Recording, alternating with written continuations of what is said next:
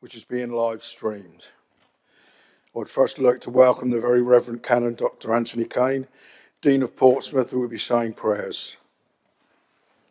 Dean. Thank you very much, Lord Mayor. Let us pray. God of life and peace, as the Journeys Festival International begins this week and during Black History Month, we give thanks for the diverse people of this city and pray that that diversity may be a source of enrichment and strength in responding to the challenges of our times, from poverty and mental health to energy shortages and climate change. And in our City Council meeting today, we ask for wisdom in debate and decision, and a deep sense of the welfare and needs of the people we serve, that we may discern the best ways to enable this great city to flourish and to thrive. And in all things, may heaven's light be our guide. Amen. Thank you very much, Dean. You are most welcome to stay for the rest of the meeting, but I understand you have other business. Thank you. I just wanted to draw your attention to the COVID guidance provided, including the Guildhall's requirement that face coverings are to be worn when moving around within the Guildhall, but not while seated. The one-way system should also be followed, and attendees are encouraged to keep a social distance. Also, a gentle reminder that in order to reduce the risk of having to self-isolate, we should all follow the hands, face, space guidance throughout the meeting, even during the comfort breaks. Can I also remind the members to switch on their microphone when speaking and switch it off straight after? Thank you, members.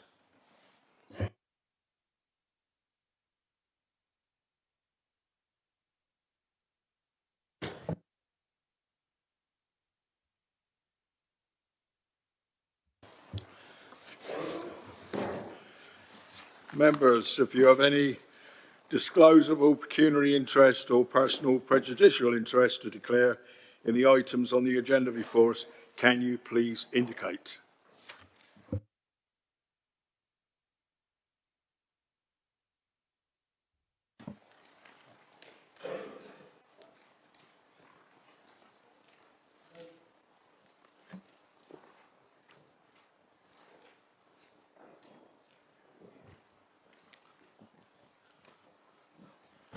Thank you, Lord Mayor.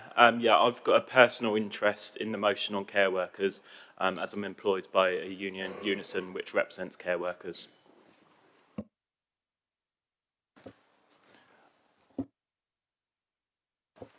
Thank you.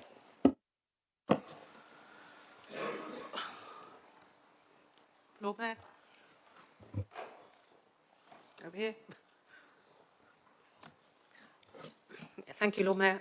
Same as Councillor Corkery, I'm in full-time employment in Hampshire for a union that looks after care workers. Thank you, Councillor. Members, is it proposed by Councillor Vernon Jackson and seconded by Councillor Bocher that the minutes of the annual council meeting held on 18th of May 2021 and the ordinary abandoned council meeting held on the 19th of July, previously circulated with the agenda, both be confirmed as correct records? Are the minutes agreed? Agreed, my Lord Mayor. Agreed, Lord Mayor. Apologies. I've received apologies from Councillor Stubbs, who has had to attend a police meeting in London. Councillor Dowling has advised that he will be arriving a little later due to long-standing work commitments. Councillor Brent has also, he will be arriving a little later. As previously notified, it is with great sadness that I have to advise the recent passing of 3 former councillors. Honorary Alderman Fred Warner passed away on Friday the 20th of August 2021. The former Lord Mayor and Councillor was 97 years old. Honorary Alderman Warner was Lord Mayor in 1985. He was conferred the title of Honorary Alderman on the 14th of May 2002. Honorary Alderman was a councillor for the then Farlington ward from May 1976 to June 1983 and then as a member of the Drayton Farlington Ward from June 1983 to May 2002. I'm also very sorry to inform you the passing of Barry Main, former Lord Mayor and Honorary Alderman, who suddenly died on the 18th of September. Barry Main was a Portsmouth City Councillor for Drayton and Farlington Ward from 1988 to 2004 and Lord Mayor 2000-2001. He was conferred the title of Honorary Alderman on the 22nd of June 2004, which was presented at the Council meeting of the 26th of October 2004.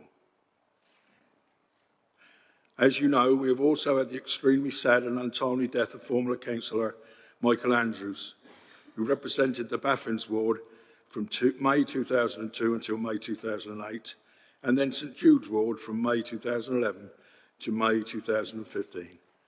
Michael's funeral was held in Winchester on the 5th of October. On behalf of the Council, I'd like to express our condolences at this very difficult time, and our thoughts are with all the families at this very sad time. Finally, we have also had the extremely sad and very tragic death of former Councillor Steve Weems' daughter, whose funeral was held on the 1st of October. On behalf of the Council, I would like to express our sincere condolences at this extremely difficult time, and our thoughts are with Steve and Chrissy and his family at this very sad time.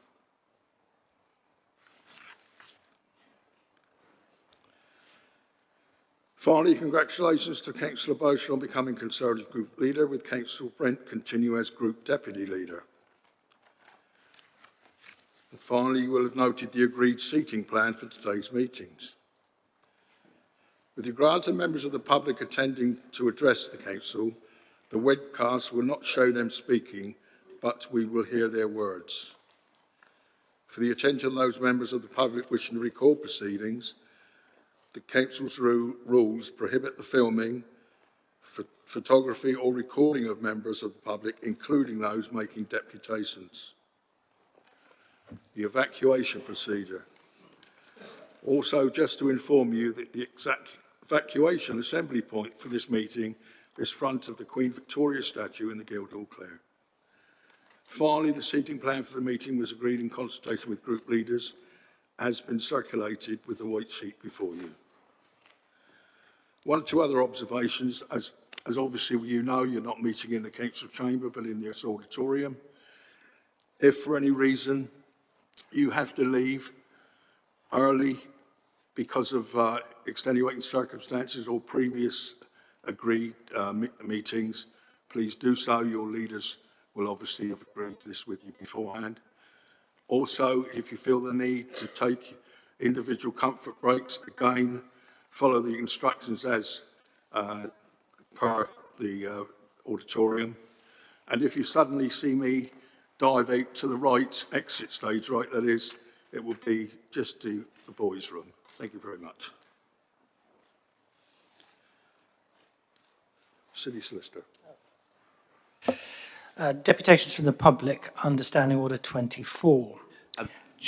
Lord Mayor, before we get to that, I'm conscious we'd normally in the council chamber be able to push the button to request to speak. How are we going to organise it now for people to be able to speak, and who is taking the list? Mr. Bulff, just so that, Lord Mayor, you're able to chair the meeting, but I'm just conscious that we're all here, and do we wave vigorously until somebody has seen us, or what is the system as now?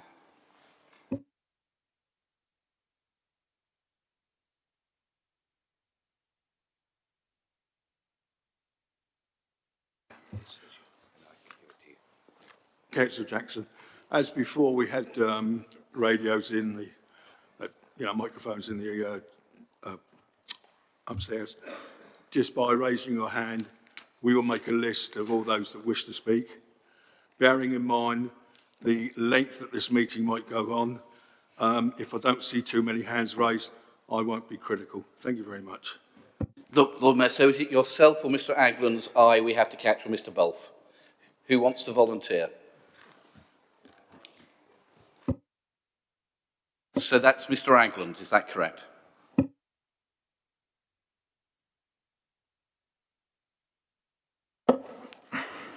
Deputations from the public under Standing Order 24. There are 2 written deputations circulated with the green sheet, one from Rachel Hudson, Portsmouth Friends of the Earth, in respect of items 12A and 12.1, and one from Mathilde Shanvin, also in respect of motion 12.1. In addition, Ms. Celia Clark, who is making an oral deputation shortly regarding item 12B, has also provided a related photograph to accompany her deputation, which has been circulated in the green sheet. There are also 7 oral deputations received from this meeting, one in respect of item 12A, 2 in respect of item 12B, one in respect of item 12F, and one in respect of item 12G, and 2 in respect of 12.1. Details have been circulated with the green sheet. Can I ask Ms. Selma Heimerdinger to come up to the microphone and make your deputation on item 12B? You have 6 minutes. The bell will sound when there is 1 minute to go, and again at the end of your time. Thank you.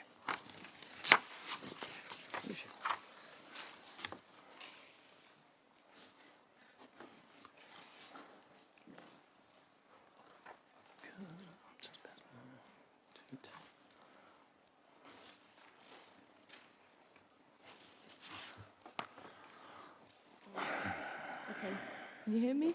Yeah. This deputation is on behalf of Extinction Rebellion Southsea. We don't want time to pause and rethink Tipner West. We and 23,000 people want it scrapped. Tipner West development is part of the Council's greater plan to expand Tipner West, Tipner East, the Park and Ride, and adding more and more unsustainable growth when we are already lacking in green spaces. Whilst you claim that the Park and Ride will reduce car use in the city, you've also removed the port and main road from the clean air zone. Could this be because our port is council owned and therefore the council would lose money if they had to pay the charge? Please note that Tipner East has had problems with asbestos and that the planning permission for an awful concrete transport hub at the Park and Ride site was rejected in June's planning permission meeting. There is a motion coming up in this meeting about rejecting the house building targets. One of the reasons for Tipner West was to fill the 17,000 housing quota. If that motion is passed, what are the outstanding reasons to go ahead with the development? You have a duty to do the best thing for the local community and put people over profit. Unfortunately, it feels that although you've declared a climate emergency, you are still supporting projects which will lead us further to climate disaster. You claim that the development will be car-free, but in reality, you are just hiding the cars underground. It's the same reasoning you use while you claim there will be a new marine hub on the development, whilst losing the mudflats, which are capturing carbon dioxide and absorbing the same amount of carbon as 262 tree seedlings would absorb if they were grown for 10 years. Once these habitats are lost, they cannot be replaced. It's like cutting down ancient woodland and planting grass in its place. The excuse for destroying 68 acres of protected intertidal habitat is that it's in the public interest. We say it's in the interest of making the council look good and creating profit. Prove us wrong by scrapping Tipner West development and focusing on the climate crisis, because if you are still unaware, a climate emergency requires an emergency response. This means doing everything we can to protect biodiversity, reduce greenhouse gas emissions, and protect every last green space we have. A few months ago, Council passed a motion to publicly support the CE bill, the Climate and Ecological Emergency Bill, and encourages our MPs to do the same. Destroying protected land and the home for 30% of the UK's population of dark-bellied brent geese is not in line with the CE bill. You are not preventing biodiversity loss, you are actively increasing it. You are not listening to what the people want, you are listening to the wealth.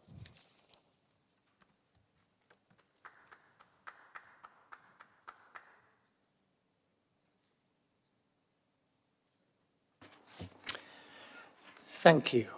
Can I now ask Ms. Heimerdinger to make your deputation on item 12G? You have 6 minutes. The bell will sound when there is 1 minute to go again, and at the end of your time.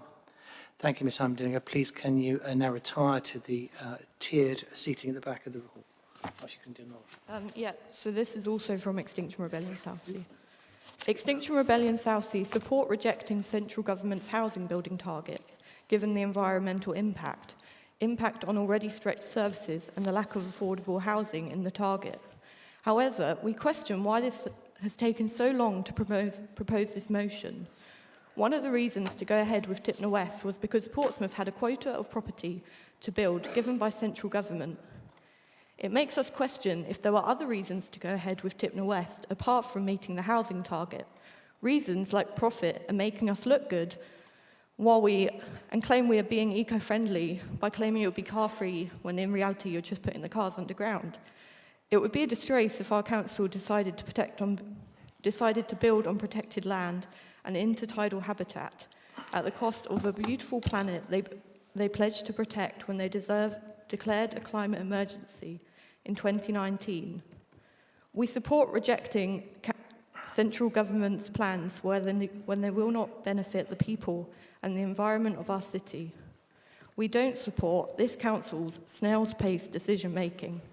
If we're serious about the climate crisis, we have to act now.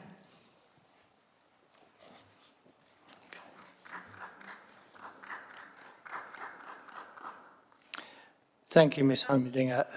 Please can you now retire to the tiered seating at the back of the hall. Can I now ask Ms. Andrea Carey to make your deputation on item 12A? You have 6 minutes. The bell will sound when there is 1 minute to go, and again at the end of your time. Thank you.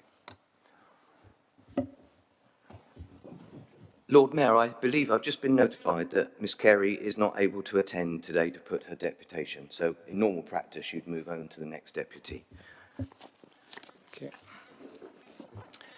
Can I now ask Ms. Celia Clark to come up to the microphone to make your deputation on item 12B? You have 6 minutes. The bell will sound when there is 1 minute to go and at the end of your time. Thank you. Thank you for this opportunity to speak, allowing me to speak in support of the motion 12B. The city-appointed Tipner Heritage Forum had a site visit on the 13th of September, which brought home to us what a challenging development there will be, not least in cleaning the pollution from the firing range, where I picked up a pocket full of lead bullets, not to mention the poison gas trials, which probably left a persistent trace around the edges of the island. This 1980s photograph shows the damage inflicted on the scheduled and listed buildings at Pounds Yard. Since then, the Cooperage, which is the top boxy-shaped building, has also been demolished. Portsmouth City Council didn't prosecute Pounds for this at the time, possibly because access to the site was refused, hence the aerial photograph. Maybe they commissioned a helicopter flight. This illegal action should reduce the purchase price the City Council is currently negotiating. There's no time limit on prosecutions for the offence of damaging or demolishing a listed building.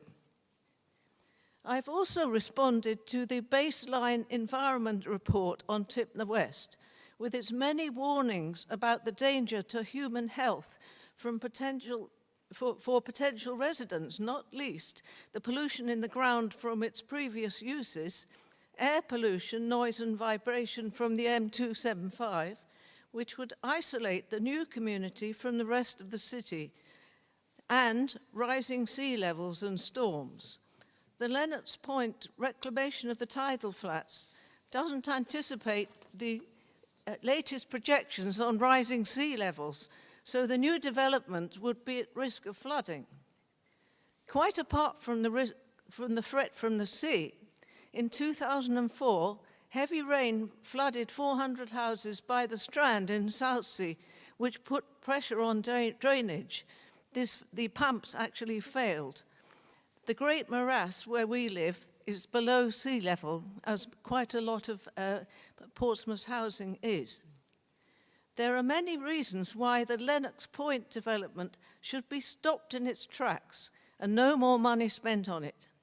We can all agree that the government housing targets for Portsmouth are totally unrealistic and support the council's continued opposition to them. but proposing to reclaim heavily protected tidal flats from Portsmouth Harbour has rightly led 8,000 people to sign to object to this aspect of the city local plan. If we're serious about changing our behaviour in response to the climate emergency, we should stop spending any more money on environmentally damaging schemes like Lennox Point. In the context of the local plan, we need to think creatively and positively, examining new ideas, such as the downgrading of the M275 to an A road, which would release building land and make integration of a less intense development at Tipner West with the rest of the city possible, as well as improving transport links to Paulsgrove and the new Horsey Island Country Park. For all these reasons, I ask you to stop spending any more money on Lennox Point.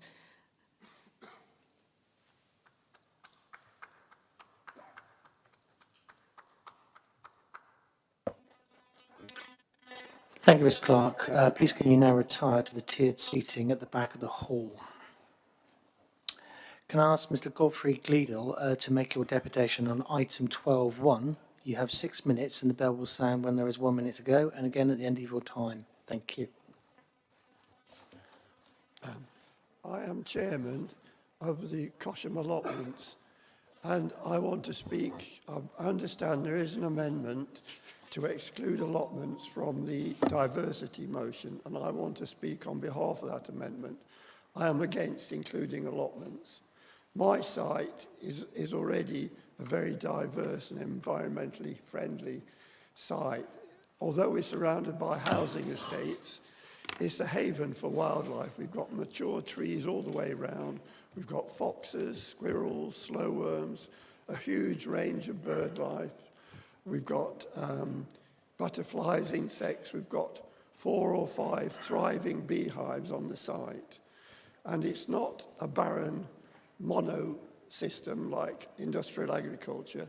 There's 100 plus plot holders, each growing their own choice of fruit and veg, each in their own particular way. Some are organic. Almost all grow sunflowers as well as the veg. Sweet peas, dahlias, sunflowers, lavender are all very good for the wildlife. And the rules state at the moment that you only have to cultivate 70% of your plot, which means you can put in a wildlife meadow, a wild corner, and several people do on my site. You see poppies, corn cockles, cornflower, oxeye daisies.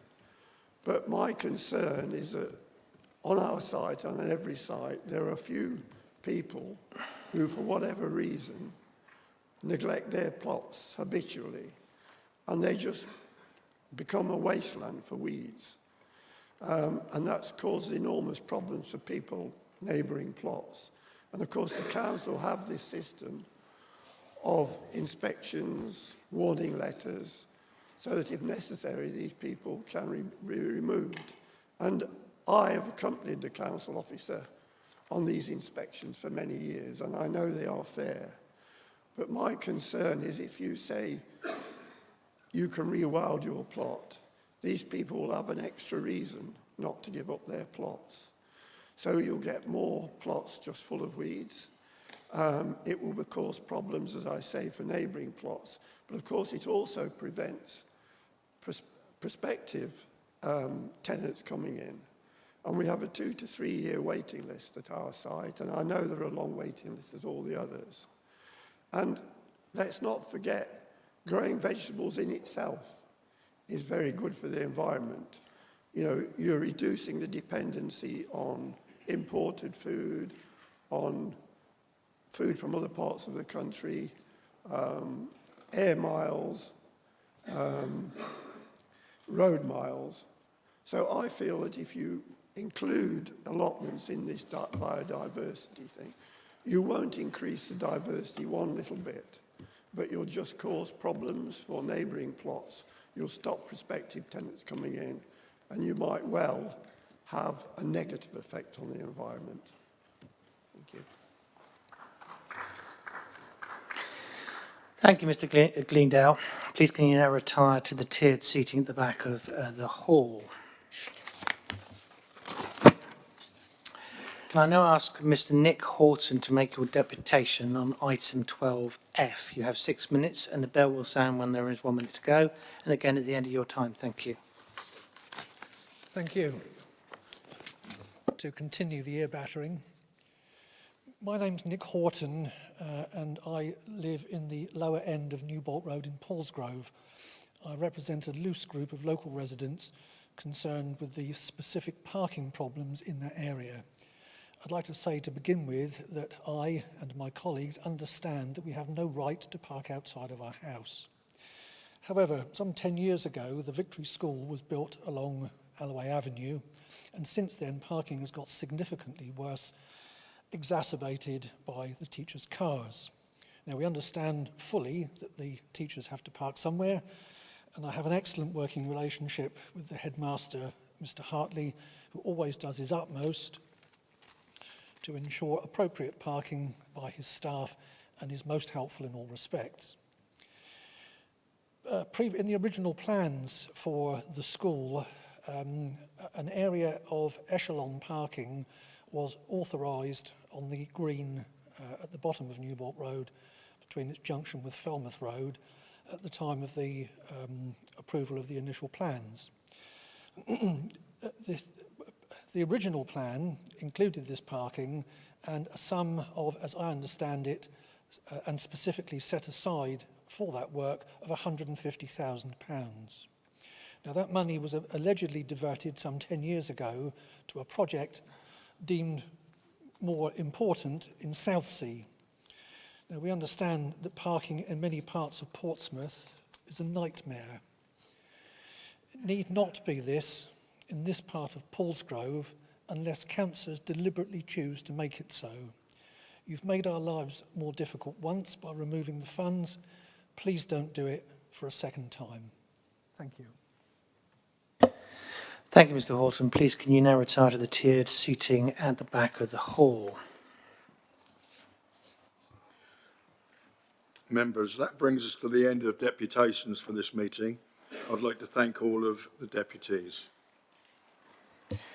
Item 5, public questions, understanding order 25. There are 3 questions from the public for today's meeting as circulated with the council agenda. Mr. Bailey, can I ask you to come forward to the microphone, please, and put your question regarding a public right-of-way? Frank.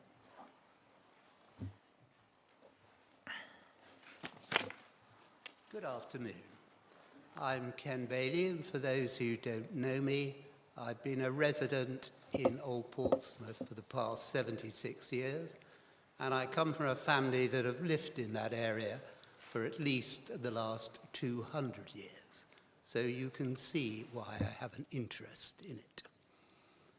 Along with the rest of the people of Portsmouth, we've all waited patiently now for 7 years for the formal recognition of a public right-of-way around the town quay at the Camber Old Portsmouth.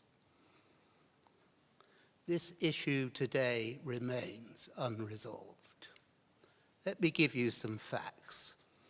It's come to light during this case that between 2011 and 2021, Portsmouth City Council have not held a sealed formal definitive map of its rights of way as it is required to do by law.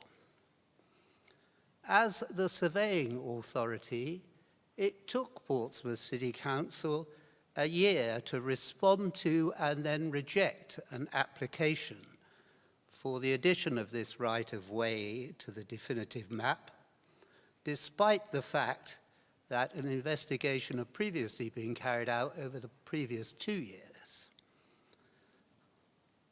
The PCC decision was overturned on appeal by the Secretary of State, and the appeal report revealed some serious failings in PCC's analysis and understanding of the law.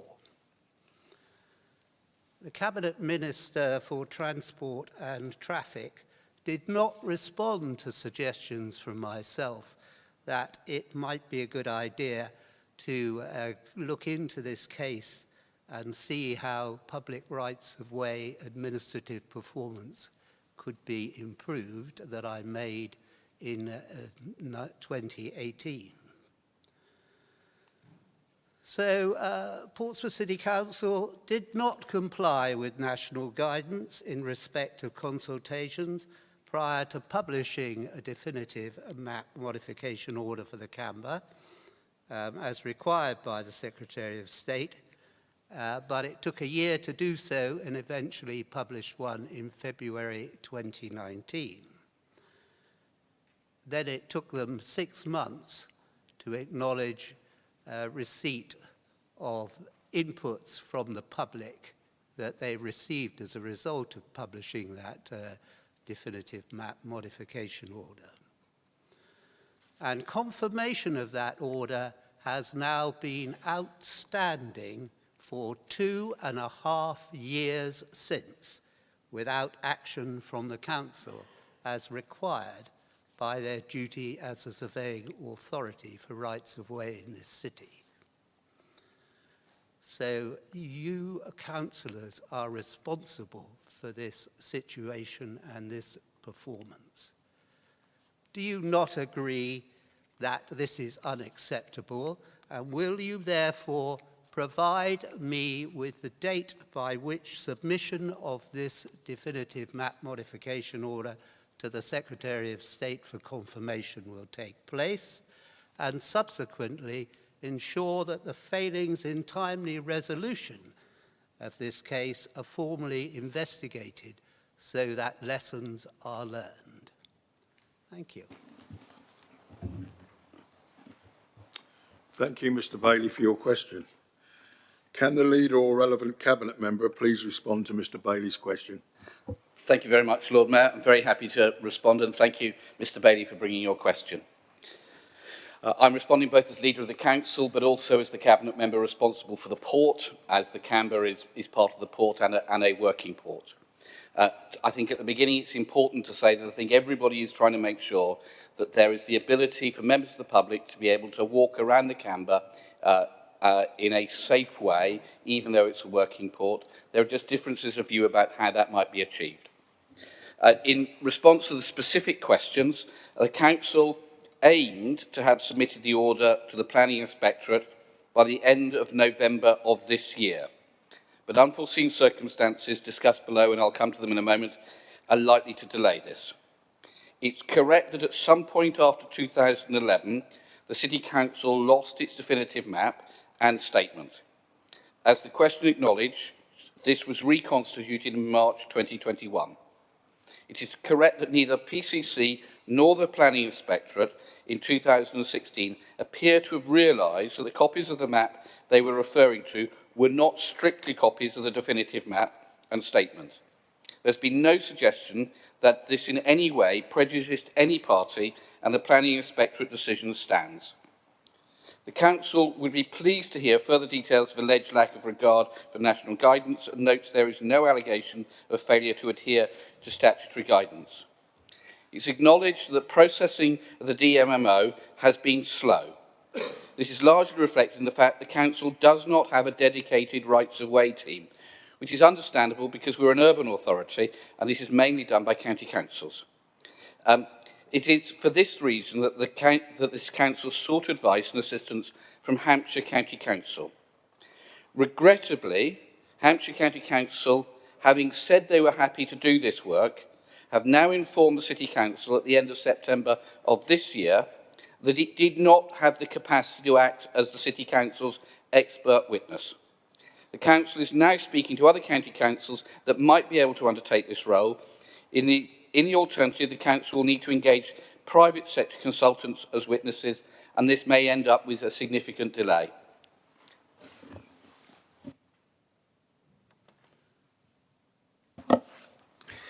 Thank you, Councillor, for that reply. Mr. Lord Mayor, I understand I'm able to raise one supplementary question as a result of that answer.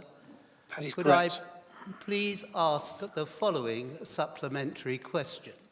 Given the history of this case and your reply just received, may we, being myself and the other applicant, please have an update every 2 weeks until this submission is made on the progress being made?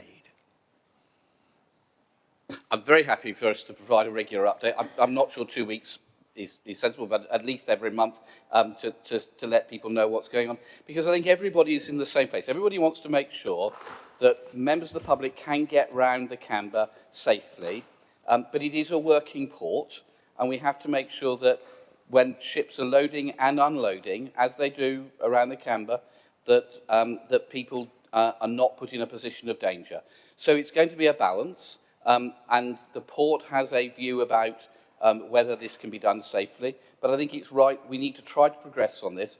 I've personally been in touch with West Sussex County Council to see if they would be able to have the ability to provide the services that Hampshire told us they could do and have now withdrawn that offer. And we'll continue to try to find people to be able to act on the council's behalf, because we just don't have the expertise in-house to be able to do this. And I think, my Lord Mayor, Mr. Bailey gets a second supplementary from memory. Oh, just one. I'm sorry, Mr. Bailey. I thought you got an extra one. I probably don't get an extra one, but thank you for that information. Thank you, Mr. Bailey. Could I now ask you to retire to the allocated seating area at the back of the hall if you wish to stay and watch the rest of the meeting? We have been notified that Mr. Cummings is not now able to attend today's council meeting and has consequently been notified and accepted that in accordance with Standing Order 25C, his question cannot be put to this meeting. It will consequently be put at a future meeting. Mr. Burgess, can I now ask you to come forward to the microphone, please, to put your question regarding the climate emergency and carbon emissions? Thank you. Thank you, Lord Mayor. Thank you, Council. My name is Alan Burgess, and I'm representing Portsmouth Trades Council and COP26 Coalition Portsmouth Hub. In 2019, Portsmouth City Council took the step of declaring a climate emergency and setting a target of zero carbon emissions in Portsmouth by 2030. It is true that PCC authored a climate emergency strategy with a foreword by the leader of the council and cabinet member responsible for the environment and climate change, in which they say, "We will provide further report in mid-2020 following a critical appraisal by local partnerships early in the year, and we will include a costed action plan supported through the 2020 to 21 budget." Question: when will the promised costed action plan be delivered? When will the Carbon Trust be commissioned to produce a carbon audit and an emissions reduction plan?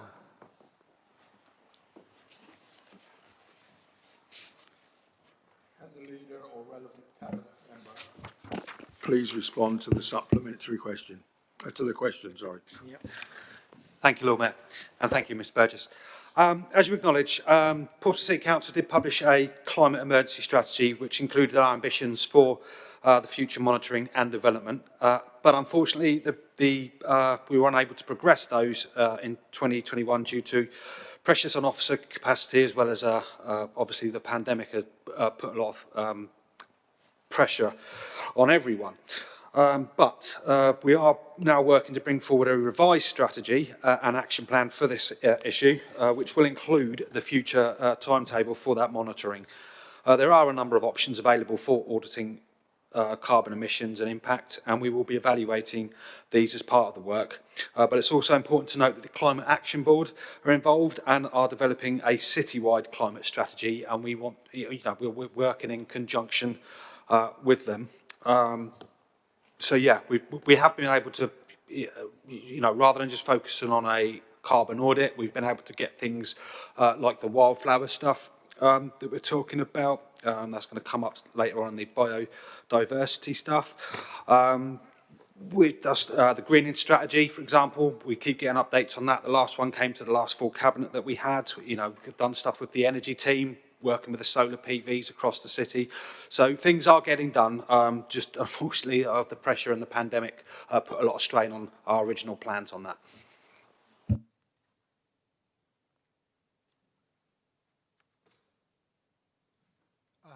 I'm rather hoping I get a supplementary.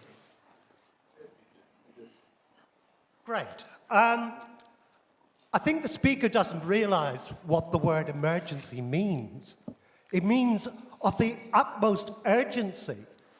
It is not a question of, oh, we don't have the right staff. An emergency means that you get the staff urgently. And yes, there's been a pandemic, but the climate won't wait for a pandemic. It's really urgent that we get on with this. And specifically, I asked a question about the Carbon Trust. Has Portsmouth City Council commissioned the Carbon Trust? Because that's the first point of any serious carbon reduction strategy. It's been 2 years. You've not started from base one.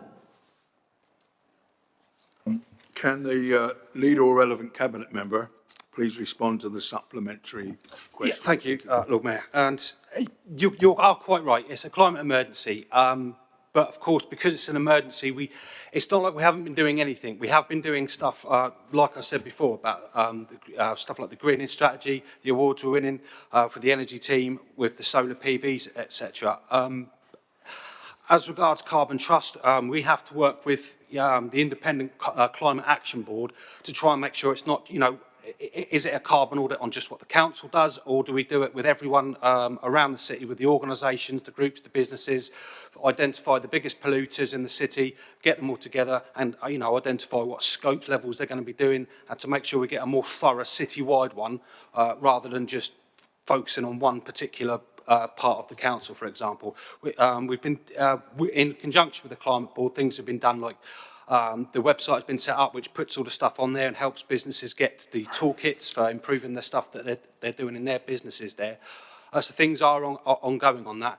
But like you say, it is an emergency. We have been doing things, but the carbon audit stuff has unfortunately been put behind due to a pandemic. But it isn't like we've been sat still doing nothing. We are trying to get on with stuff. And I refer to the stuff that's been coming to Cabinet about transport stuff, the stuff we're doing with local transport, trying to get people out of cars, you know, that modal shift that's going on, as well as a greening strategy. And you know, which you can see physically as you go around the city, the stuff that's been going on that. But you are right, Mr. Burgess, we can't just sit still, we need to keep pressing forward. Thank you, Mr. Burgess. Could I ask you now to retire to the allocated seating area at the back of the hall, if you wish to stay and watch the meeting? Thank you. I was asked by XR Southsea to make a very brief deputation on pesticides. Would that be permissible? I haven't received that mandate from that organisation, Lord Mayor, so I would suggest not.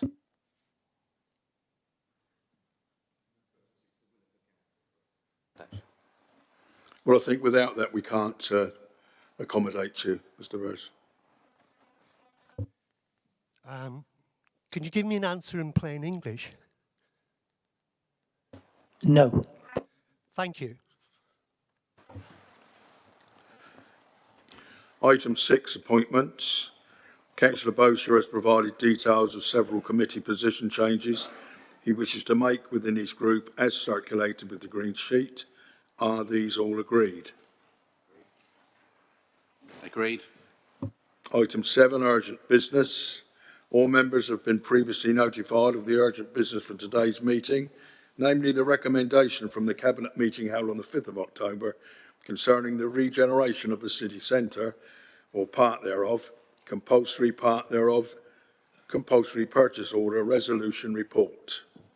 Members, a recommendation from the Cabinet meeting which met on the 5th of October concerning the regeneration of the city centre has been previously circulated together with the accompanying report. I now propose to call the minute If you wish to oppose the item, please indicate. Can I also remind everyone that any item to which no objection is made will be deemed to have been approved. I call minute 69 regeneration of the city centre. Opposed, Lord Mayor.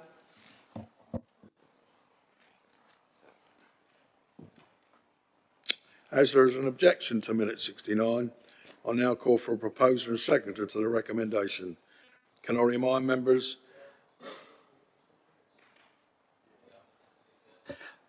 My Lord Mayor, I'm happy to propose this, but I understand from the leader of the Conservative group that they want to talk about figures, which means we need to move into exempt session. When we met as group leaders just before this meeting, we had a discussion that if we're going to go into exempt session, we have to clear this room of people who are not councillors and also turn off the live feed, and which seems discourteous to do, because we can't give people an idea of when they can come back. So the suggestion was that we should change the order of business and do this report so we can talk about the money in a closed session right at the end of the meeting after the questions, so that when people are asked to leave both off the video and off physically, they won't have to come back again afterwards. So, my Lord Mayor, if colleagues do want, and there is clearly a proposal from our Conservative colleagues, they want to talk about the figures, we'll need to move into closed session, and I would suggest that the time to do that is to move this item and vary the order of business, so this is the last item on the agenda of this meeting. I'm very happy to talk about the figures, but we need to do it in closed session. Other members agree with that suggestion? Thank you. Then we'll move that to the end of the procedure.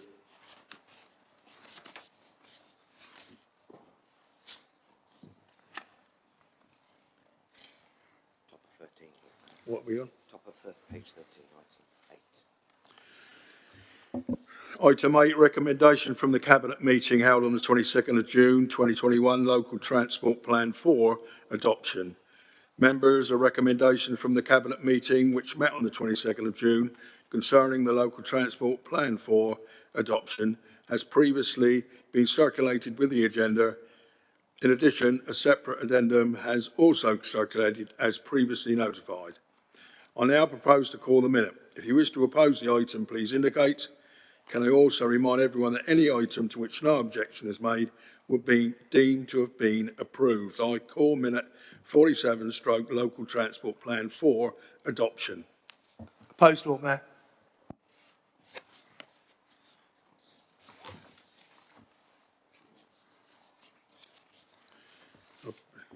I now call for a proposal and seconder to the recommendation.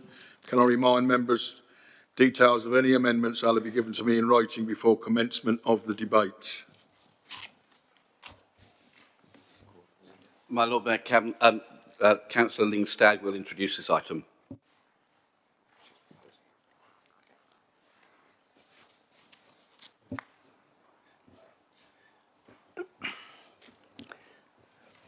Lord Mayor, may I remain seated because I'm suffering from vertigo and I don't want to appear to be drunk. Thank you. A local transport plan is a statutory requirement. It involves both a strategy and an implementation plan, which is the essential part of it. Our local transport plan, the draft local transport plan, addresses the 4 strategic objectives of the city, which are to deliver cleaner air, to prioritise active travel such as walking and cycling, transform public transport, and support businesses and protect our assets. All of this is within the context of improving connectivity, making travel in all its forms easier and more accessible, and contributing to creating a greener and more healthy city. It is also aligned to the draft local plan and supports the aims of public health to create a healthier city by supporting improvements in air quality. The plan consists of 18 policies addressing the 4 strategic objectives of the city. Its implementation will be over 17 years, delivered in 3-year periods, and each period will be reviewed annually and amended or updated as and if necessary. In other words, it's a dynamic programme which will naturally change and develop over time in response to changing demands. We have to change the way we travel and change attitudes towards the methods of travel we choose. And this local transport plan identifies the many alternative modes of travel becoming increasingly available to us. Our vision in Transport for Portsmouth is that by 2038, we will have a people-centred, well-connected travel network that prioritises walking, cycling and public transport in order to help deliver a safer, healthier and more prosperous city. But it isn't about banning cars altogether, which some people seem to think. It's about reducing dependence on cars and using alternative forms of fuelling cars, such as electric cars and other sustainable means of fuel. The plan doesn't officially include anything yet on decarbonisation, as instructions from the government came in only fairly recently. Our response will be added to the plan as soon as possible, and that draft response can be found in the supplementary information document. I sincerely hope you'll accept the plan, which is both practical and ambitious, and I would like to thank the officers who have done an amazing amount of work to produce this massive and detailed report, which is very forward-thinking. Thank you. Thank you. Who's second, please? Thank you, Councillor Jackson. And can I reserve my right to speak? I call on Councillor Bosher. Thank you very much, Lord Mayor. It is a bit of a curio of standing orders that we have to oppose an item like this to actually speak to it. This is one such occasion. The local transport plan is effectively a vision for the city which should take us through to 2038. But there are some aspects of this that actually worry me, and I'm concerned that it's already beginning to fall apart before it's even started. And I'll just concentrate on a couple of points. But let's look at year one, the very starting point of a 17-year vision. And the diagram on page 98 actually details this scene quite well. Year one, deliver cleaner air. Well, I think that's something that we all want for our city. And a lot of the aspirations in that section, such as the Air Quality Action Plan, car-free development, workplace travel planning and behavioural change, are supported effectively on two central pillars, namely the park and ride expansion and the clean air zone. And yet both of these are in complete disarray before we've actually adopted the local transport plan. But let's take these two in their order. The park and ride expansion has already emphatically been rejected by planning. Now, I've had briefings because I cover traffic and transportation, and my focus on that expansion was largely on the supporting infrastructure and not necessarily what they want to do with the actual building. The travel to and from the park and ride, and the detail on that was extremely thin. Bike and e-scooter hire facilities at the site. So how do you get from the park and ride to your destination? There's not been any real answers on this from traffic and transportation officers, so there's no safe infrastructure for those to actually get you to the city centre and beyond. So no strategy around the park and ride beyond the planning application. Notwithstanding its rejection, the Lennox Point car-free aspiration that we've all had briefings on is based on the hope that the park and ride will be the parking destination of choice for those residents that live in the Lennox Point development. That's what they're looking to achieve. That's the briefing we've had, Councillor Vernon Jackson. You may as well shake your head, but that's what they've told us. We had a group briefing where we could ask questions freely, and that's what our group actually did. The Port Master Plan is also looking at port expansion. They're looking to identify sites where they can maintain their lorries, but also looking at expanding some of the vehicle infrastructure, and again, are looking at around the park and ride site. So we have two major things here. We have a residential development and we also have an active business that are actually both eyeing up the park and ride as some sort of holy grail, as some sort of car park. Now, if that actually proceeds and goes ahead, unless there's the expansion, which has already been rejected, then the park and ride doesn't serve its purpose when it comes to the city. Going on, we also have the clean air zone. Well, Lord Mayor, the clean air zone is one of these things that keeps going backwards. The boundaries keep getting fiddled with, primarily for political gain. And there's a ever-growing list of exemptions and sunset periods. It strikes me that the only industry that seems to have not been granted an exemption or a sunset period is the private hire taxi trade, who are doing their utmost to look at electric vehicles and other things, but do not have the infrastructure to actually support them.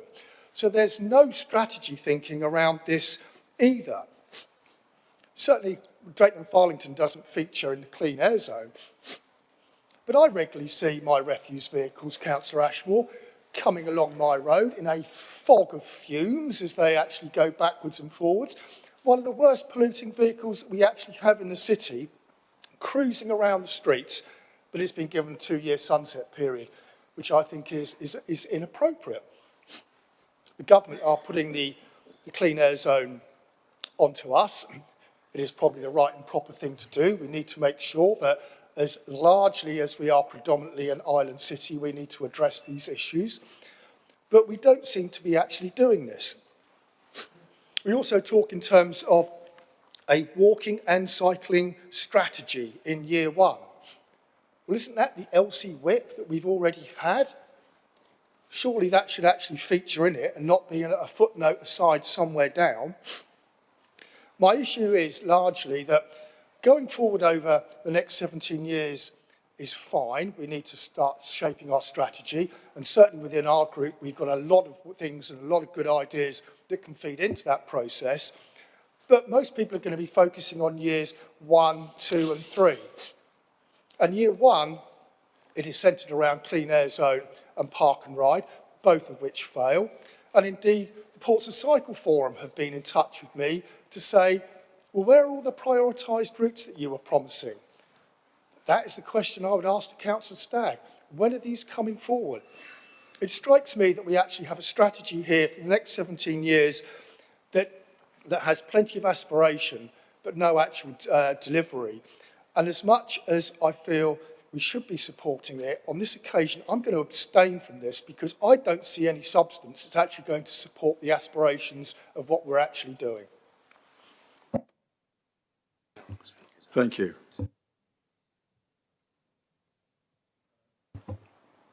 Councillor Vernon-Jackson.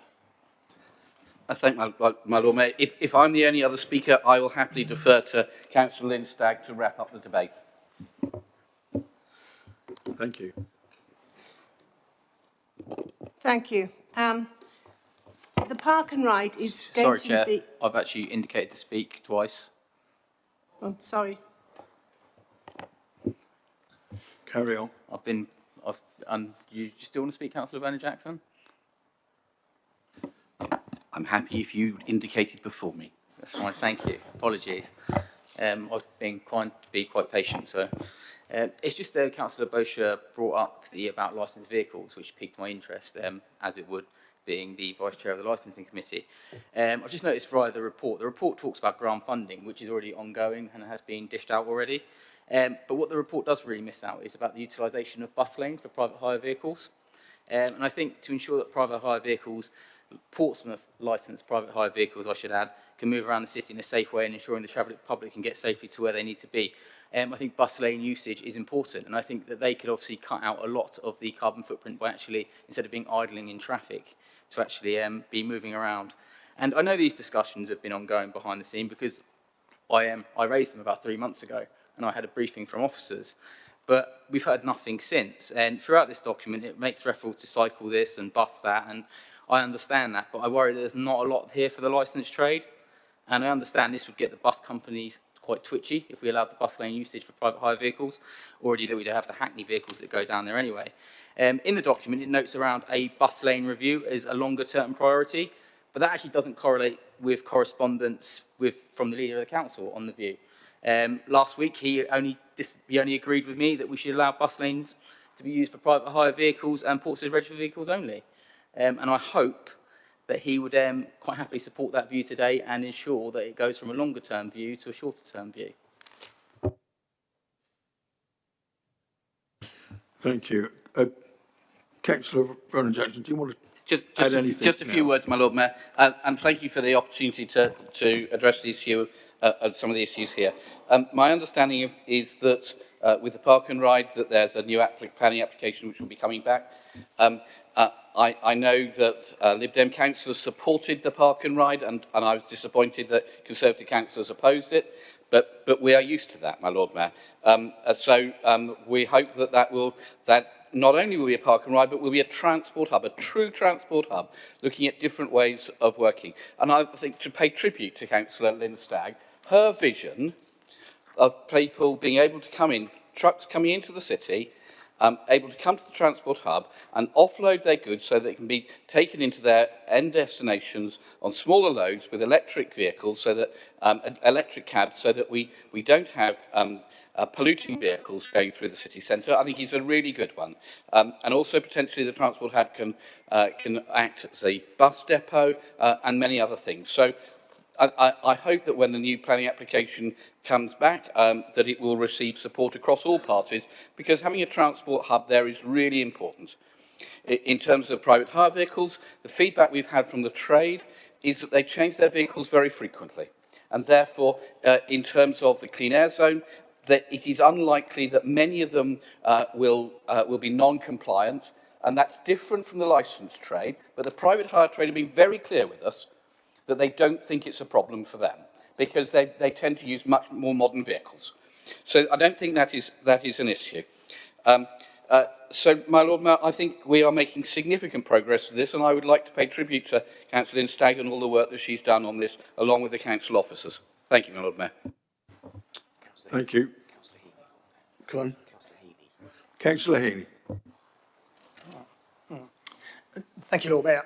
I wasn't intending to speak, and in fact the Labour Group weren't intending to object to this item, but I wanted to explain briefly that the whole issue, it seems to me, in relation to this plan, it's a hugely ambitious plan over a long period of time, and the key will be delivery. And it's clear, I think, and I share Councillor Bosch's concerns, that not all of the issues around how this is going to be delivered have yet been resolved, which is why we need to keep reviewing the plan every year, and we need to make sure that we press on the issues to get the things that we want to see happening.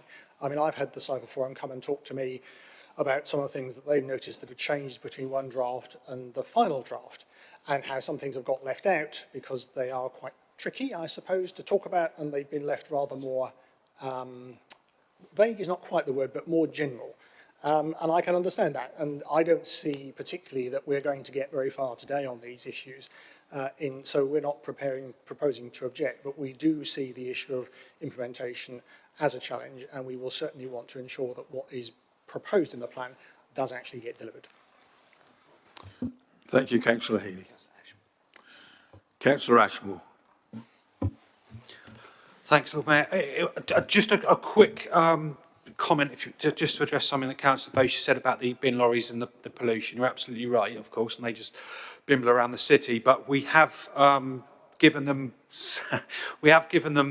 cleaner fuel now, the HVO, the hydro-treated vegetable oil fuel, in accordance with, obviously, with the exemptions they've got around the clean air zone, to make sure that all of our bin lorries are now running on fuel that emit 90% less carbon, which obviously benefits the whole city rather than just the bits in the clean air zone. So I just wanted to say that, Lord Mayor. Thank you. Thank you. And as I've not seen any other indication, Councillor Atkins. Thank you, my Lord Mayor. I wasn't necessarily going to get up to speak to this, but I do feel I have to get up and correct something said by Councillor Vernon Jackson. I was at the Planning Committee, and indeed was one of those who voted against the the Tipner Park and Ride scheme. The number of spaces in it was simply not justified for the size of concrete building monstrosity that would have been the entrance to our city. He claimed that all members of the administration present supported it. Well, in fact, they all walked out, as I recall, claiming that they were all somehow conflicted by the fact that it was an infrastructure project being proposed by the council. Now, I know I've not been on the council that long, but I believe that there are plenty of times that members of the administration have sat on planning committees that would look at infrastructure projects. Indeed, did not Councillor Venn-Jackson himself sit on the planning committee in relation to flood defences and in relation to the Elm Grove tower block that they want to build, or at least one of them, I forget exactly which, but there were certainly members of the administration present for those. Dare I say it, it seemed oddly like such an ugly, unpleasant building and such an unpleasant feature for the residents of Portsmouth was so unpalatable to members of the administration that it seemed convenient to find that they were conflicted and leave the room. The only Liberal Democrat I remember remaining was Councillor Hunt, who chairs the committee and who, in fact, as ward member for the area, proposed the refusal. So was, in fact, the very first voice speaking in favour of refusing that particular application. I think the belief in refusing that particular plan for the Park and Ride was universal across the planning committee. And so I do think that it falls on the administration to come up with a palatable plan to underpin their entire transport strategy. And exactly as Councillor Bush and Councillor Heaney have said, there's just very little confidence across this chamber, particularly on these conservative, I suppose, tables you would call them, that any of this transport strategy will be delivered in a sensible or sustainable way at all. I have to say, looking at it myself, what really concerns me is the aspects of the plan which sound to me like they plan to actively make the lives of residents of this city worse, are probably the only ones that will actually end up being implemented. I noticed that it says very, very little on parking. Okay, I suppose you could argue parking is not transport per se, but if you asked any resident of the city what is the biggest transport problem in Portsmouth, I would lay you good money that they would say parking. And there's remarkably little on parking. I noticed there is a claimed parking strategy for year 2 in the implementation plan, but it looks from year 3 that simply consists of more resident parking zones. And that's certainly not an issue I think we want to keep rehearsing in this chamber, given how unpopular some of them have been with some areas of the city and how many problems those have caused. The other thing that looms rather large in the implementation plan to me, or two things, the Safer Streets programme and the plan to charge private businesses for their own parking spaces. So it seems to me that while Councillor Staggs claims this isn't about being anti-car, until we see some actual evidence that the administration can implement its policies that make cycling easier, that make using the bus easier, that will actually make life better by leaving your car at home. My concern is that this transport strategy will achieve its aims merely by making life worse for the more than 50% of residents that the plan recognises itself commute to work by car. So my challenge to the administration on this, as I will also be abstaining, is are you actually going to make the lives of Portsmouth residents better with this plan, or are you going to hope to achieve your aims by actively making it worse for those people that currently have to make the choice to travel to work by car? Thank you. Thank you, Councillor Atkins. Councillor Venn-Jackson. I think I need to call Standing Order 39B. My apologies if I got the voting wrong. I'm happy to acknowledge that. And in terms of the legal advice we had, I think the legal advice to members of the Cabinet came just before the planning meeting. I think now we would, in retrospect, the lawyers have decided that was a little excessive and that not all members of the Cabinet needed to have left. The Cabinet member whose portfolio it concerned probably should have left, but other members of the Cabinet need not have done, and therefore in future would not need to do so. But Cabinet members at the time had legal advice that they should do, and only got that just before the meeting, and so had to respect that legal advice. But I think, as we all now realise that might have been a little zealous. Thank you. Councillor Stagg. Thank you, Lord Mayor. I must admit that I find Councillor Atkins' criticism of the plan as being an insult to the professional officers who've actually drawn it up. These are the experts at transport, so I'm very sad about that. Councillor Bosch at the beginning was saying, how do people get to the destination? Well, the park and ride bit of it is, well, obviously you park there and you get the bus. Now, if you want to go to a specific destination, which is not on a bus route, the idea of having the transport hub is you can hire a cycle, you can hire an e-scooter, but there's also going to be things like e-cargo bikes and e-cargo vans that will distribute goods that are coming in on HGVs. So there are plenty of ways. It is a transport hub, not just a park and ride. There seems to be, Councillor Atkins as well seems to think there is no need for any park and ride. If I give you some statistics, Councillor Atkins, approximately 43,000 vehicles come into the city each day, and about 28,000, I think, go out. Now, as a result of that, if you go along the M275 in the mornings, you'll find tailbacks of traffic standing and causing pollution. So if we cut down the number of cars coming into the city, we're going to be cutting down the pollution caused by cars having been piled up.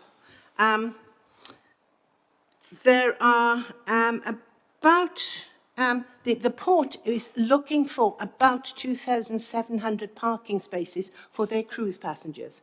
They can, they say, accommodate 500 of those in their own multi-storey car park, which leaves, by my reckoning, 2,200 additional spaces that are needed by the port. We want to support the port because the cruise ships bring in a lot of money to the city and visitors and spending right across the city. So if you add that up, the 2,200 plus the 2,000 odd that come into the city each day, you need something that is bigger than what we've got here already. I agree. I didn't like that, the plan, the original one. I thought it was a bit too ambitious. However, we do need something bigger, and already the officers have gone back to the drawing board and have come up with something which is much more acceptable. The LC, yes, it is, Councillor Bosch, it is part of the plan and a very important part.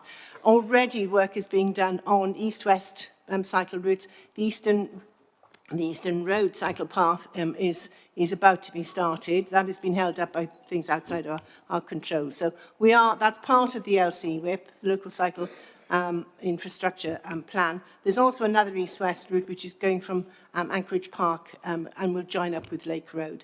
We had money from the government as part of the Transforming Cities Fund, which is helping to put in a lot more bus priority routes into the city, which means that it'll be nicer for people to get on buses. They'll have a much quicker journey. For example, if you're coming into the city, if you live in Havant and you're coming into the city, you will save 11 minutes on a journey. That's a lot. That makes it quicker coming in than by car. That's one of the ways in which we're trying to cut down the cars coming into the city.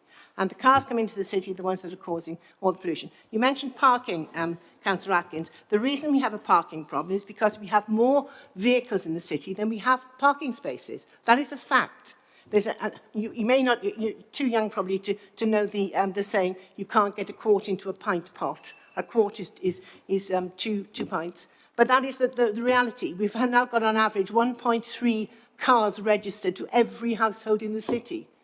33% of those households do not have access to cars.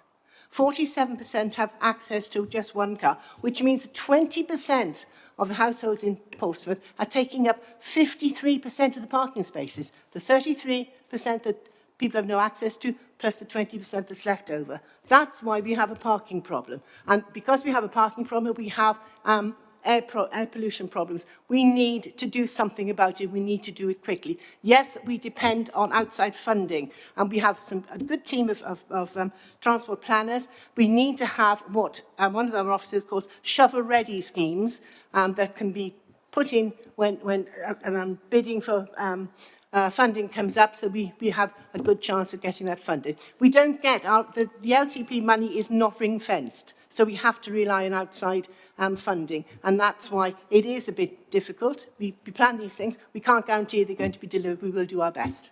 Thank you. Point of order, Lord Mayor. Point of order under 39B, clarification of Elliott's statement. It's unusual to take this after summing up, but this time I'll allow it.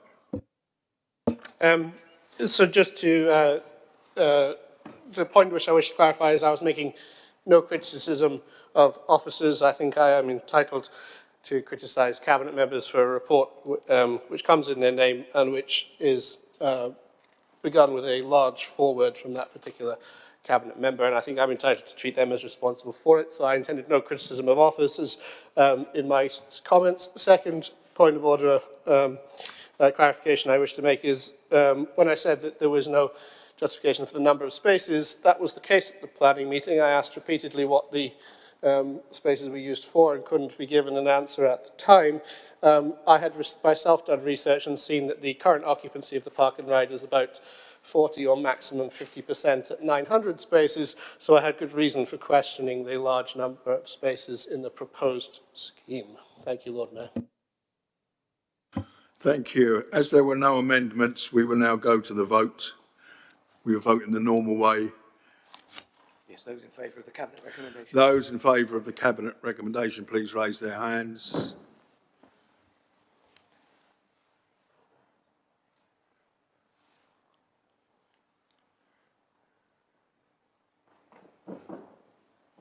(22), Lord Mayor. Those against? 0, Lord Mayor. And abstentions, please.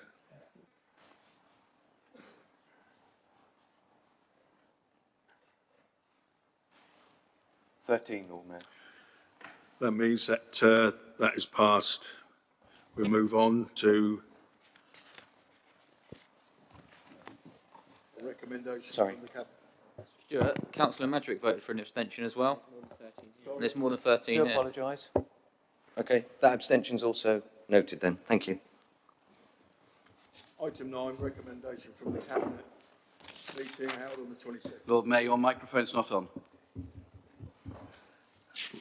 Item 9, recommendation from the Cabinet meeting held on the 22nd of June, Portsmouth International Port Harbour Revision Order. Members, a recommendation from the Cabinet meeting which met on the 22nd of June concerning Portsmouth International Port Harbour Revision Order has previously circulated with the agenda. I now propose to call the minute. If you wish to oppose the item, please indicate. Can I also remind everyone that any item to which no objection is made were deemed to have been approved. I call minute 48, Portsmouth International Port Harbour Revision Order. That's agreed, Lord Mayor. As there are no objections, that's agreed. Where are we now? Item, top of page 17, Lord Mayor. Item 10, recommendation from the Cabinet meeting held on the 22nd of June, i.e. Modern Slavery Transparency Statement. Members are noting recommendation from the Cabinet meeting which met on the 22nd of June concerning the Modern Slavery Transparency Statement has been previously circulated. I now propose to call the minutes. If you wish to oppose the item, please indicate. Can I also remind everyone that any item to which no objection is made would deem to have been approved. I call minutes 49, Modern Slavery Transparency Statement.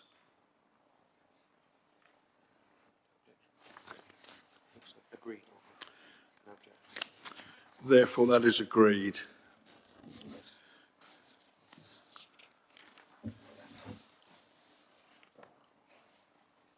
Middle of page 20, Lord Mayor. Item 11, review of politically proportionality on committees and panels. A report from the Chief Executive has been previously circulated regarding the review of political proportionality on committees and panels. In response to the recommendations set out in the report, I've received a written proposal from the leader, seconded by Councillor Bowser, which has already been circulated in the chamber. Could I ask Councillor Vernon Jackson formally to move a proposer? So proposed. Could I now ask the proposal is formally seconded by Councillor Bowser? Seconded, Lord Mayor. I have not received any notice of any written amendments. The matter is therefore now before members for debate if required. Agreed, my Lord Mayor. So discuss. If the leader doesn't want to sum up, You don't, go straight to the vote. you don't want to sum up? No. Right. We'll go straight to the vote. All those in favour, please signify by the usual manner. That's carried. That item's carried. We move to item 11. 12. We do? Oh, sorry. 12. Sorry, I've numbered them wrong. 12. My fault. 12. 12. I've got 11. Sorry, that was 12. It's not. A, motion A. A motion A, pesticide use, Portsmouth City Council. Lord Mayor, do you want to just read the bit beforehand? Going in reverse. We have 12 notices of motion before us today. 9 carried forward and 3 additional ones. An understanding order 32D must be formally moved and seconded. However, I've been advised by Councillor Norton that motion A is being withdrawn, so will not be put. As you're aware, all notices of motion on the agenda will automatically be dealt with at this meeting, thereby dispensing with the 3-minute presentation from the proposer and subsequent vote to enable its consideration. Motion A, pesticide use, Portsmouth City Council, proposed by Councillor Jeanette Smith and seconded by Councillor Udy. So proposed. Seconded, and I reserve my right to speak. I now call upon the proposer, Councillor Janet Smith, to present and speak to her motion. Thank you, Lord Mayor. Also, I'd like to thank Andrea Carey, although she couldn't be here, in regards to her deputation, and Rachel Hudson for the written deputation from Portsmouth Friends of the Earth. I believe this motion is self-explanatory and forms part of the Green Agenda. We all seem to advocate very loudly, so hopefully this should be quite a simple process. I'm not quite sure why such a simple issue has been missed from the council agenda for so long, because this is quite a wide impact. The impacts of pesticides are widespread across many factors: impacts on health, links to fertility issues and degenerative diseases, impact on pregnant mothers and children, especially childhood cancers and neurodevelopment. Pesticides also drain economies, illness and injury resulting in lost work days, and keeps farmers who have the highest rates of ill health on pesticide treadmill to develop crops. Pesticides decrease biodiversity, which is linked to the decline of bee and pollinators, beneficial insects, birds and mammals. There is also an impact on water, soil and air as runoff contaminates surface and groundwater, affecting soil microorganisms and earthworms. Another important factor to consider in the UK is the weather. When using chemical weed killers, it needs to be done 24 hours of rain-free before application, an uphill battle in autumn, winter and spring. The University of Nebraska recently published an article showing more than 29 species of weed have now developed a tolerance to pesticides. So rather than replacing one chemical with another, it's time to move away from chemical weed control towards safer methods such as mechanical and thermal weed removal solutions. This could include weed brushing, heat treatments which kill weeds before they seed, collecting dead leaves, monitoring, letting nature take over urban wildflower meadows, and encouraging planting companions such as, for example, marigolds can naturally deter some pests, so are good for potato crops.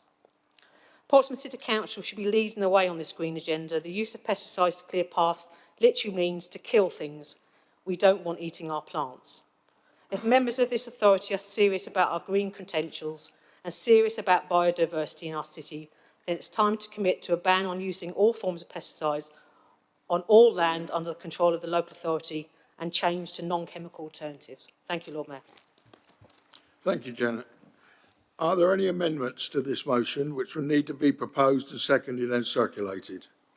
I have received notice of an amendment, Lord Mayor. Okay. The matter is now before Council to debate. Not until the amendment's put, Lord Mayor. There's no amendments. We have an amendment. Oh. Councillor Sanders. Sorry, Councillor Sanders, I believe you have an amendment.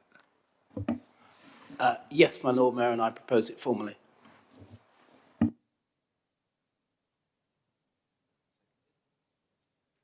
And seconded? Seconded, Lord Mayor, and reserve my right to speak. Are you happy for it to be circulated? Yes.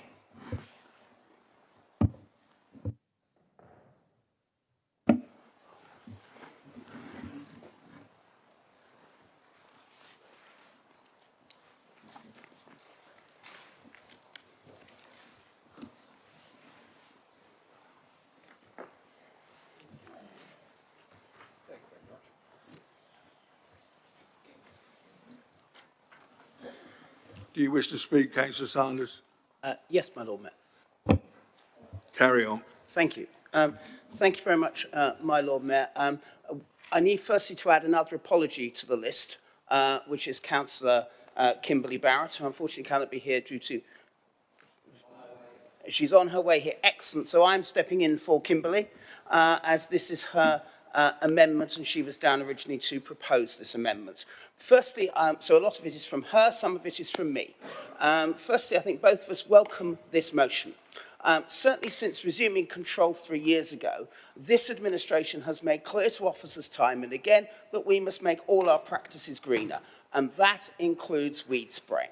And that's why over the last 3 years, the amount of pesticides that have been used has been going down as other alternatives have been explored.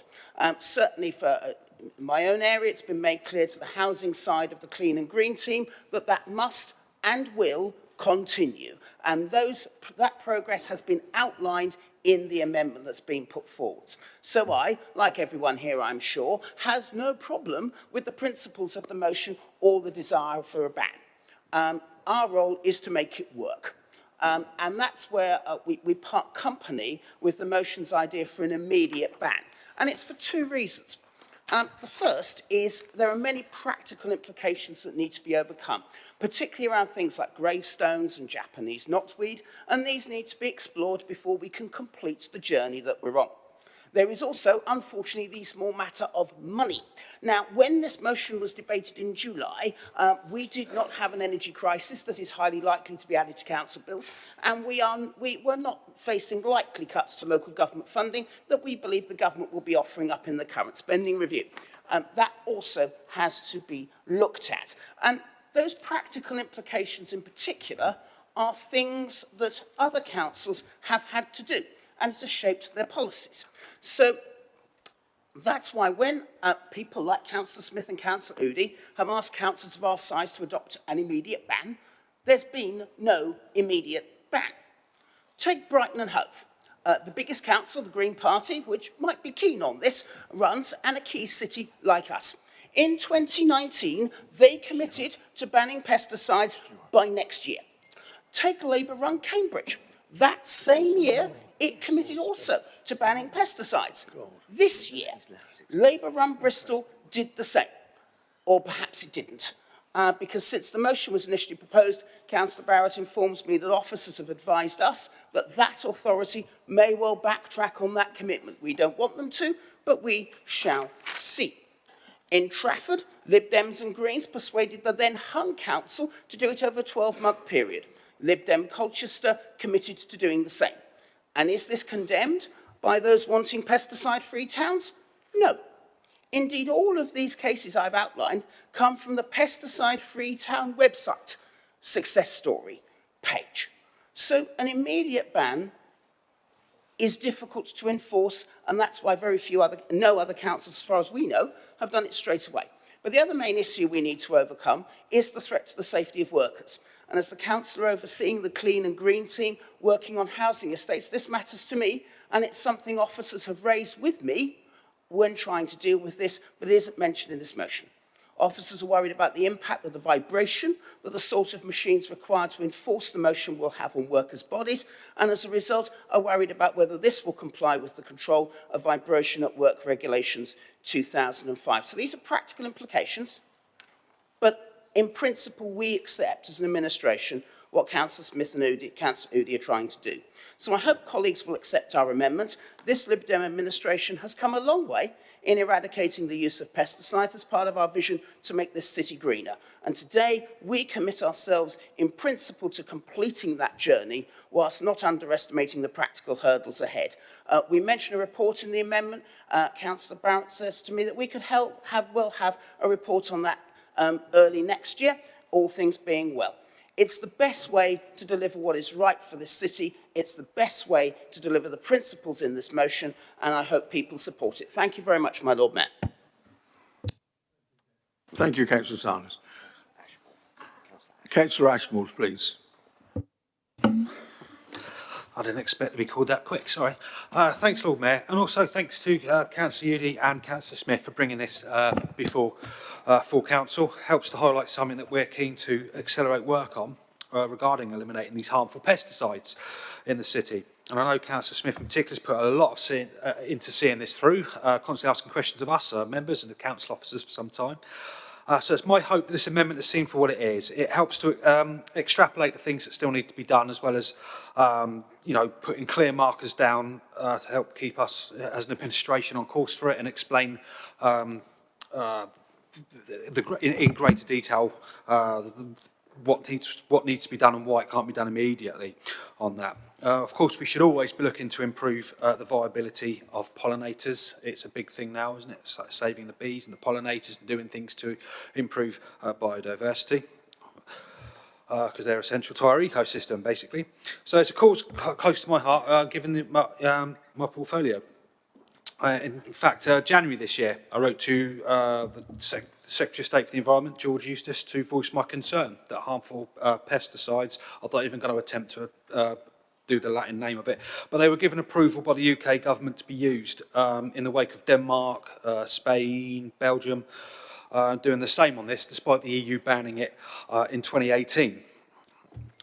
In the original notice of motion, it mentions the council should immediately stop of all pesticides, but as Councillor Sanders has gone through, and as my understanding, we can't commit to doing that for a variety of reasons, including worker welfare, for example, and the stuff about Japanese knotweed, etc. As well as as well as there be a cost to doing that, and I don't think we can commit to spending in a full council. So we can't. The only reason the amendment isn't in there mainly is we can't commit to a ban from 9 o'clock tomorrow morning, but it can put the steps that we need to go in order to get that zero pesticide level that we all want. I'll skip the rest of that, but yeah, we do need to increase the pollinators. We do need to be more green. So we support the spirit of the motion there, and we want to exert upwards pressure with other local authorities to make sure that there's legislation and appropriate financial aid so that the whole country and indeed the rest of the world can benefit from stuff like that. So I just hope that helps clarify why the amendment has been brought here today. And once again, top marks to Jeanette and Claire for bringing this here. Thank you. Thank you, Councillor Ashmore. Councillor Bosher. Thank you very much, Lord Mayor. In the time-honoured fashion, I wasn't intending to speak on this, but I'm going to anyway. I think for the benefit of council, we sort of looked at this in our group and are pretty much supportive of the original notice of motion as it came forward. But there was one question that did arise, and that was largely around the cost. And I know every cost shouldn't be the issue when we're talking about something like this, but we're in the real world and there's always going to be a cost associated with it. And that was, how do we finance this? How do we move this forward? And I think the Liberal Democrat amendment seeks to address that in one of its bullet points. So I think for our point of view, we will probably be supporting the Liberal Democrat amendment in this particular issue, because I still think it achieves what the original notice of motion is setting out to do. Probably not as quick as the original proposer and seconder would have liked, but I think there needs to have a look at it from that point of view. But I would like to pick up on a minor issue, and it's very ward related in my perspective, from the comments that Councillor Sanders made about the reduction in the use of pesticides. And that is obviously in Drayton Farlington we have a lot of grass verges, as you can imagine. And it was always a bit of sport. Somebody come along with a gang mower and they'd do their bit, and then somebody would come along with a strimmer and he'd go around the trees and everything else like that and do their bit. And then somebody would come along with a blower because pavements come under one thing and the road comes under another, and he'd blow it all into the road because he didn't want to be responsible for the pavement. So it was all a bit of a game. But when it comes down to the pesticides bit, what has actually happened in the last year to 18 months in Drayton and Farlington, and I suspect this is a PFI cost-cutting measure, is that they are now using, rather than using the strimmers to go around the trees, the post boxes and the lamp posts and whatever, they are using weed killer, so they don't have to have that person come and do that. So there's been cost-cutting exercises there and using weed killers to do that particular job. Now, inherently, that to me is actually wrong. I think you can't stand there and trade on a we're doing this and we're doing that and cherry pick the bits that suit you, when actually there is evidence in some wards, and I suspect that Drayton and Farlington isn't alone in that. If it's been adopted in Drayton and Farlington, I would suspect that it's been adopted elsewhere in the city, where they're actually using weed killer on the public realm to save money with the usage of manpower. So I think you also need to be honest with yourselves, and are you actually entering into the spirit of the notice of motion as it is here, or are you just trying to put a gloss on it and say how wonderful we actually are with what we're doing? We'll be supporting the Liberal Democrat notice of motion, but I think the Lib Dem cabinet members need to have a degree of honesty about actually what is going on, and introducing in the last year to 18 months weed killer onto verges to save money, I don't think is where we really should be going. Thank you, Councillor Bosher. Councillor Udi, please. Hello. Thank you to Councillor Smith, who wanted to bring this motion forward today. I know it's been a while since we have heard it. Also, thank you to Councillor Sanders for bringing in an amendment. I'm not sure if it's going to be accepted at this stage. It's quite lengthy. You like putting some words in there, don't you? And making it look very, very complicated and lovely. And obviously, I've just read the plan from Brighton and City Council, which was started 2 years ago, so it's almost done, only got a year left. And on your points here, if you want to do it, when is it? So you want to work out the cost of achieving this and where the money can be found at the earliest opportunity, the practical implications of doing that, blah, blah, blah. It's not going to be at next month's cabinet. I doubt it's going to be a cabinet before the end of the year. Earlier on, Mr Burgess wanted to question Councillor Ashmore, and he did answer a question. And unfortunately, we couldn't Paxman Councillor Ashmore because he didn't really answer the question about the Carbon Trust and about the fact that it's been 2 years and we've not asked them. Kind of skated along that. So it's taken you 2 years to do something along a climate emergency. Then I don't think you're going to do anything very practical now. We're just going to write it and say, hey, we're going to ban some pesticides soon, when really I think we need immediate action. People are dying from the use of these pesticides, as well as the effects of climate change. People are coming on their periods a lot earlier in their lives because of the use of pesticides. They're also suffering from irregular periods and all sorts. Sorry to bring that up in a room full of people that might feel uncomfortable about it. There are a lot of implications here and a lot of things that could be sorted if we just kind of got the ban into motion. Whether this goes through, this is obviously going to go through, whether it goes through with the substantive or not is a different question, and I'm happy that it's going to do that. I'm just concerned about the time framing if the amendment goes through, because I feel like we'll effectively, and pardon the pun, kick it into the long grass. So thanks. Thank you, Councillor Udy. Councillor Fielding, please, George. Thank you, my Lord Mayor. I rise to speak in support of the motion on behalf of the Labour Group and thank my colleagues in the Portsmouth Progressive People Group for bringing this before us today.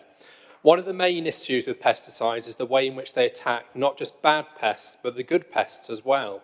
Pesticides aren't just used in agriculture. A wide range of different pesticides, including insecticides, herbicides, fungicides and rodenticides, are used in our towns and cities. In fact, other than residues in food, the most common way for which the majority of people in the UK to be exposed to pesticides is through spending time in urban public areas. Councils are the main users, spraying pesticides in parks, playgrounds and other green spaces, road verges, cemeteries, pavements and around council houses. However, there are also many others that use pesticides, including universities, car parks, hospitals, private housing developments, shopping centres and schools. In most UK towns and cities, it is currently impossible to avoid exposure to pesticides. However, a growing number of places around the world have already gone pesticide-free and are proving that it can be done. Urban pesticides are unnecessary and should be banned immediately in order to protect human health and the environment. Pesticides are also having a devastating effect on our environment and urban biodiversity. When used on hard surfaces such as pavements and paths, they tend to run off, contaminating watercourses and harming aquatic wildlife in the process. Herbicides turn parks into green deserts where only grass grows. They kill plants which are relied upon by birds, insects and other wildlife. Many of the pesticides used are also highly persistent, meaning they stay around in the soil long into the future. Due to habitat loss and the large quantities of pesticides used in the UK agriculture, wildlife is increasingly seeking refuge in our towns and cities. However, the overuse of pesticides is destroying many of the areas where they can forage for food and contaminating the natural resources they depend upon. A 2017 study revealed a 76% decline in flying insects since 1990, and pollinators such as bees are particularly struggling. There are a range of different approaches available to councils and other land managers that decide to stop using pesticides. The effectiveness of each method will vary greatly depending on the local context and the environment, and in most cases a suite of different approaches will be required to replace pesticides. Raising public awareness is absolutely key to the success of going pesticide-free. Councils and other land managers must ensure they communicate their plan of action and their reasons for change to the public. If local residents understand the health and environment benefits, then they're more likely to support the initiative and accept a higher level of weediness. It is also possible to get local volunteers to help with jobs such as hand weeding. As mentioned before, there are a number of alternative methods such as hot foam systems, hand weeding, acetic acid dilutions, flame treatment and electronic control systems, to name a few. In terms of the amendment we've received today from the Liberal Democrat group, I agree that it doesn't give any time frame to matters. All it's going to do is push things into the long grass, and that's not what we want today. By passing this motion today, we join a significant number of other towns and cities have already pledged to become pesticide-free, from Bristol to Brighton and Hove, from Chichester to Colchester, from Lewes to Lyme Regis. Please join with us to bring an end to the use of pesticides in our city. Thank you. Thank you, Councillor Fielding. Councillor Gerarda, please.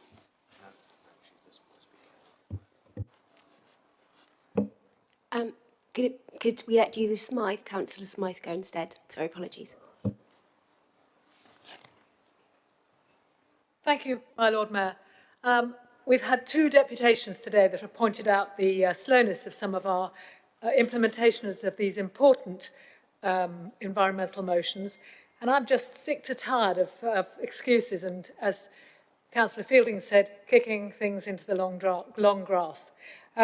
So I would definitely support this motion. After all, even if immediately cannot mean tomorrow, it'll be quicker than suggesting this motion that we have in front of us, which has all kinds of excuses, and we've already done this, we've already done that. Actually, you know, I know from having an allotment and so forth that, you know, we're always a bit inclined to use up the last bottle that we've got or whatever. We may just stop now and find a way of implementing this as quickly as possible, rather than kind of gradually, slowly, in the sort of Liberal Democrat way of doing it over a couple of years. So I would like to support what Councillor Fielding has already said and support this motion without amendment. Thank you, Councillor Smythe.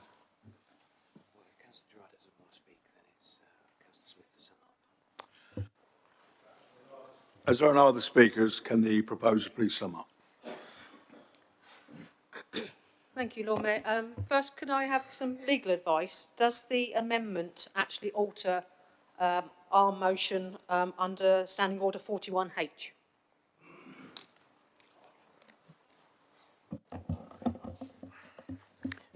Which amendment is it?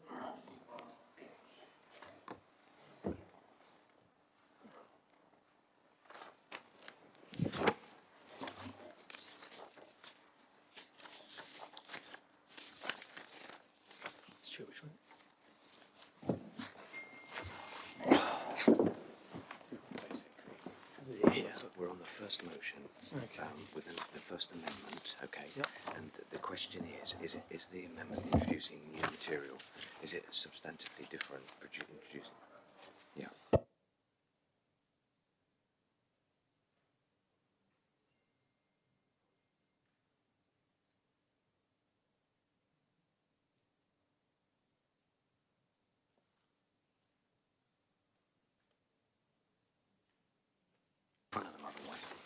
Sorry about that. I actually already agreed that one. So in answer to your question, yes. What, yes, it does alter it completely, so it should be withdrawn? You can accept the amendment. Yes, the amendment can stand. You can put the amendment, yes. Sorry, just to add to that, obviously the amendment before it comes to the council, Mr. Bolfer, City Solicitor, obviously adjudicates on the amendments. They don't come through without him seeing them, and he adjudicated that it wasn't introducing substantively new proposals. It didn't contravene that particular Standing Order 41. Okay, thank you very much. Thank you. Okay, in summing up, we are not going to subsume the amendment within the motion, mainly because I believe it does sort of alter what we want. And as other speakers have said, it is moving the issue down the line.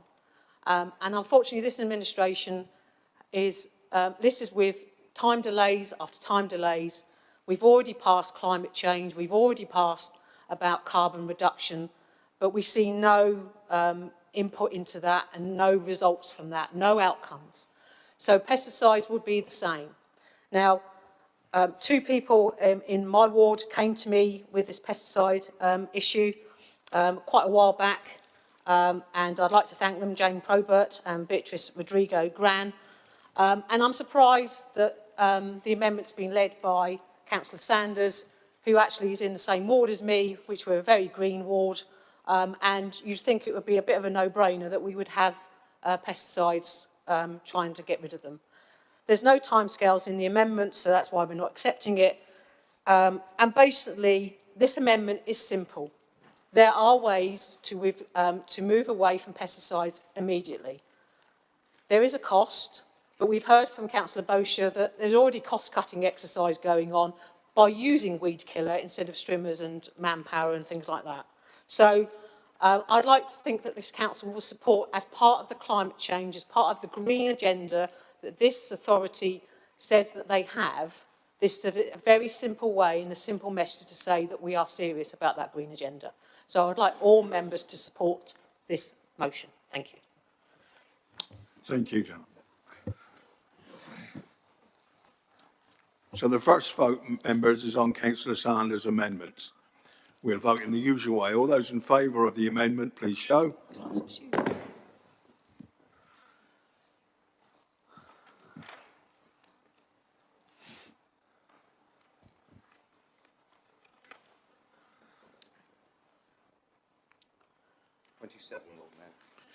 Thank you. And those against?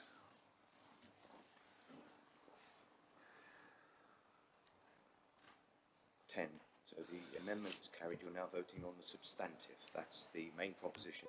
Incorporating. We are now voting on the main proposal. So all those in favour, please raise their hands. I don't know if anyone's against it. Unanimous. So with the amendment that most of the motion is carried.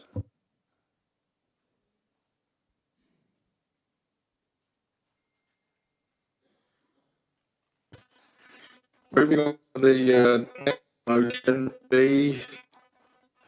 Time to pause and rethink the Tipner West project proposed by Councillor Corkery and seconded by Councillor Smythe. I now call upon the proposer, Councillor Corkery, to present and speak to his motion. Thank you, Lord Mayor, and good afternoon, Council. I'm going to speak about one of the most significant policy decisions facing us as a local authority and us as a city, namely what should be done about Tipner. Let's start with a bit of consensus building. I think most, if not all of us, can probably agree on three basic principles. One, the brownfield land at Tipner has been derelict and underused for way too long, and regeneration is long overdue. Two, there is a housing crisis in our city, and we desperately need new, genuinely affordable council housing to be built. Three, there is also a climate crisis, not only in our city, but across the world, and we all have a responsibility to contribute towards tackling that crisis. The issue before us is how we combine those three principles into a coherent policy for Tipner. Let's start by looking at the administration's current proposals and how they relate to the three principles mentioned just now. Firstly, do they address the regeneration of brownfield land at Tipner? Yes, I think it's quite clear that they do. Secondly, do they address the housing crisis? Well, they include a significant number of new homes, so perhaps, but are they the kind of new homes that our city needs? We've been told the proposals include 30% affordable housing, which is the minimum level that would be required of a private developer. Shouldn't we, as a local authority, not beholden to the profit motive, be looking to provide more affordable housing on our sites than a commercial developer would? And what do we actually mean by affordable housing?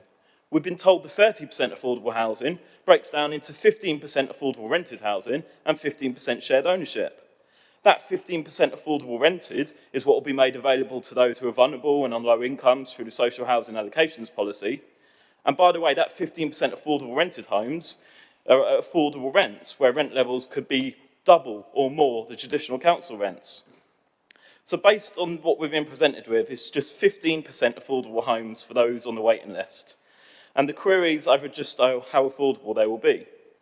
So is the Tipner West proposal actually addressing the local housing needs in the way that it should be? I'm not sure that it is. Thirdly, and perhaps most significantly, we have the question of the impact on the climate crisis. The administration's preferred option for Tipner West, that of mass land reclamation and development of a new super peninsula, has attracted significant protest from environmental groups such as the Hampshire Isle of Wight Wildlife Trust and the RSPB. They have said, and quote, "This development would destroy 67 acres of protected intertidal habitat which fights the climate crisis by capturing and storing carbon dioxide and is home to diverse populations of birds, fish, invertebrates and microorganisms. We are also very concerned that if approved, this development will set a dangerous precedent for building over protected habitats across the UK. If an area with the highest level of protection for wildlife can be destroyed and built upon, nowhere will be safe for nature anymore." And clearly, lots of people agree with that analysis, as over 24,000 people have now signed their petition, calling on this administration to rethink their plans for Tipner West. So why is this administration apparently so intent on going down this route, which is hugely unpopular, doesn't deliver the homes we need, and will destroy the local environment in the process? We'll no doubt hear today that the administration is being forced to do this as a result of unrealistic housing targets. And I do have some sympathy for that. After all, the figure of over 17,000 new homes for Portsmouth, produced by the government's standard formula, doesn't seem to take account of our local circumstances. So how then do we challenge that figure? I guess we could listen to the administration's plan, which seems to be to write letters to government and encourage people to sign the Lib Dem petition. Or we could listen to what the government minister responsible has advised in a letter seen by all of us in this room, where he made clear that the way for councils to challenge housing targets, where environmental and land supply constraints mean they're not feasible, is through the local plan process. Which, seen as we're in the middle of developing our local plan, seems like perfect timing. But let's look at the draft local plan agreed by Cabinet earlier this year and now out for public consultation. Nowhere within that draft document does it state that this council believes the housing targets are unrealistic. In fact, worse than that, it says they are realistic if we create a super peninsula at Tipner. Surely the draft local plan was an ideal opportunity to make the case for why land reclamation at Tipner is not desirable and therefore the housing target is not achievable. So why else might the administration be so intent on its plan for Tipner West despite the widespread opposition? Let's look at who stands to gain most from such a project. We know that already £4.6 million of taxpayer cash has been dished out for consultancy fees. That includes £4.2 million to one particular firm of, quote, property and planning experts. That's just in the pre-planning stage. Think how many more tens, if not hundreds of millions of council cash will be going to consultants and developers over the course of the whole scheme. I don't know about you, but I wasn't elected to stand up for the interests of the commercial property development industry and their consultants. I was put here by the good people of Charles Dickens Ward to fight for the genuinely affordable council homes they need and the planet they want to protect. So Council, if you agree with us that the Tipner West project should be paused for a rethink and alternative plans which increase the levels of genuine affordable social housing and protect the environment are drawn up and considered, then please support this motion. Thank you, Councillor Corkery. Is this motion seconded? Thank you, Lord Mayor. Seconded, and I reserve my right to speak. Thank you, Janet. Are there any amendments to this motion which will need to be proposed and seconded and circulated? We have three, actually, Lord Mayor. Looks like Councillor Vernon-Jackson. Are they going to be circulated? I think we'll take them in sequence if Councillor Vernon-Jackson wishes to present his amendment first. Councillor Vernon-Jackson, if you present your amendment. Thank you, Lord Mayor. Could we circulate it and then I'll speak to it, if that's okay? By all means. Can it be seconded whilst that's happening as well? And who seconded it, please? I'm seconding it, my Lord Mayor, and I reserve my right to speak later in the debate.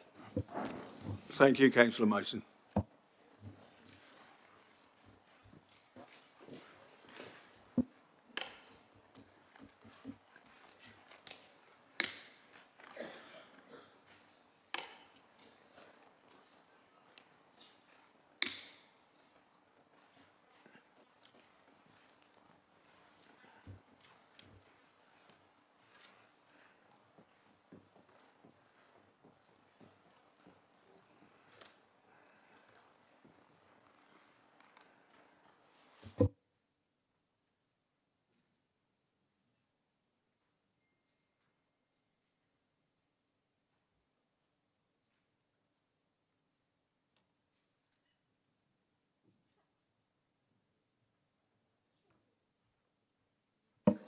Point of order, Lord Mayor.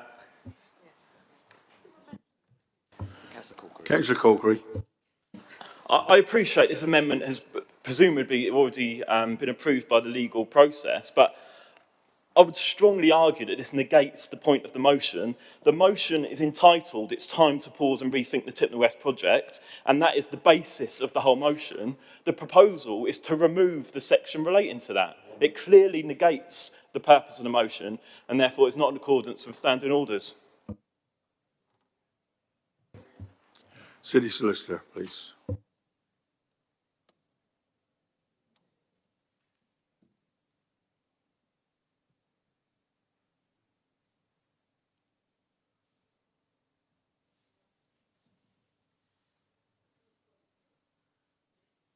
Whilst the City Solicitor's looking over this, would it be possible to circulate the other two amendments to save time, please?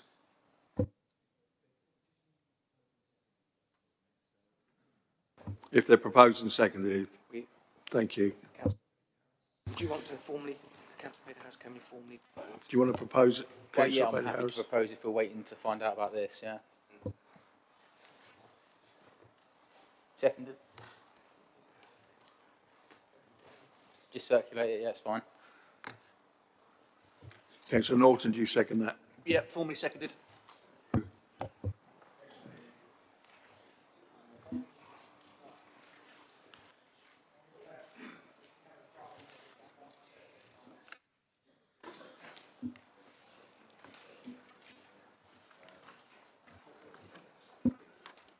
If Councillor Heaney and Councillor Fielding can propose and second that.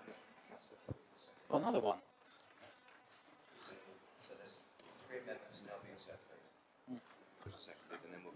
Thank you, members. So what's going on? Labour are amending their own motion. Who's speaking on what amendment? Yeah, I'm.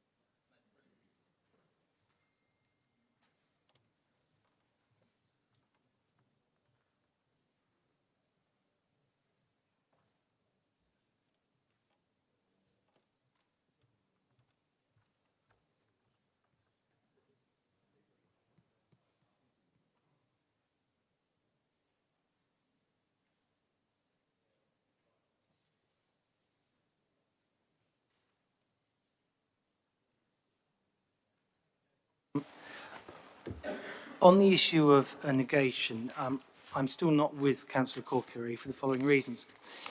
The deletion of the penultimate paragraph needs to be looked at in the context of the final paragraph, which says, Full Council therefore calls on the Cabinet to bring a report on Tipner West, Full Council, etc., etc. Current status of the project including total spend to date. That's essentially dealing with the issue of value for money.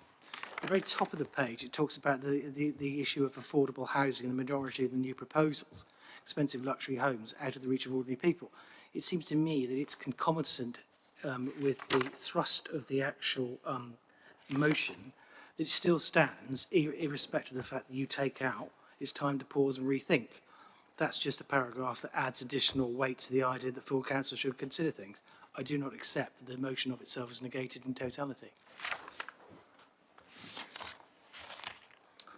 Next.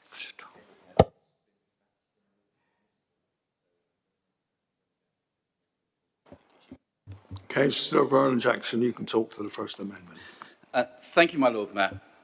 I think everybody will agree that this is a really important issue. And I may not agree with everything in this motion, but I think it's a really important issue that we address. Just to take up two things Councillor Corkery said in his introduction. 30% affordable housing means that people on the waiting list will be able to apply for those. For some people, a social housing rent is the only thing they can afford. But for some families on the housing waiting list, an affordable rent is something that works for them and gets them into something cheaper than private accommodation. Secondly, whether the council has taken a view in the local plan about which of the three options they wish to support. The local authority, as the planning authority, is absolutely clear that there are three options available for people to look at in the local plan, and there may be others that come forward. And they are in there as equal options that have effects. So, my Lord Mayor, we've been absolutely clear that the issue of Super Peninsula can only be brought forward if we're able to demonstrate that it meets the stringent habitat regulation assessments required by law. We are so determined that this council is held to account that in making that decision, we offered to fund from the council's finances an expert to work on behalf of the Hampshire and Isle of Wight Wildlife Trust to do just that. However, simply dismissing the option prematurely could, and officers believe would, have a very serious consequence on our city, and I'll explain why shortly. We all have to understand that what we do in relation to Tipner West is not simple, nor is it easy. No one group has a majority on this council.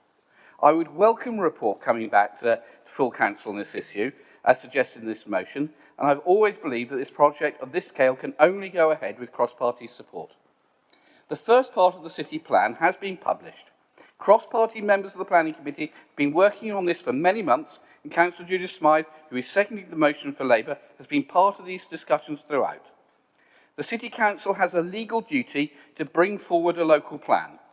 Many people think a city plan is something that says where development can go. This is wrong. The law says there's a presumption in favour of sustainable development everywhere. And we must remember this is not our definition of sustainable development, it's the government's. All a local plan does is to say what can't happen. If we don't have a local plan that is acceptable to the planning inspectorate and to government, then the protections we have put in place for our green spaces, for our employment land, and to restrict HMOs all fail, and it becomes a field day for developers. I'm sure this is something none of us want to risk. Governments of all political colours have imposed housing targets on Portsmouth and other councils. I think we all agree that the 17,000 target imposed on us by government is far too high, and it's impossible to achieve and risks bad overdevelopment. Within Portsmouth, we're a unique island city. My thanks to both MPs for the work they've done on this to reduce our housing numbers, and to the Cabinet when they passed the plan, who spoke out strongly in favour against the numbers being imposed on us. But if we do not have a local plan, we have real problems. If we don't adopt a plan that is legal and compliant, what do? We can't be like councils in the 1980s, just pretending that the law doesn't exist and trying to stand out against it. If we don't have a local plan, then we risk the local protections that we put in for green spaces and for employment land and for our HMOs being removed, and we risk the government taking away our power to decide planning applications. So there are very serious risks in going down a route that mean that we don't have a local plan. If we're to produce a local plan, we have to put forward a list of all potentially developable sites to the government inspector, and this is an initial long listing stage. If we don't, then the advice we have from the planning officers is the planning inspectorate will throw out our local plan and we'll have to start 2 more years' work. And we'll have to come to the same conclusions. In the meantime, developers will have a free-for-all across our city, something I'm sure none of us and our residents want to happen. No one can argue that Tipner West is not developable. The only question is to what extent. Even with it in the plan, we have to ask surrounding councils to take 1,000 of our homes to meet the targets. The local plan has 3 options in relation to Tipner West.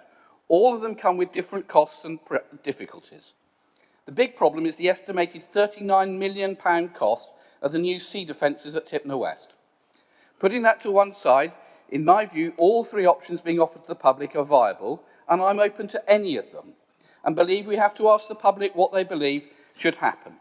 If we don't develop at Tipner West, we have to find accommodation for those homes in the city centre, in Milton, in Cosham. But there is an option that we can do. We have to have a local plan. But I've written to the Secretary of State to ask him, under the Habitat Regulation Orders, to decide the ecology at Tipner Horsey is so critical that it is of overriding interest, and therefore, even though development involving reclamation were possible, it's not desirable, and there is an override public interest in stopping that development. If the Secretary of State did make that decision, then the City Council can justifiably not meet the government's target and pressure to overdevelop other parts of the city. So, ladies and gentlemen, on the Labour motion, I'm happy for this to come back to full council. It has to come back to full council because we have to look at the local plan, and we will have to agree it cross-party. But for the reasons stated, I think that the proposal here from Labour means that our local plan is at risk, and that opens the door to developers to develop across the city. It means we remove our protection for green spaces, it removes our protection for employment land, it gives a green light to HMO developers, and that's not something we should do. Thank you, Councillor Ronan-Jackson. Councillor Leo Mellin was... Councillor Peter Harris now. Oh, what did he want to speak? I think he wants to speak later. Oh. Councillor Painter Harris. Thank you, Lord Mayor. Appreciate that. I just have to say, the amendment before you today, on the motion itself, I support the concept of the motion from the Labour group, and I hope from the assurances I've been given they're going to subsume my amendment today, so that's grateful. Councillor Corkery's nodding, which is great. And I have to say, I generally don't disagree with a lot of what Councillor Corkery has said, which is probably a first, and it pains me to say that, as we're on the other sides of the political spectrum. But genuinely, I think he's hit a lot of the the political buttons and he's hit a lot of what is going on in the city.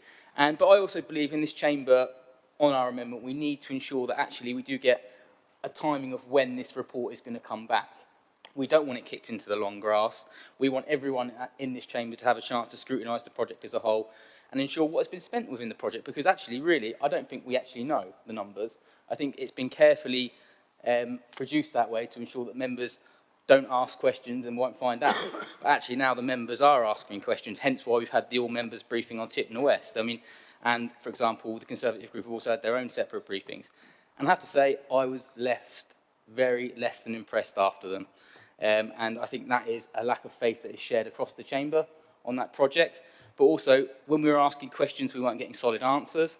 And I think we need this opportunity to scrutinise fairly. And I think the briefings, in all honesty, have been put at the forefront due to, I think, the questions posed by opposite members across the chamber. And I thank them for that. While also, I think the motion that was tabled in July focused the minds of those working on the project. And I think that has enabled those briefings to happen. I mean, we've talked about the vast use of consultants, which I do understand as it's specialised work. However, these consultants seem to get richer while nothing seems to be happening on the ground, which I think is great for Portsmouth, and I think even so with little member buy-in. I think it's a challenging development at best, and that's being very kind. So the amendment simply wants to bring it back to this chamber to discuss quickly and to ensure it's not kicked into the long grass by the administration. And personally, I think all members should get the opportunity to scrutinise the numbers, scrutinise the ecological impact, and scrutinise it in full view of the public, because fundamentally they are the ones that are going to be picking up the bill. So we need to look at who the project's really for. Is it for the people of Portsmouth, or is it actually for the metropolitan elite? And I actually think that discussion does need to be had, and needs to be had in this chamber. And hopefully we'll have it in December. Thank you. Thank you, Scott Peter Harris. Councillor Heaney, please. Thank you, Lord Mayor. The motion was originally scheduled to be debated at the July meeting, and obviously it was drafted in advance of that. So the amendment that I am proposing is going to be seconded by my colleague, Councillor Fielding, is really a drafting and clarifying amendments, adding a bit of detail, because obviously we've had a chance to have some briefings on this in more detail. We know a bit more. We obviously still have a lot of concerns. So I expect that my colleagues will be willing to accept the drafting amendments, but of course they are not able to amend their own amendment, so I've offered to help out in this matter and to agree these, to put forward these proposed amendments. Thank you. Thank you.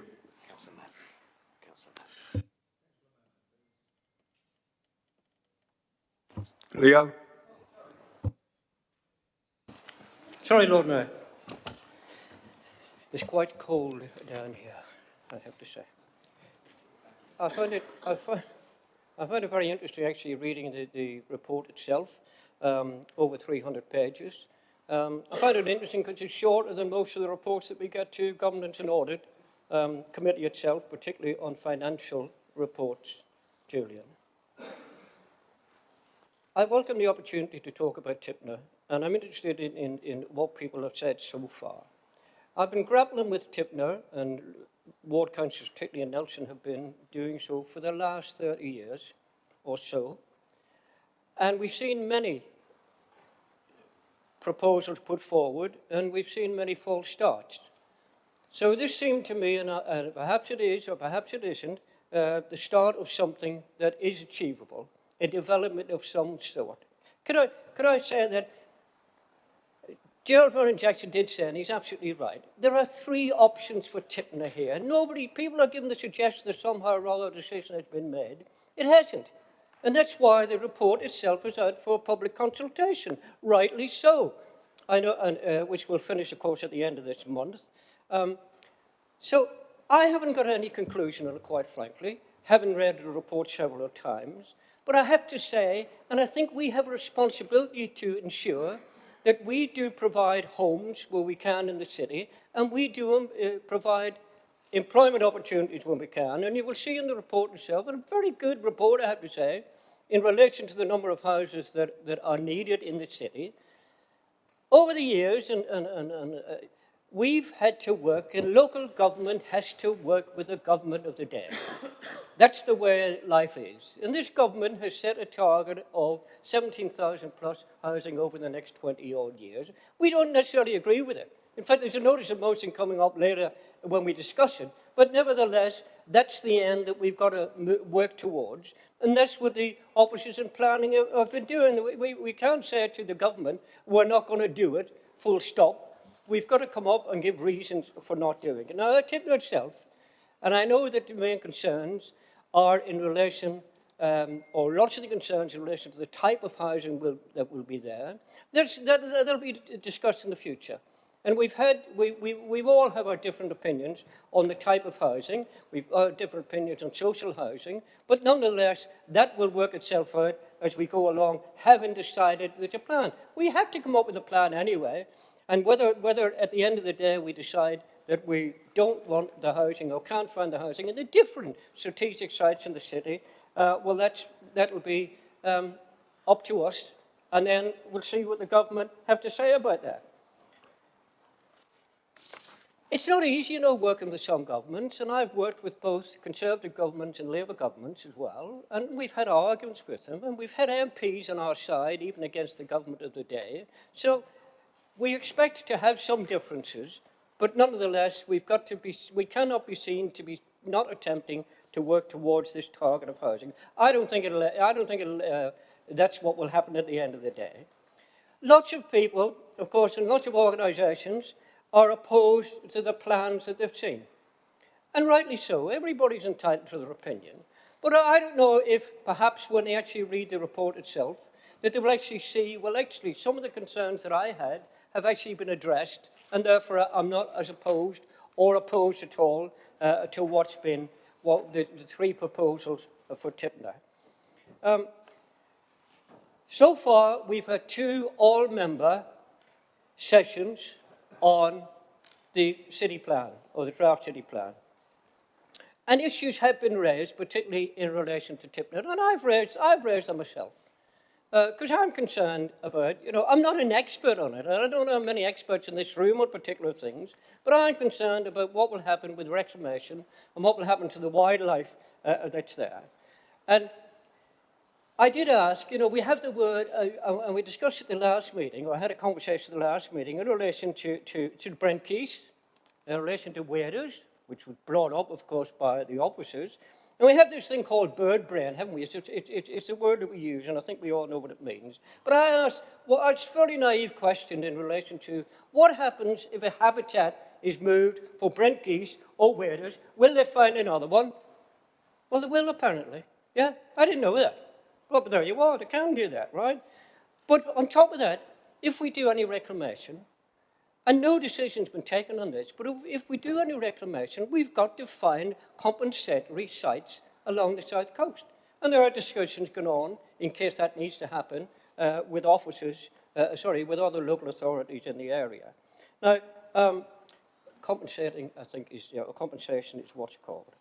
Can I say that if this compensatory land is not available, and it's quite clear in the reports, and it's quite clear from the questions that we've been asking, no reclamation will take place. It's as simple as that. I don't know why people don't understand that. I've been asked the question for some time, but there you are, black and white, no reclamation will take place. Now, there's an interesting part, there's an interesting bit which I picked up when I was reading this the other week, in relation, and it's point 726. Again, not an expert, Lord Mayor, but it says, land reclamation statement. Members, of course, will have read it and memorized it, but I haven't memorized it, Lord Mayor, so I've written it down. And what it says is this, and I find this fascinating, and I assume that it's true. If the more ambitious option is pursued, and that, of course, would be option 1, and critically, and the next bit is underlined, if the harm to the harbour environment can be satisfactorily addressed, stop the underlining, through the required legal tests, redevelopment would not only compensate for habitat loss and other indirect aspects, but would deliver, underlined, net gain in biodiversity by, my eyes are going, by providing alternative habitats, brackets, featuring net gains on both scale and quality.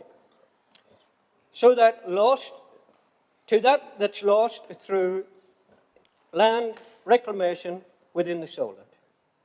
Now, that's quite a clear statement, isn't it? Now, we're going to hear all the time about, I am concerned, and I've said this in the past, that somehow or other we'll have a closed-gate society up there in Port Solent, but in Tipner. But those are issues that can be and will be addressed. I absolutely, Lord Mayor, see no reason whatsoever to stop discussions and stop things happening in relation to Tipner itself. As I said, 30, 40 years, and things have been happening. I mean, we can't say that they haven't. One of the major, or two of the major things that have happened over the years is, first of all, getting land ownership together and Leo, coming up with are you nearly finished, Leo? You're well past your time. Sorry, was there a bell? Oh, sorry, I didn't, Lord Mayor, I didn't hear a bell. Sorry, my hearing is not, there was a bell. Oh, no, come on, please. Look, please. Was there a bell? It's a very quiet bell. Oh, well, shout at me then. Right. Which you don't. Lord Mayor, I don't see any need for us not to continue discussions and not to continue with the project itself, and therefore I hope that people will agree to our amendment. And I apologise for going over time, Lord Mayor. Thank you. Councillor Lee Hunt, please.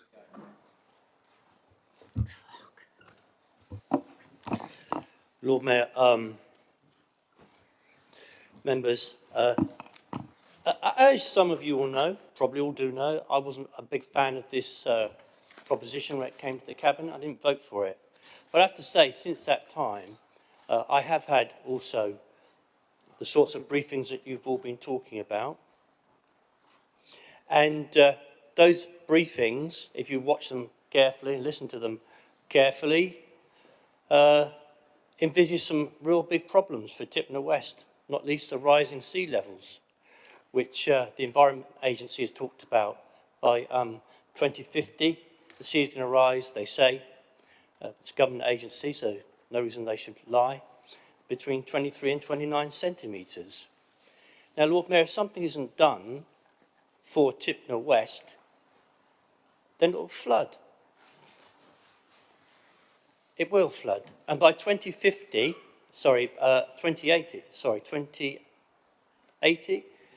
the sea level is anticipated to rise by 79 centimetres. So those people living along Tipner Lane, and if any homes do get built on Tipner West, and North Stamshore, will be threatened by seawater. So if this proposal is accepted and the council starts to tie the hands of the administration in its dealing with the government agencies and developers, then we'll be worrying all those homes and businesses across Tipner and North Stamshore at least. And Tipner West, Lord Mayor, in my opinion, is a conundrum within a conundrum. I think the notice of motion is trying to be helpful, but it simply looks at the effect and not the cause. And Councillor Corker is right. It's the 17,700 homes that we're actually being asked to build into Portsmouth. It's too many. We all know it's ridiculous. We all said so in previous council motions before, and have written to the government. The administration's tried to reduce those numbers, despite what anybody says. But for context, let's look around at some councils around us. They happen to be Labour-run councils. Along the coast in Hastings is reported anger at ecological tragedy after a wildlife site was cleared for development. And again at Hastings last month, hundreds of objections, including the Ornithological Society and the Environment Agency, as the council seeks to build on part of a countryside park. Again on the coast, Labour-run Sefton, crimes against nature. Plans approved to cut down trees and bulldoze a woodland. Again, hundreds of objections. At Rotherham, residents furious the council put Greenfields into its local development plan. And the City of Leicester, worst of all, I mean, they've got to build 29,104 homes. The draft plan envisages the destruction of the city's green spaces, many of the city's green spaces, including play areas, parks, former allotments, and even portions of schools' playing fields. So here in Portsmouth, we are required to build 17,700 houses, and that's the starting point, Lord Mayor. So we share Labour's concerns, and hopefully the concerns of our Conservative colleagues too, and we share in the dismay of all those people at Hastings, Sefton, Rotherham and Leicester. And we share the concerns of the Hampshire and Isle of Wight Wildlife Trust, the RSPCA, Portsmouth Society, Heritage Group, Stamshire and Tipner Action Group, and 24,000 people on the petitions mentioned. But Lord Mayor, I must also observe that despite the oppression being cultivated on social media, this notice of motion from the Labour group here accepts that there will be homes built on Tipner West, seeking the maximum possible levels of affordable housing. But Lord Mayor, the one thing that I am not clear about, and no one wants to talk about, despite saying that they want to talk about Tipner West, is if those thousands of homes are not built on Tipner West, and the 17,700 figure does not change, where are those homes going to go? Will they go into Cosham? Will they go into Somerstown? Will they go into Portsea or Buckland? Will they have to go to Copner or Central South Sea? Because none of you are talking about that. That is, for me, the elephant in the room. So, to an extent, I think the debate is a bit disingenuous. Lastly, Lord Mayor, I could say a lot more. We've heard from the Leader of the Council who hears the concerns of everybody, and he has submitted an amendment which would see consensus across the Council about what to do and not tie the hands of the administration for the best interests of all the people of Portsmouth, its environment, its heritage, all those other things that have been talked about today. So I hope very much indeed that you'll think very carefully about what you wish for. We've seen it before, the politics and the spur of the moment things around, dare I say it, Victory Energy, and that was got wrong because people weren't thinking deeply enough. You need to think deeply. Don't tie the hands of the administration. It's the wrong thing to do because, as the leader says, we could end up, if it all goes wrong, with a free-for-all and developers building wherever they like.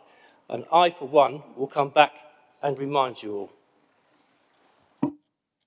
Thank you, Councillor Hunt. Councillor Brent, have you got any declarations of interest? Sorry I'm late, Lord Mayor. Hopefully, my apologies. No additional declarations of interest from me. Thank you. Councillor Hugh Mason, please.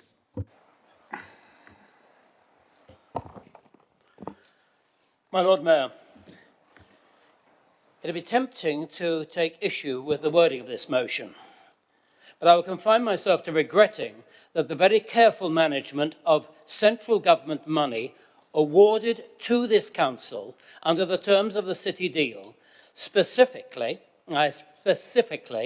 to work up plans to develop modern marine manufacturing and housing at Tipner and Horsey, should be described in dismissive terms as gambling 18.3 million of public money. This matter is too serious for such tendentious comments. Turning to the amendment, which is in the name of Councillor Vernon Jackson and myself, there are, I think, 5 reasons why the project should not be paused.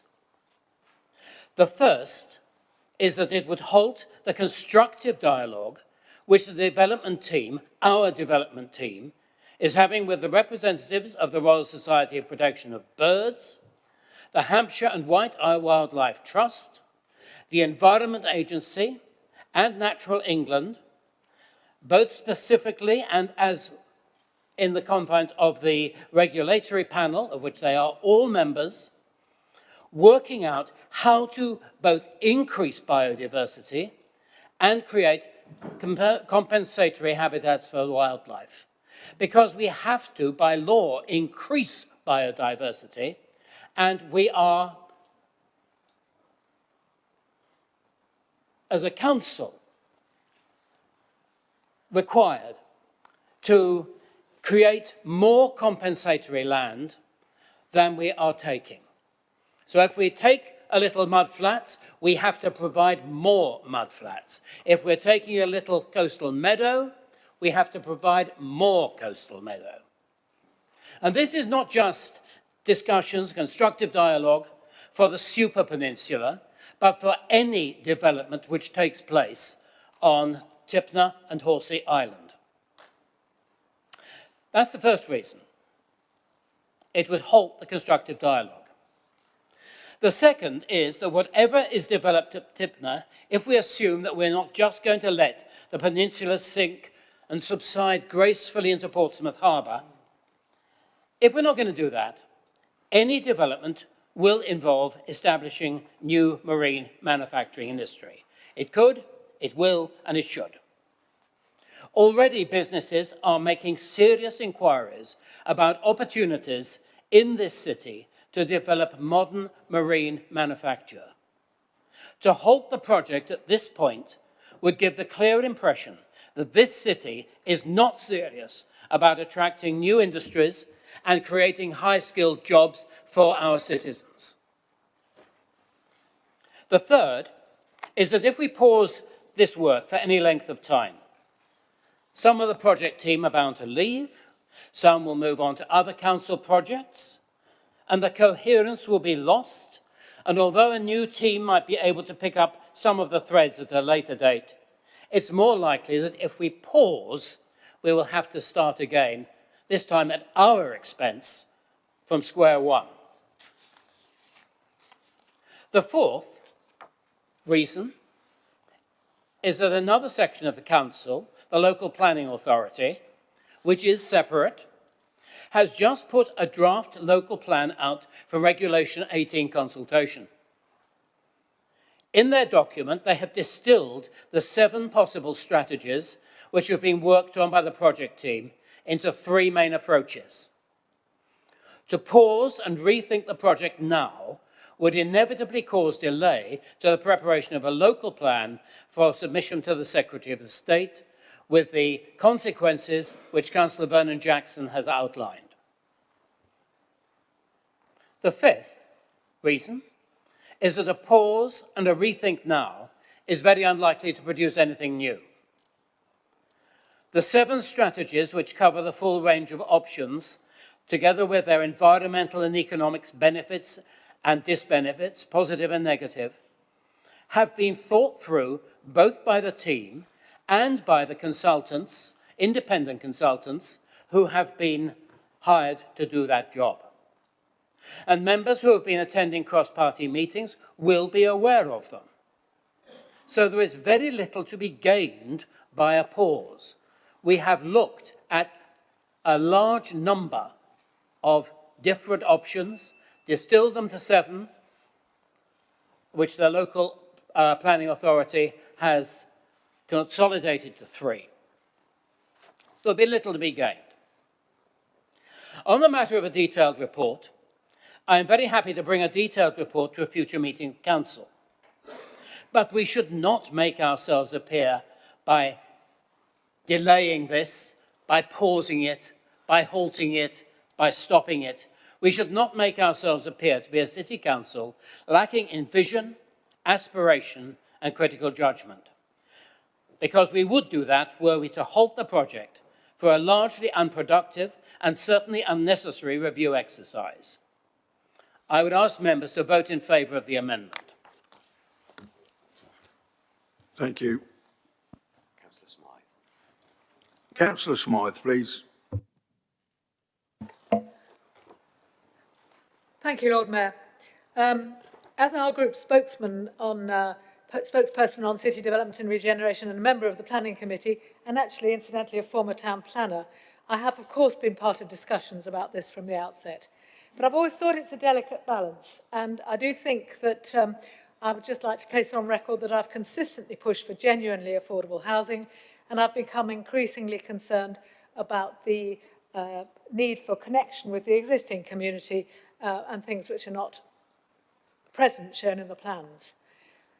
Also, I've become increasingly concerned, especially knowing about the huge amount of public feeling against the development and the increasing evidence of the permanent damage being done to the environment, wildlife, birds, fish, crustaceans and Brent geese and all sorts of things.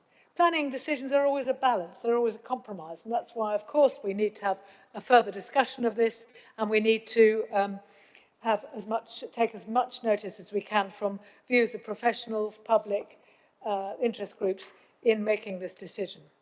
And here, I'd welcome the news of what Councillor Mason describes as constructive discussions with the agencies that are, at the moment, very much against the proposal.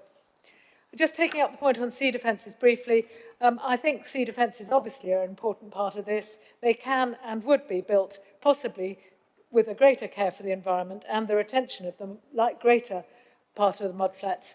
So I don't think the concerns about not having sea defences if we don't have a development are really logical. I also don't believe that it's true that the whole local plan will be jeopardised by omitting Lennox Point. Quite the reverse. If public consultation on at the Regulation 18 stage of the draft plan, which is now underway, and the consultation then will affect the final version of the plan. And in fact, the strength of feeling or potential feeling against the development will strengthen our case then for a reduced housing target as a city.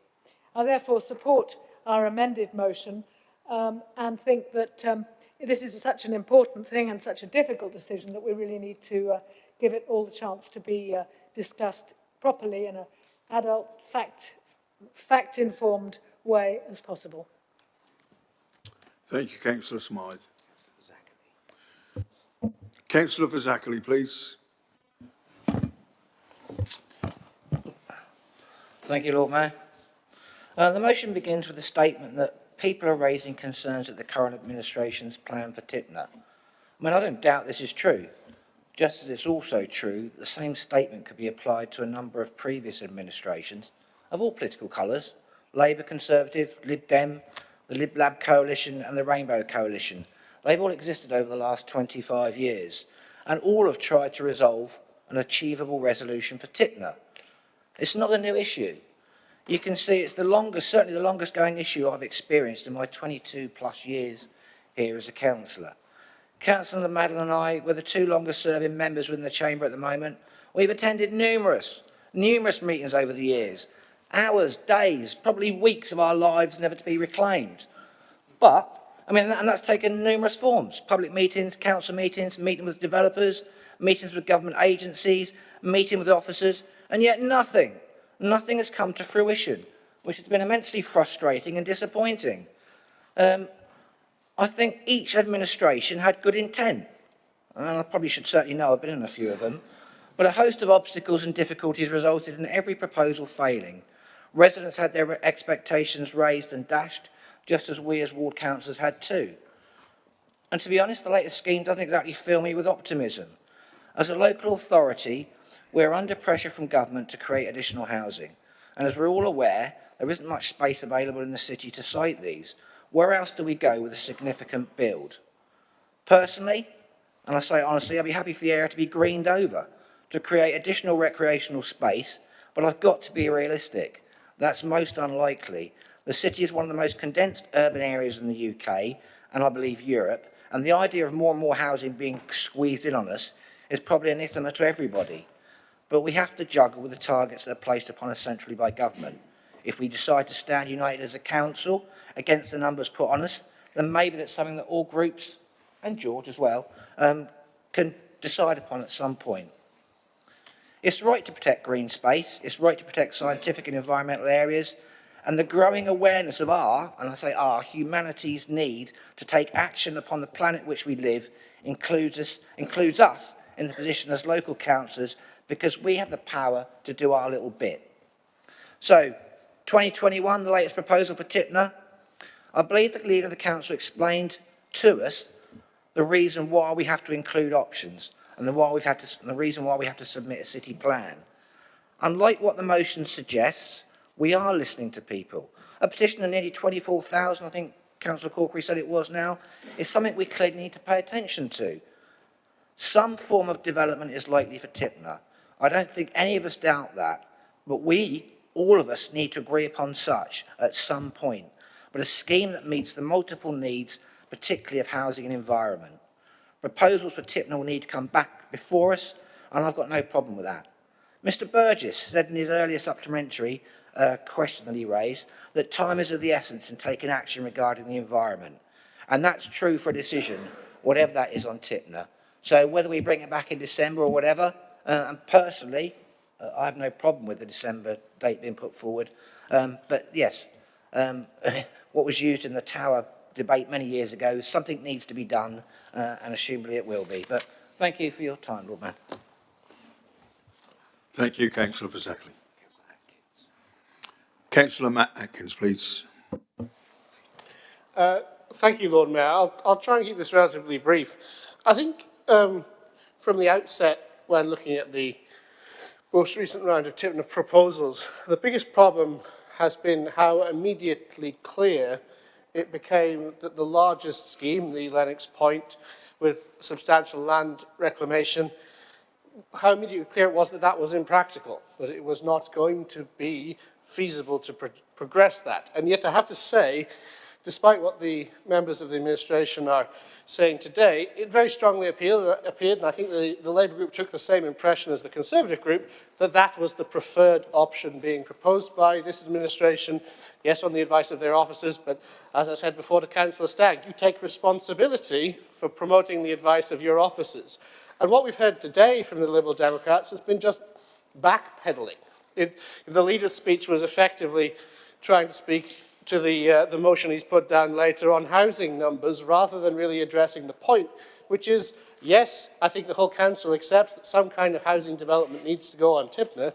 What we want from the administration is to grasp the nettle and put down a realistic, practical plan for what they think is the right development for Tipner and to actually show signs of pursuing that. And I think it was Lennox Point until it became apparent that every environmental group and a vast quantity of the population of Portsmouth were going to say no to that. And I think the biggest problem with Lennox Point as well is it will take us so long to get through the legal challenges of that land reclamation that it's time to say that is not going to happen. What is the best and most reasonable scheme we can put forward to actually get some houses on there to meet our targets and progress that area of the city that is laying somewhat as a waste ground. Okay, it has some environmental benefits, but a large quantity of it is waste ground for about 20 years. So what we need is not sort of a series of excuses and more discussion of how the local plan housing targets has to be met. We need some kind of sign from the administration that actually there is a plan which they support and will actually drive forward, not sort of spend large sums of money on consultancies to drive forward, but that they will take responsibility and for say, this is the right plan for Tipner. And I think probably it was Lennox Point until they've received criticism and now they're backing off on it. And so I think that actually the Labour motion today is sensible and is demanding from the administration that they take some responsibility for what they think is the right plan. And yes, you can say, well, there's cross-party working groups on it, but cross-party working groups are really at most a forum for us in opposition to learn about what the plans are, the schemes are, the options are, and try and offer a little bit of input. But if you want to lead this city, if you want to show vision and not be seen as a city, as Councillor Mason said, lacking in vision, aspiration and critical judgment, well, you have to pick a plan, stick to it, and push it forward to actual productive, machines on the ground and houses being built. And I just see absolutely no sign of that currently coming from the administration. So if this motion does nothing else, and I will support it in the form Labour have put forward for that reason, I think it's time for the administration to say, this is the proposal we think is the right one for Tipner, instead of saying, we don't actually like any of them, oh, it's a cross-party working group, we should all come together on a consensus. No, you're in charge, tell us what the plan is, and push it forward. Thank you, Councillor Atkins.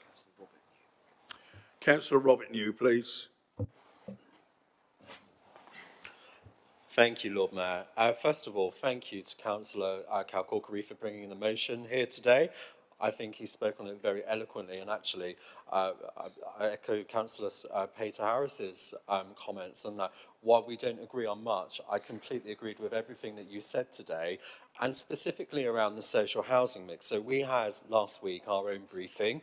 And the development team there, don't have any faith in them, by the way, Lord Mayor, very disappointing.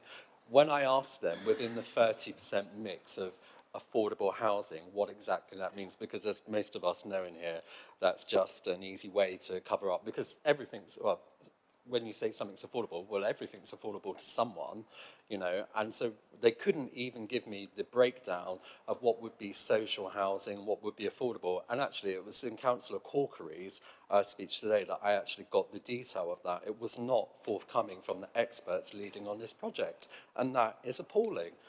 I also think that there have been some things said by the administration today that's disingenuous. Councillor Corkery is not asking to scrap this scheme, he's asking for a pause because it's quite clear the majority of people in this room, the elected members, do not agree with what's being put before us. We're not asking for the scheme to be scrapped, we're asking for the development team to go away, look at this, to take in our concerns and to come back to us with a scheme that is workable and sensible and acceptable to us and the people of Portsmouth. And another point that Councillor Corkery touched on, which is one I completely share with him, and I'm happy to go on record in future as we go through this scheme, is that we have to take in the consideration of the people of Portsmouth, wherever they are, in terms of addressing the housing needs. There is a housing crisis. It is a bit of an elephant in the room at the moment. The point was picked up on that ministers in government are willing to have a look at housing figures, etc. But we, as a City Council, have to go through the due process in order to make the case, and that is not being done currently. But that comes back to having housing that is suitable for the people of Portsmouth. So we all know that, as you rightly alluded to, these are going to be eco-fantasy houses for rich people that want to feel good about having some eco-green credentials. Well, that is not right for the majority of hard-working people on low to medium incomes in Portsmouth. They are not going to be able to live there. It's going to end up becoming an exclusive community for people who are wealthy enough to live there. I don't think that's right for this city. I also agree with you on, and I'm sure with much of my group, about the environmental impacts as well. Reclamation in 2021 does not seem like a sensible way to move forward, especially with everything that's certainly at the fore of our minds in terms of ecological preservation, maritime conservation, etc. So I completely support your motion, and I thank you for bringing it here. I thought you'd actually put it very well to council.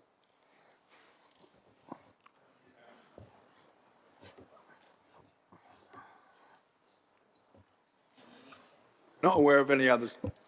We're not aware of any other speakers, so we'll go to Councillor Corkery.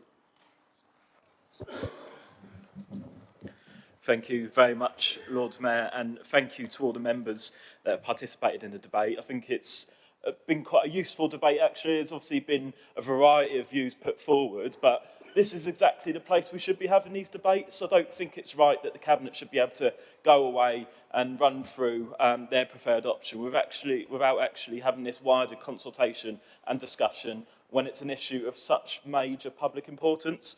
So thank you very much for everyone that's contributed towards that today. Just on the amendments very quickly, we won't be accepting and we will in fact be voting against the Lib Dem amendment because, as I said earlier, I think it's not in the spirit of the motion and actually negates what it is we're trying to do. We will be accepting, obviously, the Labour amendment and also the Conservative amendment, although I am a little bit worried by how much kind of agreement there's been perhaps between different parts of the chamber on this, but hopefully that's just a one-off on this issue. I'll just comment very briefly on some of the discussions from the administration, because clearly they're the people with the levers of power here. They're the people that have come up with this proposal. So it's important that we look at what they've said and we scrutinise that and we try to understand what position they're in. So I think there's been a bit of a misunderstanding, perhaps, and whether that's intentional or not, I don't know, between the supposed neutrality of the local authority on different options for Tipner. Now, it seems to me, and apologies for delving into the depths of how the council works just for a minute, but there's two different parts of the council at play here. There's the local planning authority, who has produced the local plan, and okay, the options within that local plan may be supposedly neutral, but actually, if you look at the language and way in which they're framed, I'd question that. But secondly, a different part of the council is the strategic developments team, the people that hold the budget for this project, and the people that are very proactively pushing this preferred option. And it's not just them, by the way, it's also the consultants. So in the first briefing I attended, there was someone there who I had didn't know. It wasn't a council officer and it wasn't a councillor, so I was a little bit confused. Googled him afterwards. He works for this consultancy firm, and he seems to be taking the lead on the presentation and actually kind of really proactively making the case to councillors about why this should take place, which I just found very odd, and it made me quite uncomfortable. In terms of I think one of the key points made within the original speech was about the draft local plan and whether there was a discussion within that about opposing the preferred option for Tipner or Lennox Point or whatever you want to call it. I do note that it didn't seem to me any member of the administration responded to that point, so I can only take that they accept that point, that maybe it was a strategic error not to include in the local plan a strong opposition to land reclamation at Tipner.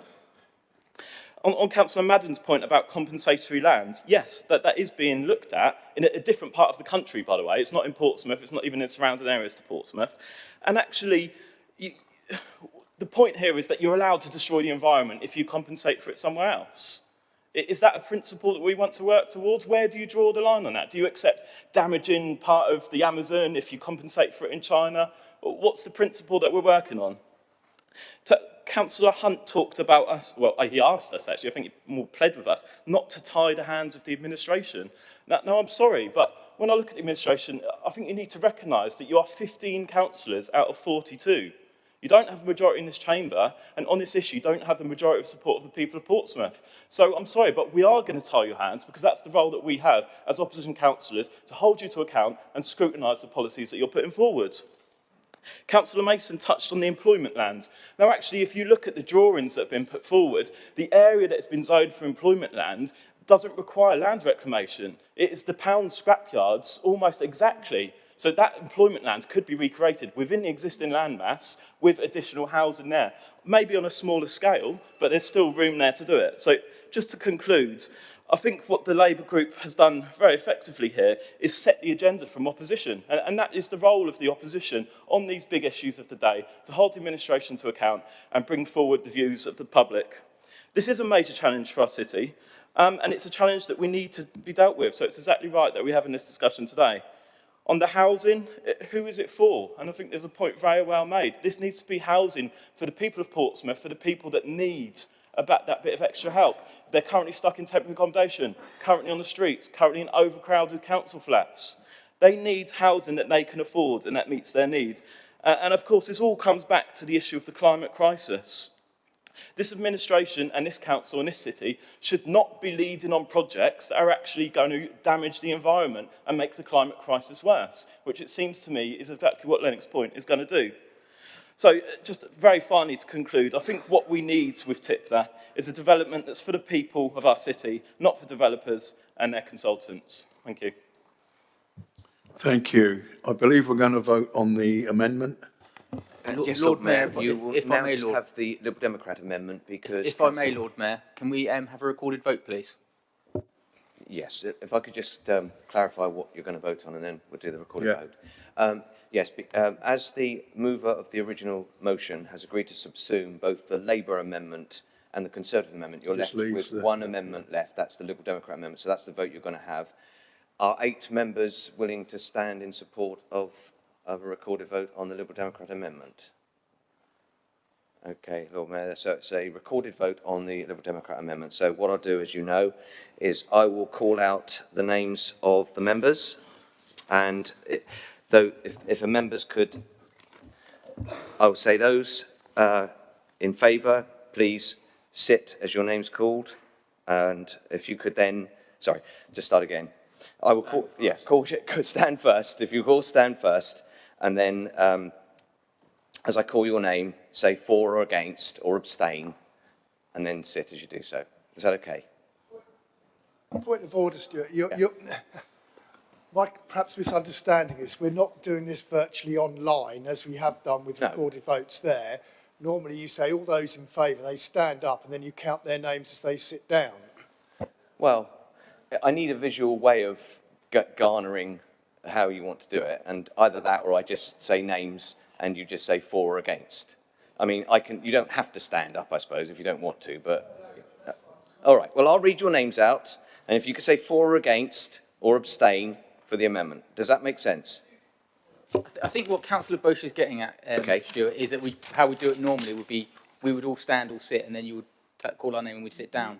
So I don't know why we're doing it any differently. A recorded vote will be taken by councillors standing in their places and sitting as their names are called. And the recorded vote will show how each member voted or abstained, which is what I have said, I think, effectively, Lord Mayor. Yeah, I'm happy to progress if you are, Lord Mayor. Will all the members please stand? Thank you.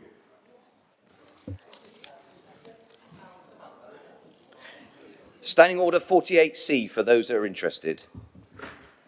Lord Mayor, I don't know. Yeah. Councillor Ashmore. 4. Okay, thank you. Councillor Atkins. Councillor Atwell. Councillor Bosher. Councillor Brent. Councillor Brown. Councillor Coles.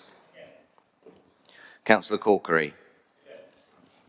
Councillor Vazakali. Oh no, the pressure. Abstain. Councillor Fielding. Councillor Gerarda.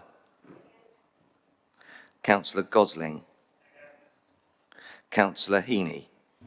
Against. Councillor Hockaday. Councillor Holder. Councillor Hooper. Councillor Horton. Councillor Hunt. 4. Councillor Madden. Councillor Madgwick. Councillor Hugh Mason. 4. Councillor Lee Mason. Against. Councillor Mellor. Councillor Norton. Against. Councillor Peter Harris. Against. Councillor Gemma New. Councillor Robert New. Councillor Sanders. 4. Councillor Jeanette Smith. Councillor John Smith. Councillor Stagg. Councillor Smythe. Councillor Swan. Councillor Symes. Councillor Udi. Councillor Vernon Jackson. Councillor Weems. And Councillor Rob Wood.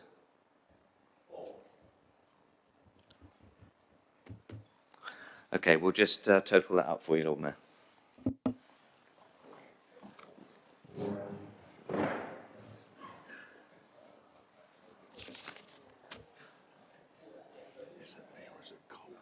Yeah, I think it's the air conditioning. I'll try. When you have a German, I'll mention it.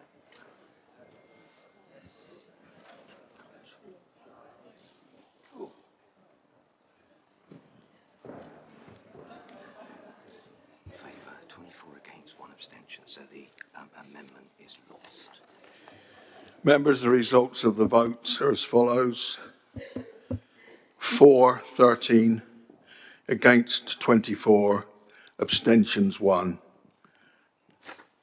So the amendment's lost. So the amendment's lost. Thank you. We will now go on and vote for the substantive. This would just be with a show of hands. All those in favour? Just to be clear, Lord Mayor, sorry to clarify, that includes the amendment from the Labour Group and the amendment from the Conservative Group have been assimilated into the one proposal. My Lord Mayor, I understand that when we ask for when a request is for recorded vote, the recorded vote is for all parts on that decision. So we should do a recorded vote for this part as well, not just for the show of hands. Is that correct, colleagues? Lord Mayor, that isn't enshrined in standing orders, but that's custom and practice. If that's the will of the council, we can so do. Is that the will of the council, please? Yeah. Okay, right. Then members all please stand. Thank you. Same process as before. Same process as before. This is for the substantive motion. Councillor Ashmore. Abstain. Councillor Atkins. Councillor Atwell. Councillor Bosher. Councillor Brent. Councillor Brown. Abstain. Councillor Coles. Councillor Corkery. Councillor Vazakali. Abstain. Councillor Fielding. Councillor Gerarda. Councillor Gosling. Councillor Heaney. 4. Councillor Hockaday. Councillor Holder. Councillor Hooper. Councillor Horton. Councillor Hunt. Abstain. Councillor Madden. Councillor Madgwick. Councillor Hugh Mason. Councillor Lee Mason. 4. Councillor Mellor. Councillor Norton. 4. Councillor Peter Harris. 4. Councillor Gemma New. Councillor Robert New. Councillor Sanders. Abstain. Councillor Jeanette Smith. Councillor John Smith. Councillor Stagg. Councillor Smythe. Councillor Swan. Councillor Symes. Sorry, Councillor Symes. Thank you. Councillor Udi. Councillor Vernon Jackson. Councillor Weems. Councillor Wood. Abstain. We'll just total that up for you, Lord Mayor.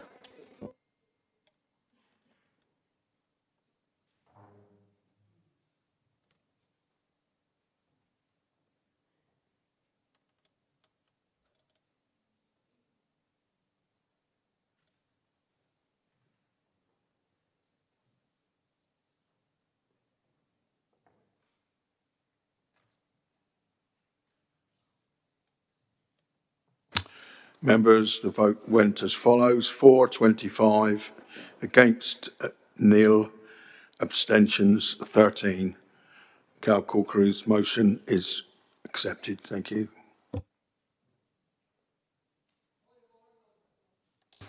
Point of order, Leah. Lord Mayor, could I point out that I'm sitting here freezing? It's been duly noted and recorded on the stage as well. Something's going to happen at the first break. Lord Mayor, that's unanimous as well, I think. Yeah, is there anything can be done about the cold? Well, members, this actually seems a good time just to have a 10-minute break. We're sorting out the chilling effect we've had. So 10 minutes, please. Thank you very much. Jump running on the spot.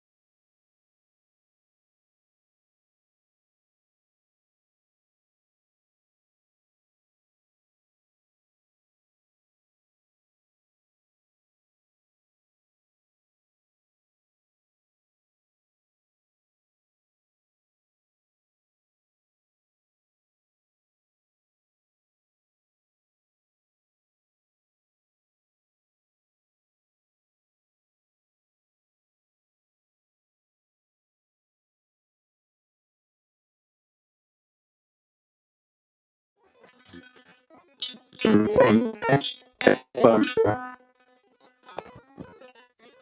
Boucher. As the floor is motion, stand.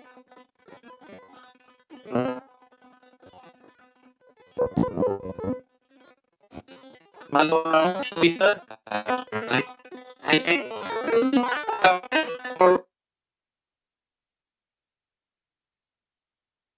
Is there carbon monoxide gas around or whatever they put in those balloons? Okay, clever. All right. So I didn't do science at school. In fact, I didn't do a lot at school. My Lord Mayor, I'm sorry, could you repeat what you had said before, because I didn't get it. I thought it was something about notice of motion E. No, notice of motion C that was going to be proposed by Councillor Boucher has been withdrawn. We are now going to move on to motion D. So, my Lord Mayor, I'm slightly worried by that, because that gives the impression that the council doesn't have a scheme to support care workers, because that's what's on the order paper, when we all know that there are 850 care workers in the city who get those permits anyway, and we need to make sure that things like that are corrected, and these incorrect things are not put on the order Surely paper. we don't get to speak on something if it's being removed. Yeah. Thank you. Points have been made. We're still moving on to D.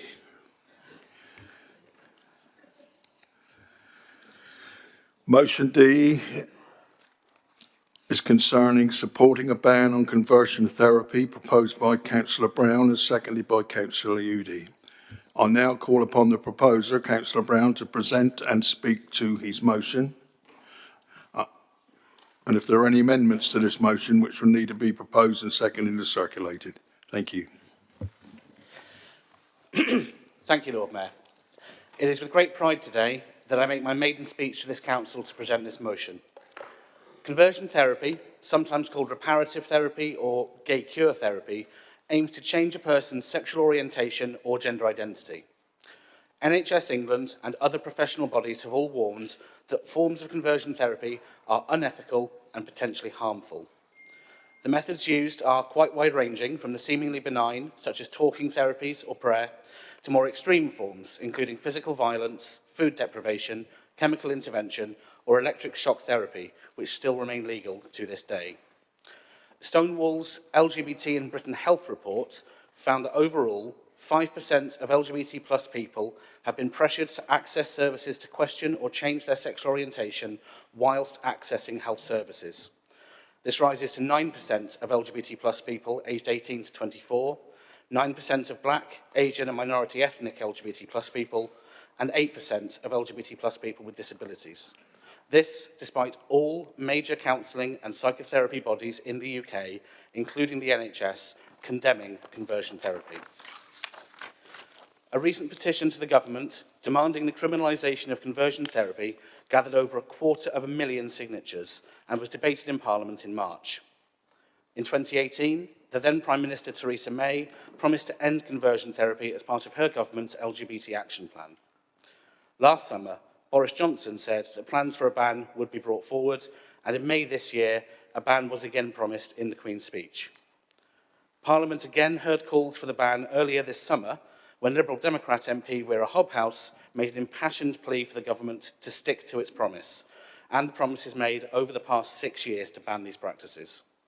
She said, conversion therapy, by its very definition, is designed to rob LGBT plus people of their identity. However, despite successive government promises that a ban would be brought in, these harmful practices have not yet been banned. All that the current government has said in response is that there will be a consultation. What seems to have been forgotten is that there already has been a consultation just 3 years ago in 2018, which showed overwhelming public support for a ban. Another consultation is merely a delaying tactic, and to make matters worse, just last month, the second consultation has itself been delayed until the end of October. My Lord Mayor, it's my utmost hope that this council will adopt this motion, calling on the government to keep its promises to the LGBT plus community, demonstrating our own commitment to preventing harm to potentially vulnerable people, and letting our residents know that whatever their personal identity, Portsmouth is a place where they are safe to be themselves. I'm proud to commend this motion to Council.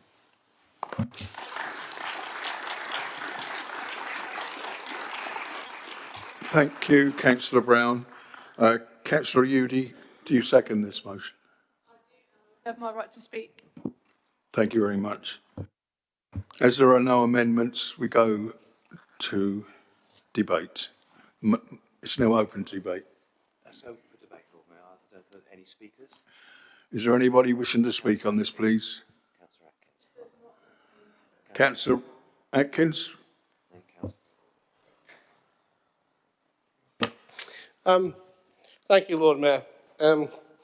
I suspect I will be making what is the only even remotely controversial speech on this topic. I won't be supporting the motion. I feel I need to explain that in more detail rather than just put a vote on the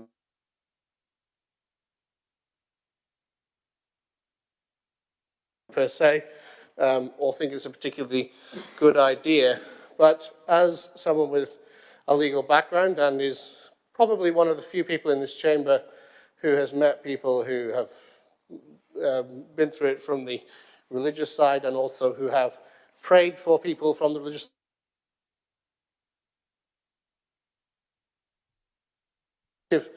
I do think, that it does fall on me to, I think, present something of that perspective. These are a group of people who exist in our society, strongly held beliefs on which they act. Now, when I say I'm not a supporter of conversion therapy, I think it's uncontroversial, the idea that we would criminalize or ban or prevent any treatment that claims, I think, to be medical, anything which is coercive, anything which is conducted on children. I don't think that there is, much controversy around those issues. If we look, for example, at the German legislation on this issue, what they have banned, it only extends to those kind of ideas.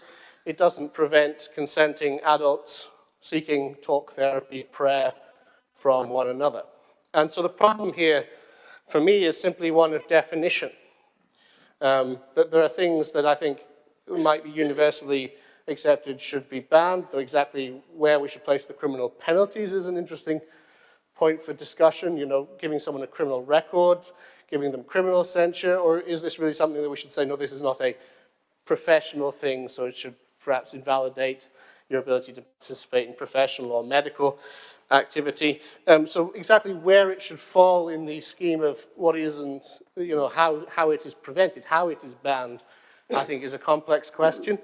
And I think exactly where the definition falls of what we call conversion therapy is a complex question. And there are many definitions out there, I think. Councillor Brown presented a more expansive definition, more in line with those organisations, those pressure groups that do seek the banning of conversion therapy. Interestingly, I would say more expansive even than, for example, Stonewall's definition of conversion therapy, which comes across more as talking about, supposed medical practices. And then we have a large group of organisations, including both the Church of England and the Catholic Church, it should be noted, who have signed up to a memorandum of understanding which supports the banning of conversion therapies. It's by no means a sort of unified voice on this in one particular direction from religion. But it should also be noted that, if you are a member of the Catholic Church or a member of the Church of England, and you're a member of their priesthood or their clergy, both organizations still say that it is against the rules of their organizations to be a priest and to practice homosexuality. So they say you can be gay, but you can't practice it. And I would be very surprised if either organization is signing up to the suggestion that they can't offer prayer or support to their own clergy, who they've told cannot live out the active version of their lifestyle, because they also support a ban on conversion therapy. So is it, for example, conversion therapy to support one of their own priests in living a chaste lifestyle? So exactly how do we even define what constitutes conversion therapy? more expansive definitions include the idea of saying, yes, we should ban any attempt or any suggestion that this lifestyle is one that should be seen as less or different. But clearly that can't be the definition that the Church of England or the Catholic Church are signing up to. What I think is important to avoid and important to have clear is that when you criminalize something, you are reducing autonomy in a sense. You are telling the public, you cannot do this, you cannot seek this, you cannot act for it, you cannot practice it. It's worth noting that the vast majority of practitioners of the prayer or talk therapy side of conversion therapy are themselves individuals who would openly say they have same-sex attraction. Now, maybe not exclusive same-sex attraction, but they are usually people who are themselves, or at some point in their lives, have experienced attraction for people of the same sex. So actually what I think the danger is in sort of going for a blanket ban on an expansive definition without thinking about this very carefully, is that actually, if you're telling certain same-sex people, people who have some same-sex attraction, maybe not exclusively, that they have to sort of themselves embrace that lifestyle, because let's face it, if you were born religious or grew up religious or become religious, you start to believe religion, there are difficult passages in most religions for those people, and I don't envy them the challenge of reconciling it. I make no judgment, I make no comment. But those are people that are making a free choice to reconcile their lifestyle and their decision with their beliefs in the way that they choose. And so these therapy groups, these support groups, these prayer groups are actually the autonomous choice, the lived experience of groups of people, most of the time, with same-sex attraction. Now, except where there's children involved or coercion, that should not be something that is allowed to occur, where you have a group of consenting adults who seek out that type of environment, who seek out that type of therapy, that type of support group, who are we to criminalize it? And I think the danger is in seeking... Councillor Atkins, can you sum up, please? Yeah, final sentence. In trying to reduce judgment in society, in trying to reduce the sort of punitive actions against gay people, reduce discrimination, we don't want to actually increase division. We don't want to drive under the carpet, under the rug, if you like, people who choose to live out their sexuality, live out their lives in a way different from how we might understand. So it's not that I am in any way standing up and saying I am a supporter of conversion therapy. My experience of it is it probably largely doesn't work in any form, but I don't think it is right to criminalize the behavior of a marginal group who are doing so in a consenting and adult fashion. And surely that is the whole point of the rights movement from its inception to today. Thank you, Lord Mayor. Thank you. Councillor Robert New, please. Thank you, Lord Mayor. Sorry, Mayor, I wasn't expecting to follow that. So I'd like to speak to the actual motion before us, and again, I've completely supported what's been brought forward. And I think you're right, it's frustrating for those who have been expecting this legislation to come forward and to be passed through the House of Commons and then to be legislated into law. And I think we have the majority of support in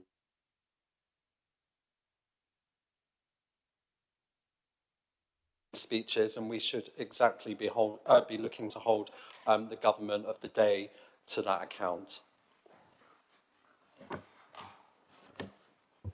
Thank you. Councillor George Fielding, please. Thank you, Lord Mayor. Of course, I think the majority of people in this room will be in support of this motion. As a proud member of the LGBT plus community, I think in a modern, forward-thinking, progressive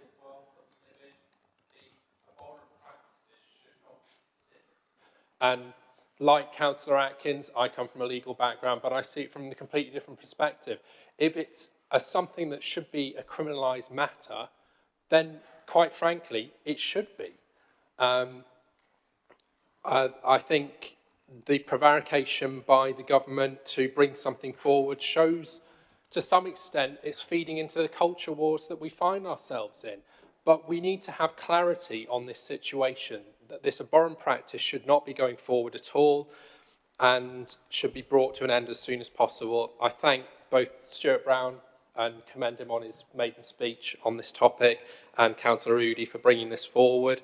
And also like to thank and support the LGBT plus community in Portsmouth and all the groups, Portsmouth Pride, the 4U Youth Group, and the champions that we've elected from the council to be leaders in this respect. And I think we can get a resounding yes to support this motion. And yeah, I'll leave it at that. Thank you, Councillor Fielding.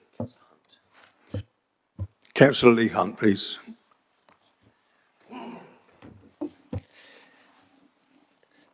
Yeah, members, I think Councillor Atkins is in the wrong place, but I respect his right to say what he says. I thought he was right-wing. I now know he's extremist right-wing in what he's saying. I've been a practicing gay guy since the day I was born. Perhaps I'm not very good at it, I don't know. But I've certainly been trying for the last 62 years. Sorry, 62 years. And I've had a lovely time, thank you very much, Councillor Atkins. And I suspect there's one or two other people in here who've had a lovely time but don't wish to say so. But I'll tell you what, it's not a lifestyle choice, as you have described. You're born a particular way. You can be you can be gay, you can be bisexual, you can be pan, you can be whatever these things are. Nobody's pushed into boxes nowadays. And if there is a Lord, and if religion does have a place, I'm sure he looks down on you and thinks, what a fool you are. Because people should be free. They shouldn't be enslaved by your sort of doctrine. They should be free to make their own choices. And I'm just sorry that someone like you is in our council who speaks in this way. You have members in here, and I was affronted by what you say. Perhaps that's what you want. I don't know. But there was no need to say it. My mum said to me when I was younger, if you haven't got anything nice to say about people, then just don't say it. I mean, you haven't proven anything today. Apart from that, you know, you're a bit of an idiot, quite frankly. And the council here isn't going to support you and your views. And perhaps it's one of the reasons why you're no longer the leader of the Conservative Party. I just wish you weren't a councillor, quite frankly. So apologies, Lord Mayor. I wanted to say it, I've said it, and if I get into trouble, tough. Thank you, Councillor Hunt. Point of order, Lord Mayor. A point of order. I just want to clarify something I said. I suspect it's not the only thing that Councillor Hunt found offensive, and I apologise for that, but I was not intending to say that I viewed homosexuality, gender identity, any of those things as a lifestyle choice. What I was saying is I have met people, I know people, who despite same-sex attraction don't identify in that way, and who choose to live chaste or, if they have mixed attraction, heterosexual lifestyle. And, you know, why should those people not be entitled to do that was merely the question I was trying to ask. And why should they not be entitled to seek support for it? I'm not in any way questioning the fundamentality of sexuality or expressing the view that I don't view it as fundamental Councillor Atkins, or unchangeable. just a point of order. Thank you. No, thank you. Councillor Vernon-Jackson, please. Thank you, Lord Mayor. I think it is beholden to me as leader of the council to speak in relation to things that Councillor Atkins has said. I think this is, we have to show leadership on key issues like this. I think we need to be very clear that human rights are human rights. You don't opt into some and out of others. That people are people, and we have to respect them for who they are, and they have rights. Let's be very clear what conversion therapy is about. Conversion therapy is telling somebody that they are wrong, that they need to change, that what their feelings are unacceptable, and they have to stop it. It's nothing about respecting them. It's nothing about validating them. It is telling them that they are wrong. Now, the government over the past have said this. I remember Mrs Thatcher and her crew pushing through legislation, including Section 28, that said that my relationship with my husband is a pretended family. Didn't count as a family, but it's a pretended family.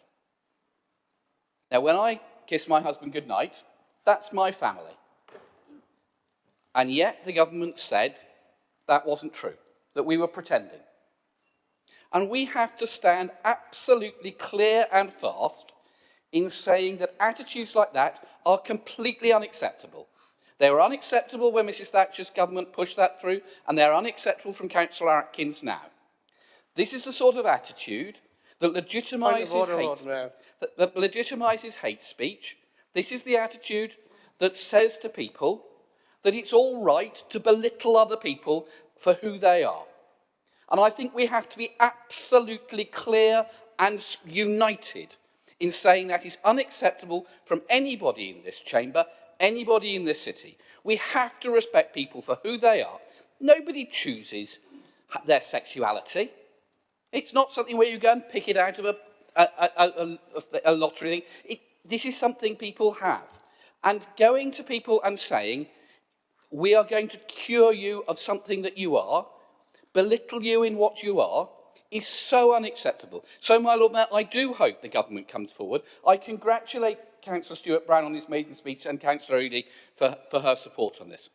We have to make sure that we speak loud and clear as a council that respect for people means respect for people. Conversion therapy tells people they're wrong and says to other people, you can go and cure them. How can that be right and how can that be respectful? I think, my Lord Mayor, this council has to speak loud, clear and united on this. Thank you, Lord Mayor.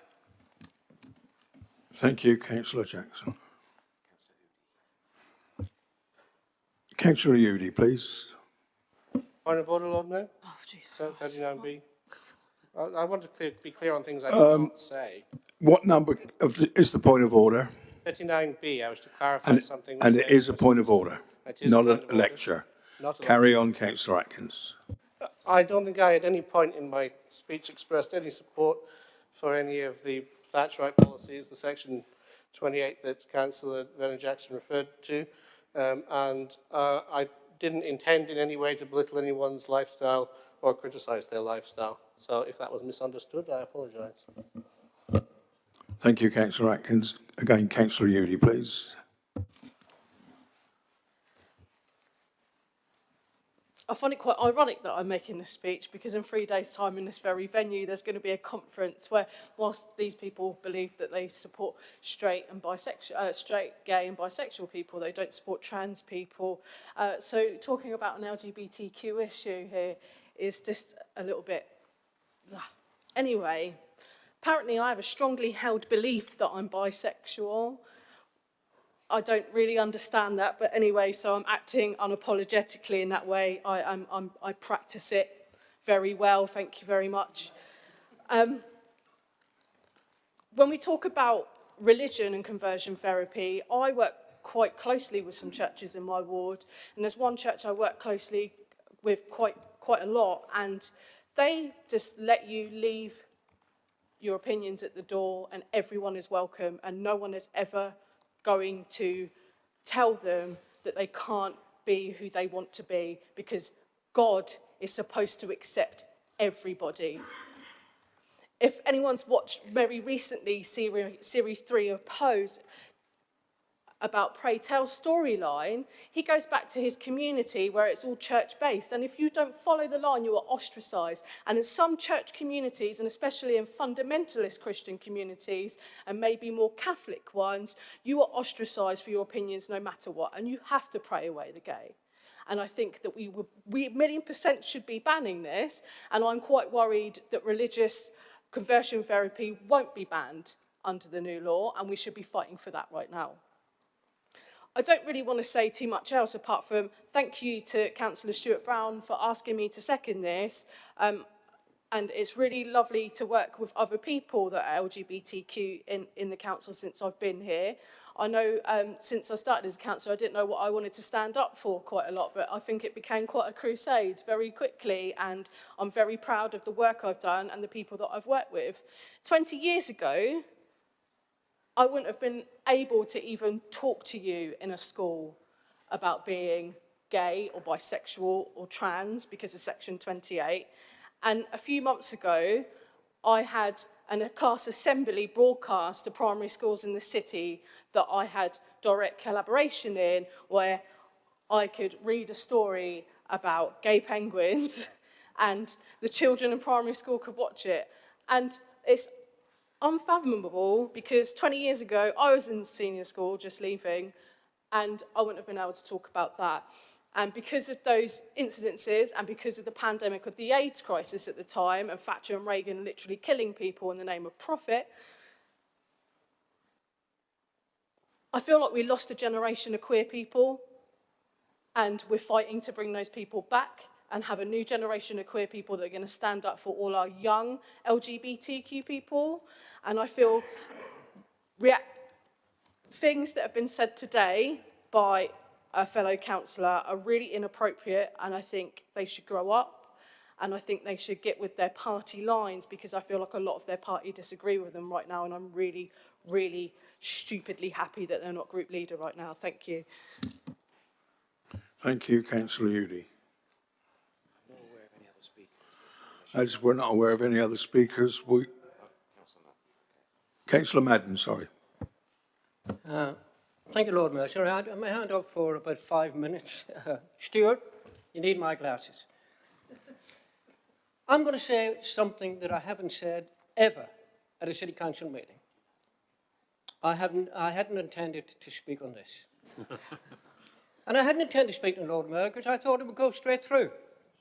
It's actually asking for the government to do something it said it would do. Now, no matter what the issue is, that's the first bit of it, and it needs a bit of urgency, is what Stuart Brown, and well done, Stuart, on your maiden speech on that one. Just to follow on a little bit from what Claire was saying, I come from a place called Northern Ireland. And Northern Ireland is run by the churches, or used to be in my day. And there was no such thing. There was no such thing then as gay people or lesbians, or anybody LGBTQ, because nobody talked about it. Okay? And in fact, of course, even when I was young, of course, you could be prosecuted for it anyway, right? For these acts that people went on about. I think we've got to say, Lord, in my own mind, I never know about this, you know, freedom of speech and all that sort of thing, you know, because I'm not too sure whether, you know, when people are out inciting people, for instance, are entitled to a freedom of speech. And I actually think, to be fair to Councillor Atkins, he didn't intend to stir up this trouble, but I have to say it to him, or a rebuttal of what he says, but I have to say to him, if he didn't intend to do it, he shouldn't have said it in the first place. People are people. And we have to accept that people are people, and we shouldn't be concerned about their sexuality. When we look at our equality statements, which we do and review on a regular basis, we have the whole list of people, don't we? People with disabilities, people with whatever, right, that we seek not to discriminate against. In fact, we say we should not discriminate against, and we should not be discriminated against people from the LGBTQ community. Now,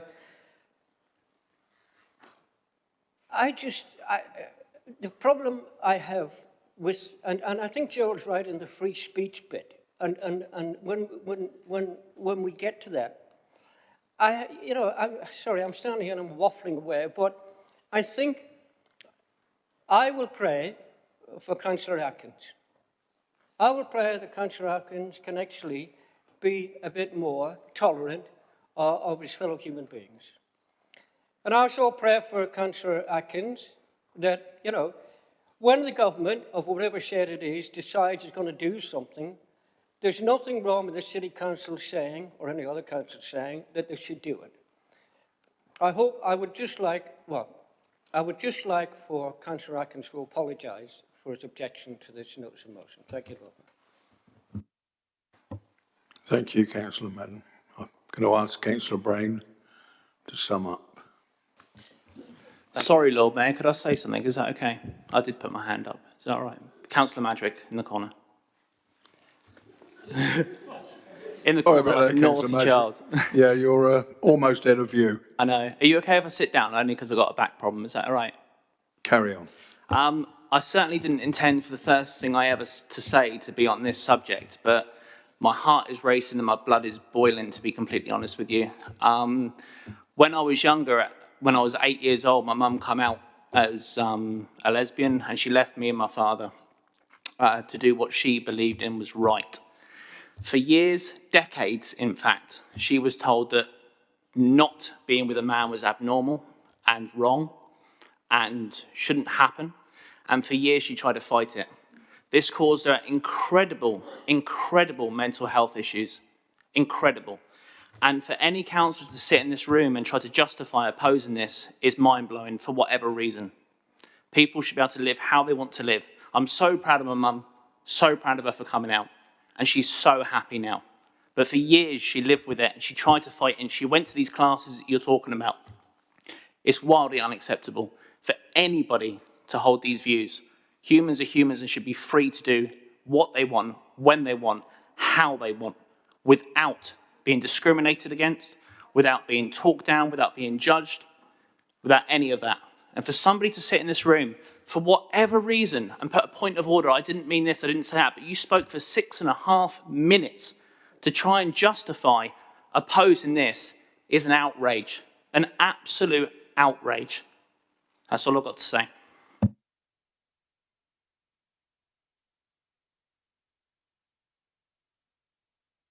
Thank you, Councillor Madrick. Councillor Brown, please. Thank you, Lord Mayor. So it's very heartening to hear so many colleagues in support of what I certainly didn't intend to be such a controversial motion when I submitted it. I figured that most people living in the 21st century would be on the right side of this issue and would be looking to hold the government to account for its own promises. And it is a little disappointing to hear that there is at least one person in the chamber who is not. However, just to go through some of the points that have been raised, because I'm going to try and do an actual summation and not just another speech in favour. Councillor New, it was very heartening to hear supporting calling on the government, and to be honest, I think at our level of local government, it doesn't matter what party the national government is. If they don't do what they're going to say they do, we should all be behind getting them to do that. So thank you for your comments on that. Councillor Hunt mentioning that in rebuttal to Councillor Atkins, being LGBT plus isn't a lifestyle. I know Councillor Atkins then came back on that, but then decided to repeat his use of the phrase lifestyle in his further point of order later on. I just would like to make it clear, being LGBT plus isn't a lifestyle or a lifestyle choice. It is an integral part of an individual's identity and indeed a protected characteristic under the Equalities Act. Supporting someone in practicing chastity is not the same thing as seeking to change their identity, and I think it's important we recognise that. Councillor Udi, very aptly mentioned there, being bisexual, and again, that is something else that Councillor Atkins might want to learn the word for, because his term mixed attraction, there is a word for that, it's bisexual. Bisexuals exist.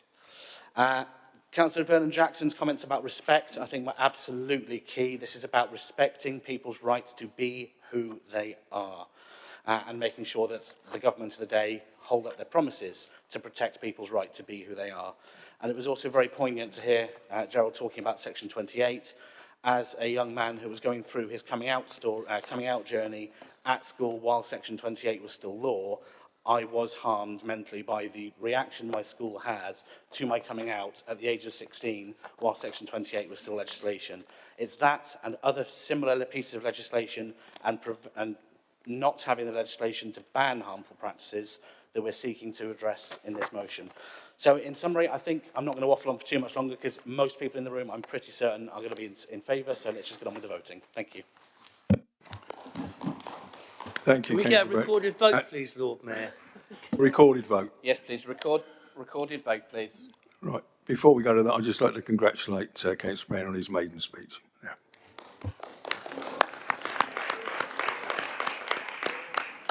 I think you've got enough for a recorded vote, Lord Mayor. Oh, and before we go to the recorded vote, also congratulate Councillor Madrick on his unintended maiden speech.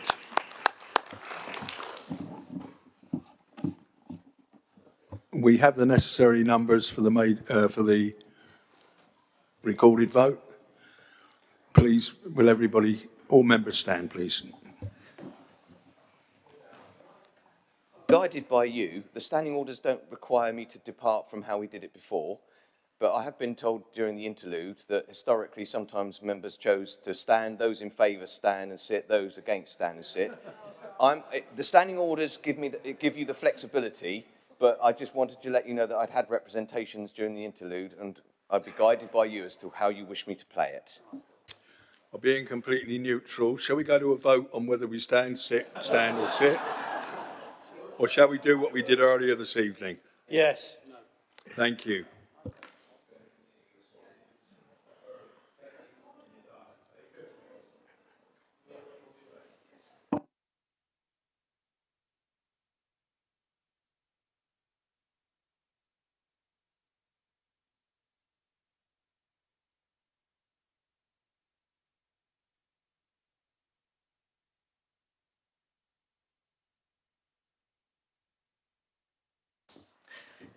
Councillor Ashmore. For. Councillor Atkins. Against. Councillor Atwell. Councillor Bosher. For. Councillor Brent. For. Councillor Brown. For. Councillor Coles. Councillor Corkery. Councillor Dowling. Oh, sorry, he's not here. Councillor Fazakerley. For. Councillor Fielding. For. Councillor Gerarda. Councillor Gosling. Councillor Heaney. For. Councillor Hockaday. Councillor Holder. For. Councillor Hooper. Councillor Horton. Councillor Hunt. For. Councillor Madden. Councillor Madwick. For. Councillor Hugh Mason. Councillor Lee Mason. For. Councillor Mellor. Councillor Norton. For. Councillor Peter Harris. For. Councillor Gemma New. For. Councillor Robert New. Councillor Sanders. For. Councillor Jeanette Smith. Councillor John Smith. Councillor Smythe. Councillor Stagg. Councillor Swan. Councillor Symes. Councillor Udi. Councillor Vernon Jackson. For. Councillor Weems. Councillor Wood. Absolutely for, Lord Mayor. Okay. We'll just total that up for you, Lord Mayor.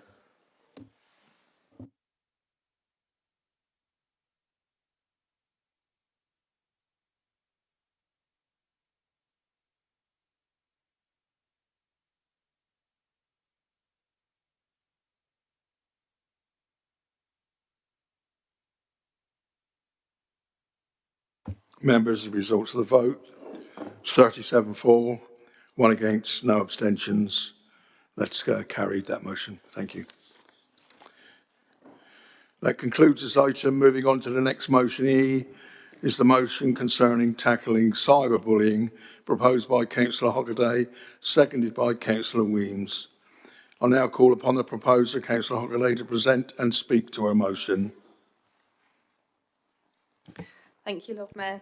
I do apologise in advance if I'm shaking. My hands and feet are rather cold. So this is a subject that's really close to my heart because of the impact that it has on people's mental health and their lives.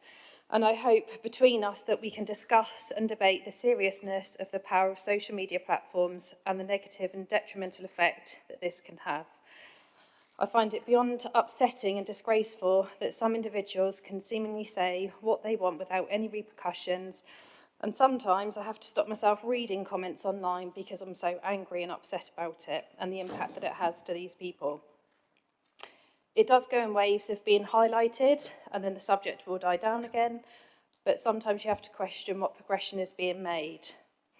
I believe the motion is in the best interest of all political parties to support, And as elected members, we're in a good position to raise awareness, to lobby for investigation and legislative measures to be put upon social media giants to try and make a difference and make a positive change to society. Social media should be a positive platform. It's become a fundamental part of all of our lives. I'm sure the other day people noticed that when it was down for one evening, the impact that it did have. And businesses thrive from advertising, people are able to socialise, and important information is regularly shared and available for others. I do use social media, and my council's social media page, purely Facebook, as I've stopped using Twitter, is used to inform my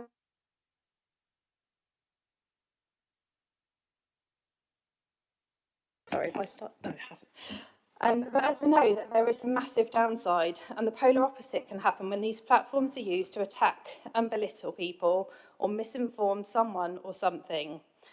The comments people are allowed to make can be more and more harmful to society and have a really detrimental and damaging impact.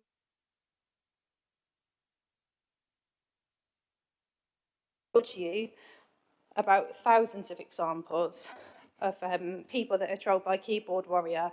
In recent months, we had the disgusting comments that were made about our England football team. Caroline Flack, who was like prey to media vultures, said before she died,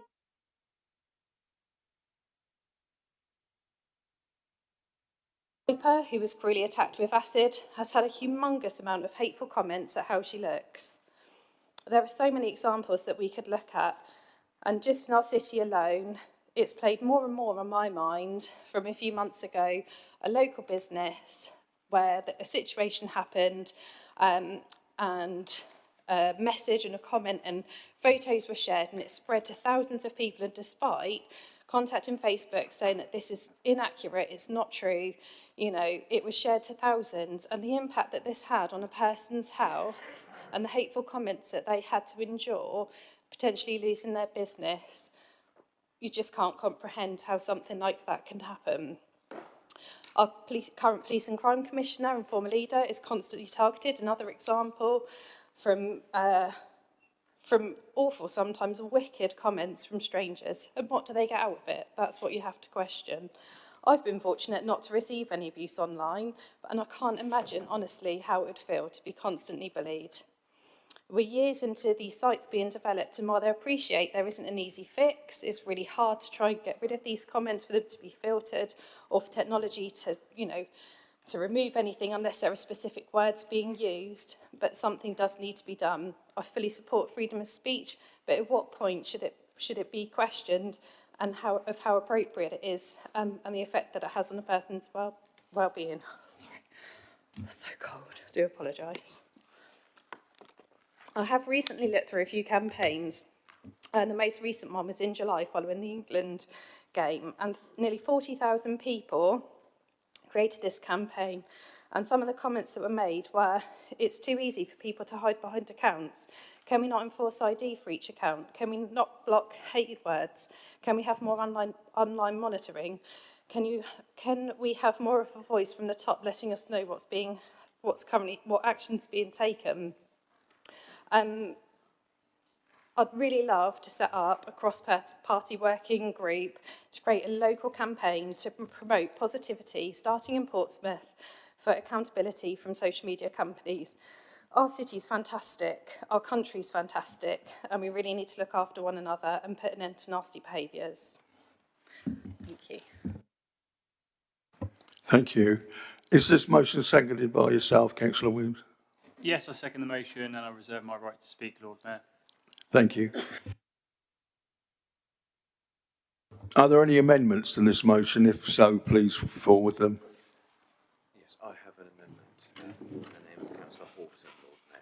Councillor Horton. Yes. Yeah. Councillor Horton, would you like to put your... Yes, please. Can you circulate it, please?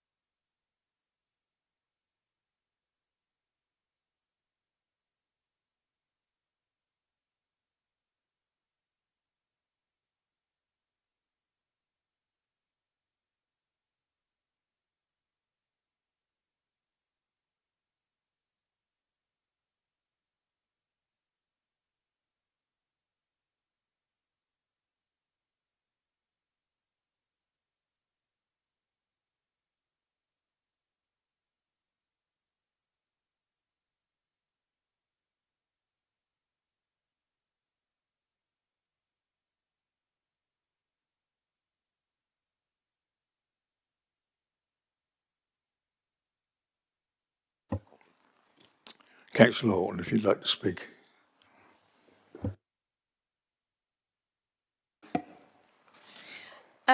Just a few points straight. First of all, oh, sorry. I just want to say that I was really supportive of this motion, and I thank Councillor Hookaday and Councillor Weems for bringing it. I think it is really, really timely, very, very necessary. And I note that actually the motion is on two levels. One, it talks about national legislation and a call to action on a national level, but also indicates that it would be really good to do some stuff locally.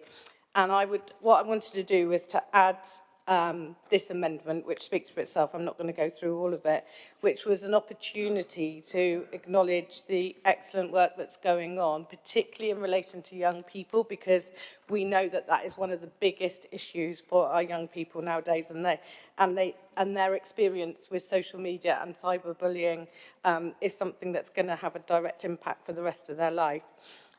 So just to highlight some of the stuff that's going on, which I actually think could be a really good starting point for working on this positivity campaign, which I would wholly support. And that was the main points that I wanted to make, actually. Just completely agree with the rest of it. I think that cross-party working on this is really important.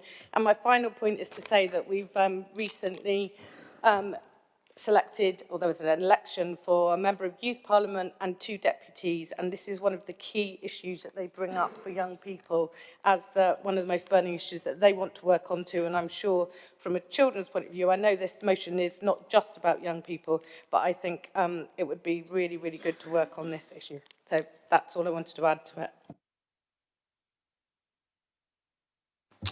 Thank you, Councillor Horton. Councillor Ashmore, do you second this amendment? I do, Lord Mayor. I reserve my right to speak. Thank you. Members, if you're experiencing some trouble with the microphones, we've been advised by the experts that you might have your laptops too close to the microphone. So there, all you IT people. The matter is now for debate. Hooper. Councillor Hooper, please.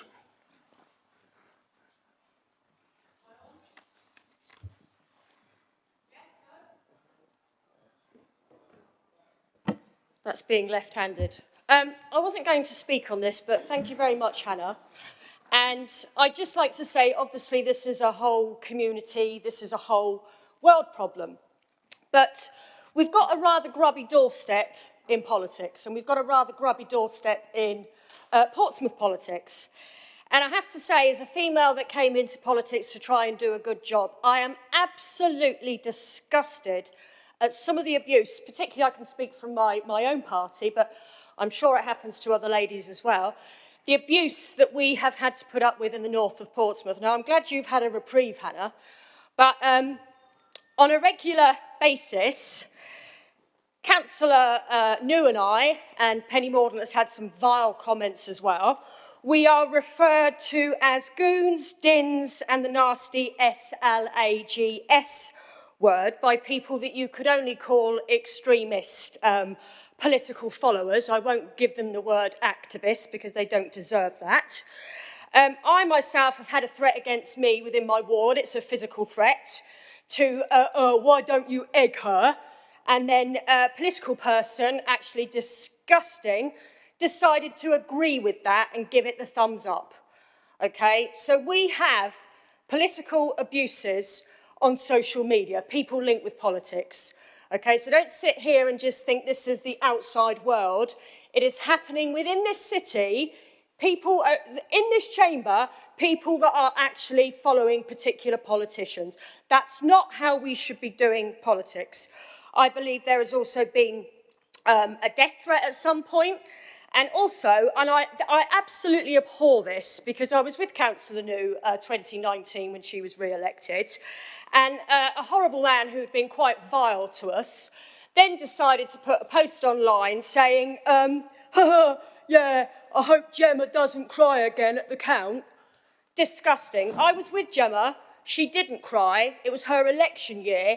It was a vile, vindictive, misogynistic male who has thought, the same person actually, the same group of people, that they can actually constantly beat us up. Well, guess what? Females are in politics. We're here to stay. If you don't like it, clean up your act and get the hell out, because none of us should be encouraging those sorts of people to be supporting our political parties. They won't get the better of me. They won't get the better of Gemma. They won't get the better of Penny Mordaunt when they decide to put all sorts of disgusting things over some of her signs at, a general election time. It's grotesque. So this chamber needs to start with cleaning its own doorstep first. Thank you very much. Thank you, Councillor Hooper. Councillor Robert New, please. Thank you, Lord Mayor. And just to echo some of the things, actually, that Councillor Hooper said, I have witnessed it. And unfortunately, there are people in this chamber that still hang around with those thugs and, get better company on that.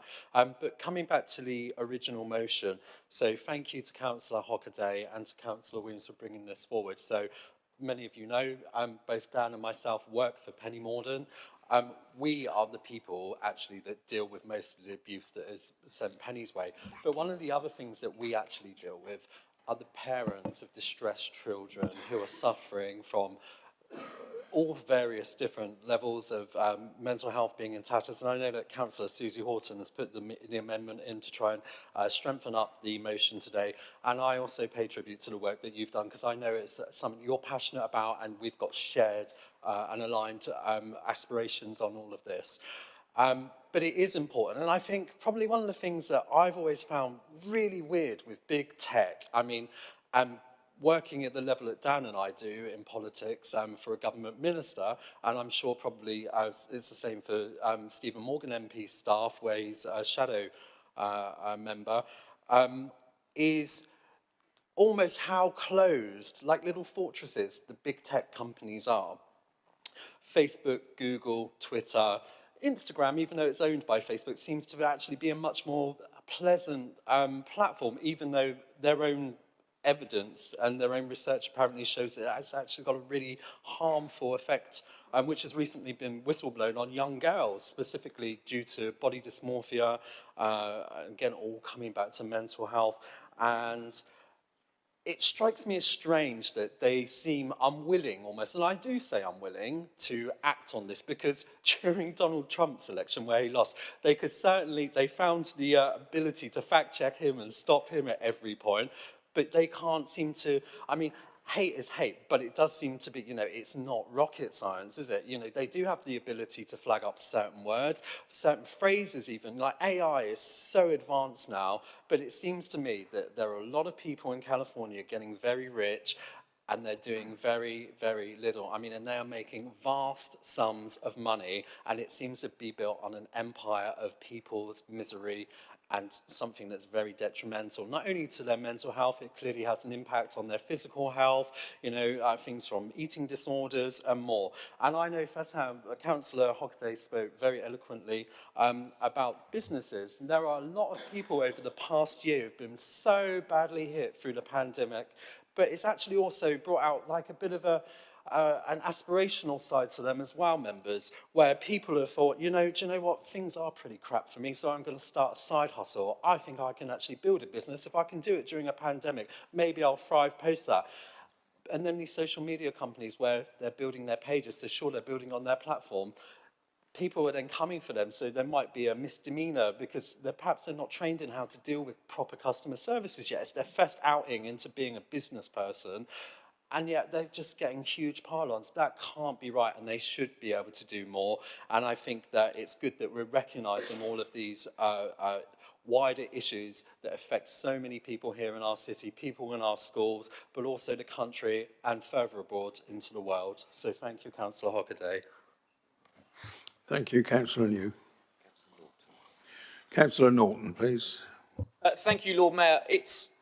As politicians, we often look, I think, in the chamber at how debates go. And so I'm going to take a slightly softer tone than the one that I kind of had originally planned, I think. However, the legacy points that I want to make still do remain. So as politicians, we are active users of social media, aren't we? And we use these different platforms to put forward our message, to explain our policies, and of course, receive criticism. And that's fine, it's okay to receive criticism. However, the abuse that often we receive on these platforms is horrendous, including from a personal perspective, and I'm not going to say what party it came from, but an activist commenting then about my 3-year-old daughter, is she going to grow up to be Tory scum like her dad? Totally unacceptable to have to read that when we're trying to do some good in the community. Now, look, I haven't had to report these things to the police, but I have flagged them with social media sites before, and it often falls on deaf ears. So, look, I don't believe there's a fine line between freedom of speech and abuse, but I do feel that companies must do more, in particular for users who post anonymously. Now, look, if people don't want to post things in their own name, then so be it. But I do think these companies should have at least have a record so that they can, of who their identity is, so that they can hold them to account if they abuse, as many do. Now, this is the area of the debate that I really kind of want to focus on, really. And for me, it's about drawing a line between things that you might say to a person's face and what you would say online. I don't think there should be a difference. And if someone's not prepared to say something to somebody's face, then I think they should probably not hide behind a keyboard as some form of empowerment. Now, most of us here are thick-skinned, I think. Those of us that grew up in Portsmouth have probably been called most things face-to-face. But to have it from a fake account, I think, is cowardly and something that we can't defend against. And it's here that I share my disappointment, actually, for some people within this room who may use sock puppet accounts to voice the things that they haven't got the guts to say to us. But the sad reality is that's where we've got to, I think, with social media. That's where we're at with it. Now, most disappointing for me is that there are elected officials who choose to adopt these tactics that we're openly talking about. They haven't got the integrity to say it to us, so it comes from memed websites or from attacks from behind a keyboard. And look, these sites, for example, will mourn the tragic death of Caroline Flack, who tragically took her own life due to online bullying, but then hours later post numerous edited photos designed to attack anyone that disagrees with their narrow-minded views, and that is not good enough. Let's just put that into perspective, please. I really do want to put that into perspective. I'll never understand the hate that drives somebody to sit down and take that much effort into whipping up so much anger against someone who simply disagrees with them, Now, I doubt that those who run or contribute or whatever these sites are free from this. I'm sure that there are many things that have been said to most of us, if not all of us in here, but that kind of playground bullying, especially when it comes from somebody in a position of who has the ability to be in a position to create change, I think is not good enough. We need to move away from that. Now, I rarely say this about the city that I love, the city that I grew up in, but actually our press is no different. And, I'm embarrassed by the way that our press often act. They're not innocent in this type of inciting behaviour. And in fact, I think they often go around, the media on whole, let's be honest, go around trying to destroy people's lives, don't they? And this kind of reporting, or the kind of reporting that we often see on social media, just fuels, I think, the kind of attempts or the things that this motion wants to address. I know people don't buy papers anymore, but it's a shame that we've turned to social media as a substitute, often, led in quite a phishing way, I think, by lots of the publishers from the press. Now, I do support this motion, of course I do, but I hope that as members we can have a little think about acting in the same way and with the integrity that this motion asks social media operators to adhere to. Now, I think we all have a responsibility to stand up to bullying. It's not enough to say, I'm not a bully. I think we need to be anti-bullying. And to do that, we need to call it out. We need to confront those who are bullies. And for that reason, I'd like to thank Councillor Hockaday for bringing it before us today and addressing what I think is a very, very important issue that I hope that all of us in this room, as well as social media companies, can learn from. Thank you. Thank you, Councillor Norton. Councillor Williams, please. Thank you, Lord Mayor. I just basically want to echo some of the sentiments that were said here today and especially thank Councillor Hockaday for bringing this motion forward. I understand this is my maiden speech, but I will keep it short and sweet. The online safety bill is welcome. It's a welcome step in the right direction by the government to tackle online bullying. The bill will make companies more responsible for their users' safety online, lessen the spread of misinformation, and give more powers to Ofcom to hold companies to account. Whatever your opinion on social media, it is a part of life and is particularly relevant to young people and children, many of whom have grown up with rapidly changing technology that gives them the ability to document and follow everyone, including themselves, for 24/7. This ability can be very harmful, particularly for school-age children. I'm sure we all remember when we were in school. Some of us, it was many years ago. For others, it was only a few short years. I know from my own experience that I was subject to bullying, and I found myself lucky to have a great support network when I got home from school. This was just before smartphones, when MySpace was the main platform to use before the advent of Facebook, Instagram, Twitter, etc.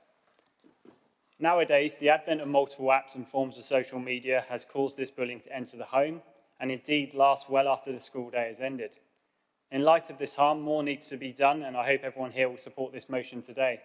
I also want to echo some of the sentiments that Councillor New has said, as he has also said that I work for Penny Mordaunt, and some of the stuff that is sent to us on a daily basis is apparent. It's actually kind of disgusting, and there are some people here today that have shared some of those problems with other councillors here. So in light of that, I just hope that this motion passes, and I hope that everyone here today can basically just stop being a bit more positive online. Thank you.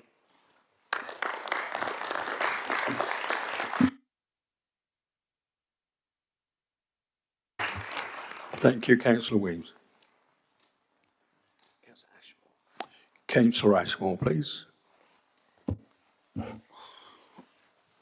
Thank you, Lord Mayor. This notice of motion is obviously thoroughly commendable in my eyes, so thanks to both Councillors Harkaday and Williams for bringing it here today.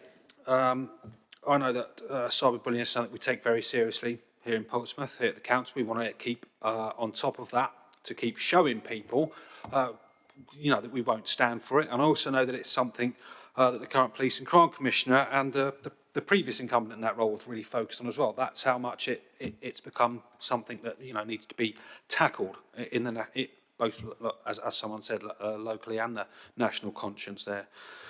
Of course, us being in the public realm, there's increased scope for us being recognised and criticised for our decisions, and there's nothing wrong with being held rigorously to account, either online or in person at the right time. We're not on about that.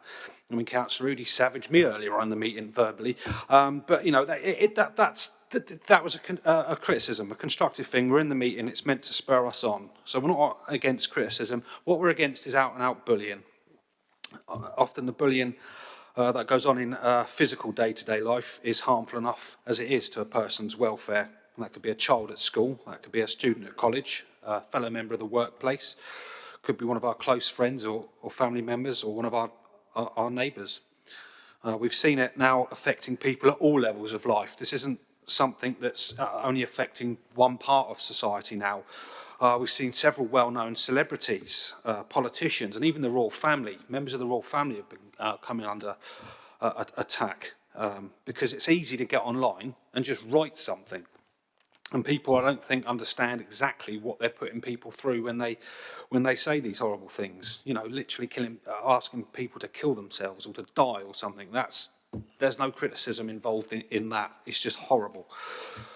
So yeah, for some people, especially anonymous accounts or troll accounts, but not always, they think it's open season. To attack someone's speech pattern or body shaming people or someone's sexuality, and not even the England football team were safe from that. Councillor Hockaday referred to it. After that, the Euro 2020 final, we had some black players come under some hideous abuse from people who are supposed to be England fans as well. You know, so yeah, we condemn all that. It's not welcome here, not now, not ever. So any way that we can step up the campaigns to address the bullying, online or otherwise, we'll be right behind that. And to anyone listening that has suffered the abuse, anyone who has been called foul names or been discriminated against, anyone that's been bullied in any environment, I say you're not alone. Portsmouth City Council take this seriously. I'm sure all the members here take it seriously. Both the city's MPs take this seriously. The Police and Crime Commissioner takes it seriously. The police take it seriously. Schools take it seriously. There's no place left for the perpetrators of such abuse. So keep your spirit up. You're winning. Thank you. Thank you, Councillor Ashmore. Before I go any further, I'd like to welcome Councillor Ben Dowling to the meeting. Have you got any interests, Ben? Good evening, Lord Mayor, and good evening, members. Apologies for my delayed arrival, and no, I have no declarations of interest for this meeting. But looking forward to it, Lord Mayor. Really? Thank you. Who's next? Councillor Udy, please.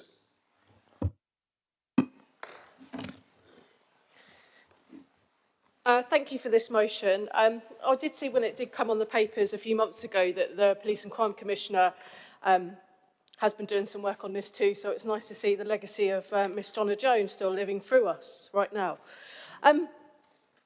For me, the definition of bullying is a bit muddied in this discussion.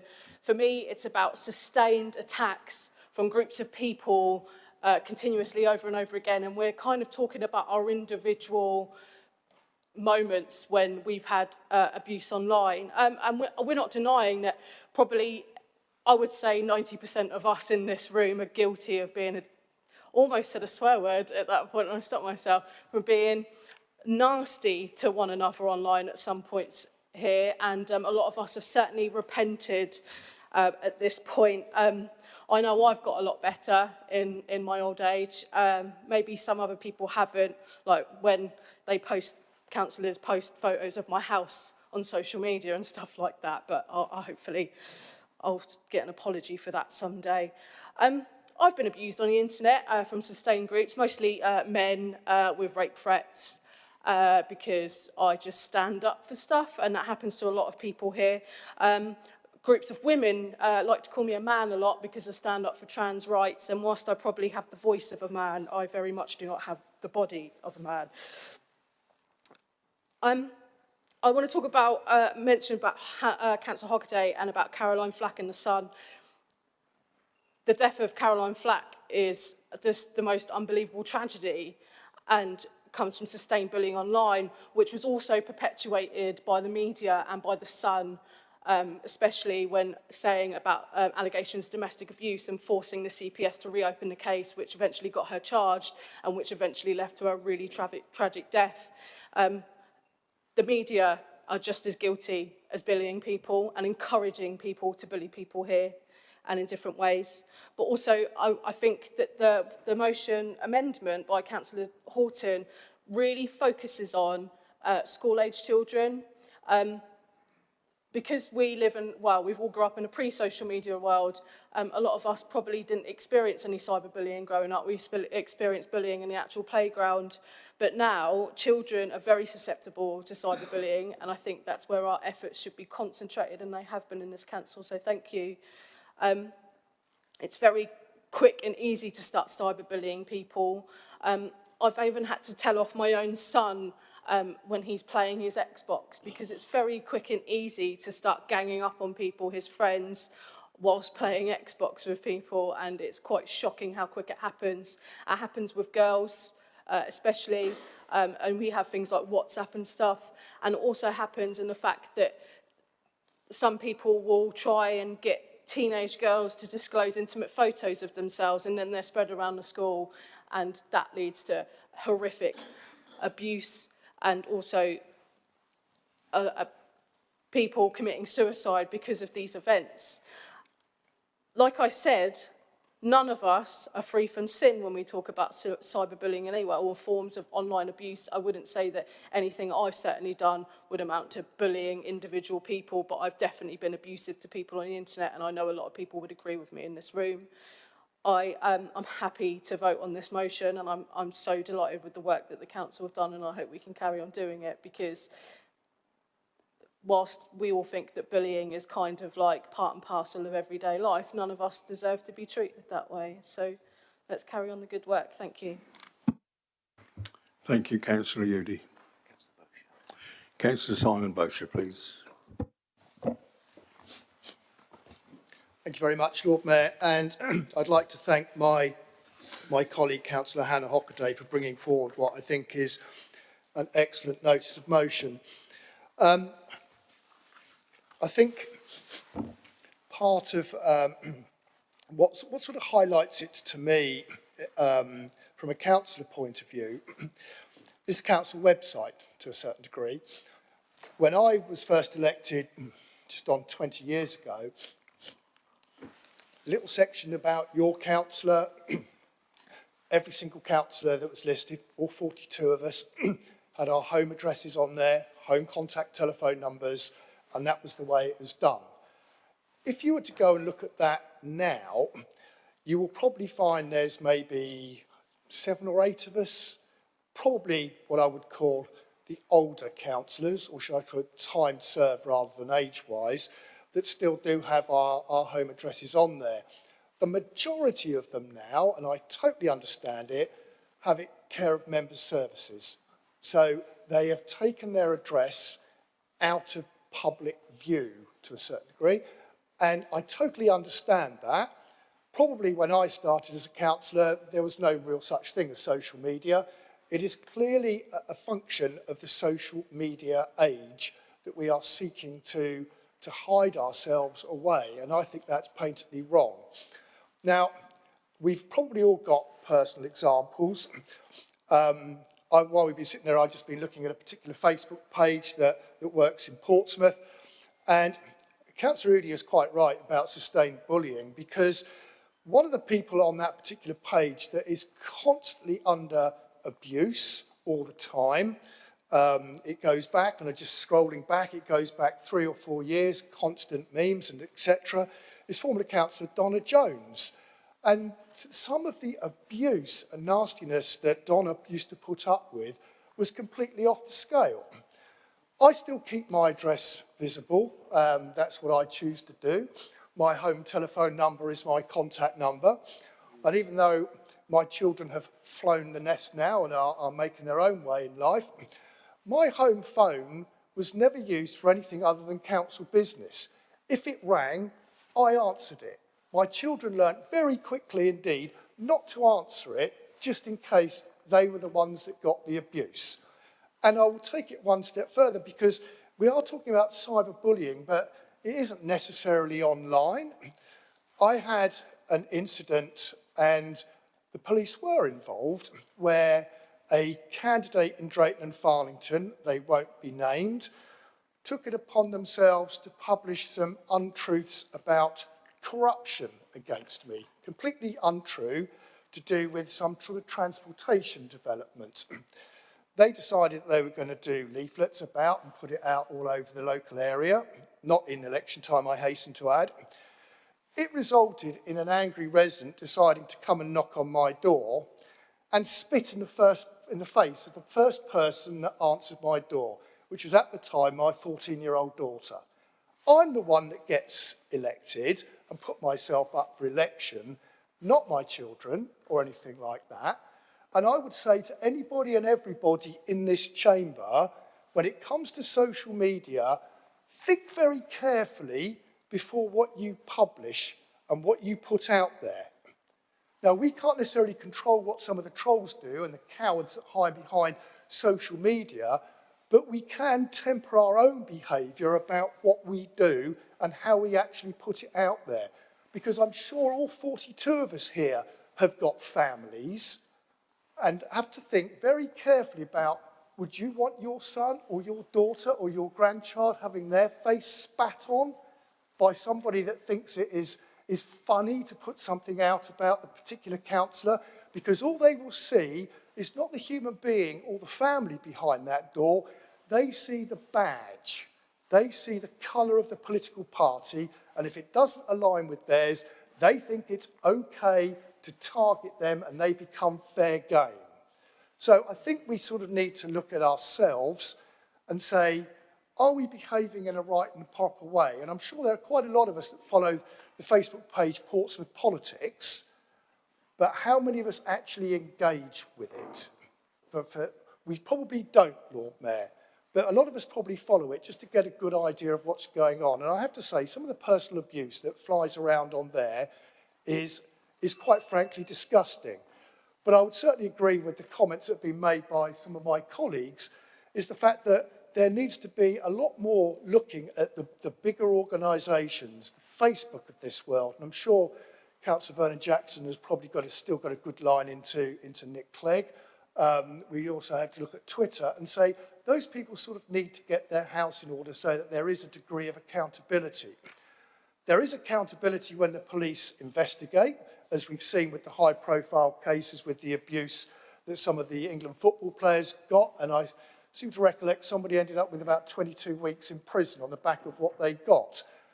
But sadly, they are high-profile celebrities that are getting that. When you drill down into some of the abuse that what you might call the average person in the street gets, we don't necessarily enjoy the same sort of protection or investigation.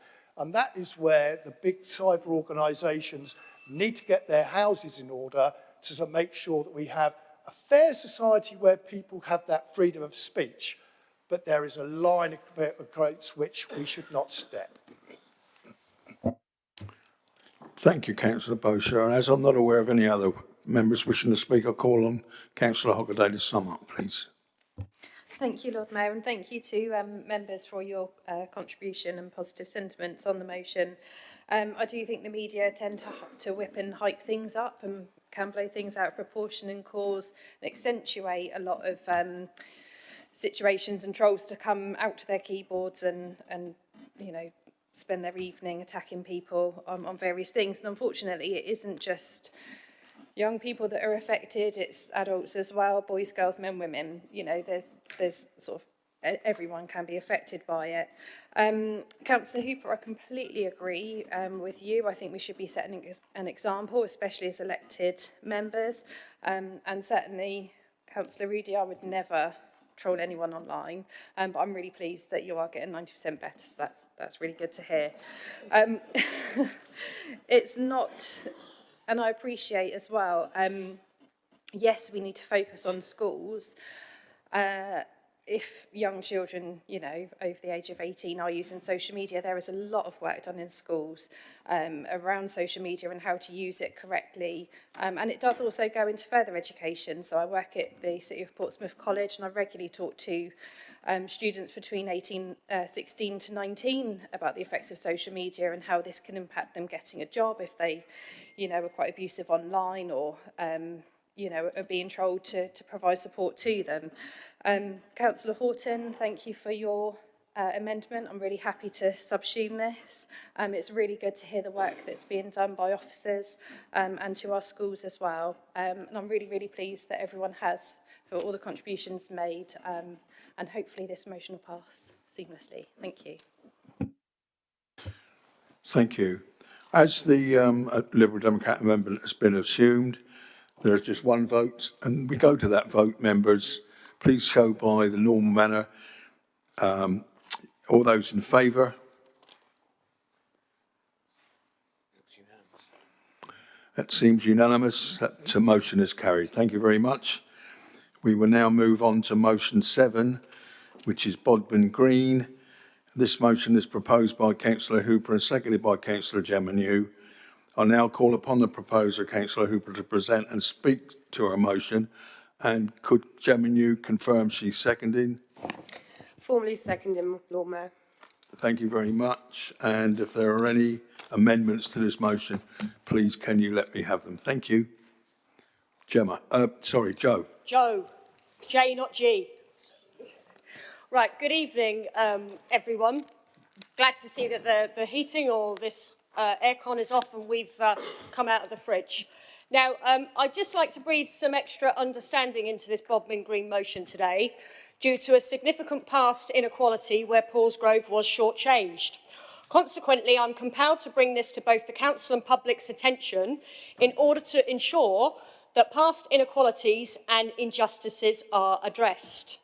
I also don't like shortchanging and tend to pursue any pennies or indeed pounds that have rolled away. Thank you to Mr Horton as well, who spoke earlier, for emphasising this particular point. Unfortunately, due to this promised scheme being cancelled 9–10 years ago, residents and former politicians familiar with past plans contacted me and asked for funding to be restored. So for the past year and a half, I've been working hard with officers to make this a reality. Inevitably, of course, COVID put the brakes on matters, but I am now so excited for residents as we have reached the appropriate juncture where the project is ready to fund. However, sadly, there's been further rather recent mixed messaging, ambiguity and frustrations where the funding of this project is concerned. Indeed, I am most troubled as I like politics done fairly. Now, I received a positive phone message on the 30th of September asserting, "Great news, Councillor Hooper, funding has been approved," for then, bizarrely, the tune to have changed by the 4th of October to a rather forlorn and downcast, "No, I'm sorry, Councillor Hooper, funding hasn't been passed." An officer has obviously been put in an awkward position here, but I'd like to put on record huge thanks to that gentleman for all of his hard work. For me, this is rather odd-smelling and not fair on Paulsgrove residents. And so today, the ghost of Bodmin Green is returning. A little spectre whispering in the wind, "Can we please have our money back?" Councillor Bosher and I were also told that the funding is available, with Councillor Bosher making suggestions as to where our ongoing verge hardening funding will also come from this year. Practically speaking, parking woes have clearly worsened in Paulsgrove Ward, with residents feeling rather bemused, angry and let down that this promised echelon parking never materialised. However, let me emphasise this isn't about encouraging extra car usage, but dealing with a problem that already exists on a post-war housing estate where parking for cars was not factored in. However, what we can factor in now is that we are fortunate in Paulsgrove, compared to elsewhere in the city, in that we at least have some green space which can be utilised to ease this burden, and it is sensible to do so. It must also be noted that Councillor Bosher and I have also assisted residents by ensuring that the verge hardening parking project was resurrected from the doldrums, and we have pushed for funding each year. Conservatives, you see, understand the priorities of the ward, which are pragmatically focused on coping with the volume of cars that already inhabit the area. Car ownership is inevitable in this ward, of course, as the most geographically remote in the city. People are reliant on their cars to get a living. Older people who can't walk up and down hills, and with a limited bus service and the Lib Dems sneering at the Conservative aspirations of opening Paulsgrove Holt Station, the motor car is a reality, and it is linked to the financial survival of families. Parking projects such as this assist everyone from the elderly, our local schools, parents trying to organise kids and carry shopping, to busy workers returning home at night and not having to park miles away from their abode. So how do you help ease their burden today? Yes, by supporting this motion. Now, moving forwards with solutions, I'm delighted to say that all the plans are now drawn up, with the 18 proposed spaces skirting the northern and western boundaries of the green. This thoughtful design respects the important green credentials of the site with its peripheral placing of the parking spaces, which will allow the integrity of the view to be maintained and for the area to still function as leisure space. Treble benefits. Consequently, any convenient excuses around parking spaces affecting the green policies of the administration will not be credible or accepted. In fact, the engineer's work today is the perfect example of how a space can function as a multi-purpose asset for its community. With space at a premium in Pompey, this should perhaps be the encouraged way of working. It must also be noted that the echelon parking will provide an essential resource to the Victory Primary School, who I have liaised with extensively on this project and who are expecting the right result. Victory are really struggling in terms of parking provision for staff and safe parental drop-off and pick-up of children. In terms of practical considerations, I've recently asked engineers to consult with the Council's Housing Department, who own the land, Reports back have assured me that the housing staff would manage the parking facility, with the first stage being a public consultation to ensure a balanced and fair usage can be achieved and maintained. So, just finishing off, I do hope that after discussing this motion today, members will agree that it is only fair and just to restore funding to this previously promised, much needed but lost facility. I also hope that collectively you can perceive this motion as an opportunity to offer a sense of levelling up to one of our wards that is economically deprived, a ward where residents often rely upon their cars to access employment, feed their kids, pay the rent and bills. Cars are a reality, and quite often we don't realise that they are some people's lifeline, one sentence, when we constantly berate them. Yes, there are pressing environmental concerns, but there are also people concerns too. We must strike a balance. We also need parity of funding across this city. Every ward matters, and this project really matters. Please support it today. Thank you, Councillor Hooper. Councillor Gemenew, there are no amendments. As there are no amendments, could Councillor Gemenew speak? Thank you. Thank you, Lord Mayor. I have a statement here from Mr Hartley, who is the head teacher of the Victory Primary School. Parking around the Victory Primary School has always been difficult at the beginning and end of the day. We are in a residential area and there is pressure on parking. The majority of staff commute to work. Many parents drive their children to school because of the steep hill. Unfortunately, the school does not have many spaces in the car park to the front of the school.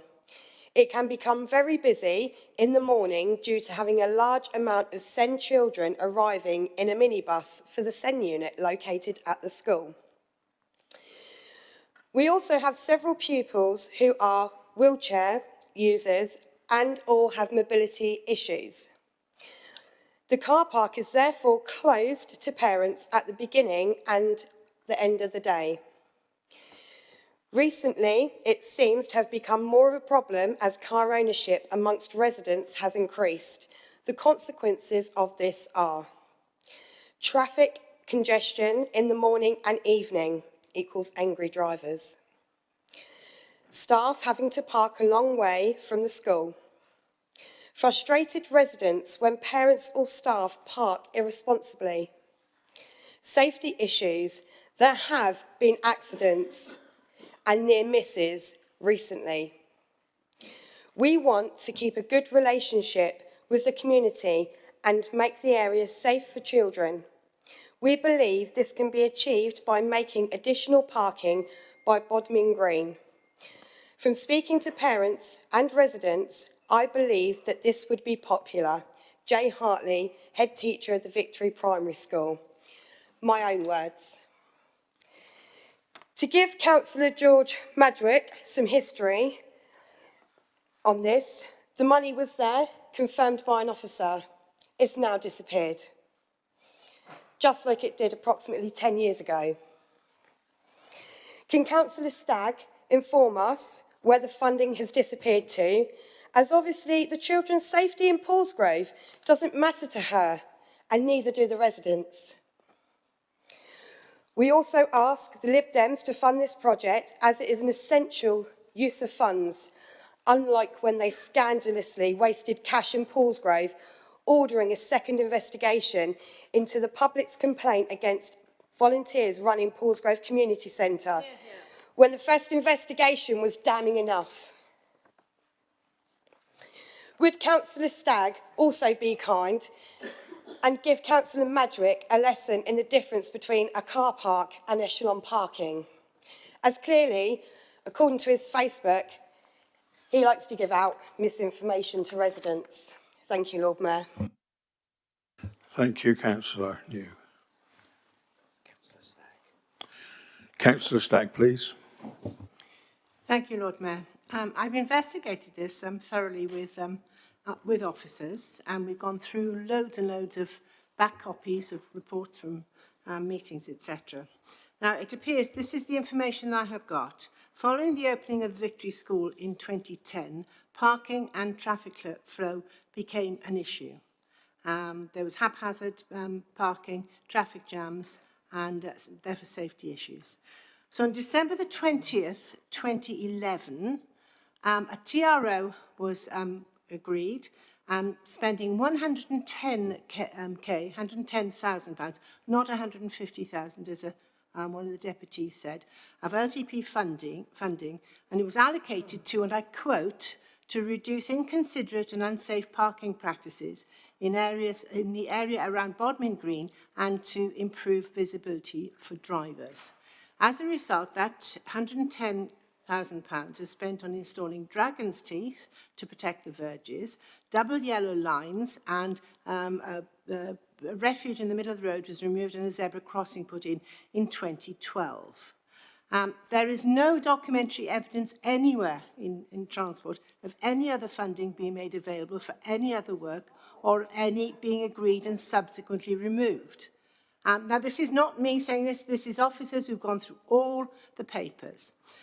There doesn't appear to have been any survey of local residents, so no evidence of a request by residents to increase parking provision has been received by councillors.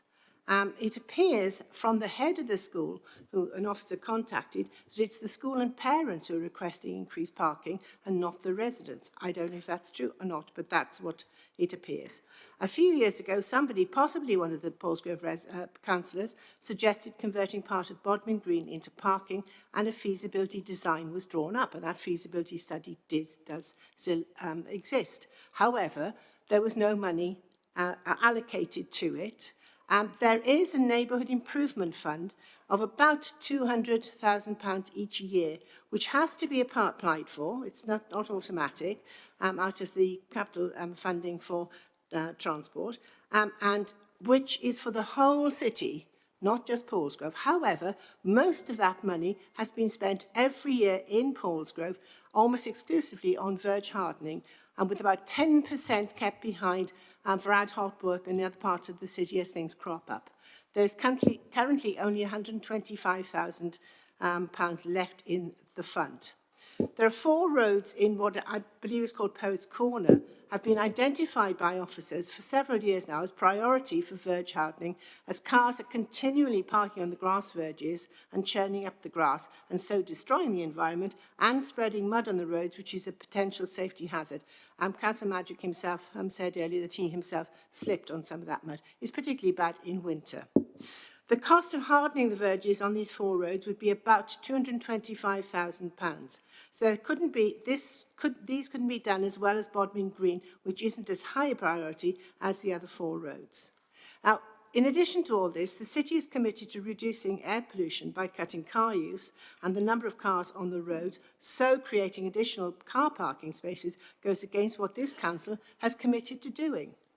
We are encouraging school children as well to walk, cycle or scoot to school for health reasons instead of going by car. We've been using Pompey Monsters to do that, the Pompey Monsters app, and also opening school streets. So how can we go against one of our own policies by creating more parking spaces and therefore discouraging children from having a healthier lifestyle? Agreeing to create additional parking spaces right next to a school would be making a mockery of our commitment to improving air quality and encouraging healthier lifestyles for our children. Thank you. Thank you, Councillor Stagg. Councillor Bosher, please. Thank you very much, Lord Mayor. For the second time tonight, I wasn't intending to speak on this one, primarily because my 2 colleagues that represent Paulsgrove so magnificently have put across the case and have been working extremely hard on this. But there are a few things there that the Cabinet Member for Traffic and Transportation said, and I just wanted to touch on a few of them for what she's for the comments that she's made. And just to clarify, I didn't quite hear it all, Councillor Stagg, but £110,000 for some double yellow lines and a TRO and an island seems remarkably expensive from my Dragon's Teeth. Sorry? And Dragon's Teeth. And Dragon's Teeth. Well, I'm minded to go back to the days when we had the city engineer, Peter King, here, who always used to refer to double yellow line as as £5 worth of yellow paint, if that gives you an idea. Some people remember him. And with regards to Dragon's Teeth, again, I go from my own personal experience in Drayton and Farlington.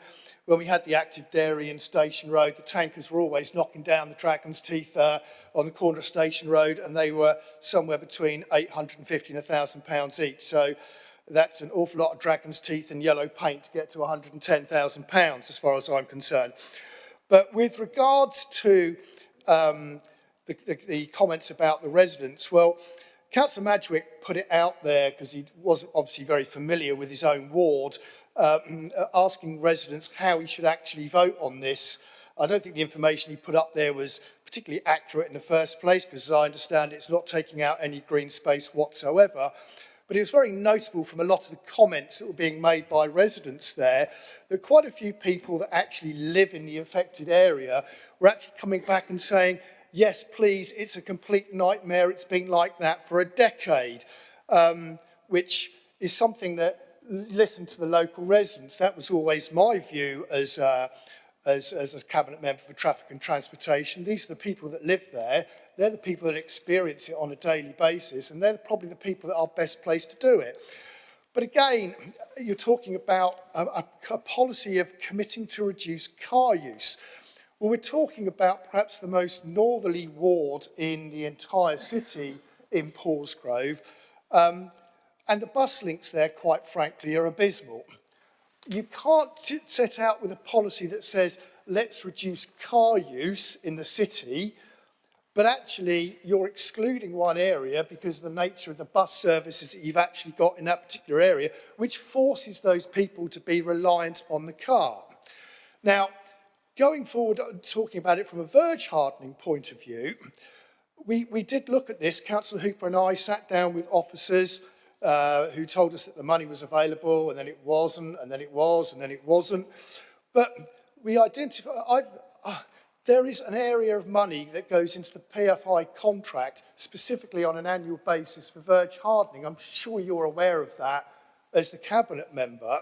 And we actually looked at the amount of that. The officer in question actually wasn't aware of that, which did surprise me, to go away and actually have a look at it and see how we could actually prioritise this to make sure that we get the appropriate funding in the right sort of place for the benefit of Paulsgrove. And certainly what we came down with worked out beautifully from a point of view of supporting this particular area with the echelon parking that they were looking for and not necessarily penalising anywhere else. Certainly when I was doing the Cabinet Member for Traffic and Transportation, that PFI money was extremely useful in certain areas to actually address parking issues that we actually had. It even addressed a small area in Drayton and Farlington subsequent to when I was Traffic and Transportation Cabinet Member, which I hasten to add I had nothing to do with. And it's done so in other areas of the city. So the finances are there. It depends which of the myriad of different traffic and transportation budgets that you actually look at, if you've actually got a will to actually do this sort of thing. And that's where it probably comes down to it. You have here 2 ward councillors that have been engaging with their residents. They have a ward-related issue which needs addressing, which is creating misery and is actually having a child safety impact, you could argue, that needs to be addressed as well, that are coming to the Cabinet Member, ultimately because they've explored all the other routes, to say, how can we actually progress this and actually move this forward? So there is an element of political will behind this, and I guess what you've got to ask yourself is, Councillor Stagg, as the Cabinet Member for Traffic and Transportation, do I want to support a school and child safety in a ward, or do I not want to do that? And that, to me, is where it comes down to it. Is it a child safety issue that is important to you, or is it not? Thank you, Councillor Bosher.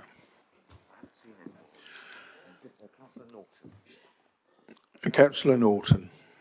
Thank you, Lord Mayor. I'm going to speak very, very briefly. Like others, I didn't intend on speaking on this, but I do need to address one of the issues that I have with something that Councillor Stagg said. And she did use the Safer Streets programme as a model of something that the administration are doing to address a problem. And I have to reject that. I really do, I'm afraid. That is another one of those projects that accepts that there's a problem, but doesn't really go any way in funding it and doing anything about it other than something that looks good on literature or is in our council comms. Now, if you were to look at our council comms, you'd think that the Safer School Streets project is fantastic. But if you actually speak to schools, what they're saying is it's dumped in their laps. It's something that is extra for their staff to have to go out and police. So on top of teaching, on top of all of the things that teachers have to become, they're now going to have to become traffic wardens as well. And it's not a popular decision, so I do want to reject that. Look, something must be done. We know that. We know that around schools, when it comes to parking, parents turning up on their double yellows and throwing their children over the barrier, leaving their engines running, which is why I asked for additional cough cough engine off stickers, because I'm happy to go out there and and say, look, put one of those in your windscreen and make that point very, very clearly. But to use the Safer Schools Streets programme as an action that is positive and is going to make a huge difference is really, really incorrect. It's not very well funded. It's not particularly well thought through. It's just one of those kind of virtue signalling things, I'm afraid. So I do want to be on record rejecting that as a positive solution to some of the issues that Councillor Hooper has raised, and I'm sure Mr Hartley would agree. Thank you. Thank you, Councillor Norton. Councillor Atkins. Thank you, Lord Mayor. I think when Councillor Hooper first brought this motion to the Conservatives and told us about this scheme that she was pursuing with Councillor New in Paulsgrove, we didn't think this would be a particularly controversial motion. We actually thought that in the end the funding might well have been approved and we wouldn't even need to leave it on the agenda, because it seems such an obvious win-win for everybody involved. The type of parking we're talking about is not a car park. It is a verge hardening type area where the cars can pull off and park in echelon spaces without any loss of green space. And in fact, that kind of parking is ideal, and more of that is needed across the city, because with people hardening their drives, with them putting concrete across their drives, paving over, something which they're completely entitled to do, and there's nothing this council can do about it from a sort of planning point of view. That reduces sort of rain runoff space, it reduces grass and areas and biodiversity. So actually we should be looking for more opportunities, not less, to adopt that kind of parking scheme. Not only that, it's in an area where we know the parking is incredibly congested and there is a very large problem. And it's in an area where we have a large school with another school just down the road, Castleview, in particular a school with a special educational needs unit, where I think everyone in this council should be able to accept that if there are some parents that need sometimes to be able to take their cars to drop their children off at school or pick them up, it's likely to be special educational needs students. So this is a situation where it is perfectly reasonable for people to be using their cars, and where an increase in parking will increase the quality of life for residents. There's no biodiversity loss, no negative impact on the environment. So frankly, it just simply seems like a scheme that should obviously be supported. I wouldn't have thought Councillor Stagg is likely to propose a sort of safer streets type programme which would involve shutting Alloway Avenue, is she? So this is a situation where actually this is a sensible solution to a real problem. And, it's only after that that we even get to the funding issue. Now, I haven't looked into this in the depth of Councillor Hooper and Councillor New, but I've worked with them on ward issues before, and I know that the depth of detail they go into in their research is enormous, and supported by Councillor Bush and his history in traffic and transport. I've no doubt that if they say the money was once allocated to do this, it once was. And I think, Paulsgrove residents can make up their own minds about whether or not they think it's more likely that the money was allocated at the time the school was being developed and was subsequently diverted to something else, which is quite common with developments. When there's a bit of money left over, suddenly there's another project that seems more attractive.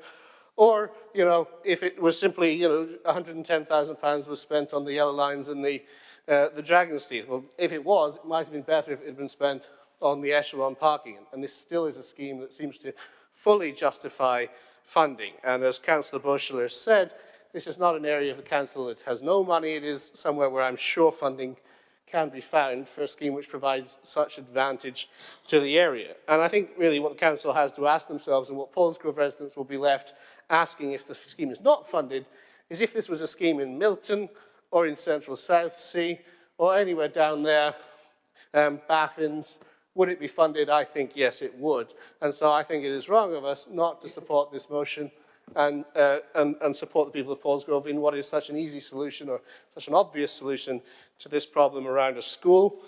We have so many problems around school. We're dealing with problems around Medina Road, where children's lives are putting at risk. You know, their safety is at risk by car movements at the time that people are leaving school. And sadly, there aren't such straightforward solutions. I'm not saying this will solve all the problems, but it's something that will help. And it just seems obvious to me that yes, we might have a strategy of reducing car use, but this is a particular situation with a particular need where there is a problem with car use and with parking, and it just seems to me madness and almost pure politics that it wouldn't be addressed by this council when it can be so easily. Thank you, Lord Mayor.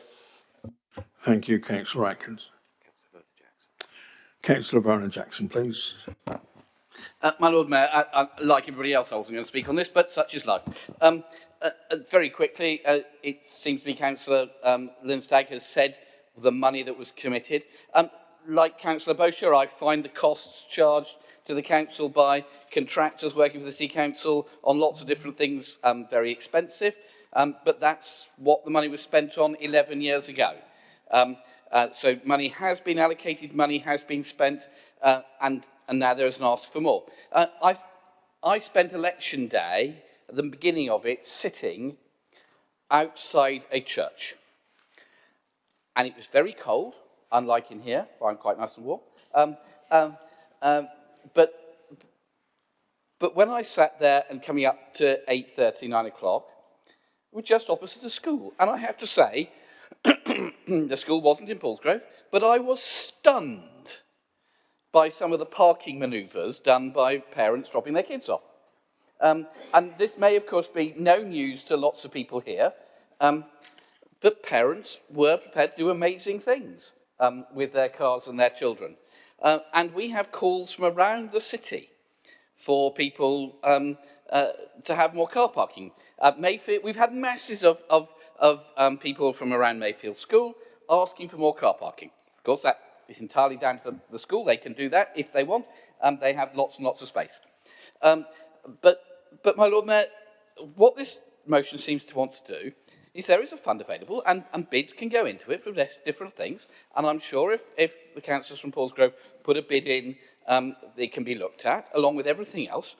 There is money to make routes to schools safer. And I think the School Streets programme, and particularly led by Susie Horton, has been great. Really good, and schools have been happy to volunteer to be part of it, and that's been really, really good. I'm sure there are some schools that are stuck in the 19th century who don't particularly want to move away from things, but I'm sure lots of schools in the city are happy to do it, and it's been great that it's been such a success.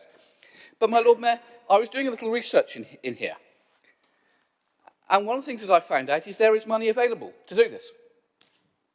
This could be done tomorrow. And whose decision would that be? The Paulsgrove councillors. There is £115,000 sat in an account that the Paulsgrove councillors control. They can do this tomorrow, if they want. So it's in their hands, and in Milton we haven't got £115,000 because we spend it on doing things for our local residents. I hope the councillors in Paulsgrove will look at the money and decide what they want to do, but it's in their hands. If they want it to happen, it can happen. Thank you. Councillor Udy. May have even been a point of order, so I do apologise in advance. But through you, Lord Mayor, I'd like to ask Councillor Norton about the schools that aren't happy about safer streets, because my daughter's school absolutely love it. So I want to know these schools that are actually hating it, because I've been told that a lot of them volunteer to do it. So if you could elaborate on that for transparency, and so we know, and then we can relay that to Councillor Norton and see what's going on with it, can't we, Councillor? Horton and Norton. Cool.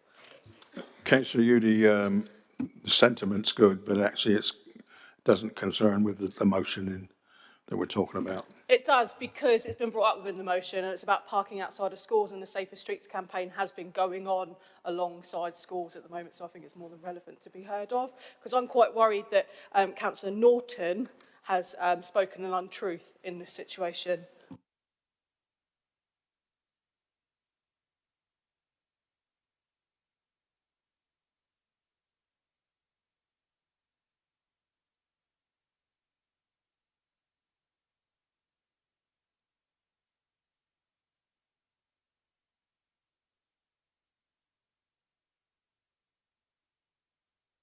Is that Councillor Sanders? Yeah, no, Councillor Sanders is next. Oh, Councillor Sanders is next. Didn't recognise you, Councillor Hunt, with the mask. Thank you. I'm definitely not Lee, I can tell you that much. He's much better looking than I am. The first thing is, firstly, I've actually, firstly, I didn't realise Joe was a fellow left-hander, so that's a huge help, and I suppose I've got to wave my pen properly at her, so thank you very much. The first thing is I've actually told housing officers of the praise for them in this motion, which is extensive, and like Councillor Hooper and Councillor Yu, I also do a bit of investigating if it affects me, and it affects this portfolio. And yes, housing officers are more than happy to manage the car park, should it exist. And you used the words car park in this motion as well as echelon parking. I have seen plans. I have seen costings. But when I checked with housing officers last night, the people who would manage this scheme if it goes through, I asked them one simple question. Is it your understanding that any money has ever been given to this? And the answer is no. And I don't know the emails that were sent to Councillor Hooper and Councillor New confirming the funding. They may turn around to me and they may say that I'm being advised incorrectly, and again, that's absolutely fine. But as far as I can see, there is no money for this scheme. And that's independent of the merits of the scheme or the demerits of the scheme. Councillor Atkins has said earlier, you know, this sort of thing wouldn't happen in Southsea.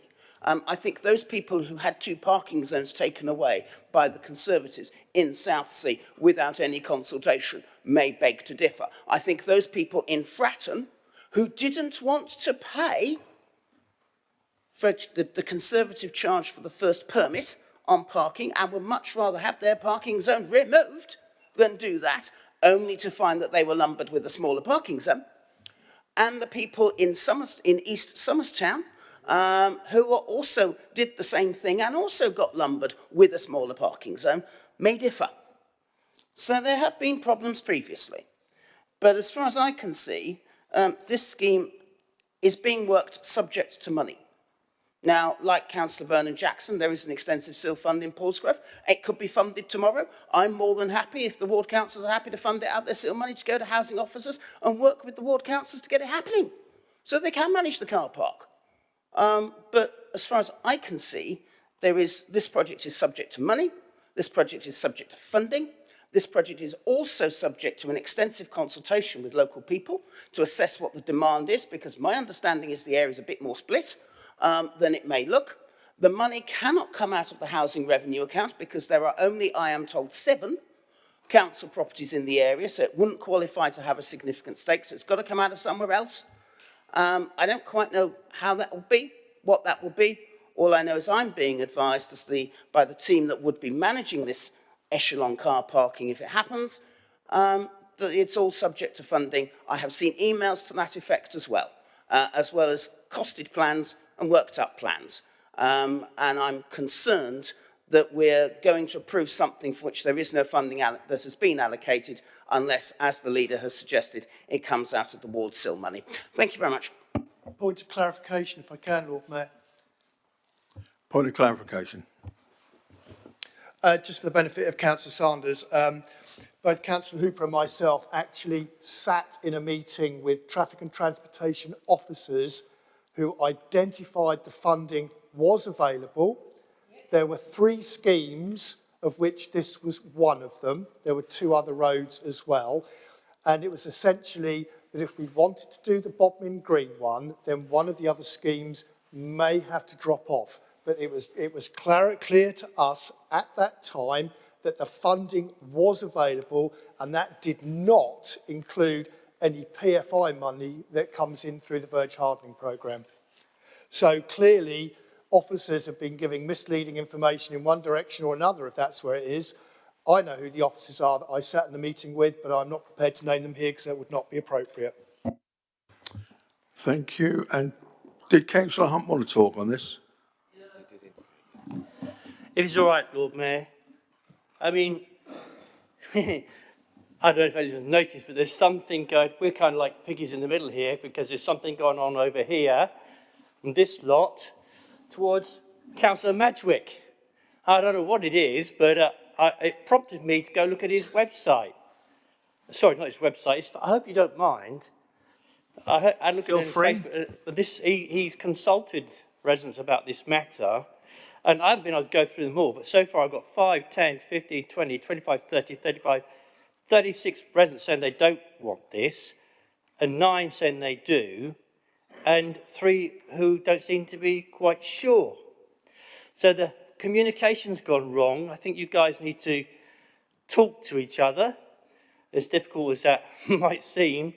But we've heard the money's there, so, you know, if the 3 ward councillors talk to each other and obviously talk to the residents, you might well come up with some kind of a result. But this one resident saying how refreshing to see a councillor enlisting the comments of those who he serves. Everyone's lucky to have Councillor Madgwick. Well done, George.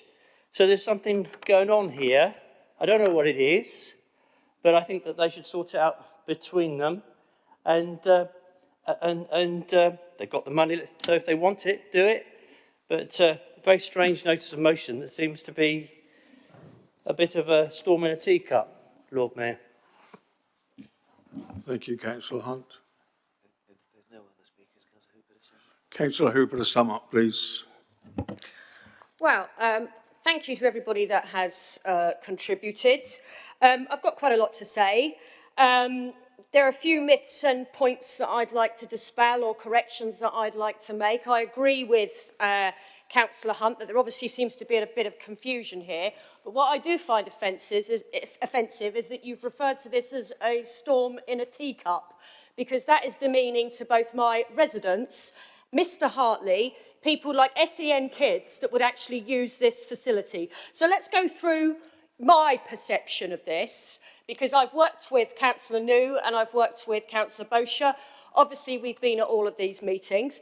And it's right to say, I also take a lot of my intelligence from a really past, eminent Labour councillor. He's a guy up there that people really respect, and he did a fantastic job for years. Now, that gentleman came to me because he knows I work cross-party. Okay, I don't like the partisan crap that we sometimes have in this council. And he said to me, this happened, Joe, the funding was removed, please have a go at getting it back. Okay, so regardless of what council officers are saying, and I don't want to damn these people because I've not been part of these conversations, but I take my intelligence from former eminent politicians who served the ward for years and years and years, and actually from residents that I've spoken to extensively. Now, I don't know about online polls, but in Paulsgrove, I knock an awful lot of doors, which I've always done. Okay, spoken to an awful lot of people. So we're talking about 2 issues here. We're talking about resident need, and we're talking about the multi-purpose issue with also helping the school. If you think there is any area within Paulsgrove or any road in Paulsgrove that would turn down extra parking, I'm sorry, then we've obviously been knocking different doors and talking to different people, because all the residents that I've spoken to around Newbolt, that whole area, Falmouth Road, parking is one of their biggest issues that they are concerned about. Now, when it comes down to the funding for this, I was in the same meeting as Councillor Bosher.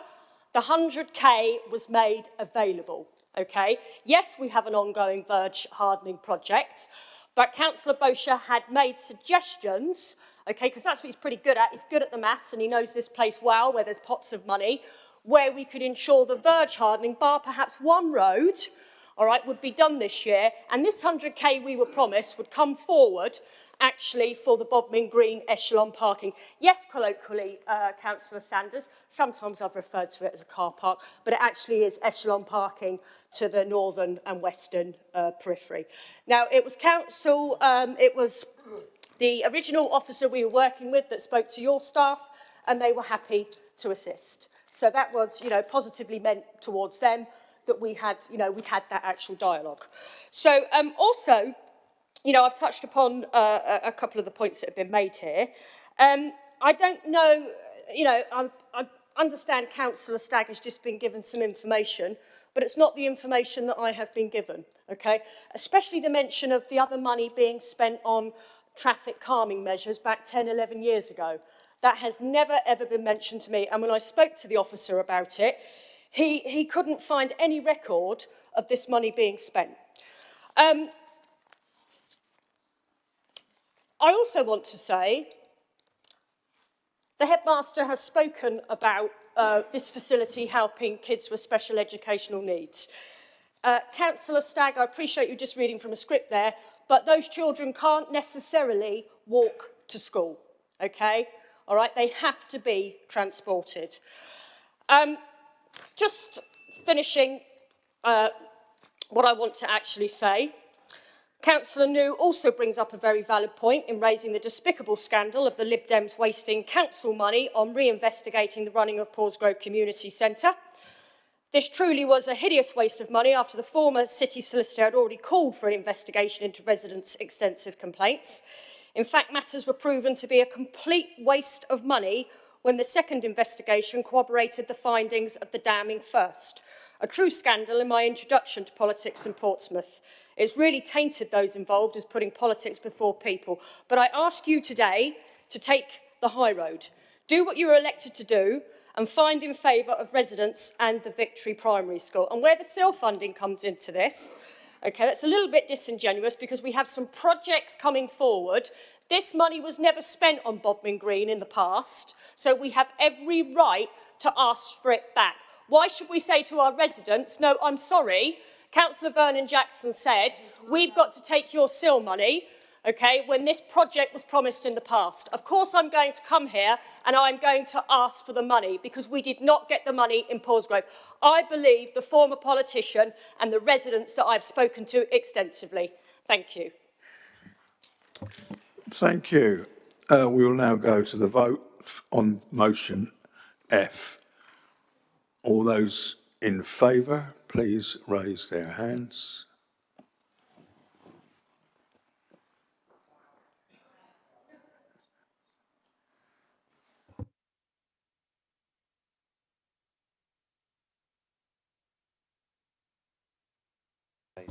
And all those against the motion, please raise their hands.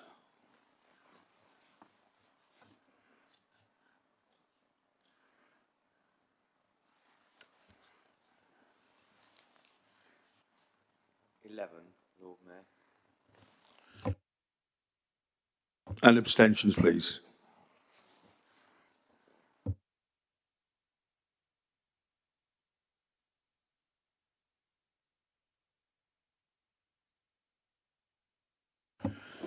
That motion is carried. Thank you very much. We'll move on to motion G, house building target. Is this motion proposed by Councillor Vernon Jackson and seconded by Councillor Hugh Mason? It is, my Lord Mayor. I now call upon the proposer, Councillor Vernon Jackson, to present and speak to his motion. And could Councillor Hugh Mason confirm that he's seconding this, please? I confirm that, my Lord Mayor. Thank you. If there are any amendments, please make sure we've got them. Thank you. Thank you, my Lord Mayor. Can I start, in maybe an unusual way, by putting on record my thanks to people across all parties in this city for taking a united stand against the government's imposition of 17,701 houses to be built in Portsmouth over the next few years. So to be specific, I'd like to thank the Council, a Lib Dem run authority, Penny Mordaunt, a Conservative MP, and Stephen Morgan, a Labour MP, all for having a united view that this is too many houses to be built here in the city. I'm pleased that at the Cabinet meeting in July, when we adopted the local plan, the Cabinet at that point said that we oppose the 17,000 houses being built because that has to be the background in which we work in terms of the local plan. None of us support the idea that 17,000 houses are being imposed on us, and we are united across all parties in opposing this. So, my Lord Mayor, I'm pleased that we were able to do that at Cabinet, but I thought it was important that we did it here at the Council as well, that we had the ability across all parties to make sure that we united on this. But, my Lord Mayor, and I think we have to be really, really realistic. If the government does impose and force us to have the 17,701 houses that they say they're going to force us to build, we have real problems. 17,000 new homes probably means 17,000 new cars on our roads, which are pushed already. 17,000 new homes mean more children for local schools. And we've already had a big programme of expanding local schools, but we'll have to do even more. We all know how difficult it is to get a GP's appointment. I tried to talk to our doctor, and I was offered a telephone interview in a month's time.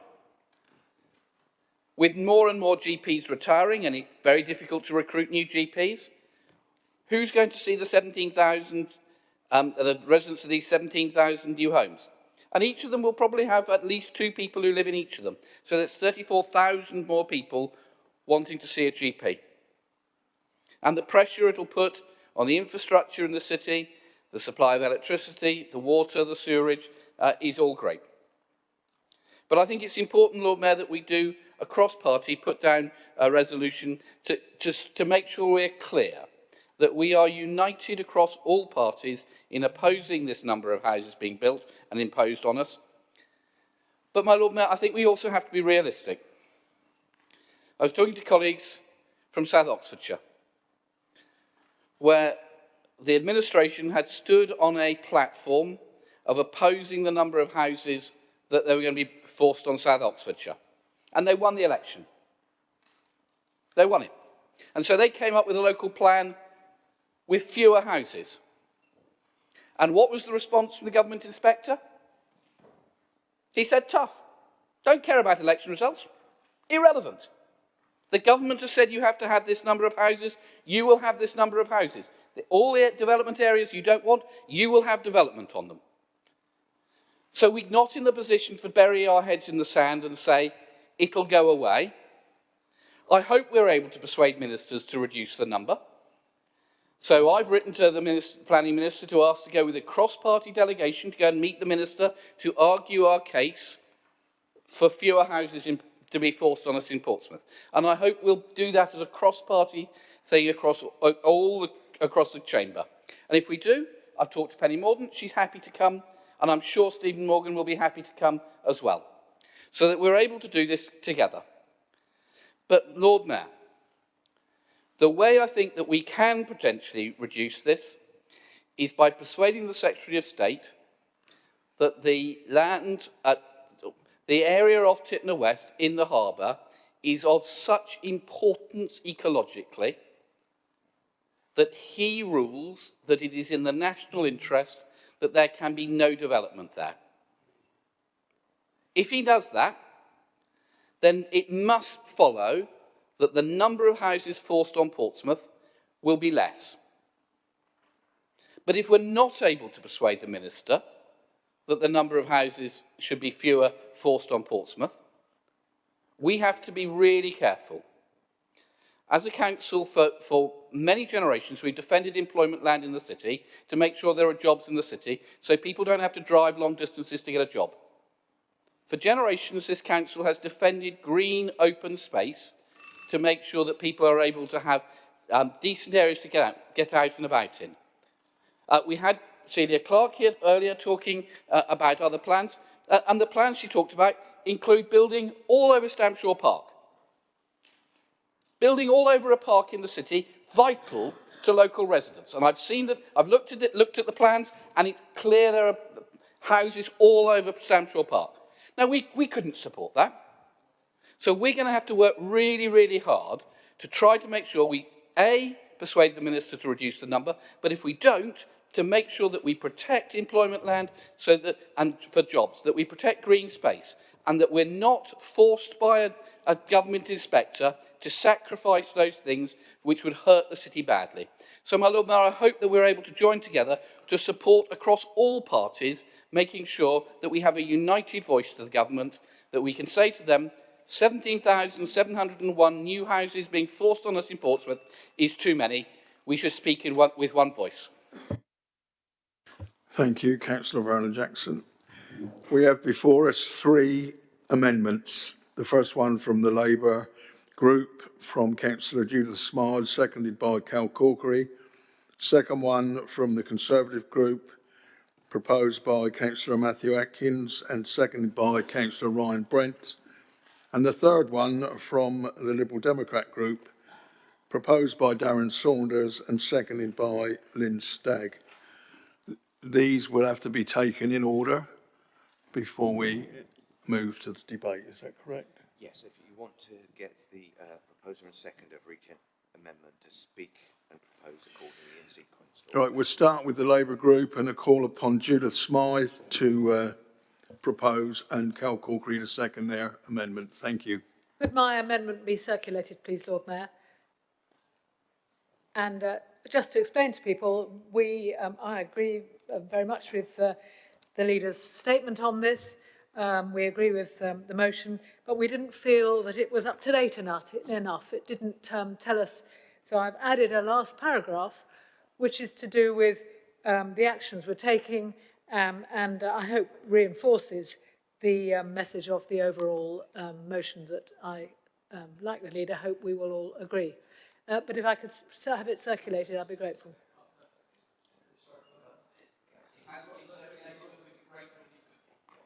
Is it? Where is it? Yeah, we'll confirm seconding.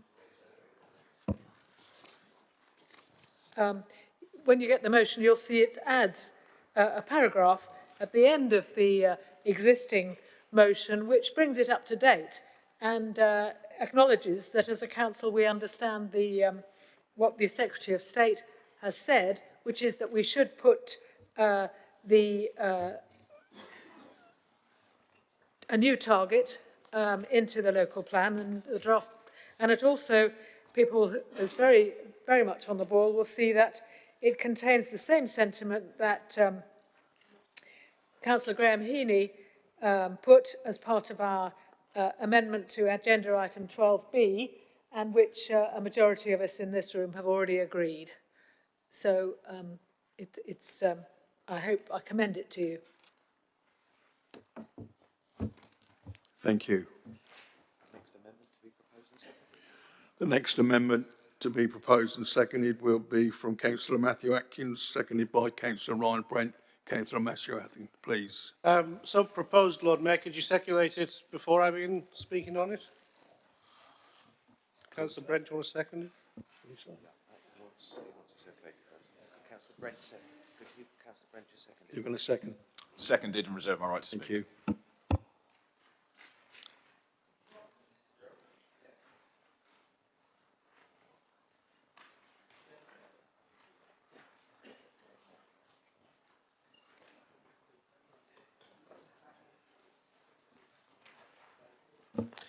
Lord Mayor, I'll begin to speak on it as it's going round. We don't, in the Conservative Party, oppose in principle the aims of this motion either. I don't think, as the leader, Councillor Vernon-Jackson, has said. Penny Morton, the local MP, has done important work on this, and I think has come to a similar conclusion, actually, in fact, to the Labour amendment, that there is a process for having the housing target reviewed, and we do encourage, in the strongest terms, the administration to go through that process and try and have the housing target reduced. The reason for my amendment is more to inject a series, I think, of important factual considerations and a bit of balance into the motion, because some of the rhetoric in it, to be honest, started to sound rather like anti-immigration rhetoric without the the immigration element in terms of, you know, Portsmouth is overloaded in its roads, overloaded in its GPs. Well, the population of Portsmouth is projected to increase, and that is a reality that the council does have to address. We have in some years been better at getting close to the housing target than others, particularly under the previous Conservative administration. If you look at some of the past statistics, 800 or 900 units was nearly achievable some years, but I would totally accept we never got actually to the target. Therefore, the target is, I would say, demonstrably too high. However, the Liberal Democrat administration at the moment is substantially off that target, and I think those of us in the chamber who want to see affordable housing, good quality housing, new council housing, social housing, well, I think we do need to see something of the pace picked up. It's not as if there are no sites available for development in Portsmouth. There are some that are not yet obviously progressing. We've already had a long discussion about Tipner and the failures around that development, the lack of progress. We could also talk about something we're going to talk about later in closed session, which is the Northern Quarter City Centre development, which is going to include a significant amount of new housing. We have the situation with Horatio and Leamington House, which is opening up a large space for new housing. There is the project at St James's Hospital. But the truth is, about many of these projects, there seems to be startlingly little progress and a lack of house building going on in this city. And I do think that should be noted. Yes, we don't want to see the city overburdened and congested, but at the same time, I think current delivery rates, which are noted in my amendment of 183 units of non-student housing in 2018-19 and only 18 in 1920, that is too low. So we do also have to make sure that we are delivering enough affordable and social housing for the city so it can grow, it can develop, it can prosper. You know, we have a future generation of workers growing up. We have a student population. We'd like to retain some of those skills, some of those people who learn in our city. We want to see them stay and help the city prosper and grow. We have the Freeport opportunity coming down the pipeline that may create more employment in the city. So we do need to recognize that we do also need to grow and make sure that we are keeping up with a reasonable rate of house building. I also wanted to note in this the damage that has been done to our position in terms of rejecting government housing targets by the administration, dragging its heels on the local plan, which is significantly late, and the fact that our house building has been so low, we've been missing our targets by such a substantial amount, that actually the target we are now imposed for the next 20 years is 20% higher as a result. So, you know, there's a few thousand of those 17,000 houses on the target that don't need to be there if we were delivering at a slightly better rate than we are. So my amendment really is not changing the spirit of the motion in terms of, yes, the target is too high. We are an island city. We are in a unique position. But I also don't think it is fair for this administration to sort of sit in from the Southeast Liberal Democrat hymn sheet that they used in Chesham and Amersham and South Oxfordshire, where we're talking about building of large-scale developments for the London commuter belt. That is not what is happening in Portsmouth. In Portsmouth, we need to maintain a sufficient supply of housing with associated services for the city to grow and prosper. And we also need to make sure that we're delivering local plan on time. We need to make sure we're delivering enough social and affordable housing. And I just think that the administration needs to also be called to account on the extent to which that hasn't been happening over the last few years, while also calling on the government to set us a more reasonable housing target. It's noted in my amendment, for example, the target is subject at the moment to yearly recalculation. It can be recalculated and does not need to be 17,000 over the next 20 years if we run our housing development schemes a bit better in this city. Thank you, Lord Mayor. Thank you. The third amendment is from Councillor Darren Sanders. Can we distribute that, please? Feel free to circulate it. Councillor Darren, can you I'm happy to propose, and please feel free to circulate it, my Lord Mayor. And your seconder is Councillor Lynn Stagg, is that correct? Correct, Lord Mayor. Thank you very much.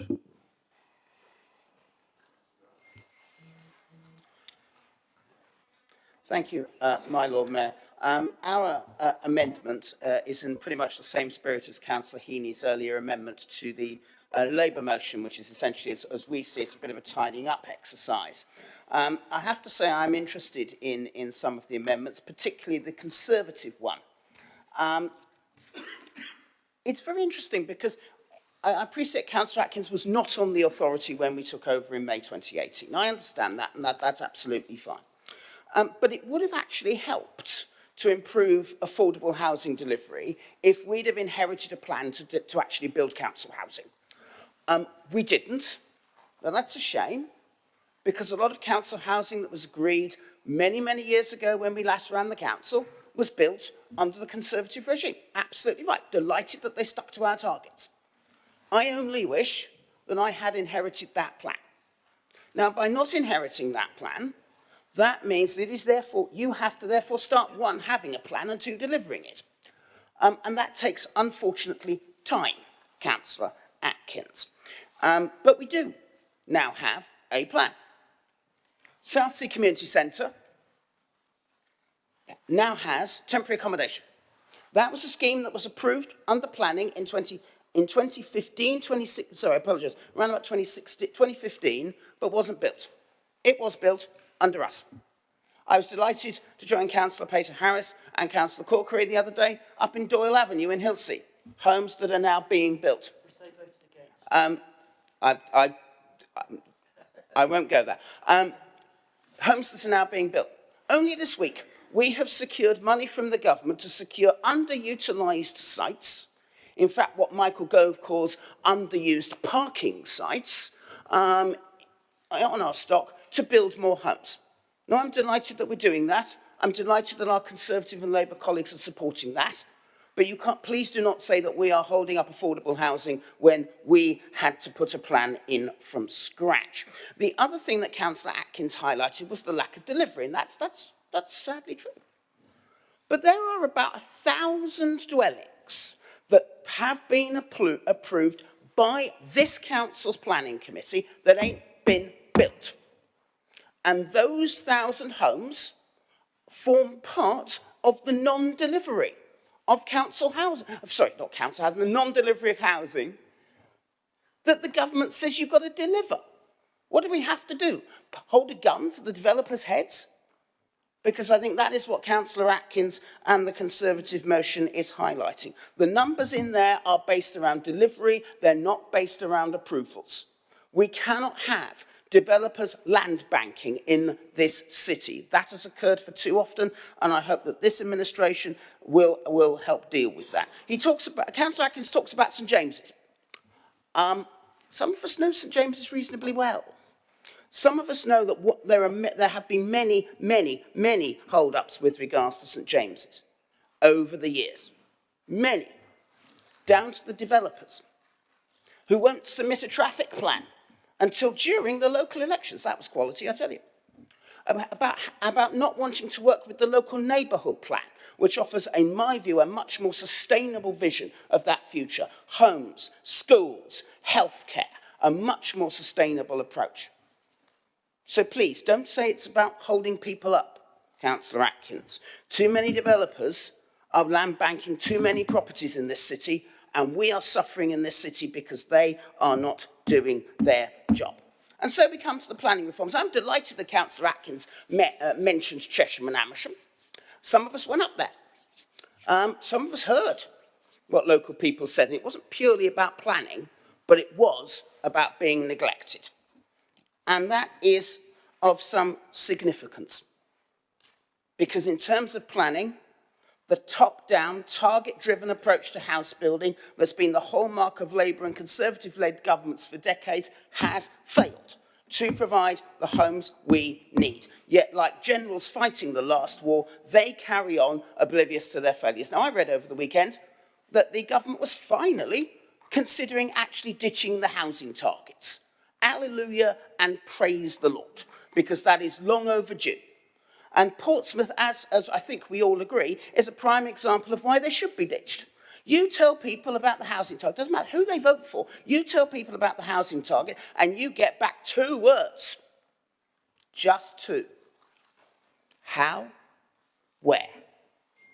And those are good questions to which there are no easy answers. And all of us in our own ways are trying to work that through, whether it's at Tipner or St James's or elsewhere. And that's why, for instance, with Tipner, councillors are being briefed on the various options that are available, because we have to understand the issues. And the council is absolutely right. One of the plans has involved not only building on Stamshaw Adventure Playground and Stamshaw Park, but also, from what I've seen from some plans, building on a Brent Geese site. Now, I don't think that'll be popular. So we have to have an educated and an open discussion working together, because, as was said earlier, this is a minority administration. This has to come back to full council. So we all have to work together, and we all have to come up with answers, and we all have to come up with policies, and I look forward to the answers of the opposition. But it is precisely that sort of approach, working together, understanding the problems, because we're basically all united on this. We just have different ways of doing it. And that's what the government should be doing across the country, working with councils and people on what homes work best in their area, one of the better bits of the Conservative amendment, I have to say. And if they want to do it in this city, this administration, as the leader has identified, will give them a warm welcome. And if they do not, then we will all continue to complain long, loud, good God, long, it's too late, I tell you, long, loud and hard. My Lord Mayor, thank you for your patience. Thank you, Councillor Sanders. This is now open for debate, and I will say this, that it'll be 3 hours since the last break. We'll start the debate. If it looks like going on too long, then I'll call the break in between. But if not, if we finish in a reasonable amount of time, then I should call off for a break. But it's 3 hours. I don't think we're getting any warmer. I don't know if the members agree. Yeah, well, there's more wind in here, sorry, than that. So I'll let the members know. We're open for debate anyway. Councillor Peter Harris. I didn't expect to be called so quickly, Lord Mayor, thank you. I'm just going to go start with the amendments. And I don't know what's happening today, but Councillor Corkery and Councillor Smythe together, I seem to be agreeing with them. So, you know, twice in one meeting, I'm starting to get really worried about my allegiances and where I sit. But suspended. I know, I think so. Councillor Bosch has just suspended me on the spot. But no, I totally agree. I just wanted to address something quickly that Councillor Sanders has said. And I think he's been slightly disingenuous to this council, because he knows as well as I do that he's had a slight advantage over when we were previously running the council, when in October 8, 2018, the government actually confirmed that the HRA borrowing cap, that's the Housing Revenue Account borrowing cap, was abolished with immediate effect. And what that basically means is the abolition of the borrowing cap also benefits local authorities that wish to build council housing. What a wonderful idea, you know. And he's sitting there, I can see he's mouthing, we didn't have a plan. Well, actually, you've just mentioned, I think it was Albion House that was in the planning stage, but we couldn't build it because we couldn't borrow against it. But actually now, because you can borrow in line with the Prudential Code, you can build those properties. So I think he's being slightly disingenuous to the previous administration, and I think he conveniently left out that the borrowing cap was lifted by this government, you know, to help him build some council homes, which I think he's extremely grateful for. And I just wanted to put that on record, because I think it's important to know the facts behind what you're doing. And I think he's conveniently left that out, and I'm sure he regrets doing so. Thank you, Councillor Harris. Councillor Cal Corkery, please. Thank you, Lord Mayor.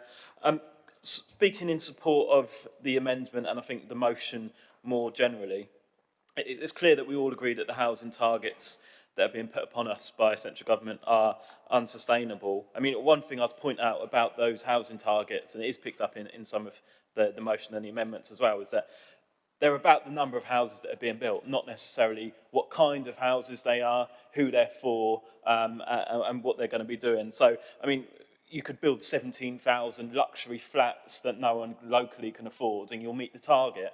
But obviously, that's not what we want to do as a city. We need to be building the kind of properties that people need and can afford. I mean, what I'd like to just ask the question really of the administration as part of my speech here is what is the plan for challenging these targets? That's what we really need to get down into the detail of.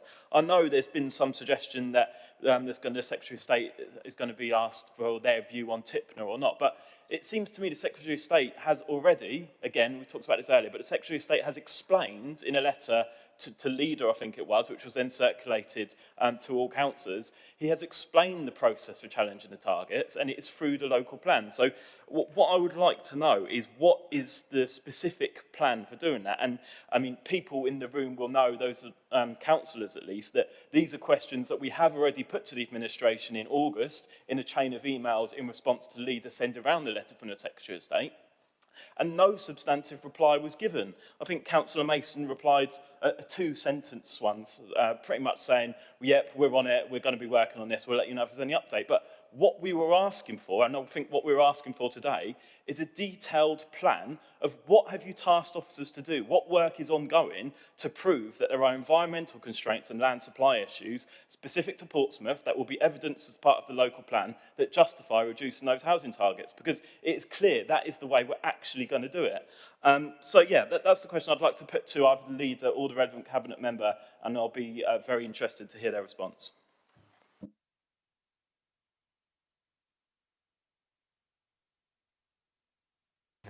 Thank you, Councillor Corkery. Councillor Brent. Councillor Ryan Brent. Thank you, Lord Mayor. So I think for me, it's brilliant that the administration, Leader and Cabinet member for Plan and City Development have brought a motion to full council that in essence have given a gift to the opposition, a perfect opportunity to highlight the Liberal Democrats' record of housing delivery. It doesn't make good reading, and to be honest, if I was to sum up the Liberal Democrat administration, these words would be recurrent themes: mismanaged, idealistic, throwing blame, inconsistent and hypocritical. So how is the housing target actually set? Correct, it is initiated from central government. However, it does have local control. The draft local plan highlights that the housing target depends on a large number of speculative sites. They are identified in the Housing and Land Availability Assessment, which is the HELA, and interestingly, the most recent version of this document is not even published. So as a result, we do not even know what the allocations are that are proposed. So just looking at a few of the numbers as I've been reading, so we've got roughly 5,200 non-strategic sites are mentioned in the draft local plan, whereas the HELA identifies 4,600. So there is inconsistency with the data. But I wouldn't necessarily expect anything different from a Liberal Democrat administration who mismanages most of the day-to-day business. Due to the speculation within the draft local plan and the track record with the Liberal Democrats' housing delivery, 2 discounts have been added, which in effect, a discount isn't a good thing. Usually a discount is a good thing. This discount actually increases the housing target. So for anyone who knows what I do in my daytime job, and obviously the change of day for the council meeting meant I had to come late because I do have to have a job, would be that I'm a maths teacher. And so there's one of the discounts, the delivery buffer. So this is 20% additional housing delivery in the plans for the first 5 years. So what does that mean? So that means for every 100 houses that we plan to build, we then have to potentially look at building an extra 20.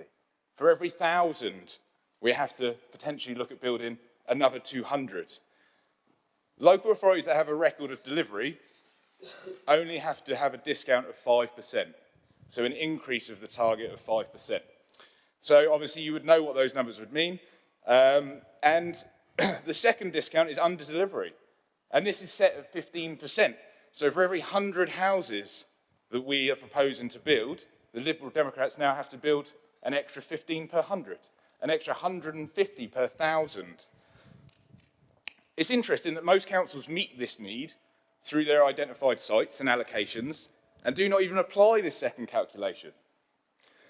So,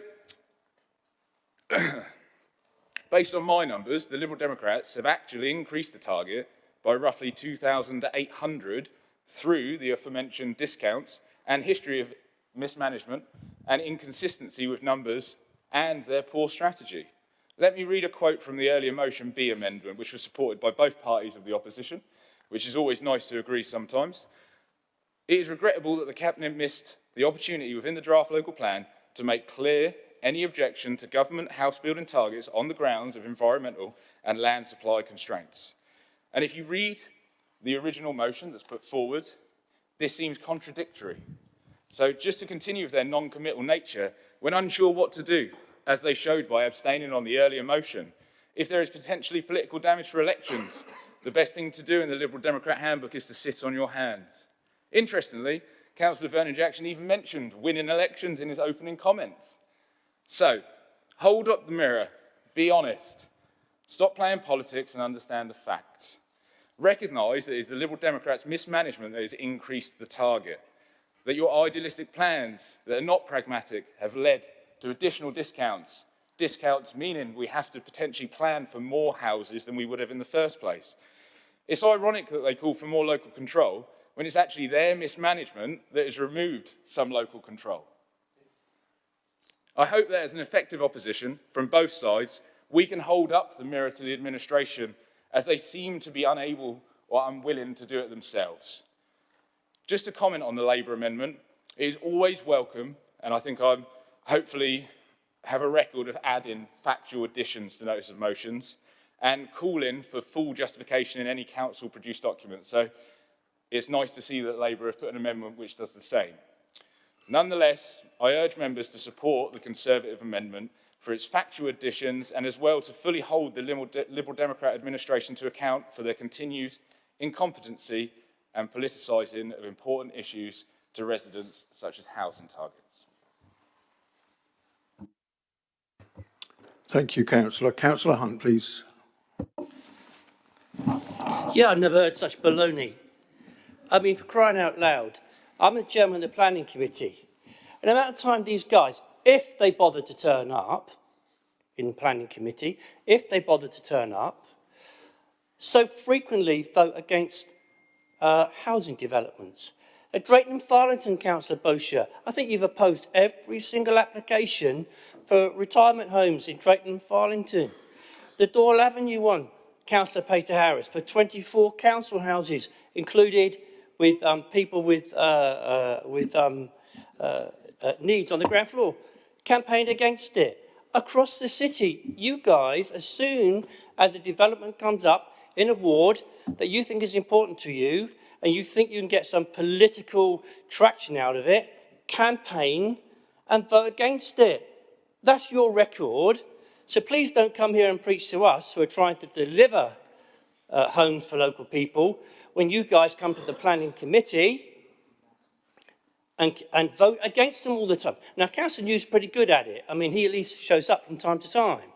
But, you know, you've got to be able to come to the planning committee to know what's going on.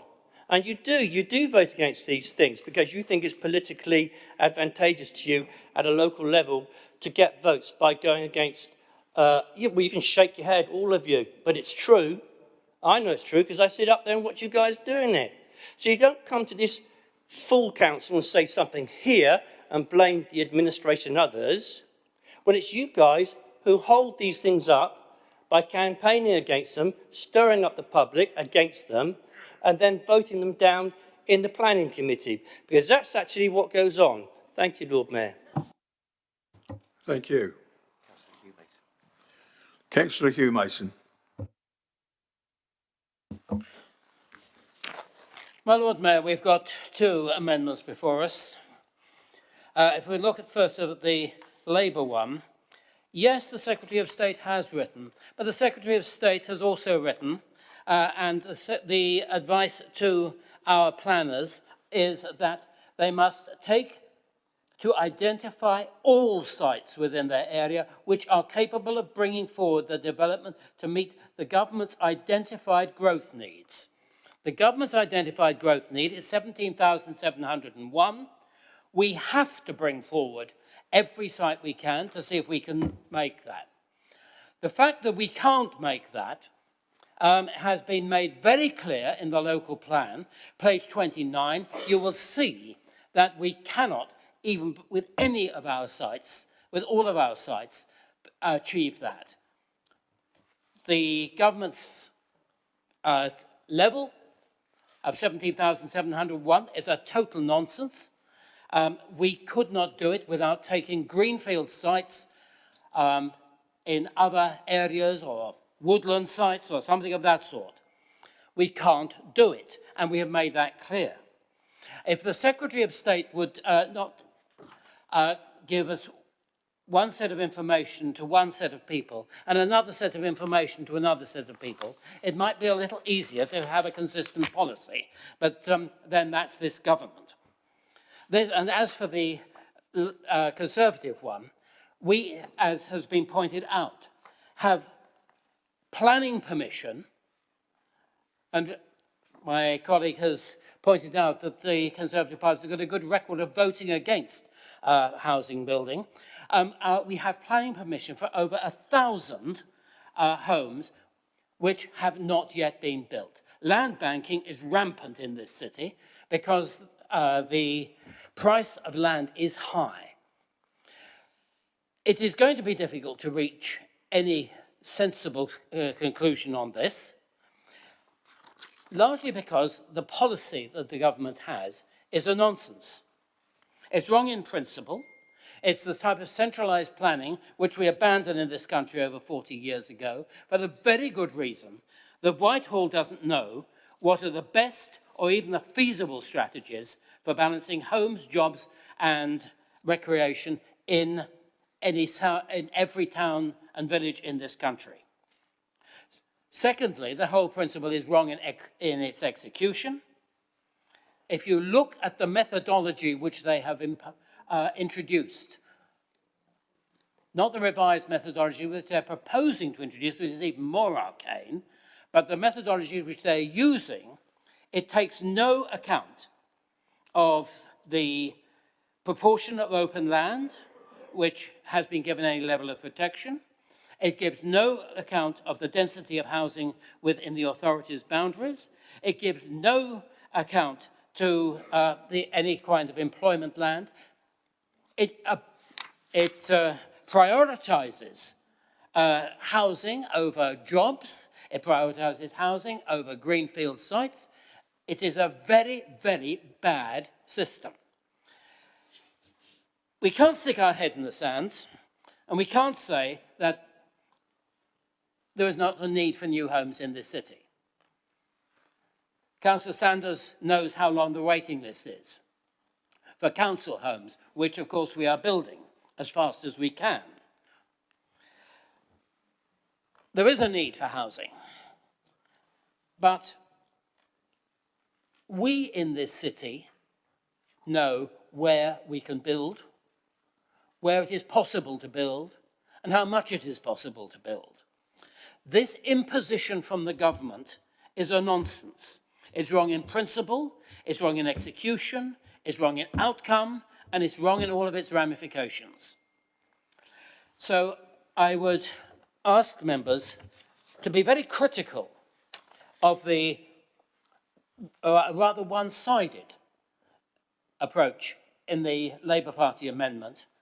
And as for the Conservative amendment really doesn't do justice to the way in which this council, and indeed this council under the Conservatives as well, have tried to build housing in this city and have had our plans jeopardized by developers who are land banking, developers who are sitting on their hands, developers who are changing their plans halfway through. So I would urge members to reject both of the amendments and to go, which come from Labour and Conservative. I think the Liberal Democrat amendment is sensible, and I would obviously be happy to incorporate it. But that, of course, is for the proposer of the motion to say when he comes to making his summing up. But in short, I think, please vote for the motion. Thank you, Councillor Mason. Councillor Bosher, please. Thank you very much, Lord Mayor. Well, I heard Councillor Hunt's comments, and I'm afraid I wasn't going to let that pass, who says that I've been opposing just about every development of retirement homes in Drayton and Farlington. Well, let me just make it clear for the benefit of the Council and some of the newer members. I've never been a member of the Planning Committee, so therefore there is no voting record of me against any developments because I haven't been a member. But let's actually just drill down into some of what Councillor Hunt's actually talked about. We have 5 in Drayton and Farlington. The first one that got built was called Nightingale Court. That one was generally welcomed, but actually it was opposed by the Liberal Democrats. So it was Councillor Hunt's group, or probably actually not his group at that point, because he was probably a Conservative member, who actually opposed that and campaigned against it in Drayton and Farlington. They also campaigned against one called Atkinson's Court, which is just along the road from there. There is another development in Drayton Lane, and I did oppose what the plans were for that. But having said that, that was where the Futcher Special School was. And for some of those who are here a little bit longer, I stood here and made my maiden speech in defence of the Futcher School, not against the proposed development, but to support the residents in actually retaining what was a wonderful special school in Drayton and Farlington. So not opposed that one either. So when you actually look at it, and most of what we have, and we have another one that they're planning where I sort of look at it and I would look at my Labour colleagues and say, they're actually proposing, or there are plans with one that we are opposing up there, to actually get rid of family homes, wanted family homes, and stick up a 4-storey monolith just across the road from 3 other McCarthy and Stone developments. 40% of which, in a 500-yard space, are actually empty because nobody wants them. So we've actually got a policy there of knocking down family homes and putting up things that people don't want. So you've got to actually look at the housing mix that we've actually got going on here. And arguably, a 4-storey faceless monolith that nobody wants, is that the right thing to do to lose family homes? I would suggest not. But I'm also an elected councillor for Drayton and Farlington, and it is the views of those residents that I represent, which seems to be something that is completely lost on Councillor Hunt. He seems to think that it's okay for Liberal Democrats to represent their residents' wishes, but it's not okay if you're a Conservative or a member of the Labour Party if it doesn't chime with his views. I think he needs to do his research and not trade on the fact that there are quite a few new members here when he's throwing those sorts of things around. But I would also touch on something else for the benefit of Councillor Hugh Mason, who's talked about land banking and how much of a problem it is. Well, actually, probably the longest running land bank that we've actually got here is the Northern Quarter. And we will probably get to that a little bit later on and have a debate around that. But essentially, we have a large chunk of the city centre that has been land banked by a developer that was essentially given to them by the administration party of the time, which was, yes, the Liberal Democrat Party. Thank you, Lord Mayor. Thank you. Councillor Norton. Councillor Norton, please. Thank you, Lord Mayor. I also would like to take issue with some of the things that Councillor Hunt has said. I did sit on planning for a year, and my record was far better than Councillor Hunt's has been this year as chair. So a few things that I noticed while I was on there. One of them was Councillor Hunt, it wasn't a Conservative member, who outrageously objected to the park and ride plans before realising that it was actually the administration and Portsmouth City Council's decision. It was Councillor Hunt. It wasn't a Conservative member who led the Lib Dem members in listing ancillary buildings at St James's against officers' advice to slow the development down. It was Councillor Hunt. It wasn't a Conservative member who had the leader of the, or the local lead of landlords writing to group leaders to complain about the lack of HMOs never going through. It was Councillor Hunt that was being complained about there. So my advice to Councillor Hunt is simple. People in glass houses, Councillor Hunt, shouldn't throw stones. Thank you. I'll call on Councillor Vernon Jackson then. My Lord Mayor, I have to say how disappointed I am by this debate. I hoped we would be able to speak with one voice to government. I hoped we'd be able to speak for the people of the city together, and clearly that's not available. And I'm very disappointed in that, and I think the people of the city will be as well. Just for the record, I'm happy to accept the Lib Dem amendment, of course. My Lord Mayor, I think it's important to look at some of the facts here. The housing target that we have, and we have to deliver, was 420 dwellings a year. That number has been increased by this government, and this government only, to 855. Now, Councillor Atkins did talk about delivery, and he's right. In 2019-20, we didn't build as many as the government would like. And do you know what happened in 2019-2020? We had a pandemic, and the government said, everybody stop work, go home. Stop building houses. Don't do it. But did the government reduce the target? No, of course they didn't. So we had a pandemic which, I'm sorry, the opposition seemed to ignore and would like us to sit in the council chamber together for hours to be able to infect each other because they don't recognise that the pandemic happened. Now, the other reason and thing that's been brought up is the letter that came to the planning minister, and I'm very grateful that letter did come. The history of it, of course, is that the letter didn't come to the council. The letter was sent to the Member of Parliament for Portsmouth South, inviting people to come and talk to the minister. But the MP for Portsmouth South, unfortunately, didn't share that with the council. The only reason I saw it months later is because a member of the public sent me a copy. So I've taken the initiative to go to the minister to say, yes, we do want to come. And I would plead with people in the Labour Party, if we get information like that, please do share. Because we're better if we work together and things like this. And it's held us up for months and months and months that letter was not shared. And we could have taken a view about the local plan that we were not going to hit the target the government gave. It's a really simple thing to do. Yeah, we'll go for fewer houses.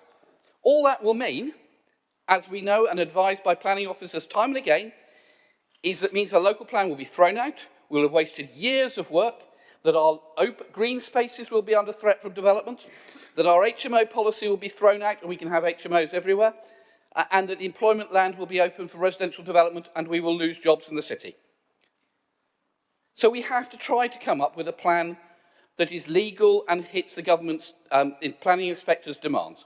We could choose not to do that. We could play politics, but that actually in the long term hurts the interests of the people of the city, and we're prepared to take that responsibility. It is clear that our Conservative colleagues are not, and that's really disappointing. But finally, my Lord Mayor, I have to say, it takes the biscuit. It really does, when we get lectured by the Conservatives about the lack of affordable housing. Now, you will all remember with me the Conservative budget that they brought forward at the last council meeting when we looked at budgets. And do we remember what the proposal there was? Land for 150 affordable homes, council houses, to be sold off to a private property developer for a one-year election bribe for council tax. Now, thank heavens, sanity took over and we rejected the Conservative proposal. But we must remember, and remember this loud and clear, the Conservatives wanted to make sure that 150 local families would remain homeless, would remain in temporary accommodation and not have somewhere decent to live because they wanted to fund an election bribe. That's what you voted for, and your reputation has been killed by it because you decided an election bribe was more important than affordable housing for local families. Thank heavens sanity took place. So, my Lord Mayor, I'm sorry with the amendments that have come forward from the joint opposition, because it does seem today we have a joint opposition, which is not new. We must remember that for 4 years the Conservatives ran this council because of the votes of Labour councillors and UKIP councillors to vote the Conservatives into power. That's the record, and it seems to be happening again. Labour backing the Tories yet again. Really disappointing. Thank you. We will now vote on the amendments, and the first amendment was the Labour amendment. Can I have a show of hands on the Labour amendment, please?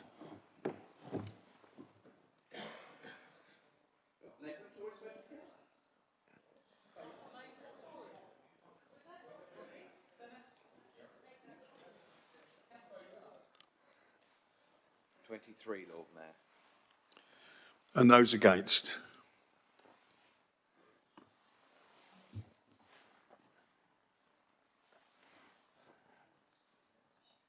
Lord Mayor. The amendment is passed. Thank you. We will now vote on the Conservative amendment. Members, all those in favour, please raise their hands.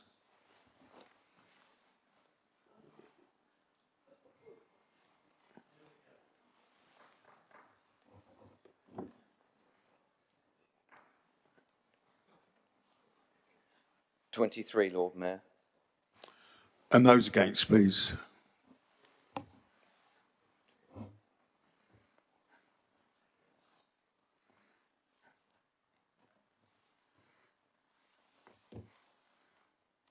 Lord Mayor. Therefore, that amendment has been passed. Yes, now you're voting on the substantive, Lord Mayor, which is incorporated. Members, we're now going to vote on the substantive, which incorporates the two amendments. And including the Liberal Democrats. And including the Liberal Democrats, which was agreed to. All those in favour, please raise their hands. Any against, Lord Mayor? Any against? That's carried. Substantive's carried. That is passed. This concludes this motion, and we will now take a warming up break. How much time do you want to give them, Lord Mayor?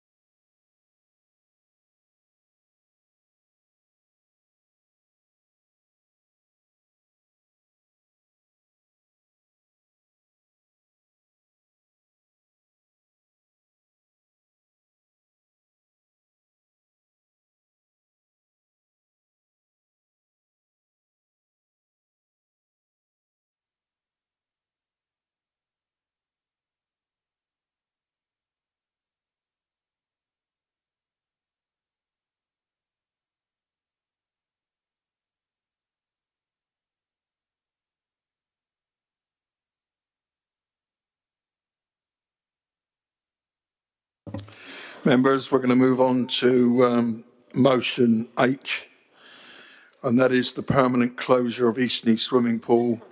Is this motion proposed by Councillor John Smith and seconded by Councillor Atkins? Yes, it is. Second, and reserve my right to speak, Lord Mayor. I now call upon the proposer, Councillor John Smith, to present and speak to his motion. Thank you, Lord Mayor. There are many important issues to deal with at present, and health and well-being being one of them. Given this fact, I would like to discuss why is there no public swimming facility in Portsmouth South whilst the Eastney Swimming Pool is closed. There are a couple of short public sessions most days at Chartered Academy, but this cannot really be classed as a replacement for a public swimming facility. Mountbatten is the only pool for public use now in the whole of Portsmouth, which is over 4 miles away from Eastney and not on a direct bus route.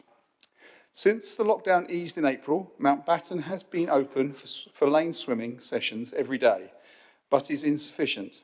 In May, Aquafit and other groups, lessons and sessions started back up, meaning even less hours for public swimming available to book.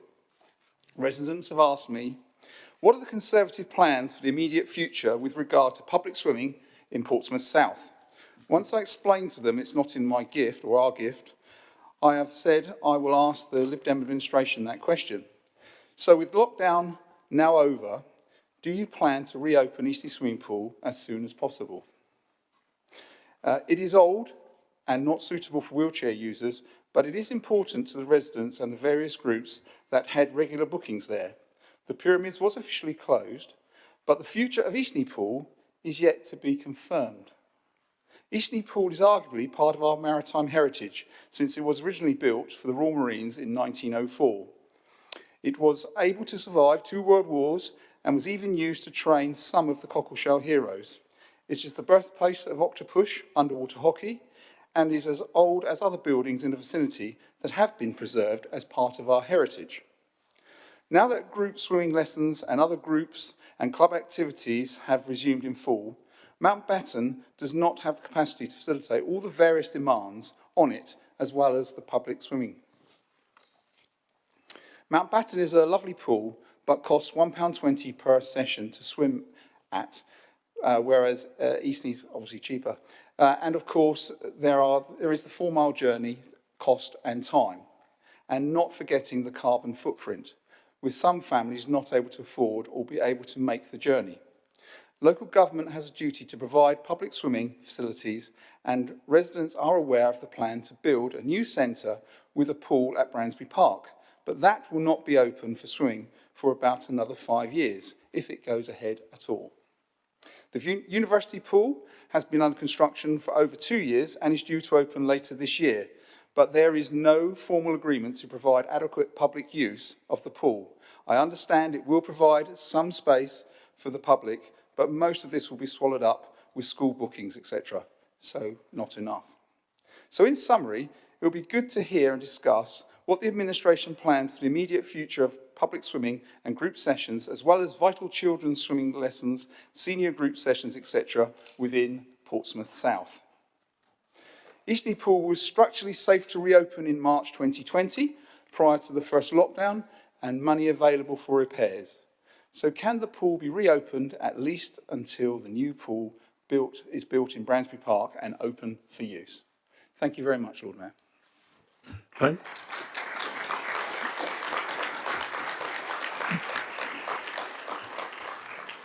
First of all, congratulations on your maiden speech. Thank you for what you've just said. And before we go any further, if there are any amendments to this motion, can they please be forwarded?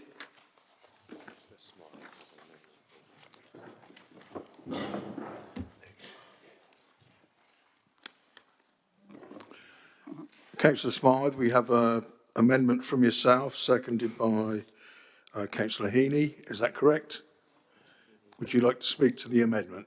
Yes, Chair.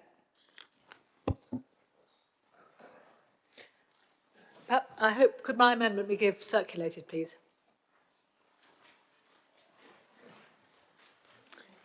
This is an unusual council meeting, but I think that a lot of what Councillor John Smith described in his maiden speech is the substance of my amendment.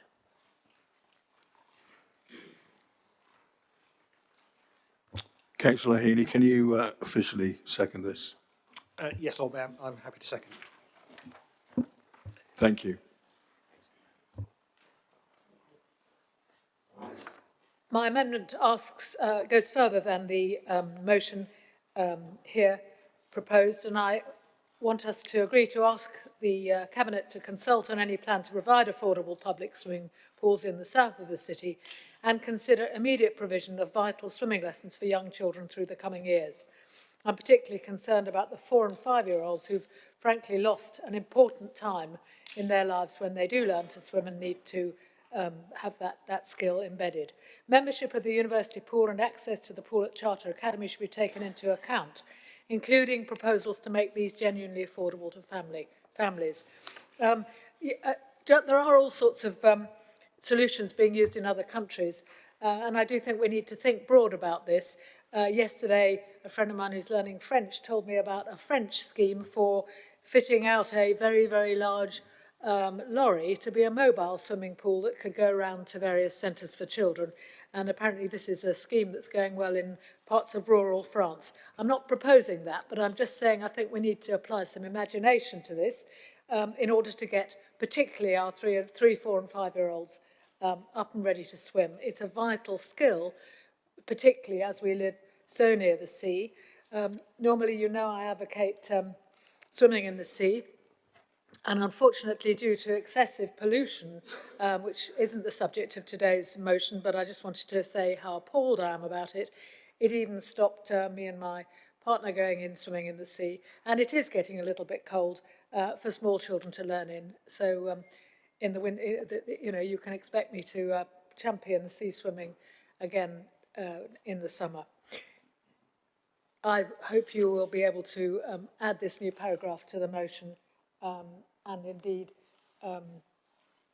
it doesn't say anything very, very different from the speech made by Councillor Smith. Thank you, Councillor Smythe. The debate is now open. Members wishing to speak, please indicate. Councillor Symes.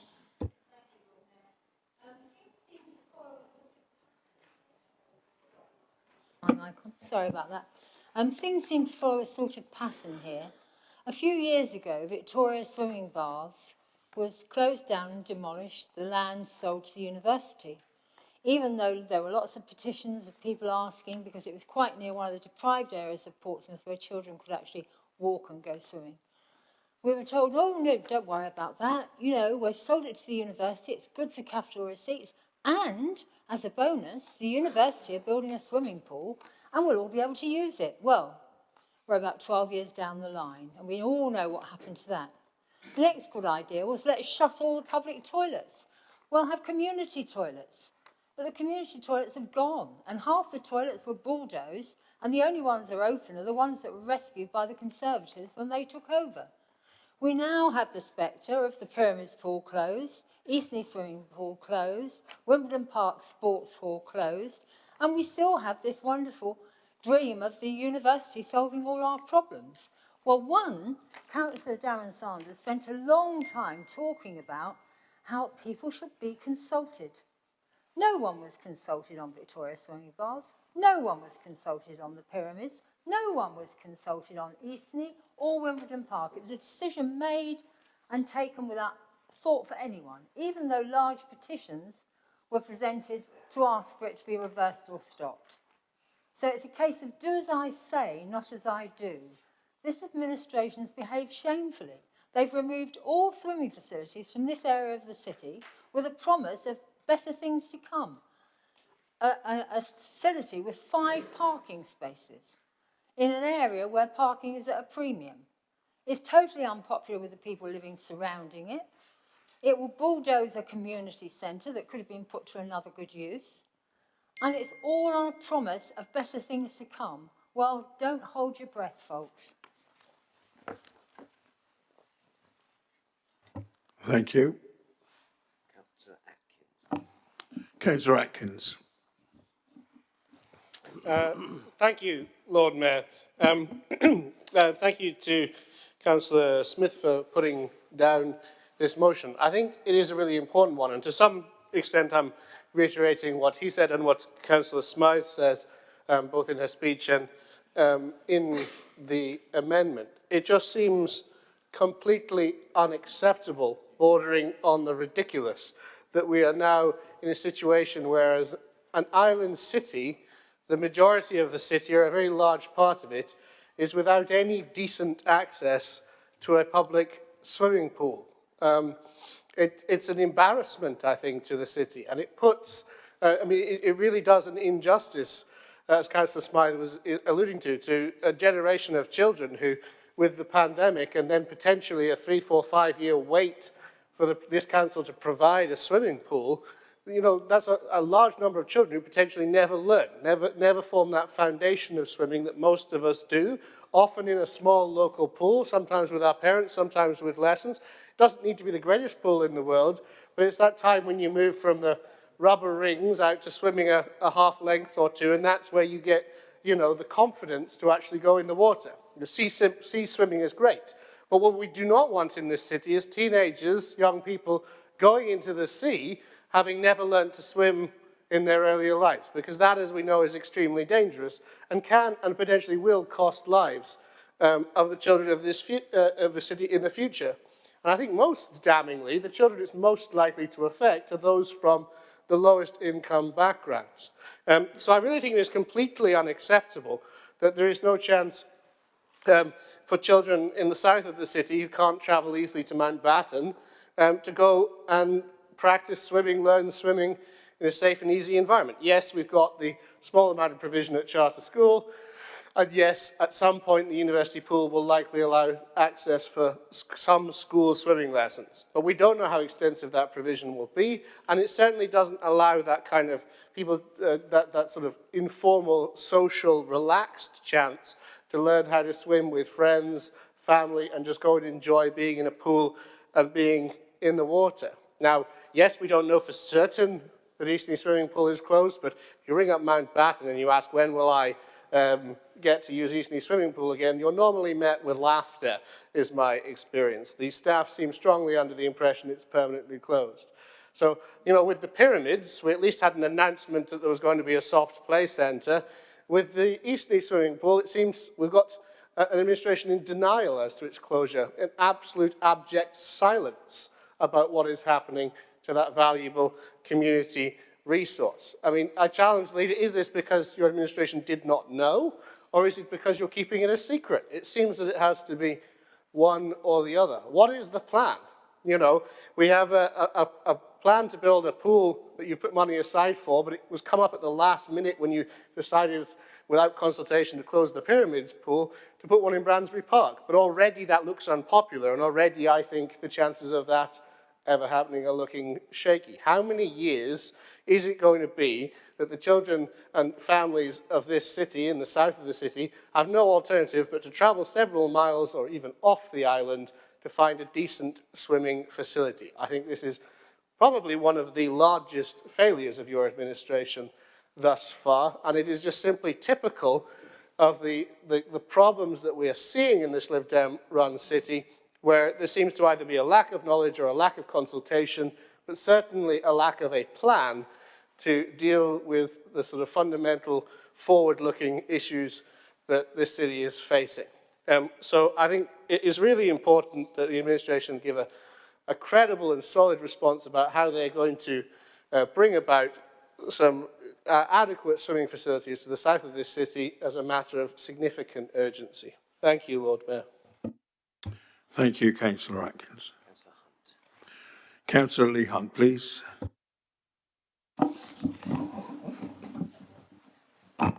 More baloney. It's baloney after baloney tonight from our Conservative colleagues, and I think Chesham and Amersham and the blue wall, knocking down the blue wall, has given them the wibbly wobblies. Quite frankly, all their bleating today, I'm sorry about that because some of them are still my friends, the bleating today has been quite extraordinary. Across the United Kingdom, or certainly in England and Wales, Swim England has warned of the closure of 2,000 swimming pools. Now, who runs this country?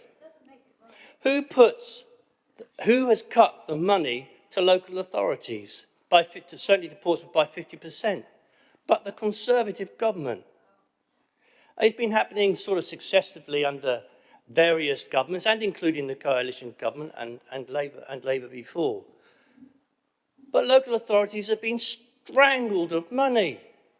We've been talking about being cut to the bone for a long time. In fact, you all complained about it when you were in the administration, about local funding being cut. And now you are coming up with baloney about the swimming pool. There aren't many local authorities in England and Wales who are proposing to open a brand new purpose-built swimming facility for local residents. And that I'm referring to the one, you can shake your head, Councillor Norton, but we are, and Councillor Dowling will talk about that in a minute. But here we are opening a brand new, swimming pools are expensive to run for a start. You know, the water has to be heated. Electricity and the cost prices are going up all the time because the Conservative government has failed to secure energy for our country. And it's the Conservatives who have been running this country for the most part the last 100 years. It's the Conservatives who are cutting off funding to local authorities. The Lib Dem administration here has focused its main attention on looking after people who need it, in elderly care and in children's services. That is what the people of this city want us to do. And when the consultation, I'm sure Gerald will remember, when the consultation went out, sports facilities came right down at the bottom, actually. But even so, the Liberal Democrat administration here has found money for many sports facilities, including a massive provision for tennis up at Hilsey, and working with other partners all on the seafront, tennis provision all over the place, table tennis in parks, and created a gymnastics centre and the Mountbatten Centre. It's in the middle of the city. The reason for the Victoria swimming bar's closure, if I just politely remind Councillor Symes, because I remember the debate, there was only one person that voted against it, and that was Councillor Jensen from St Thomas Ward. The rest of the council, all the Conservatives, all the Liberal Democrats, all the Labour, etc., voted for the closure of that swimming pool. So more baloney from our Conservative colleagues, or a short-term memory anyway. But the point was, it closed, we got the 50-metre swimming pool at the Mountbatten Centre and all the other facilities that go with it.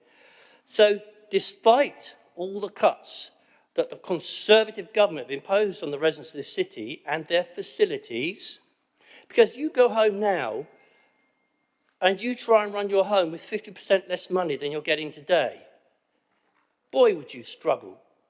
But that's what this council is coping with. And you were doing it for 4 years before as well.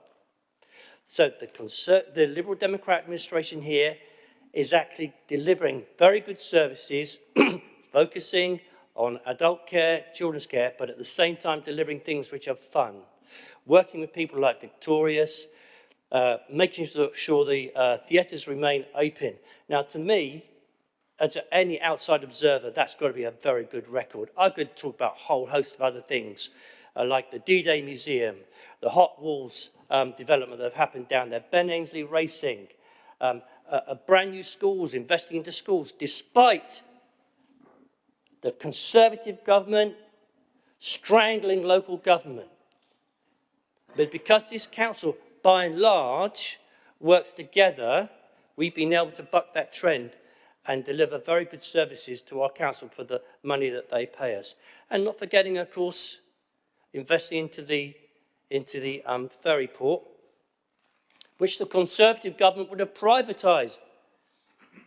There were certainly plans afoot to privatise the ferry port, and that would have lost about £4 million a year going into the local purse here for council taxpayers. So it's baloney from you guys today, and I'm really sorry that Labour have decided that they are going to continue to support the Conservatives for whatever reason. But this Liberal Democrat administration will continue to deliver good services, including swimming pools, and building new swimming pools and building new facilities, as we have been throughout all the last 10, 15 years, with that blip in the middle with the Conservatives, which not much happened at all, quite frankly. So, Lord Mayor, thank you very much for listening. Thank you. Councillor Ben Dowling. Thank you, Lord Mayor. I was expecting this to be a really short debate, one of those ones where we can all just agree, because actually what's written on the order paper and actually most of Councillor Smith's speech was all very reasonable, and actually I'm a great believer in reasonableness. And again, from Councillor Smythe, again, I think relatively reasonable. There's nothing in there that makes me think they're being unreasonable. Then we have speaker after speaker describing things that I would describe as wholly unreasonable. So, you know, Councillor Symes, talking about a whole host of different things spanning 20 plus years, but actually just really touching on the fundamentals here. The university is building a new pool. It's a physical building that you can now see. Yes, it's not open yet, but it will be open very soon. And yes, there is a very clear agreement in place that they do have to provide public swimming. It was part of their planning application and part of the giving consent for that building going up. I'm pleased that we're working with them to put something in place, and that will be open relatively soon. And as soon as I have an exact date for that, I will of course share that with the rest of the council. And indeed, it might be that the whole council was contacted directly via the university anyway. Councillor Atkins, it's interesting you're using the phrase unacceptable, bordering on the ridiculous, having listened to an earlier debate whilst driving on the way here. But also there's an element of short memories here. We ran the Conservative group ran the council for 4 years, not that long ago. I don't remember any significant plans for building new swimming pools in that 4-year period, but we do have one now. And I think that's a really, really positive thing. Local people in the southeast of the city will be getting a new swimming pool, and that's a really, really positive thing. And that's something we committed to almost a year ago in December 2020. Now, on taking the matters actually on the order paper, do I regret closure of Easting Swimming Pool? Absolutely. I swam there as a young person myself. I have grown up in the city as well, and it has been part of the city for a very long time. And you know, you reference here, it lasted through 2 world wars, etc., etc. For a building to last through 2 world wars and to still exist in 2021, well, that's really positive, but actually, and I say this with a heavy heart and as a history graduate with real genuine appreciation for history, for architecture, for the meaning buildings have on local people and the impact it has, I do regret, I absolutely agree that it is a shame that Easting Swimming Pool has had to close, but you know, we had an independent report done. It would cost £1.4 million to fix the roof. It would cost another £500,000 just to make structural fixtures and repairs, and that's without making any significant improvement to the actual service provided to local people. Now, yes, we could spend that money and that would elongate the life of Easting Swimming Pool by an amount of time. But actually, Easting Swimming Pool is not fit for purpose. It's very rarely used by local schools due to the depth of it anyway. It was never often used by local schools, especially not at junior and primary.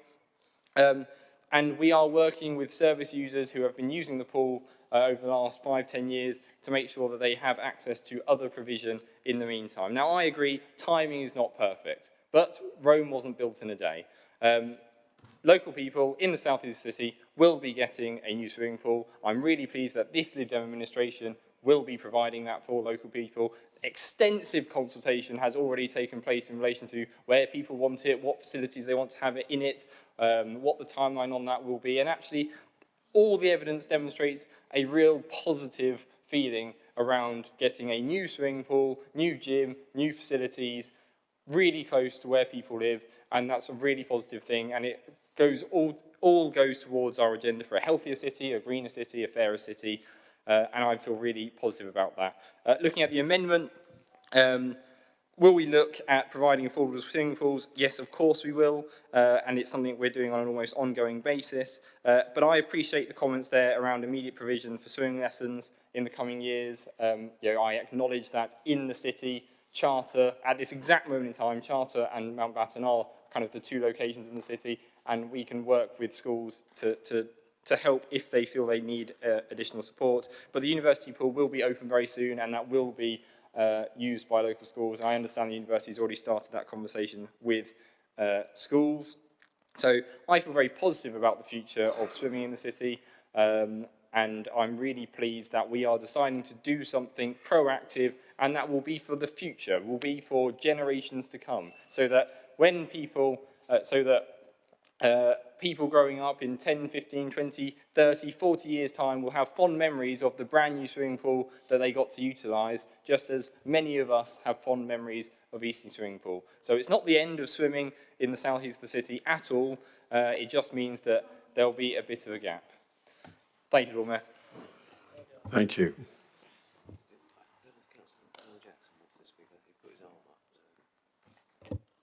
Did you wish to speak, Gerald?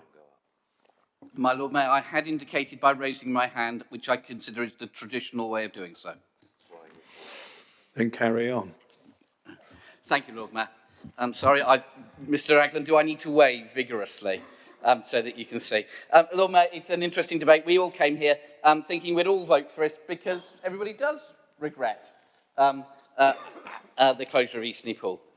But it's been really interesting to hear people's statements, and I'm sorry, that it's almost all from the Conservative side on this one. It's been interesting to hear from Councillor Symes that the Conservatives opposed the Mountbatten, opposed closing Victoria Pool and replacing it with the Mountbatten. Now, I remember Victoria Pool. I remember the 30-odd metre pool there, and I remember all those baths in those cubicles for people to go to because nobody had a bathroom at home. And we replaced that, something which people didn't need because most people now have bathrooms at home. Yes, there were baths there. And so that people could go and have a bath because nobody had a bathroom at home when it was built. And we replaced that with a 50-metre pool, wonderful new facility for the city. A new facility for the next generation. The Councillor Symes now says they opposed. And I think that's an interesting thing. And here we have the new pool, another 50-metre pool in the city opening, I think, next month, with thousands of community sessions available. And yet the Conservatives seem opposed to that. And then we come down to the southeast of the city. Now, Councillor Dowling has said to repair the roof, it's £1.4 million. To make other improvements to make it safe, another £500,000. This is a building that is 116 years old and where the tank is dug into the mud. The tank of the pool is dug into the mud. And the offer to replace it for the next generation, because we know the Eastleigh Pool has not got a life that's going to carry on forever, the offer is to replace it with a new pool for local people. A pool with a shallow end so kids can learn to swim. Doesn't happen at Eastleigh. A pool where there's disabled facilities. Doesn't happen at the Eastleigh Pool. A pool where there is changing rooms for families, so families can get together. Doesn't happen at Eastleigh. So, my Lord Mayor, we're offering to the people of the southeast of the city a new pool. And it's been really clear today, hasn't it? That the Conservatives like to keep old things and they fall to pieces. And we're offering the people of the city, the next generation, a new pool.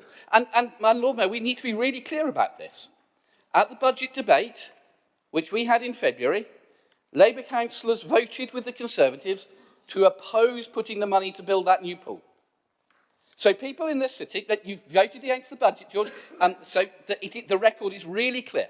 So people in this city have a really clear message. If you want a new pool, the only people who are going to do that for you are the Lib Dems. The Conservatives have said clearly they don't want it, and they voted against the money. Labour councillors supported the Conservatives and voted against the money. So if people want it, they need to vote for us.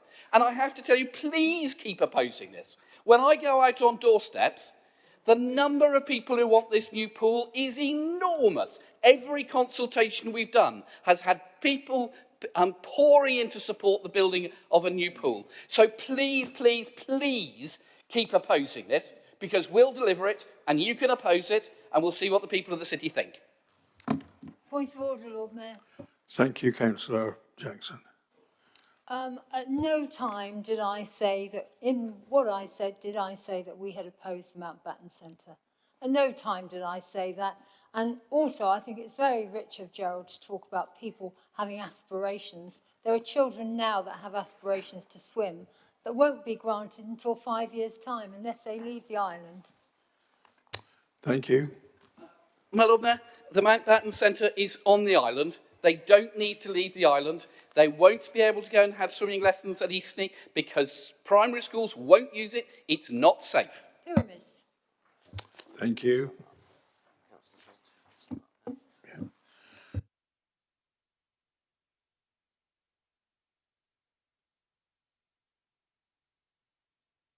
Councillor Brent. Thank you, Lord Mayor. Just a very, very quick comment, and I'll use Councillor Hunt's nice phrase of baloney. I think what I would classify as baloney is when you're blaming national government and deflecting the information about the issue and using national government to blame them when you could be talking locally and actually what you're empowered, you're the administration, how are you addressing this issue? So it'd be nice in the future to actually address the motion and talk locally. However, you did make one good point, I would say, in that, yeah, the Conservatives have been empowered the most over the last 100 years, and that's because the public vote and they want them to be. Thank you. Lord Mayor, point of order 35B. Councillor Brent, the LGA, a cross-party body, has asked the government for £1 billion to be able to invest in swimming pools because they know that they're closing left, right and centre. That's from all political parties in local government, Conservative, Labour, Lib Dem and Independent, have all united to say the government need to do more. It's not us, it's you. And all of us. Was that a point of information? It was. Thank you. Point of order, Lord Mayor. Jeanette. 46A, that the question is put to the vote immediately.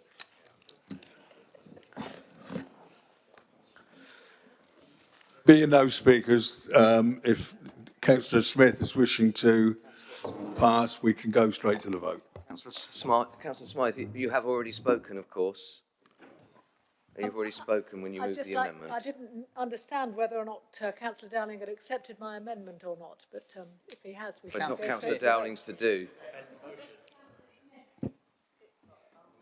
Sorry, I'm so sorry, Councillor Smith. Councillor Smith, do you wish to sum up? Sorry. Yes, please, Lord Mayor. And to the first point, I'd like to assume to the amendment that has been made by Councillor Smythe. Thank you, Councillor Smith. And thank you for the debate, everyone. That was very helpful. I'll be quick. Interesting that Councillor Atkins said, "What is the plan?" And Councillor Dowling came back and said, the new pool is coming, but we still don't know when, do we? When this new pool is coming. So that's the big Lord question. Mayor, point of order, just very quickly for information. If I wasn't clear enough, a planning application will be coming forward in the next 6 months. I feel confident about that, and I look forward to it. And then when after that?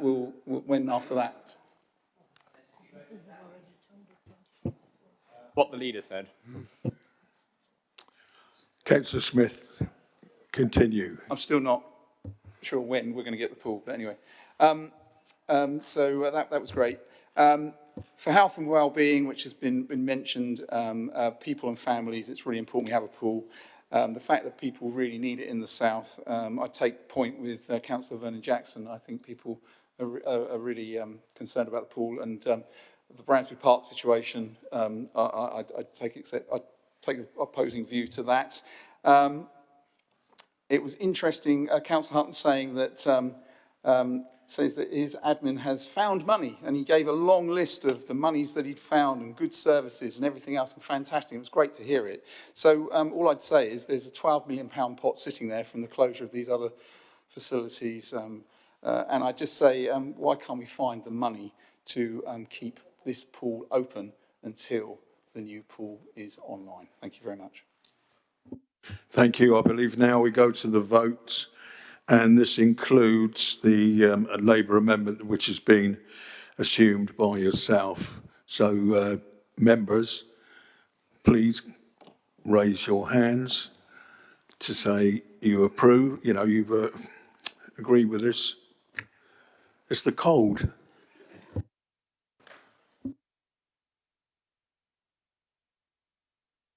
This is voting for the motion in subsuming the amendment, Lord Mayor. Those in favour? I can't see. Are any against, Lord Mayor? Looks pretty... Are there any against? No. Gerald.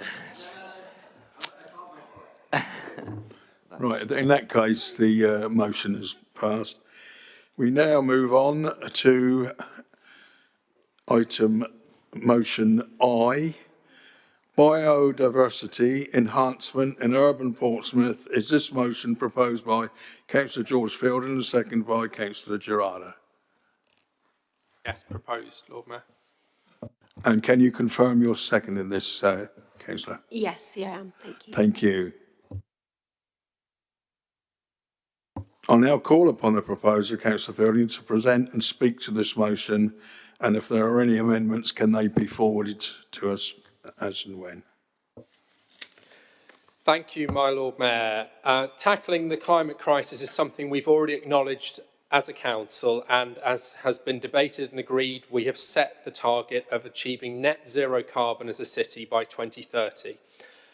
And whilst we all work to achieve this goal through reducing carbon emissions and tackling traffic pollution in our city, we must also look at what can be done to improve our urban environments and their biodiversity to bring about real change and reverse the trend of harming nature within our built-up city. Biodiversity is the variety of life in a certain area, the range of plants, animals, and other organisms that can be found in one ecosystem. For many people, biodiversity is something that can be associated with rural areas, where you can see various species of plants and animals alive and thriving. It's important to remember that biodiversity also exists in cities and other urban areas. And remember that, and perhaps the reason we don't notice biodiversity so easily in these places is because we need to help it flourish. But how do we do that? In recent years, many buildings have added green roofs and living walls to their facades. These features create cleaner air, introduce new plants into a local ecosystem, and provide a habitat for other creatures. They also improve the appearance of buildings they live on and don't take up as much space as traditional green spaces such as trees or parks. Increasing biodiversity in urban areas has meant finding creative solutions like green roofs and living walls to the lack of free space in urban areas. For thousands of years, humans have formed large communities that have grown to become cities, so the urban environment is nothing new. What is new, however, is the huge amounts of concrete, roads and cars that now be found in every city. With the increase of non-natural materials and carbon emissions, it can be difficult for local plants and animals to thrive. Biodiversity is often used as a means of measuring how healthy a particular ecosystem is. A healthy ecosystem will be able to sustain a wide variety of life. A lack of biodiversity in the area can lead scientists studying it to notice problems like unclean water or air pollution. Nature conservation has become even more important in the 21st century, and biodiversity is now used as a means of measuring the health of an urban environment as well as rural environments. 51% of the world's populations now live in cities, create a huge carbon footprint. One way to offset this carbon footprint is to promote a healthy environment, encouraging its biodiversity. In urban areas where human population has changed the landscape, green initiatives need to be put in place to help the other local populations survive. Living walls are a great example, as they introduce plants to the environment and can house a variety of living creatures such as birds and insects. When installing a living wall, a conscious effort is made to ensure that plants in the walls are locally found species and do not harm the ecosystem.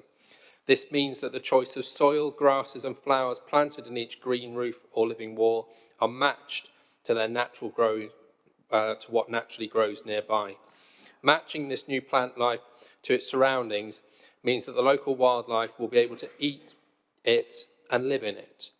Using local plant species in green features also ensures that living walls and green roofs will thrive, as the plants they contain will have proven to grow well in the local climate. In addition, we must look at providing wildlife corridors and connections between green spaces. Providing options to wildlife to travel and find new food sources, water sources, and mates are extremely important to urban biodiversity. The hedgerow in England, for example, has been part of the English garden aesthetic for many hundreds of years. The bush or shrubbery provides a physical barrier for larger animals and people, but allows for small animals to pass under, through, or along the roots of the hedgerow from garden to garden. Recently, though, with the increase in popularity of impassable fences lining garden boundaries, hedgehog populations, for example, in England, have dramatically dropped. Using soft engineering techniques such as rain gardens and bioswales to handle storm waters is a good way to provide wildlife corridors. Native grasses, shrubs and trees are more likely to thrive in rain gardens and are relatively barrier-free. They also keep out the wildlife out of the streets and out from under tyres. So I would urge you to back our motion around biodiversity, to call on the administration to do more to improve our offering in the city. We acknowledge that some work has been done by way of evidence submission into the local plan and that a biodiversity action plan is in the process of being prepared by the Hampshire and Isle of Wight Wildlife Trust. But we see that now is the time for serious action to help avert the climate and ecological crisis we are facing. Thank you. Thank you, Councillor Fielding. We have two amendments. We have a Conservative amendment put forward by Councillor Bosher, seconded by Peter Harris, Councillor, and another amendment from the Lib Democrats, and that's been put forward by Darren Saunders and David Ashmore, Councillor. So if I call on Simon Bosher to speak for the Conservative amendment. Would you like me to formally propose my amendment and Councillor Peter Harris to second it first, Lord Mayor? That would be very nice. Thank you. Formally proposed. Formally seconded by Peter Harris, Councillor. Thank you, former Councillor.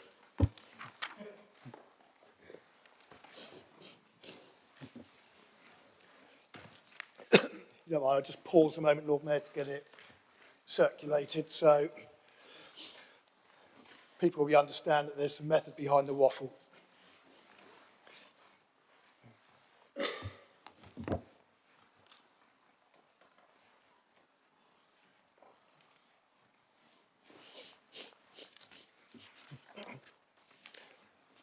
Lord Mayor, although I don't disagree with the general thrust of the notice of motion, I brought forward this amendment primarily to address some of the inconsistencies and perhaps procedural anomalies in the original notice of motion.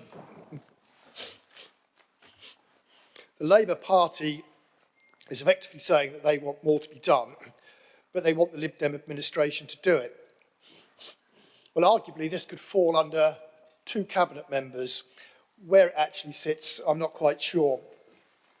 It could fall under the cabinet member for climate change and the green recovery. But actually, if you look at the website, it says, no cabinet member for climate change and green recovery meetings are available for browsing. No meetings had, no meetings going forward. Alternatively, it might fall under perhaps the cabinet member for community safety and the environment, if the environment is where it sits, a bit tenuous maybe. But again, no cabinet member for community safety and environment meetings are available for browsing. So I would suggest that actually asking the Cabinet to do something on this is a bit of a waste of time because the Cabinet members aren't meeting, and I suspect, if you'll pardon the pun, this will end up getting dumped in the long grass and nothing will actually happen. The correct route to actually go down with this is how I put it out in my amendment, is to put it through scrutiny. Scrutiny would be the correct place to actually put it. And it will provide the opportunity for residents, community groups, opposition councillors to investigate the very issues that Councillor Fielding has mentioned in his notice of motion. They can hear the evidence, you can inspect the contracts, you can bring a report back to Cabinet, and then rather than it sitting in the long grass, you've then got Cabinet actually saying, yes, we're going to go with the report's recommendations, or no, we're not. You then have a clear black and white decision as to how serious the Lib Dems actually take this. Because I would suggest that the fact that their Cabinet members are not meeting and not holding meetings, that they don't take it particularly seriously. Beyond this, the correct place to actually place this would be with the Tech Scrutiny Committee. And it would give, and Councillor Gerarda is seconding this notice of motion, it would actually give Councillor Gerarda, as a member of that committee, the opportunity to get involved in something that clearly she feels very passionate about and actually get heavily involved in shaping what is required, what can be done and what can't be done. But just looking at it in a little bit more detail, and there are a couple of bits that are mentioned in the notice of motion that make me subtly uncomfortable, but these are the sorts of things that could come up through the scrutiny process. The second bullet point, it seems to be inferring that PCC should stop cutting verges and de-weeding pavements. I'm not quite sure whether that is the intention, but that's how it actually reads to me. And I'll go back to what I said in an earlier debate with regards to Drayton and Farlington and using weed killers to save money. But actually, they're doing it in another way as well, in the fact that they're already not cutting the verges in Drayton and Farlington. We have verges full of weeds. That, by the nature of the fact that it is uncut and can be sort of knee height, encourages dog excrement and rubbish. And also verges where the grass from the verges is growing over into the gutters, which is creating some of the water flooding problems that we have to a point in Drayton and Farlington. But also, you don't know where the pavement starts and the verge stops, which can be pretty difficult for elderly people and people with disabilities. By the nature of my particular ward, we also have a lot of trees in verges. A lot of those have what is known as base growth that grows out from the base of them. And in some of them, particularly along the main Havant Road, where people may be familiar with large verges, large pavements, the base growth from some of these trees is so extreme where it's not being addressed that you're actually getting a situation where elderly people are actually having to walk on the Havant Road in the cycle lane to actually bypass the trees. Now, those are some of the issues that I was going to say as a member of TEX, I'm not as of 3 or 4 hours ago, that I would be interested to make sure that we shape the right things and we protect the right things, which is why I've suggested it goes down the scrutiny route. I would suggest to Councillor Fielding that is the correct place to go. It would give cross-party buy-in in that respect, and I would urge him perhaps to subsume my amendment into his main notice of motion, and let's see if we can work together to get something that actually works for us and get the Cabinet to buy into it once the investigation is done. Thank you, Councillor. The second amendment from the Liberal Democrats, Councillor Darren Saunders proposed, Councillor Dave Ashmore seconded. Is that correct? That is correct, my Lord Mayor. Would you like to speak on it? Yes, I would be happy to. Thank you very much indeed. I have to say I can't disagree with perhaps a single word that Councillor Fielding said. And I can't disagree with a single word that Councillor Bosher said. There's only one minor technical problem with this, and it's just that it's as if nothing has happened over the last 3 years. And this amendment tries to set the record straight. And to disappoint Councillor Udy, it is a bit long, because frankly there is a lot in it, because a lot has been done over the last 3 years. Councillor Fielding didn't say one thing about what had been done in this city. This amendment says considerably more. And why does that matter? For the entire reasons that Councillor Fielding put forward. We, as Liberal Democrats running the city, want to make it kinder, fairer and greener, especially as we emerge from a pandemic into an uncertain future. The recent National History Museum report on biodiversity is very clear. This is a global issue, and it's something we have been taking seriously since we resumed control more than 3 years ago. I know Councillor Brent earlier on said that motions were a gift to the opposition. I have to say I think this is a gift to this administration. I'm delighted that Labour has given us the chance to explain in detail what we have done, and as you can see from our amendment, there is a lot of detail, with frankly a level of commitment that puts many other councils in the shade. On housing land alone, more than 30,000 plants, shrubs and native hedging, 684 trees, more than 317,000 daffodils, nearly 8,000 square metres devoted to wild meadow sites. That's not bad, I think. But we also want to make, as Councillor Fielding and Councillor Bosher have identified, our environment outside housing estates as well. And this is actually something where I disagree with Councillor Bosher, although I support the idea, we as an administration support the idea of utilising scrutiny as a way forwards, going forwards in future. The Cabinet discussed this very issue last week because of its update to its greening strategy that it approved last year. And I didn't see, and maybe I wasn't looking hard enough, but I didn't see one Conservative or one Labour councillor there to help us along the way. Because this is an issue that cuts across portfolios. It's not around one, it's to everyone.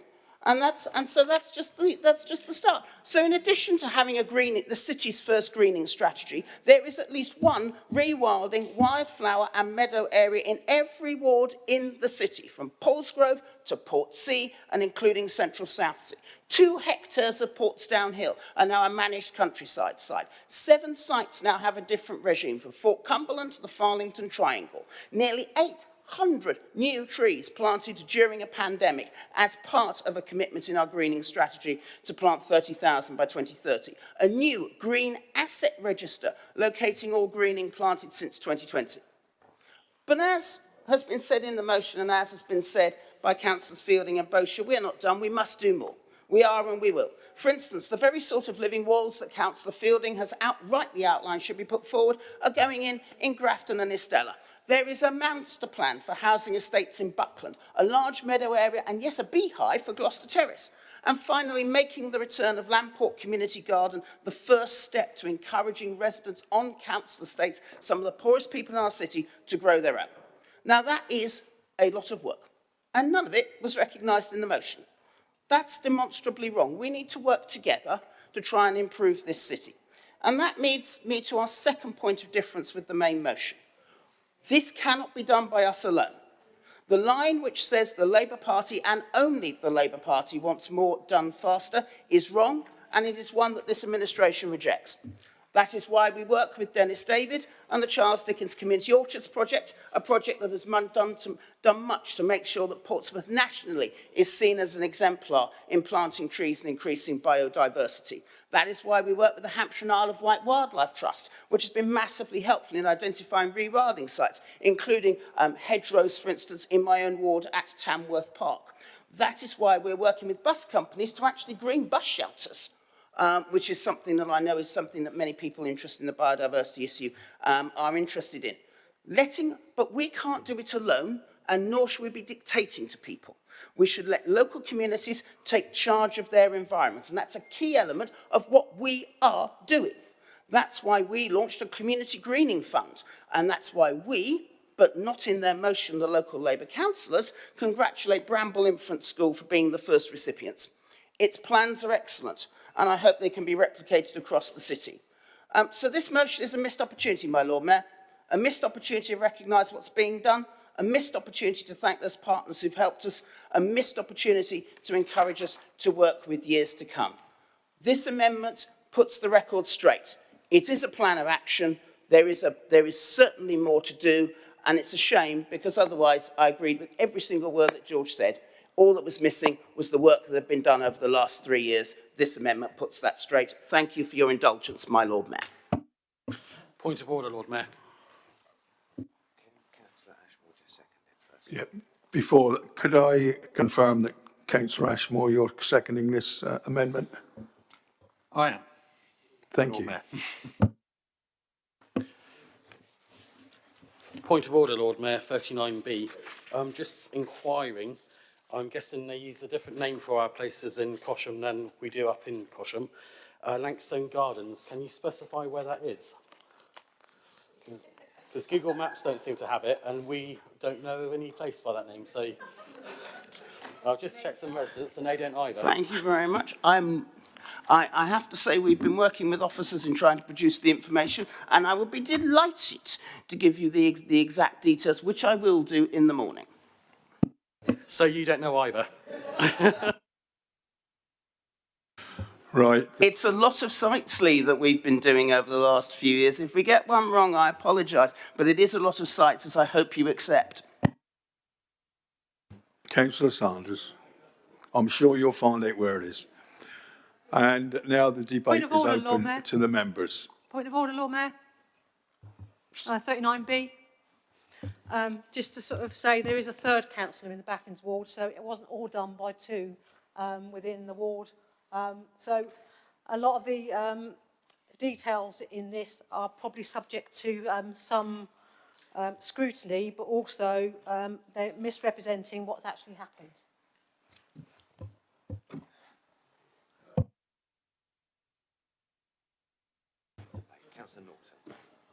Councillor Norton, you're on the debate. Okay, thank you, Lord Mayor.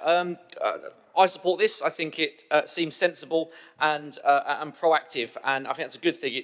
I'm pleased that we're doing some proactive things which are on the environment, which are a million miles away from the actions of Insulate Britain and Extinction Rebellion and these kind of so-called eco-warriors who drain our police resources, but fundamentally drive people away from the agenda. So, I'm pleased that we've got a healthy, proactive motion coming here. We, the Conservatives, are the greenest government in history. I know that those groups don't acknowledge that, but we are. Locally, we produce a green manifesto every single year, and I welcome the Labour Party bringing motions like this to the council, which seem positive. I think we're getting somewhere when it comes to the green agenda. I really do.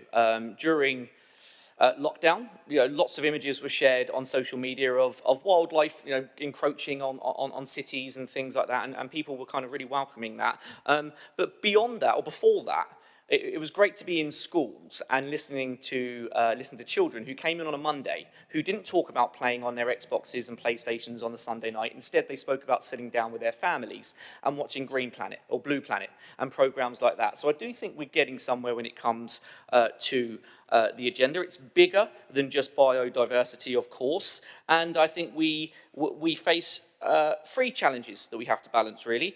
One is food security. Another is trying to get to net zero, and of course protecting nature, which is where this motion falls into. I think on food security, I'd like to see more profitable and sustainable farming. Fundamentally, it's about importing less and producing more.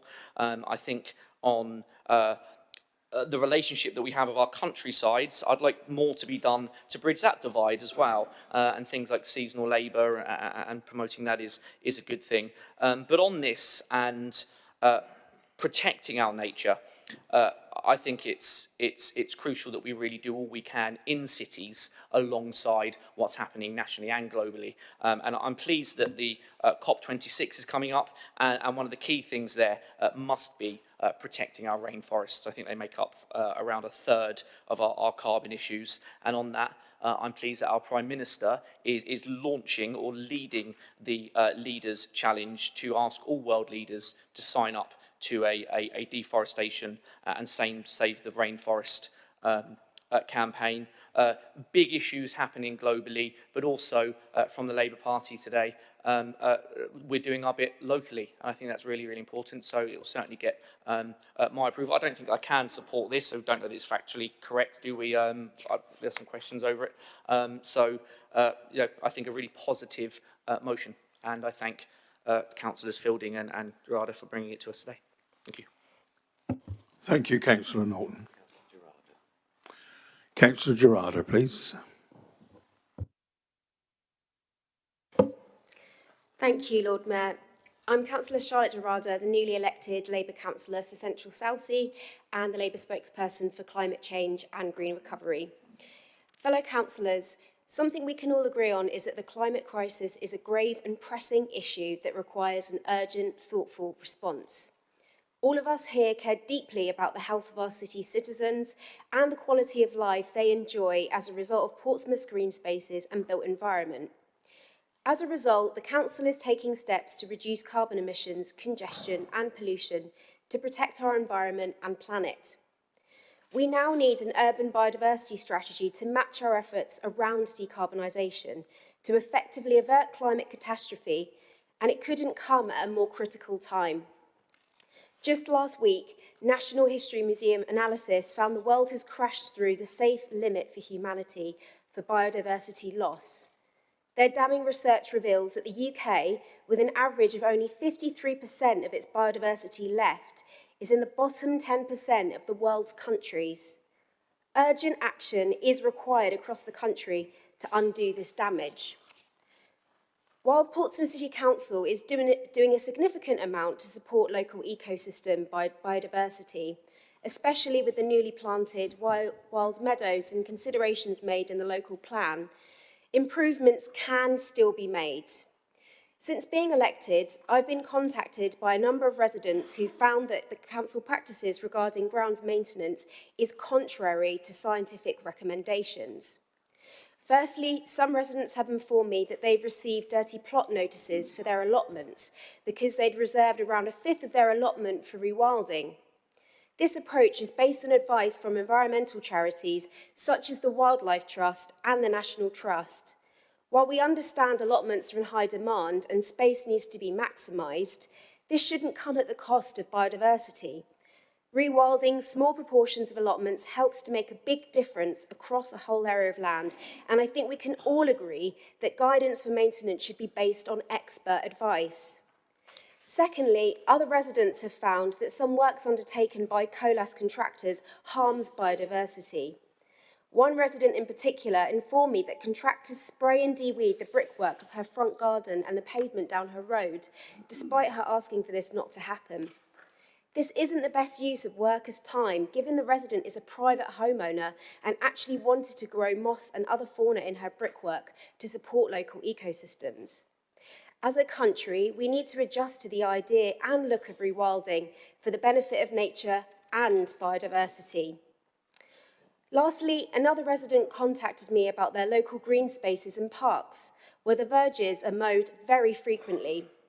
While we understand that the main grass areas should be cut regularly, so residents can enjoy the green space and dogs can easily be cleaned up after, verges around the outskirts of a park don't need to be mowed. Instead, if wildflowers were allowed to grow, it would not only look beautiful, but would provide flowers for pollinators. What is more, this would reduce the volume of regular mowing with the potential to save the council money. Scientific research makes clear that with measures to enhance biodiversity, small but cumulative actions can make a big difference. That's why local authorities up and down the country are taking bold, proactive measures to support local ecosystems. It involves reviewing grass-cutting policies, the use of pesticides in green spaces, and rewilding in as many places as possible. This can be done on roundabouts and on council buildings and by installing bee-friendly bus shelters. In Leicester in Kent, councils have installed a network of such shelters to create corridors for bees and other pollinators to travel through their towns, villages and cities. It would be great if Portsmouth City Council could follow suit and work with the bus shelter companies to bring these ideas here too. After all, the dramatic decrease in biodiversity is both caused by and is also contributing to the acceleration of the climate crisis. When grass is overmowed, not only does this do damage to local ecosystems, it also ends up contributing to increasing carbon emissions. Dry land, where grass is overmowed, can emit carbon rather than absorb it. That's why it's so important for Portsmouth City Council to respond to the climate and the ecological emergency. With this in mind, Portsmouth Labour councillors call on the Cabinet to review and update policies and practices on urban biodiversity that might harm or undermine local ecosystems. In general, approaches should aim to positively and proactively contribute to rewilding. As part of our campaign to enhance urban biodiversity, we launched a public letter to Portsmouth councillors about this crucial issue. Over 200 residents have signed on, calling on councillors to support this motion. And I also thank Portsmouth Friends of the Earth for submitting a deputation in support of our motion too. Together, working with residents, environmental groups, businesses and contractors, we can avert climate catastrophe and protect local ecosystems for generations to come. Making Portsmouth a more sustainable city with biodiversity at the forefront of action on climate change will make it an even better and a more beautiful place to live. Thank you, Lord Mayor.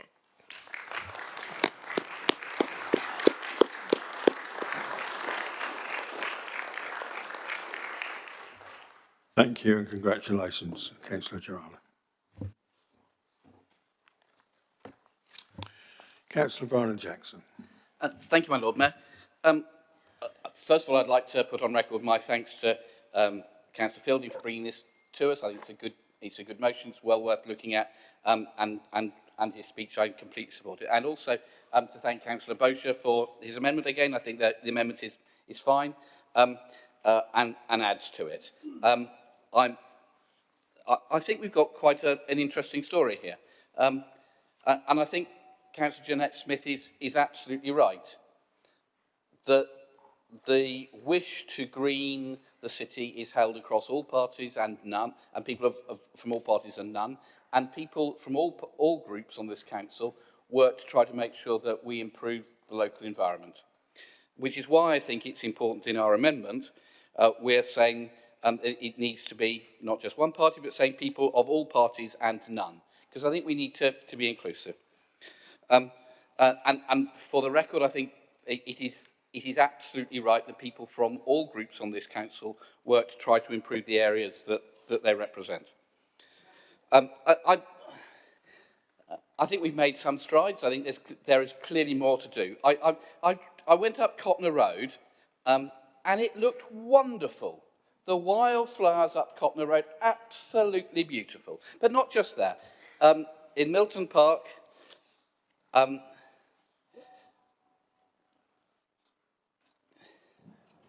Lord Mayor, do you want a break? No, you'll carry on. So Milton Park looked lovely on the seafront, at the Common, absolutely beautiful. Lots of wildflower planting, which is absolutely wonderful. And people are absolutely right, we should have more and more of it. And Councillor Gerrard, I think the idea in terms of not mowing some bits, yeah, good idea that we can pick up. So I think there's great stuff to be done here. I think we need sometimes to actually say that Portsmouth does some things okay. We shouldn't beat ourselves up so much. And actually, we've done some good stuff. Clearly, there's more to do. But putting in 30,000 shrubs and 684 new trees in a city like this is progress. Strangely, the bit that I think, when I go around the city, where there is least, is in the dockyard, where they don't appear to have almost no trees at all. And I've talked with people there about what we can do to help. The bit I've got to worry about is the bit about the rewilding of allotments. And I've talked to chairs of allotments. My understanding is the current rules say that 25% of an allotment doesn't have to be cultivated. It can be uncultivated if people want it to be. The fear that allotment chairs have is the motion as it is currently written would allow people to have 100% uncultivated. Now, their fear is what will happen is that there's a huge shortage of allotments in the city. In Milton, there's a 4-year waiting list to get an allotment. And people don't cultivate their allotments and just leave them. And the fear from allotment chairs is that if this goes through unamended, it will mean that those people can just say, oh, I'm just rewilding.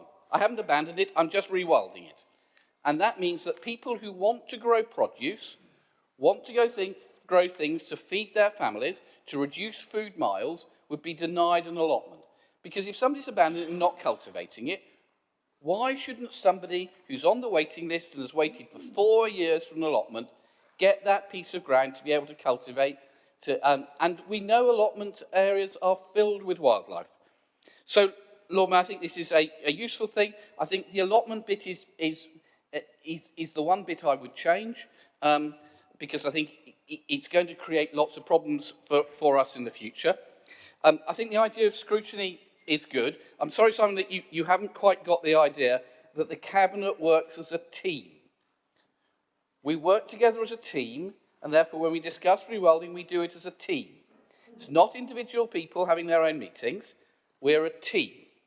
And I think the idea of sending scrutiny is good, but I've been back and I've looked through, and the last time the scrutiny panel met that you're recommending was 19 months ago. 19 months of inaction, and I think this is great to get them going again, but they haven't done anything for 19 months. The Cabinet's been working hard, but I think you're right, it is a useful subject for scrutiny. It's a useful subject for people to be able to get their teeth into, come up with recommendations, and it might mean they meet. Well, they could both do it, but of course they could do it jointly, they could do it separately. Which you poo-pooed. Councillor Ashmore, please. Thank you, Lord Mayor. Thank you, Councillor Sanders, as well, because you've knocked about 5 minutes of what I was going to say. We've seen quite a few notice motions here today. Let me speak, please. Over the years as well, and we are all like falling over ourselves to, be more green, more environmentally friendly, and that can only be a win for the city of Portsmouth. Basically, because that's where the agenda is now. Who's doing better at it and what more we can do. That's got to be good. So thanks to Councillor Fielding and Councillor Gerarda for bringing that here. It's all very important to keep pushing that forward and showing it as high on the agenda. And it also gives us a chance to update people what we've done so far, because I'm going to, because it's one of the passions, and I don't think we should hide our light under a bushel there. That explains a lot of the things that we've done. We haven't just been ward specific, we've been citywide about certain things that are improving. Obviously there's more to do, and we are happy to get on with doing that. You can't rest on your laurels kind of thing. And this is about people of all parties and none. They're independents, people are from political groups who aren't even in this chamber, like the Green Party, for example. They've all got something to add to this. They've all got something important to do. So there's been laudable campaigns made by all political groups and independents, etc. So falling over ourselves to prove our environmental credentials is a good thing. The amendment addresses quite a few things on there. Also, Councillor Bernard Jackson there was going on about the allotments and the problems that can cause, and where it can, if it's left for too long, it can actually cause damage and put a stranglehold on biodiversity. So it has to be done right, and that's why I think Councillor Bosch's amendment that come through there, I think that's really interesting way of doing it. I think that's a way of looking at it that does involve everybody. So people from all parties and none can get involved, have a look at things, and it also addresses things like things that we might think that's natural, that'll do good, and it could end up being something counterproductive that would come up there. The only thing I would take umbrage with what you said, Councillor Bosch, was when you said, us as Cabinet members don't seem to care about it. Of course we care about it. And I remember it was, 2019 it must have been. We tried to organise three different times. We had meetings to the opposition spokespeople to come to discuss climate change things, and 3 separate times I was there on my own and nothing. Obviously we couldn't have the meeting, but we have been doing stuff through Cabinet, and I'm all ears to anyone that wants to help and give us information and bend our ears about how we go about and improving things. So thank you very much, Lord Mayor. Thank you. Councillor Ashmore. Councillor Gerardo, your microphone's still on. Thank you.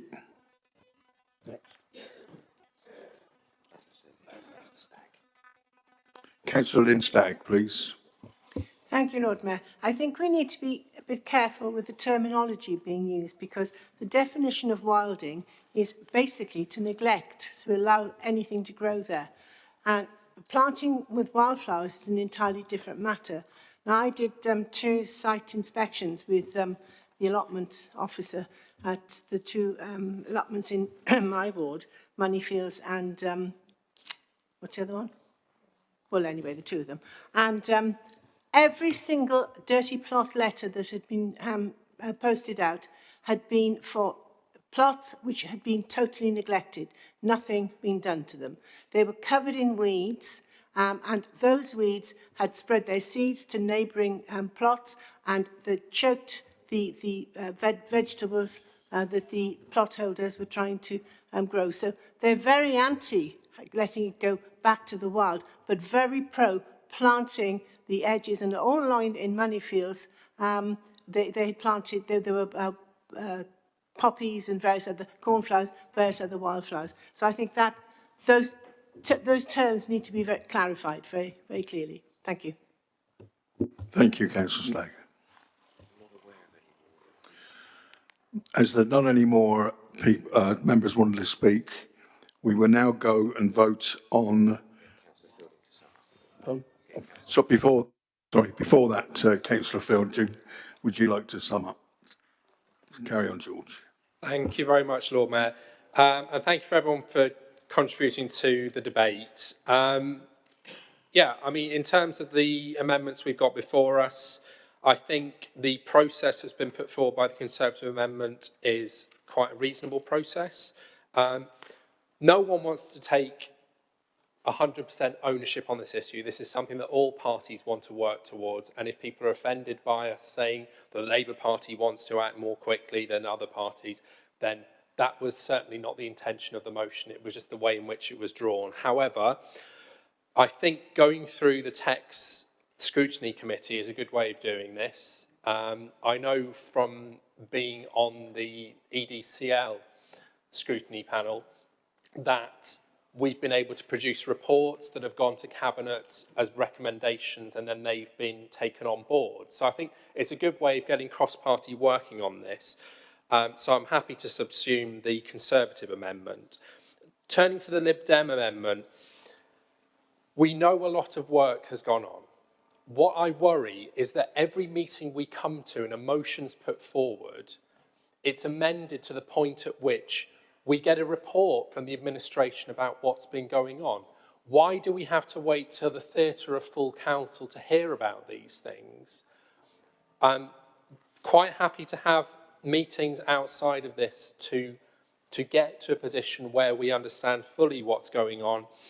And yeah, you can be commended as to what's going on, but there's always more that can be done, always more that we can be doing as a city to improve our urban biodiversity, because it is something that affects us severely, and we need to continually be addressing that. So, unfortunately, whilst there's a number of things we would agree with in the Lib Dem amendment, we will not be subsuming that, and it will have to go to the vote. What I would say in terms of the concerns around the terms of rewilding and allotments particularly, what we're asking for is a review on these matters. We're not setting policy at this meeting. So I think we can allay any fears and any hay that's been made in respect of the concerns that allotment managers have, because we're just concerned that there's been a number of people that have contacted us where they've had, say, 1/5 of their plot that's been rewilded. And I'm not saying it's been neglected or left to rack and ruin, which is not what is intended by this. But they have received dirty plot notices as a result of that. Now, whether that's a fault in terms of them actually receiving that or not, I'm not sure. But what's certain is we want to make sure that there's the ability to have, to use the recommendations from experts that allotments should allow for wildflowers, should allow for diversity, and should be beautiful places that all allotment holders can be proud of. So, again, thank you for the debate, and I would hope that people can support the subsumed motion going forward. Thank you. Point of order, Lord Mayor. It's difficult to decide which things to bother piping up about and which things to just let slide. But just for the record, everything in the Lib Dem amendment was in a public document last week, which went to Cabinet. Any member of the public, or indeed any member in this room, could have attended that meeting. It was also available beforehand for opposition spokespeople. Thank you. I believe now we... Also see it all just by walking around the city, but that's by the way.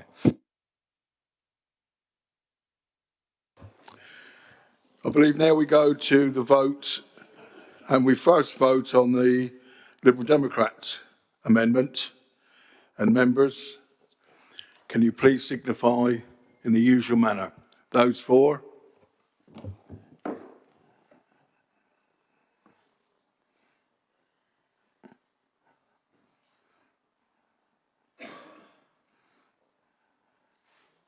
Lord Mayor. Thank you. Those against?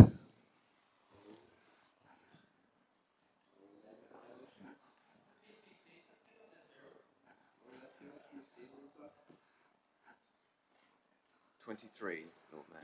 So the amendment is lost. The amendment is lost. We now go to the motion itself, which Councillor Fielding has assumed the Conservative amendment. So, members, can we please vote on this?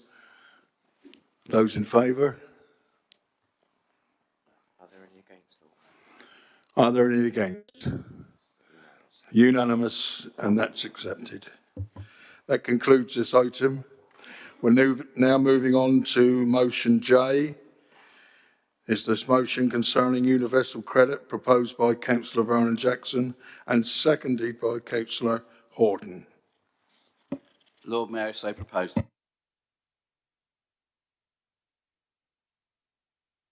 And seconded. Thank you both.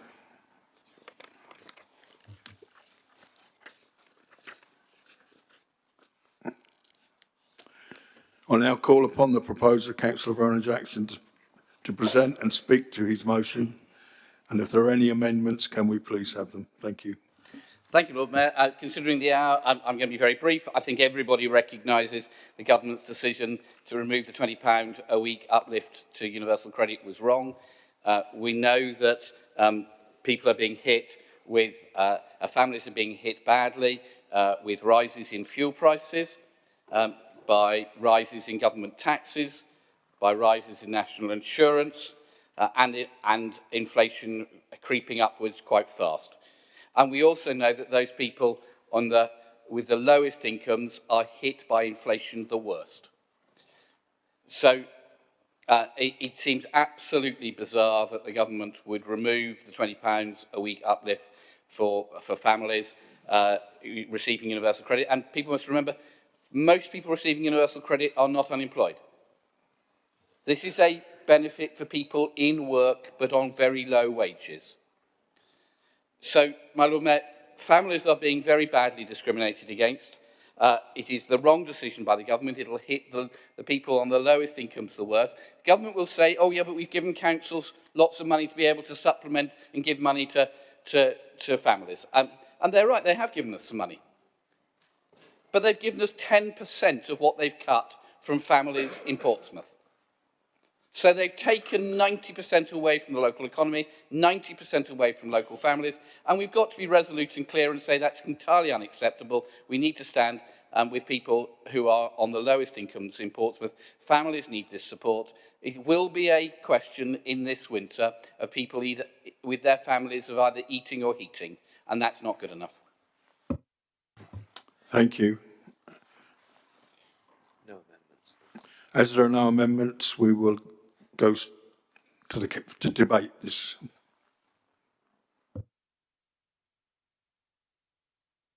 Councillor Corkery. Thank you, Lord Mayor.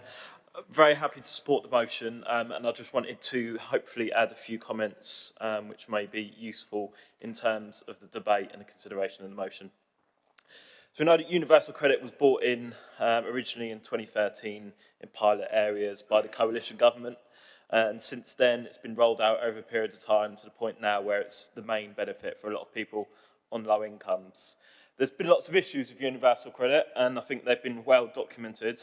That's not to say, though, that the legacy benefit system was any better. Actually, there has been some improvements in universal credit in terms of simplifying everything into one digital system. However, we know that a lot of those legacy benefits were more generous. People lost money when they moved over to universal credit.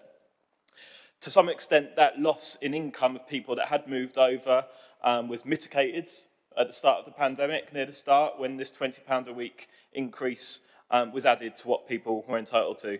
And that £20 a week wasn't something that's helped people live a life of luxury. This is just to help put food on the table, help put gas and electric on the meter, help them feed and clothe their children.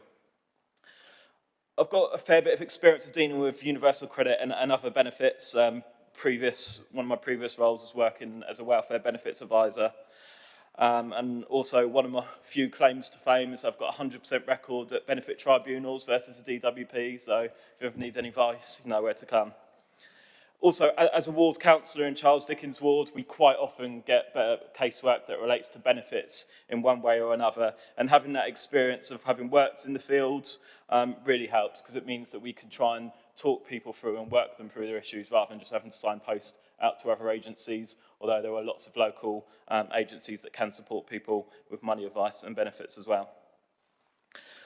And I think it's just important just to emphasise the impact that this is going to have on people. I know there was a comment from one of the government ministers, I think the DWP minister probably, that people should need to work an extra 2 hours a week, which was thoroughly refuted, because actually once you take into account the impact of tax, national insurance, and also the 63% income taper that's built into the universal credit system, it's much, much more than just working 2 hours a week. And actually, a lot of people on universal credit can't just work 2 hours a week. Some people aren't able to due to sickness or disability. Some people have caring responsibilities that mean they can only work certain hours. So this idea that people just need to go out, get on their bike, and get a job, I think is rubbish.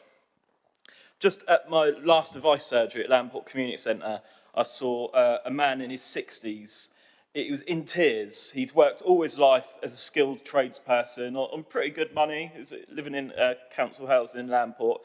He recently lost his job and had to go on universal credit due to illness. He was literally in tears in front of me because he was unsure and anxious about how him and his family were going to cope with £1,000 cut to their income every year.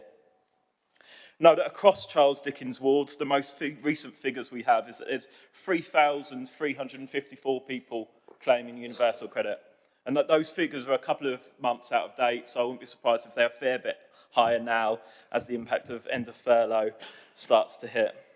And just if you think about it in terms of the local economy, 3,354 people losing £1,000 a year, that's a couple of £1 million out of the economy just in Charles Dickens ward. A couple of £1 million that's not being spent in the local pub, not being spent in the local cafe or the hairdressers.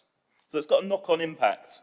And across the city, it's over 20,000 people are in receipt of it. So it's a lot of money that's not going to be cut from their budgets, but from the local economy more widely. And we know that in places like Charles Dickens, people didn't have a lot of cash to begin with. I know I quite often pick up these figures, but I think I'm going to keep repeating them until they're no longer the case. In terms of deprivation across the ward, every single area within the ward is the top 10% most deprived in the country. Quite a few are the top 1%, including the area that I live in. Free school meals. There's now over 50%, since the start of the pandemic, it's now gone over 50% of children living in Charles Dickens ward are claiming free school meals. The child poverty rate is also over 50%. So more than 1 in 2, more than half of the children growing up in our area have not got the basics that they need to live a decent life. And I think that's a disgrace. I'd like to, I support the motion and also kind of support the praise that's been mentioned for particular staff members within the council, but I think we extend that out to all sorts of different roles. Anyone that has a daily interaction with tenants, whether they be in housing or with residents more generally, will have an experience of supporting people on low incomes and supporting people to try and deal with the benefit cuts. Just a quick issue in terms of, may sound like a minor issue, but discretionary housing payments. One of the allocations that government gives to local authorities to help people deal with low incomes, and particularly when they've seen cuts to their benefits. The discretionary housing payments, budget for the coming year has been cut by 25% by local government, by national government. So that means there's another couple £100,000 that this council is not going to have to support people on low incomes who are struggling to get by. So I support the motion and I welcome it for being brought forward. I thank the proposer and the seconder. And I look forward to continue to working with the administration, council officers and the local community to do all that we can to provide help and support to those people that need it most. Thank you, Councillor Corkery. Councillor Horton, please. Thank you, Lord Mayor. I will try and shave my comments so that there's not a lot of repetition, but the point of this motion really was about to shine a light on the insensitive timing of the reduction of universal credit uplift and to highlight not just the political and economic context we're in, but also consider the personal impact on our residents in our wards. The Trussell Trust last week said that they reckoned 200,000 more children were driven into poverty just last week because of that change in the universal credit uplift. So in Portsmouth, and some of my statistics are a little bit different to Cal's, but it's the same general kind of theme, that when furlough ended, there were about 4,300 Portsmouth residents who were affected. If you're one of the 17,500 households in Portsmouth who have been affected by the universal credit uplift reversal, and the statistic I had was around about £17.5 million that's then taken out of the economy from that. But also you add in, I'm trying to imagine myself being in that situation, then facing the energy price cap increase, and then inflation. I think we use the words a lot, but we've actually got to try and imagine what it would be like to be in that situation. Obviously, I'm very interested in the impact that has on children in the city, and we have used every single bit of money that we've been able to get our hands on, including the grant funding, to provide food, like food vouchers and supporting the food banks during the pandemic. But it's not just those children on free school meals we've got to worry about. It's that category of people that they're not quite poor enough, the ones whose families are working, but actually they're facing not having enough money to heat or eat. I think credit where it's due. We have had money coming from the government, and I do want to acknowledge the various financial support that we've had. The furlough scheme, obviously, the COVID winter grant last year, which we did a lot with. We made it go a long way. And also last week's announcement, or this week's announcement, or last week, the Household Support Fund, which is likely to be able to, for us to be able to give free vouchers for free school meals again in the next holiday. And we'll have to consider plans moving forward. But it does really beg the question of the thinking behind deciding to take away the uplift, which enables people to have some kind of benefit from that extra support with their own autonomy and their independence, instead of being having to wait and then apply and have access to vouchers or food banks. So the motion really asks for the message to come from Portsmouth, and I'm sure from other areas in the country will be doing similar, that actually taking away this small extra support at a time when the impact of the pandemic is far from over is both illogical and insensitive. Please support the motion. Thank you, Councillor Horton. As there are no other speakers, we will go to the vote. Members? Oh, very sorry. Councillor Jackson, you're going to sum up. Lord Mayor, well, sometimes I wonder if how long you've been here. You keep forgetting to sum me up, my Lord Mayor. It's the cold. You see, that should keep you on your feet and keep you alert, my Lord Mayor. Very quickly, thank you for a few comments. I think the other bit about this is there's clearly a choice for the government to make. They've been saying that there's no money to be able to afford this, but clearly that's not true. This is a conscious choice to cut universal credit for those people who are the poorest in this country. And at the same time, the Pandora Papers have revealed conscious choice by the government to let the very richest in this country, or who come into this country, avoid paying taxes. That the Qatari royal family avoided paying £18.5 million entirely legally, because the government allows them to do it, on property transactions in this country. And the government has decided that making sure the Qatari royal family and other people who are very rich can avoid taxes that the rest of us have to pay is a choice that they make, and that money could fund universal credit. But it's a choice this government makes to support the rich, the super rich, and to discriminate against those people on the lowest incomes. It's something I think we should all be ashamed about. I'm sure we all are deeply ashamed about this government. But I think it's something we need to bear in mind, because this is a choice the government makes, and the people of this city will suffer for that choice.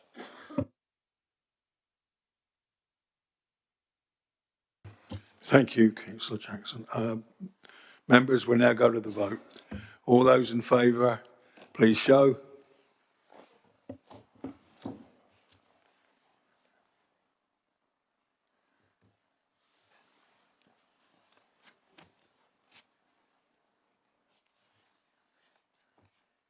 (24), Lord Mayor.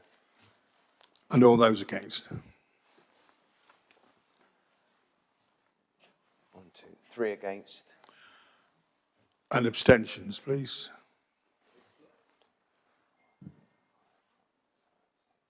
Nine, 10, Lord Mayor. 10. That motion is carried.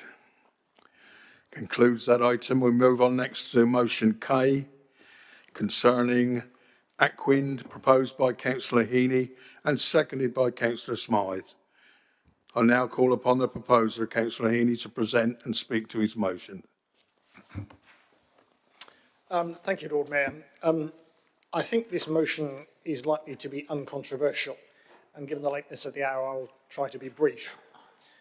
There's been a significant amount of opposition to the proposal from Aquin to build an interconnector through the eastern side of Portsmouth.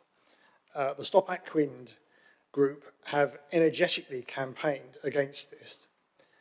There is cross-party support on the City Council, which has supported our objections to the proposal at the recent public inquiry. Both members of Parliament for the City have opposed this proposal, and the petition organised by the Member of Parliament for Portsmouth South, Stephen Morgan, has attracted over 6,000 signatures.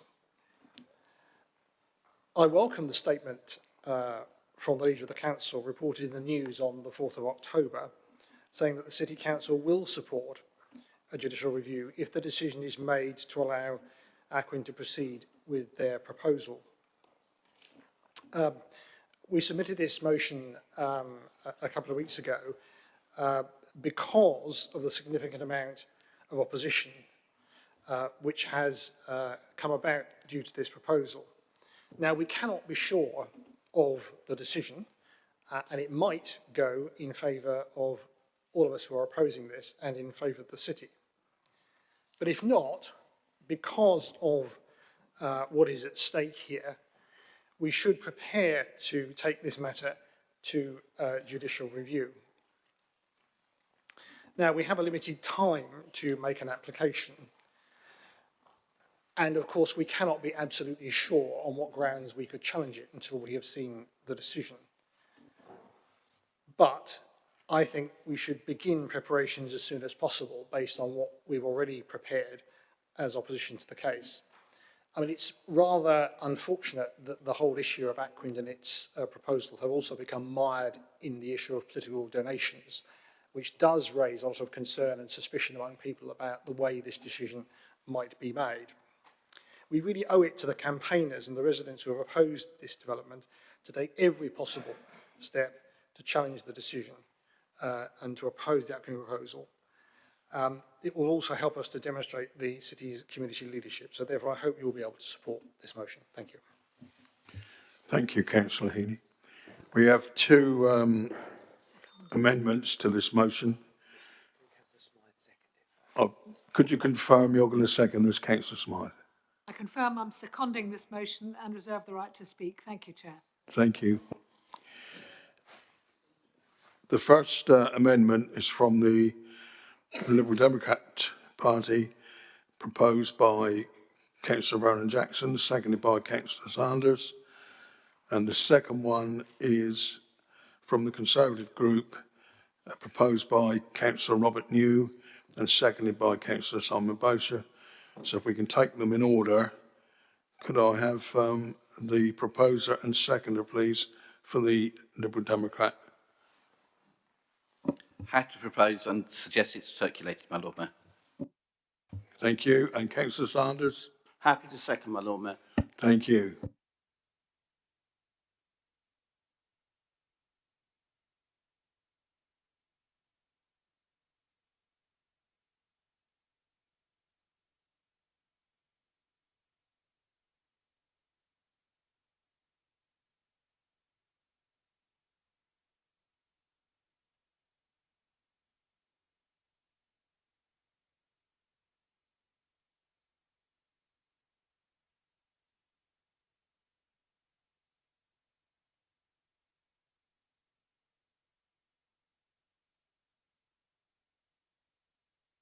Councillor Vernon Jackson, please.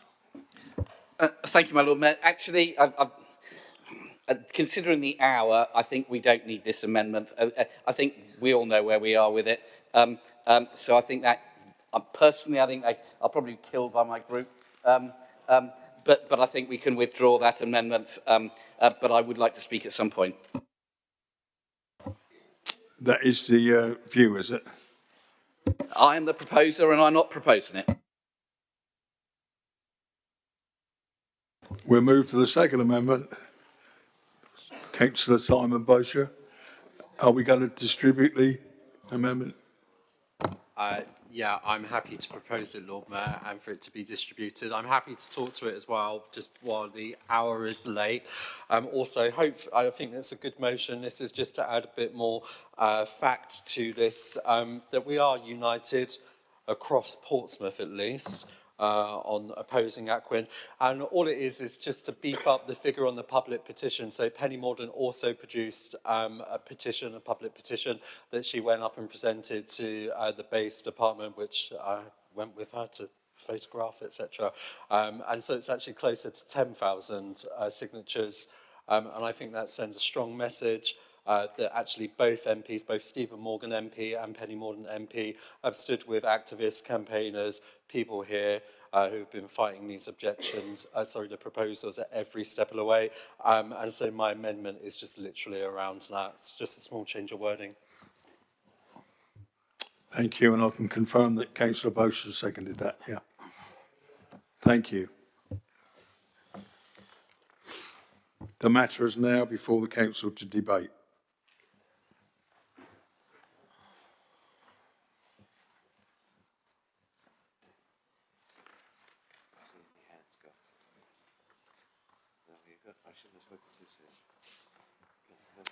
Councillor Vernon Jackson, you wish to speak? Thank you, my Lord Mayor. I think this is a good thing. At the protest on the 2nd of October, I was happy to acknowledge the work that Penny Mordaunt has done, campaigning within government, the work that Stephen Morgan has done campaigning from the opposition, but also the work that the Lib Dem run council has done in terms of finding money to be able to employ specialist planners and lawyers to be able to oppose this. I was also happy to say and to confirm the conversations I had with Viola Langley, the leader of Stop Ackwind, to say that the City Council would support a judicial review of if the decision goes the wrong way. I'm slightly bemused why this motion is here when that the papers were published on the 4th We made that announcement on the 2nd of October, but such is life.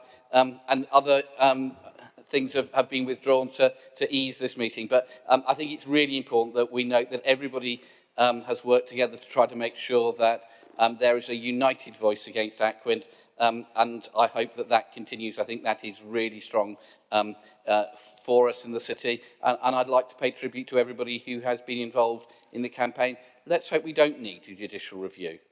Let's hope that the government has some sense and decides that this is the wrong thing to do. So, my Lord Mayor, I think it's a fine thing to... the amendment from the Conservatives again is just a record of fact.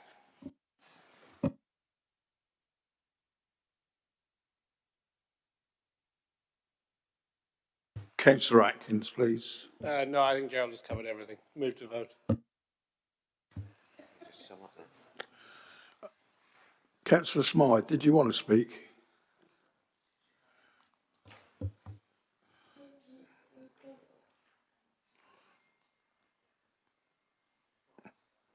I say so. I'm okay, thank you very much. Thank you. Councillor Heaney, if you could sum up, please. Yes, thank you, Lord Mayor. I wasn't aware of the detail of the petition that the Member of Parliament for Horse and Horses submitted, so I couldn't really put that in, but I'm more than happy to accept that, and will be happy to go ahead by subsuming the amendment. Thank you.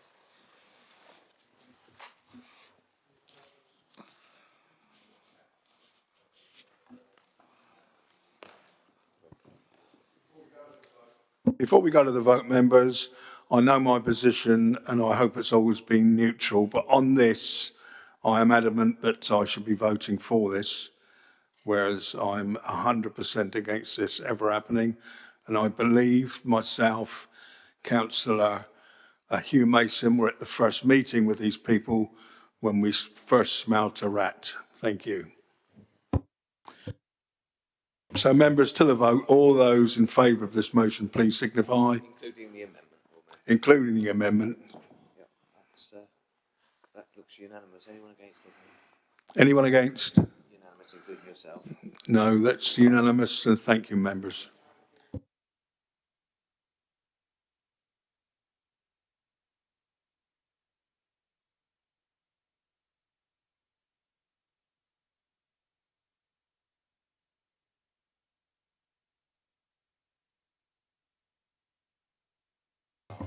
Members, motion L has been withdrawn as previously mentioned. We're now going to move on to item 13, is that correct? That's correct, Lord Mayor. Proposed revisions to the programme of full council meetings. The agenda sets out some proposed council meeting dates changes for the remainder of the municipal year. You will note that a written proposal from the council, from the Councillor Vernon Jackson, seconded by Councillor Fielding, has been circulated in the chamber with the green sheet. Could I ask Councillor Vernon Jackson formally to move the proposal? So proposed. Can I now ask the proposers formally seconded by Councillor Fielding? Formally seconded. Thank you. The matter is therefore now before members for debate if required. Councillor Bowser. Thank you very much, Lord Mayor. I suspect at the end of the day I'm not going to win any favours on this one and probably end up supporting it, but I didn't want this to go past without making comment. I think we've seen today in this council meeting, in this auditorium, we've had audio issues. I have to say, certainly on this side of the chamber, the fact that we've had to go, some of us had to go and get our robes, and it's been bloody cold, to be quite frank. And this is only October.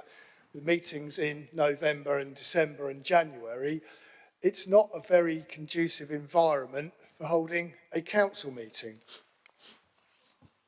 I had suggested at the group leaders meeting that if we were going to stay in this place, then it should be till the end of the year and should be reviewed. I did find it surprising, I have to say, at the same group leaders meeting, that this work hadn't actually been done. We hadn't looked forward to see what we could do. We were almost going to be doing it on a meeting-by-meeting basis, which to me was completely unacceptable. We have a programme of meetings that are published at annual council every year. That gives everybody the opportunity to shape their personal, professional diaries, their work diaries according to actually encompass the dates of a full council meeting. Speaking from my own personal point of view, I also have a full-time job and I will take a day off for a council meeting. I have to go through my employer to actually have to get permission to have those days off. And so knowing those council meetings in advance assists me. And I'm sure I'm not alone, certainly not on my side of the chamber, with a large number of my colleagues actually having work commitments. They also have carers' roles, families, and a lot of other things they need to take into consideration. So jumping these meetings all about and doing it at the last minute is not a great place to be. It really isn't, Lord Mayor. We are where we are. I'm still to be convinced that we can't use the chamber. I've seen nothing in the ventilation reports, which indeed go up to 68 members, like I last saw, that could actually use the chamber. That's significantly more than we have as members of the council. The argument seems to be being put forward that it is largely to do with not being able to maintain social distancing. Well, at the start of this meeting, Lord Mayor, there was a recommendation that we maintain wearing our masks if we were moving about the auditorium. And yet every time we've had a break or something's happened, everybody's been going off into little clusters together and largely totally ignoring that, which seems to me that there is no balance. And only last week we had this vision of the cabinet generally, with a couple of members of, I think it was the Youth Parliament, all posing in the chamber together, all grinning side by side and everything like that. No social distancing there. And only one person in that photograph was actually wearing a mask, which is the leader of the City Council. None of the other members were. Absolutely none of them. All over social media, here we are, nice little group huddle in the chamber. So there's an element of double standards going on. Personally, and for my side of the auditorium, we should be sticking to what was put in place in May and holding it in the council chamber. There is no reason why we cannot do that. There isn't now, and there certainly isn't as we go forward into the new year. And certainly this place here today has clearly demonstrated to me, and certainly some of my poor colleagues that have been sat under that ventilation system all day, that this place is wholly inappropriate unless officers sort it out and make sure that it is an appropriate place to be. In fact, I'm going to be opposing this on a principle of the fact that I think we are in the wrong place. We should be upstairs. But I suspect that I'm going to lose this because the opposition parties are going to want to stick by this piecemeal approach and not get back to business as usual. And it'll be an interesting conversation with the peer review next week. Thank you, Lord Mayor. Thank you. Is there anybody else? Councillor Fielding. Thank you, Lord Mayor. I'll keep it brief because I know the hour that we're at. We just need to be conscious that no matter what is being said, we are still in the midst of a pandemic, and I think it's right that we are sending the correct message to members of the public that we are taking this matter seriously. But one thing I would like to draw our attention to is the February meeting moving from the 15th of February till the 1st of February. That's normally the budget meeting. We're losing effectively 2 weeks there to allow scrutiny and preparation of any budget amendments. So what I'd ask is if the administration are able to prepare further in advance to let us have that, so that we are then able to make our amendments in readiness. That's all I wanted to say. Thank you, Councillor Fielding. Councillor Udy.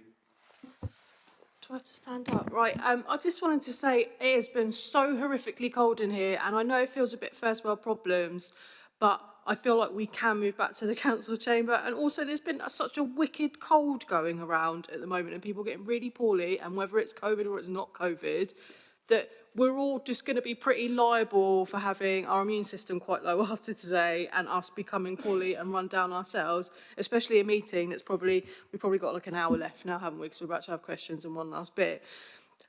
I did email in when I did get the dates, because we did agree in that group leaders meeting that we should have a schedule of dates. And I did email in again to say, whilst I was okay with some of the dates, I wasn't okay with things moving over a week forwards or backwards per se. I didn't hear anything back after that. And then this was just published and seconded and proposed and seconded. So I think it's quite unfair. And I can't believe it, but I pretty much agreed with everything that Councillor Bosch has said. So I'm voting against these recommendations. Thank you, Councillor Udi. Councillor Painter-Harris. Yeah, I'm making a real rarity today that I'm agreeing with people from the complete opposite political spectrum, but Councillor Udi surprised me. Do you know, I just think it's surprising, Councillor Van Jaffers. I always disagree with you, which is no surprise. I just think a few things Councillor Bosch said, and I think it's interesting as society has started to move out of the midst of the pandemic. And I look around here and I see, I reckon, at least 5 or 6 season ticket holders at Fratton Park who I've seen going to football in 17,000 crowd. And I think to myself, actually, if you can go there for an hour and a half and stand shoulder to shoulder with people, there's no issue for us going in the chamber upstairs. You know, and I have literally, like some of the other councillors, actually, I've asked for the ventilation report. I've read the ventilation report. I've had the briefing from the officers, and you can actually go up to 68 people in the chamber. On Friday, we've got a lot of people coming for licensing committee in the council chamber. We're going to have officers there. Are we going to get to 30 people and all of a sudden be told, oh, actually, we have to stop the meeting now? Of course we're not. We're going to carry on and make a decision. Well, I assume so, Chair, because you said you want to be there as well. You know, what's that? You do get to sit in the chair, yes you do. So I'm sure you won't stop the meeting. But the point I'm making is we are going about our daily lives. This venue that we're standing in at the moment is having concerts with thousands of people turning up. And they're coming here and spending their money. So why are we sat here when you have people bunching in this room when we could actually go upstairs? So I'm going to be siding with Councillor Bosch and Councillor Udi and voting against. Thank you, Councillor New. Yeah, similar theme really, and completely agree with everything that Councillor Bosch and Councillor Udi said, actually. I mean, I'm triple vaccinated, not just double, and I think probably everyone in this room is double vaxxed, and I've been lucky enough to have a booster, and so it just seems nuts to me that we are not getting back to business, and I can't help but feel that there are powers at the top of this council who don't actually want us to get back as politicians, to have a bit more oversight over them. And we've got to put an end to it. But actually, when it comes down to proper rhyme and reason, there is no reason why we can't use our proper council chamber. It's the right thing to do. We've got to get back to it. And we also need to have some consistency with these dates. A lot of us have got busy lives. We're all doing important things. We're trying to make plans. We are getting back to normal. And we should be leading by example, not cowering in a freezing cold chamber in here, where they are holding concerts for thousands of people. Councillor Brent, please. Thank you, Lord Mayor. I agree with most of the comments that have already been said, but I think as a councillor, I always feel it's a responsibility to think, are we getting the best value for the taxpayers' money? And actually moving from the chamber to the Guildhall Auditorium is obviously, there's an expense to that, there's a cost to that. And I think, to be honest, that's probably one of the main reasons that everyone should be voting against the move from the chamber to the auditorium. For anyone who works, obviously you set the full council dates at the beginning of the municipal year, which is convenient, and then we can work our work schedules around the dates. As today, there were members who attended and arrived the meeting late due to the work commitments. I understand that that doesn't affect everyone, and potentially some parties more than others, but I would urge every member to vote against this. Thank you. Councillor Norton, please. Thank you, Lord Mayor. I will be very, very brief, and I also want to shadow the point that Councillor Brent made there. I'm not sure what the figure is that we're spending on this hall. I'm hearing that it's around £12,000. But just think, the motions that we had today, how many wildflower meadows would £12,000 pay for? You know, how many parking spaces, echelon parking spaces, would £12,000 pay for? And if we keep on spending unnecessarily, and I do want to say unnecessarily, I don't want this to be taken towards you know, a movement about how shocking this pandemic is, and it's still with us. You know, I know as well as most, you know, losing two relatives to this pandemic, that it really is an awful virus. However, it's not fair that we're asking the lowest paid in society to go back to work without the kind of measures that we're putting in place. You should lead by example. We should start getting things moving. And it seems mad. I don't know anywhere other than council officers that aren't returning back to work. We need to get the city up and running again. I think we need to lead by example, and we should be in the chamber and getting things moving for financial reasons, if for no others. Thank you. Thank you. I'm not aware of any other speakers. Councillor Warren Jackson. Well, I think as the proposer of this, I think I get a right to round up the debate. Is that correct? Thank you, my Lord Mayor. And I didn't choose to speak because I thought it was so patently obvious.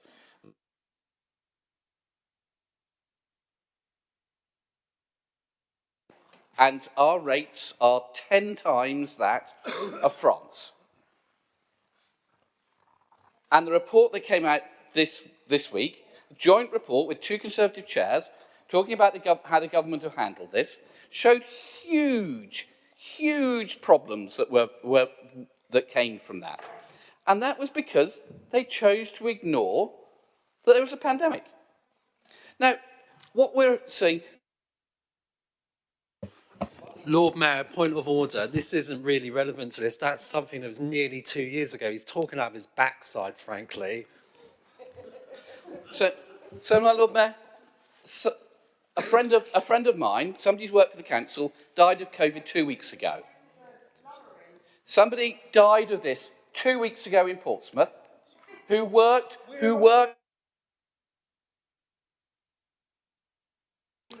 Members,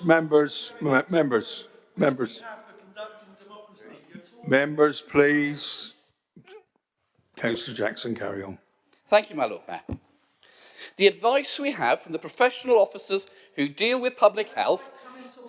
So, my Lord Mayor, is it possible to be able to complete this speech without being interrupted yet again? I have not interrupted.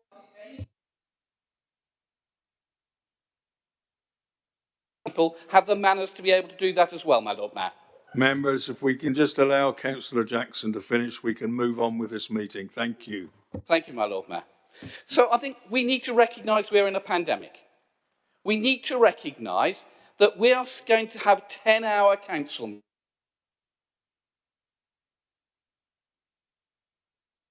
To do social distancing. We have several members here who are highly vulnerable if they catch the virus. This virus is raging in Portsmouth. In Portsmouth schools, the rate in secondary schools is over 1,500 per 100,000 head of population. We have got a...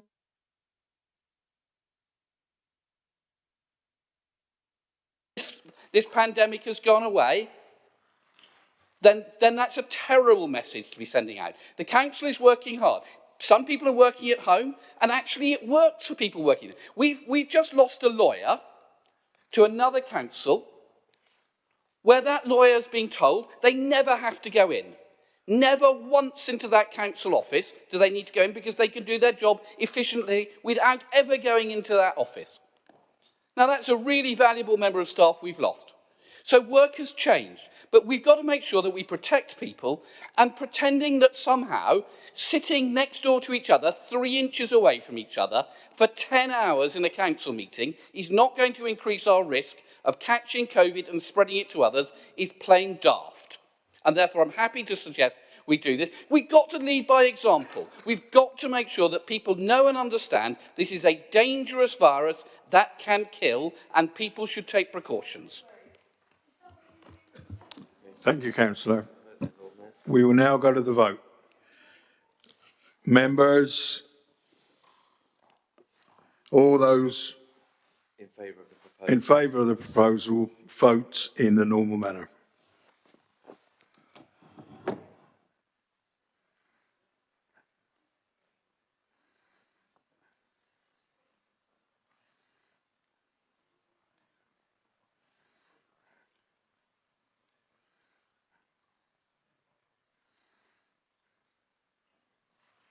Lord Mayor. Oh, sorry. And those against? Lord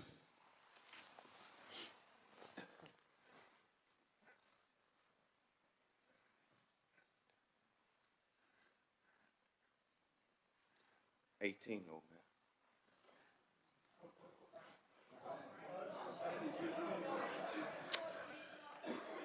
Well, I don't know how long I've got to live anyway.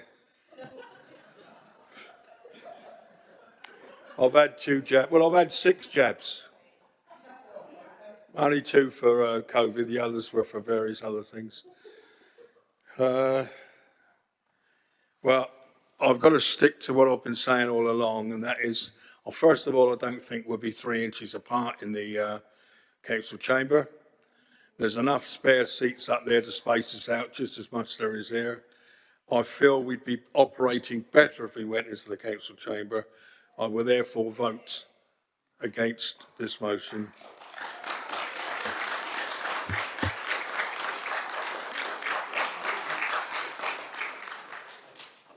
Lord Mayor, can I urge that we have good ventilation if we're going back? And that means we all just need to wear more clothes. We do need to ventilate the council chamber, and it will be just as cold or colder. So just do as I've done and wear several jumpers. Thank you, councillor. What are we doing now? I think the questions, Lord Mayor. Members, we now go to questions, and question 9 has been withdrawn. We have 45 minutes allocated within standing orders to deal with questions. If I can assist, question 5 in my name, I will withdraw that as well. Thank you. Can I remind everyone that the member asking the original question may ask up to 2 supplementary questions that must arise directly out of the original question. Any other member is limited to 1 supplementary question that must arise directly out of the original question or the replies. Question 1, Councillor Corkery, to be answered by Councillor Sanders. Thank you, Lord Mayor.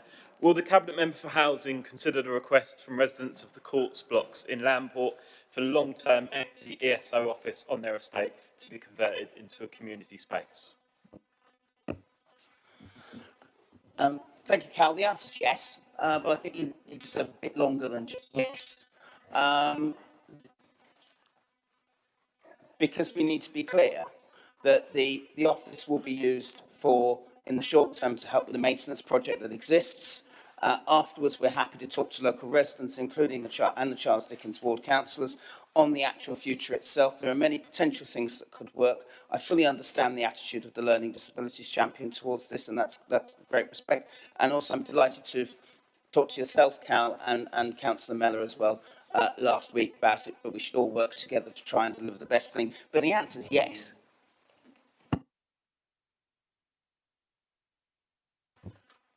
Thank you, Lord Mayor. Question from Councillor Jeanette Smith to be answered by Councillor Atwell. Thank you, Dalek Lord Mayor. Question 2 in my name. Thank you, my Lord Mayor. I'll have a decision-making meeting. If there is a decision to be made, the answer that is in front of you sets out a number of ways that people can scrutinise the budget in my portfolio. So the answer is I will have decision-making meetings when there's a decision to be made. Supplementary. Yeah, thank you. One of the victims of the pandemic has been the scrutiny on certain committees. And unfortunately, Communities and Central Services has been the biggest loser. I haven't seen any budget reports, and I've mentioned this at briefings many times to Councillor Atwell, and still haven't got an answer.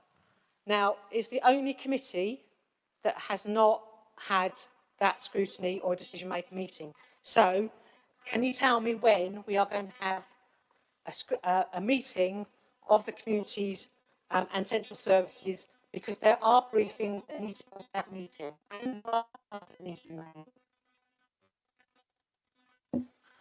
Thank you, my Lord Mayor.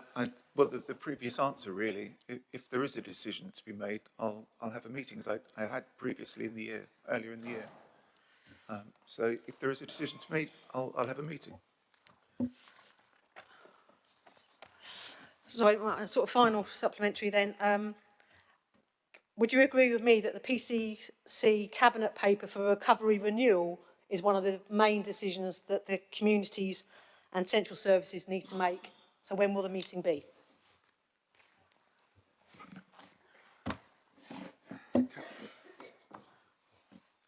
Sorry, I think that's for Cabinet, is it? Yeah, it's a Cabinet meeting. Sorry, just to add to that, the Cabinet have already agreed it, as far as I'm aware. So what comes out of that is community and central services need to do some work on that report. So that should then go to the committee. So when is it going to go to committee?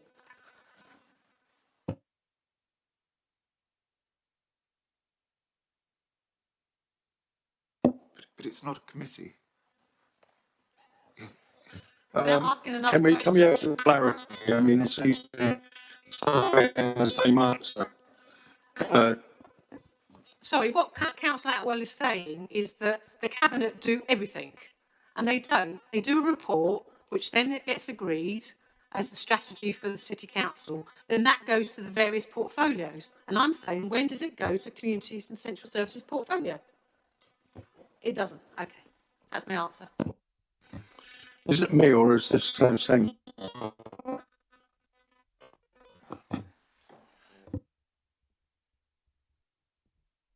Councillor Lee Mason. Would the Cabinet member agree with me that there's always decisions to be made, otherwise there wouldn't actually be a Cabinet position, and it's more a case of whether they're made behind closed doors without scrutiny and without consultation, or made in public as I had done, as Councillor Jeanette Smith had done when she was the portfolio holder, and as Hugh Mason had done, and I always appreciated the input I had from opposition members who helped us improve the role of resources or its new name. Well, I mean, I have had a decision-making meeting earlier in the year when I felt there was or I was advised there was a decision to be made. But, you know, I am part.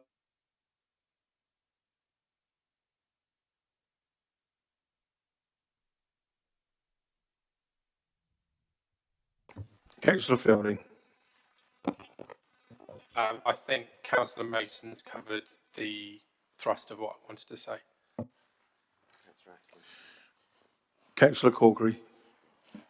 Thank you, Lord Mayor. Will the Cabinet member for Communities and Central Services consider bringing a report to a public meeting of his portfolio with regards to the issue I've discussed with him about social enterprises and their ability to access business rates relief? Thank you, Councillor Corkery. Yes, absolutely I will. Yeah, and we're, as you know, I'm looking at it at the moment, so I'll bring a report, absolutely. Councillor Atkins. What I want to know is, given that this is a Cabinet position which carries extra responsibility and extra public money, why have there been no decisions being made in his portfolio for the last 2 years or however many months it has been since there's been a meeting?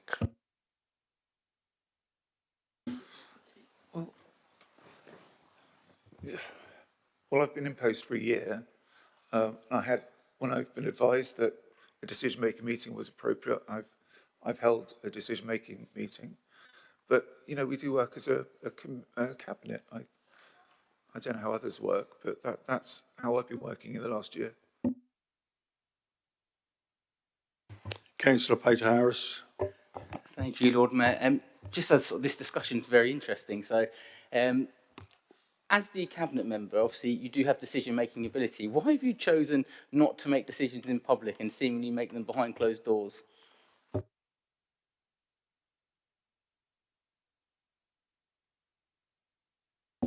We appear to be using up our 45 minutes on the sort of the same thing.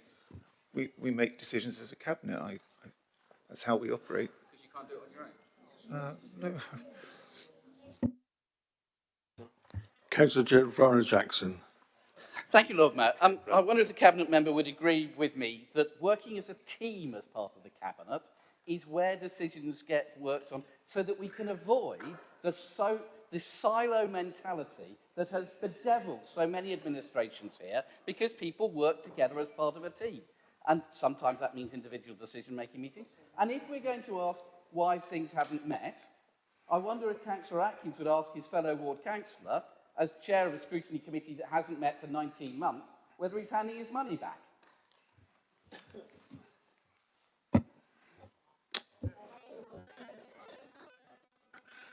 I agree with the leader. Councillor North. Councillor. Good. Thank you. Question for the cabinet member, not the leader of the council, who's been giving the answers away. Does the cabinet member acknowledge that there are items that could warrant a cabinet decision making meeting if you were a little more proactive?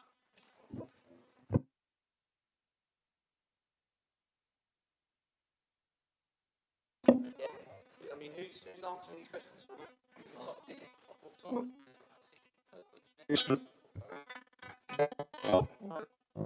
I've been quite proactive in the last 12 months. We're going to talk about quality, diversity and inclusion a bit later on. I think there's another question from Councillor Smith. I've been working very hard on that. I've been very busy. It's been a very busy 12 months.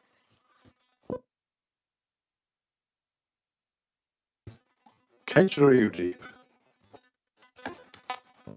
Could the cabinet member explain to me, especially because one was on, well, I am still on opposition or whatever it's called for cultural, leisure and economic development, and I know we're going to have our second meeting post-May this week or next week, whenever it is, that before the May elections, we were meeting every month without fail with full agendas. I would argue that a cabinet such as Community and Central Services sounds pretty big too, so why isn't that meeting frequently to discuss options and have an open transparency so everyone can have a chat? Question. Councillor Corkery. Councillor, well, sorry, too long.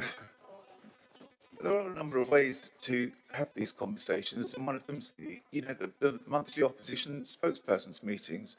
Unfortunately, only Councillor Smith's ever turned up since May. So, if people want to get involved, there are other ways to do it. Point of correction 39A. I have attended your meetings, but they are talking shop, and half the time I was explaining to you how things worked. And Councillor Fielding has also been there as well, and I think all three of us felt as equally disappointed. Councillor Mason, it's just a question. Point of order. We can't have points of order for questions. Who? I think it's question 3. We're moving on to question 3. Lord Mayor, point of order. Councillor John Smith to be answered by Councillor Vernon. Lord Mayor. Yes, Councillor Madden. Sorry, I know I'm a stickler for these things, but several members, when they've been addressing the chair, have not stood up, Lord Mayor, and having a dispensation from you. Can we keep with the standing orders and make sure that members do stand when addressing the Lord Mayor? I didn't think you could have. Sorry, you asked. Yeah, absolutely. I mean, you obviously set the rules, Lord Mayor, and that's the standing order. Member, I don't think we can have points of orders on questions. Am I wrong? Someone here tell me. You can now. I think we'll move on to question 3, Lord Mayor.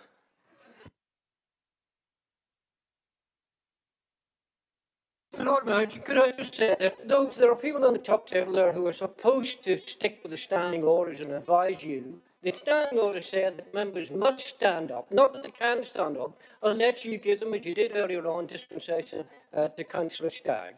Let's not let our standards drop too much.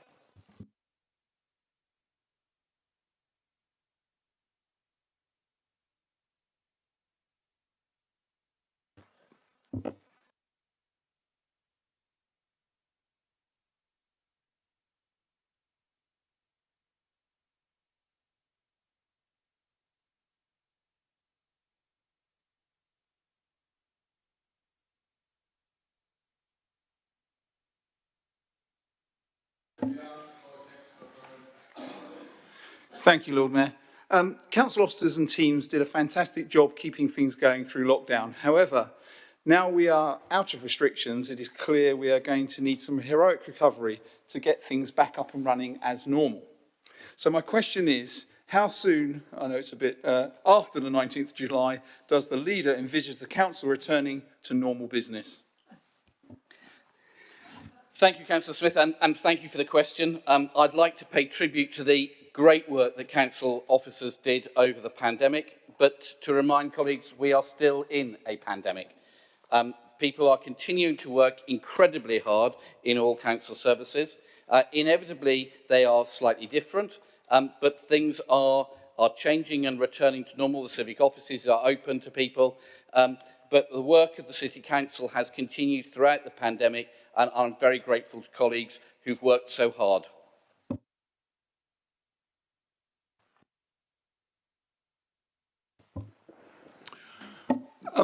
Supplementary. Given the fact that so much has got to be done as we come out of the lockdown, would it be a good idea to give us a regular update on things, bringing it together, giving us a regular update maybe once a month, so that we've got a succinct update on how things are going, lead times on different departments and things, so we've got it in one place? Yes, I think that's not a bad idea at all. I think it's useful to understand and know how things are working across the council. People are working very hard. There are some things that during the pandemic went wrong. One of the issues we had was that when the government said to everybody, go home, don't come into the office, most services were able to carry on quite a lot of what they were doing when they were working from home. But there were issues in terms of the planning service, where there was a bit within the registration of planning applications, which we now know could only happen when people were in the office. And that's built us up a significant backlog, luckily, which is being reduced. So there are some things that have not gone back to exactly as they were. I think some things will probably never go back to how they were for every service, but I don't think it's a bad idea if we are able to have a report. It's probably best come from the Chief Executive about how things are once a month to all councillors in terms of how things are operating through the City Council. Councillor Smith, your second question. That's all. Thank you very much, Councillor Vernon Jackson. Thank you, Lord Mayor.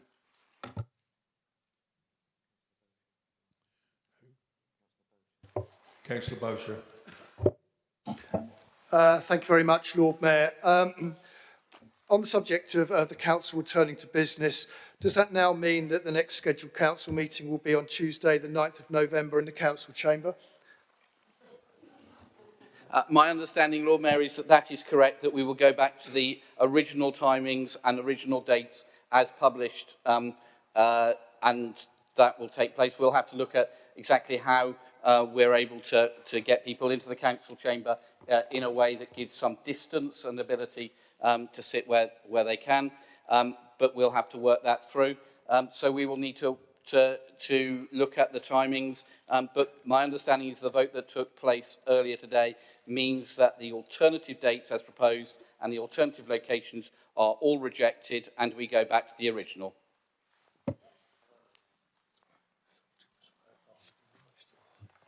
Councillor Harris. Thank you, Lord Mayor. I'm just going to make sure I'm standing because I don't want Councillor Leo Madden to have a go at me. So I'm standing. Thank you, Leo. On the point the leader made just a moment ago about the planning department and the backlog, can he explain to this council what measures they are taking to clear the backlog and how is he going to fix the broken planning system? I think the government is doing their best to destroy the planning system and make it irreparable, so that we'll have.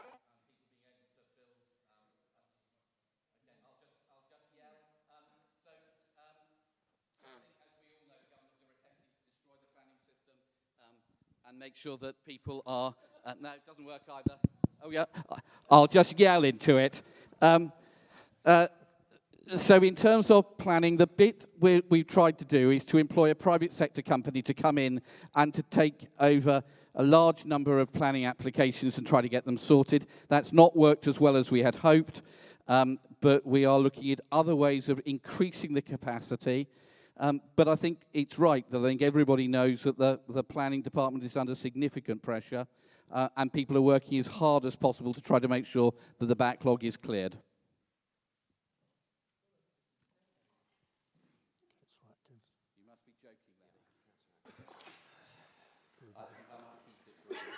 Councillor Atkins, please. Thank you, Lord Mayor. My question is whether the leader is aware or not of whether there are any plans or measures already in place that will result in a permanent reduction of the number of staff in the civic offices on a day-to-day basis, or a reduction in the number of desks being used in the civic offices. My understanding is the number of people coming to work in the civic offices is around the 400, 450 mark, significantly below the number before the pandemic. That means people are working at home, which is the sensible thing to do to make sure that people can keep social distancing, and we try not to feed the pandemic. Councillor Norton. Thank you. Does the Leader of the Council agree with me that some year after we brought a motion to full council asking for the backlog to be addressed in the planning department, the fact that the situation is somewhat worse is regrettable? The backlog has been addressed, is being addressed, and will be addressed. Unfortunately, the private sector has not been so successful as we had hoped. And it is difficult for anybody to recruit planning officers. If you're able to find us planning officers, we'd be very happy to see them. My sister is a councillor in North Devon, beautiful rural North Devon. They can't employ planners either. And you'll be pleased to know she took a county council seat off the Tories last May, so things will be getting better in Devon soon, we hope. Councillor Hugh Mason. Is the Leader of the Council aware that the backlog of planning applications has been coming down month on month, and that we are employing temporary staff, as many as we can find, in order to bring it down to acceptable levels within the shortest possible time? Councillor Mason, you are right. Question 4, Councillor Symes, to be answered by Councillor Stagg.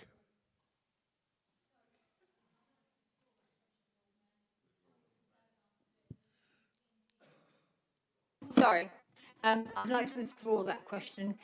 Councillor Stagg answered it at a recent TNT meeting I attended. Thank you. Moving past question 5, Councillor Geminu, to be answered by Councillor Sanders. Withdraw, Lord Mayor. Summer has now passed, and it's question 6. Miss number 5, Simon Boshers. Question 6. Right, number 6 is withdrawn too, because summer has now passed. It was about Splash Pool opening this year.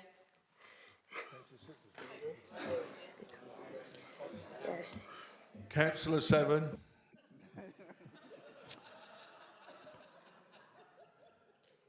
Have we got a Councillor 7? God. Anyway, we'll go for Councillor Atkins to be answered by Councillor Stagg. Question 7 in my name, Lord Mayor. I plan to enforce box junctions as soon as the Department for Transport makes up its mind to give us the power to do so. At the moment, we can't do it. Yes, thank you, Lord Mayor. Supplementary question. There are proposals to bring in the power to enforce box junctions potentially as soon as later this year, though it's likely to be next year now. So is this something that there are box junctions across the city? There's one in Milton, there's one near the station in Corsham, there's some around the central roundabouts at the end of the M275. Are we likely to see cameras and fines on those box junctions, therefore, in the near future? Cameras are about the only way that we can make sure that we're enforcing, because the whole idea is to stop you from going into the box junctions and blocking up the road. So if people do it, then they need to be fined or punished in some way. And the only way to do that is with cameras. Thank you. I think the concern that a lot of people have around box junction enforcement is in London, where it has previously been allowed. It's often been used more like a money spinner for the council, because it is very easy to commit minor infractions of box junctions due to slower or unpredictable traffic movements, or ending up with the smallest part of your car inside the box junction.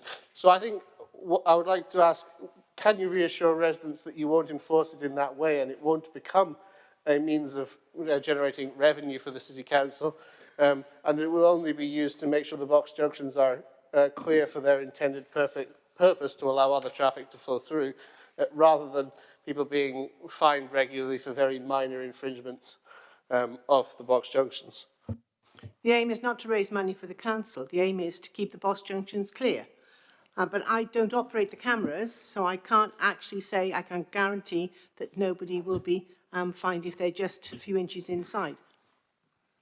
The only way you can do that is the way that the CEOs go around when they issue their parking tickets, they take a photograph, so you've got the proof. But I suppose you could get those off a camera with the automatic number recognition cameras.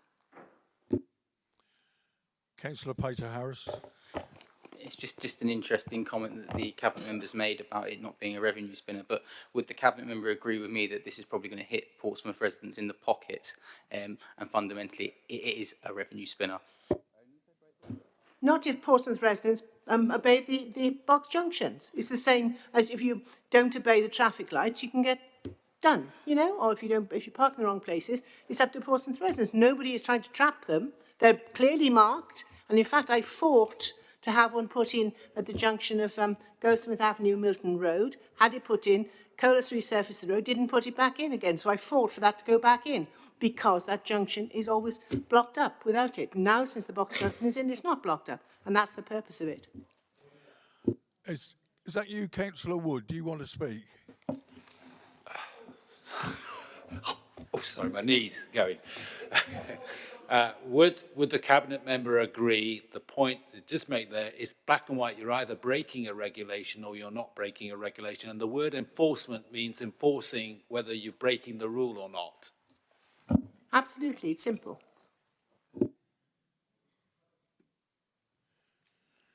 Moving on. Question 8, Councillor Brent, to be answered by Councillor Ashmore. Question 8 in my name, I'll just read it just for the sake of everyone who's still watching. When can residents of Cosham, Drayton and Farlington and Paulsgrove expect that their bins will be collected regularly on the correct day again? It's me, Lord Mayor. Thank you there. Obviously, many months have passed since then, since you asked the original one, but I'll read out very quickly what I've got was given then, and hopefully obviously I'll answer any supplementaries. So first of all, thank you to the waste crews for their hard work during the pandemic. Obviously, there was a lot of and ahhing about, and a lot of councils weren't able to adapt to it, but we were able to. On 15th of March, Waste Management at Biffa introduced some operational changes to refuse collection rounds to utilise the capacity of the crews and the working hours, which meant some roads had their collection day changed, and some of the roads had crew changes. So it did result in, you're right, in some roads having a delay in the collection as the new rounds bedded in, and it didn't help that there was a number of breakdowns that happened because I was getting phone calls and emails quite a lot at the time, including quite a few from one of our former colleagues here, Les Stevens.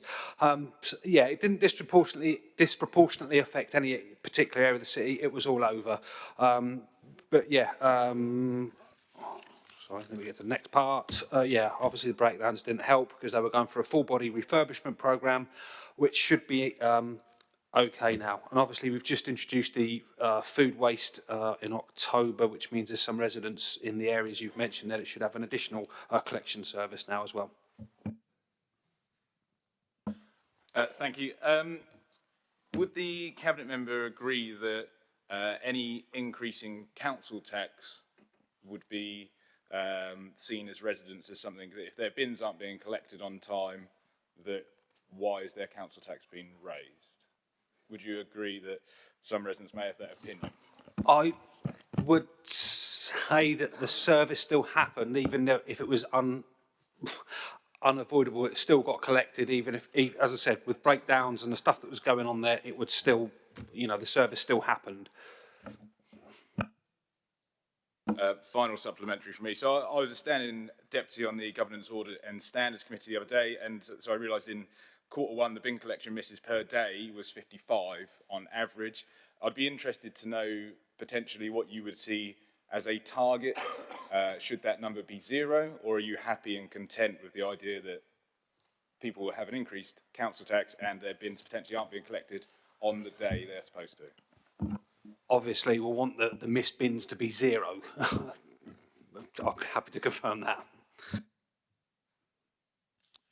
Councillor Bowsher.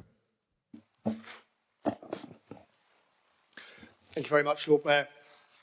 Well, in answer to Councillor Ashmore's comments, my bin for food waste should have arrived last week. It arrived in the middle of this week. So missed that target by a country mile. And it's still going on with bins not being collected in various areas, particularly in the Drayton area, not so much the Farlington area. But having said that, my question to him, and it's an old chestnut, he knows what I'm on about. Residents are asked regularly to put their bins at their property lines. And is it beyond the wit for them to be returned to the property lines afterwards? Certainly in Drayton and Farlington, for any elderly people, and particularly those that are visually impaired, it is a lottery with bins strewn everywhere, not put back, some even left in the road, Councillor Ashmore. Do you think you could address this to make sure that, there are people, that the refuse collectors are mindful of the fact that there are elderly residents and those with disabilities and visual impairments that might like to actually walk along the pavement without bumping into bins? Absolutely, Councillor Bowsher, that is unacceptable. I know that I've copied you into emails before where we've got hold of Biffa and they said they'll go and have words. I know it's under new management now, but if there's a particular list of roads, this is obviously happening all the time, if you just forward them to us and we'll get on it again. I absolutely agree with you on that one, sir.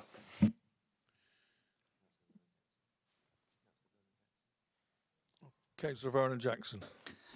Would the Cabinet member agree with me that the extension of the contract by 2 years has meant that council taxpayers have saved money by a reduced cost, partly by the efficiency of the service, and that we should be congratulating the colleagues in the council who negotiated that and therefore saved money? Unfortunately, the council has lost over £110 million of government support, and therefore we have to find other ways of saving money because of the meanness of this government. Yes, Leader. Question 11. Oh, sorry, Councillor Hockaday. Thank you, Lord Mayor. Could the Cabinet member just confirm if council taxpayers' money has been wasted having to put on additional trucks or crews to collect the missed bins in the Cosham, Drayton, Farlington, Paulsgrove area? Thank you. I think it's part of the contract. I don't think it increases the price of it. Councillor Corkery. Could the Cabinet member confirm what is being done to address the capacity issues within the communal recycling bin rounds that has meant that lots of people that live in blocks of flats have seen their collections missed or delays leading to overflowing bins?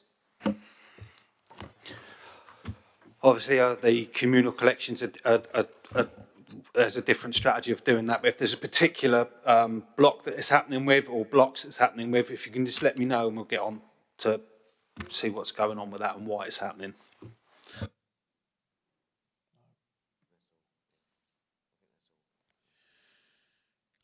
Question 11, Councillor Judith Smythe. Sorry, it's question 10. No, we're going to go there. We are. Sorry. Councillor Jeanette Smith to be answered by Councillor Atwell, please. Yeah, thank you. Question 10 in my name, Lord Mayor. My Lord Mayor, the Council has not published an annual equality duty report. Rather, it reports on various specific items as and when information becomes available. For example, at the March Employment Committee, the Council published the Gender Pay Gap Report for 2020-21, and the Council's Modern Slavery Transparency Statement for 2020-21 is, or has been, on today's agenda. was first published for the Cabinet meeting held on the 22nd of June 2021. Publication of the workforce profile for 2019 has been delayed by the pandemic response and is due to be published imminently, and the work profile for 2020 is currently being finalised prior to publication. All decision reports address the equalities impact of decisions through an integrated impact assessment with the sections specific to equalities impacts, and these are published regularly throughout the year. As such, it has not been possible to scrutinise an annual report. However, a number of initiatives are in train, including recruitment to the vacant role of Equalities Officer, the establishment of a staff race equality network, which meets regularly, community engagement with underrepresented groups as part of the COVID response and recovery, involvement of service users in developing services for those with learning disabilities, to name a few. These and other initiatives will be reported on in due course. Thank you for that response. My supplementary question to the Cabinet Member is, does he agree with me that the annual equality report that should be published should underpin any recovery or renewal policy? My Lord Mayor, the specific duties under the Equality Act 2010 are to publish information annually to demonstrate our compliance, with the general equality duty. So we don't have to produce a single report. Some local authorities do that, but up to this point, we've been producing reports as and when we have the information, rather than in one report annually. So I'm going to use my second question. Could you actually answer the question I just put, which is the annual equality report, should that underpin any recovery or renewal, whether it's in sections or whether it's a full report? But there isn't, that report doesn't exist, so it's hard to say that it underpins it because it doesn't exist.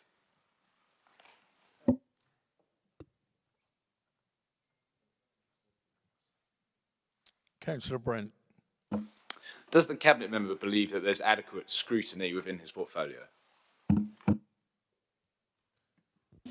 Yes.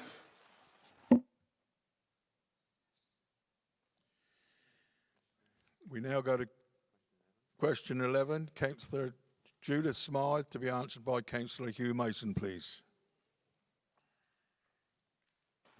Question 11 in my name, and given that we have discussed this topic twice, at least in this meeting, I would be happy to receive, and for everybody to receive, a detailed answer outlining the proposed actions to make this happen, if Councillor Mason prefers to do that.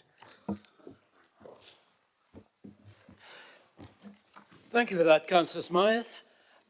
As became clear in the earlier part of the meeting, we've been receiving some rather mixed messages from the Department of Levelling Up Housing and Communities, get it right.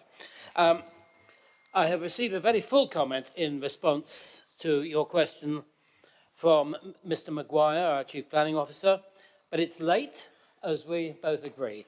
And so suffice it to say that the local planning authority, in preparing the local plan for Regulation 18 consultation, which it is now out for, the council must seek to identify all sites which can be brought forward to meet identified growth needs. And they are set out in the Regulation 18 draft local plan.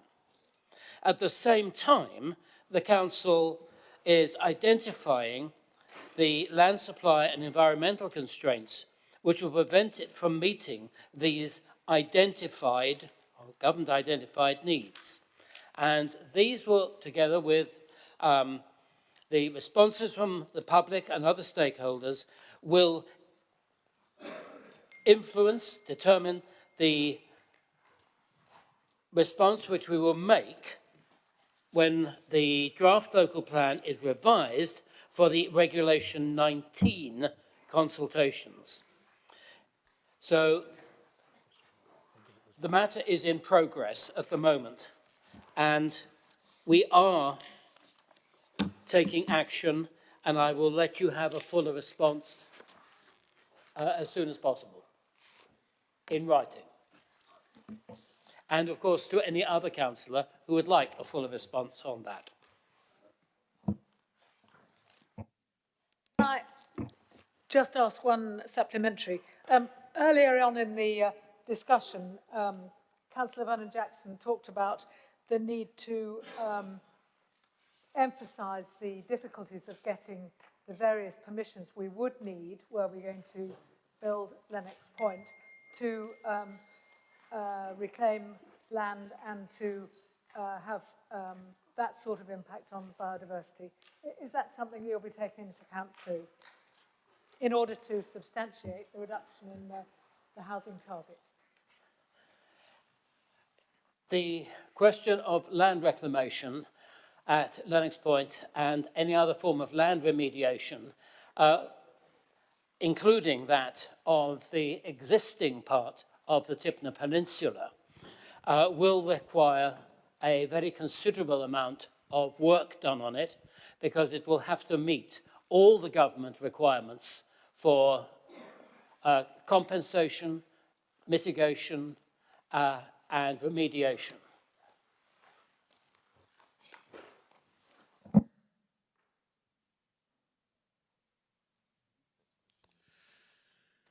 Last question, question 12. Councillor Tom Coles to be on.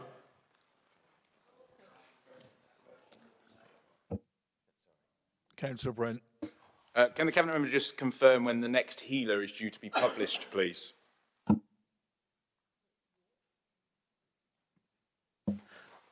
I can't off the top of my head. I will let you know, Councillor Brent. Question 12, Councillor Tom Coles to be answered by Councillor Ben Dowling. Thank you, my Lord Mayor. Question 12 in my name. Thank you, Lord Mayor. Thank you, Councillor Coles. It will be going out to tender and onto the market in the next couple of weeks. I'll make sure you and other members, particularly Fratton Ward members, are notified.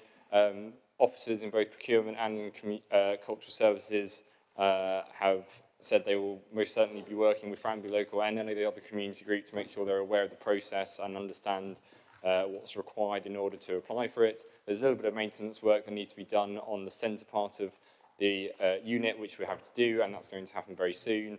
And as there's kind of a history and a legacy around training and development being part of the service on site there, we're going to make sure that's part of the process as well, so that people who are applying to run the facility have some element of training and development as part of that service. Thank you. Will the Cabinet Member give assurances that any business running the cafe unit will have oversight for the public toilets within the unit as originally stated when the unit was placed? Yes, they will, but we will obviously work with them to ensure that everything is done properly, correctly, and in line with council guidance, but also national guidance. Thank you. Does the Cabinet Member agree the council should have had responsibility for letting the cafe unit from the start rather than leaving it to Fratton Big Local? No, as a good Lib Dem, I'm a big fan of empowering local communities. Local community wanted to do so, and we were happy to enable that. Councillor Vernon Jackson. Thank you, my Lord Mayor. I wonder if the Cabinet Member would agree that the people who volunteered that they want to run this will be included in the tender process. The people who've contacted me, because I know there are people desperate to be able to operate this in a successful way, and it's good to encourage local small businesses. Absolutely, Leader, and we're keen to hear from any local resident or group of residents who would like to be considered for running the facility.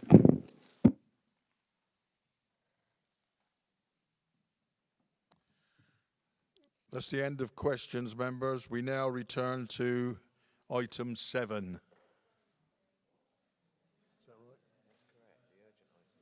The urgent item, which we will probably have to exclude everybody. So, Lord Mayor, can I propose that we move into confidential session? People have said that they want to have a discussion about numbers, so therefore can I ask that we'll need to do that without the cameras being on and without members of the public being here. I know members of the camera crew will be devastated by that.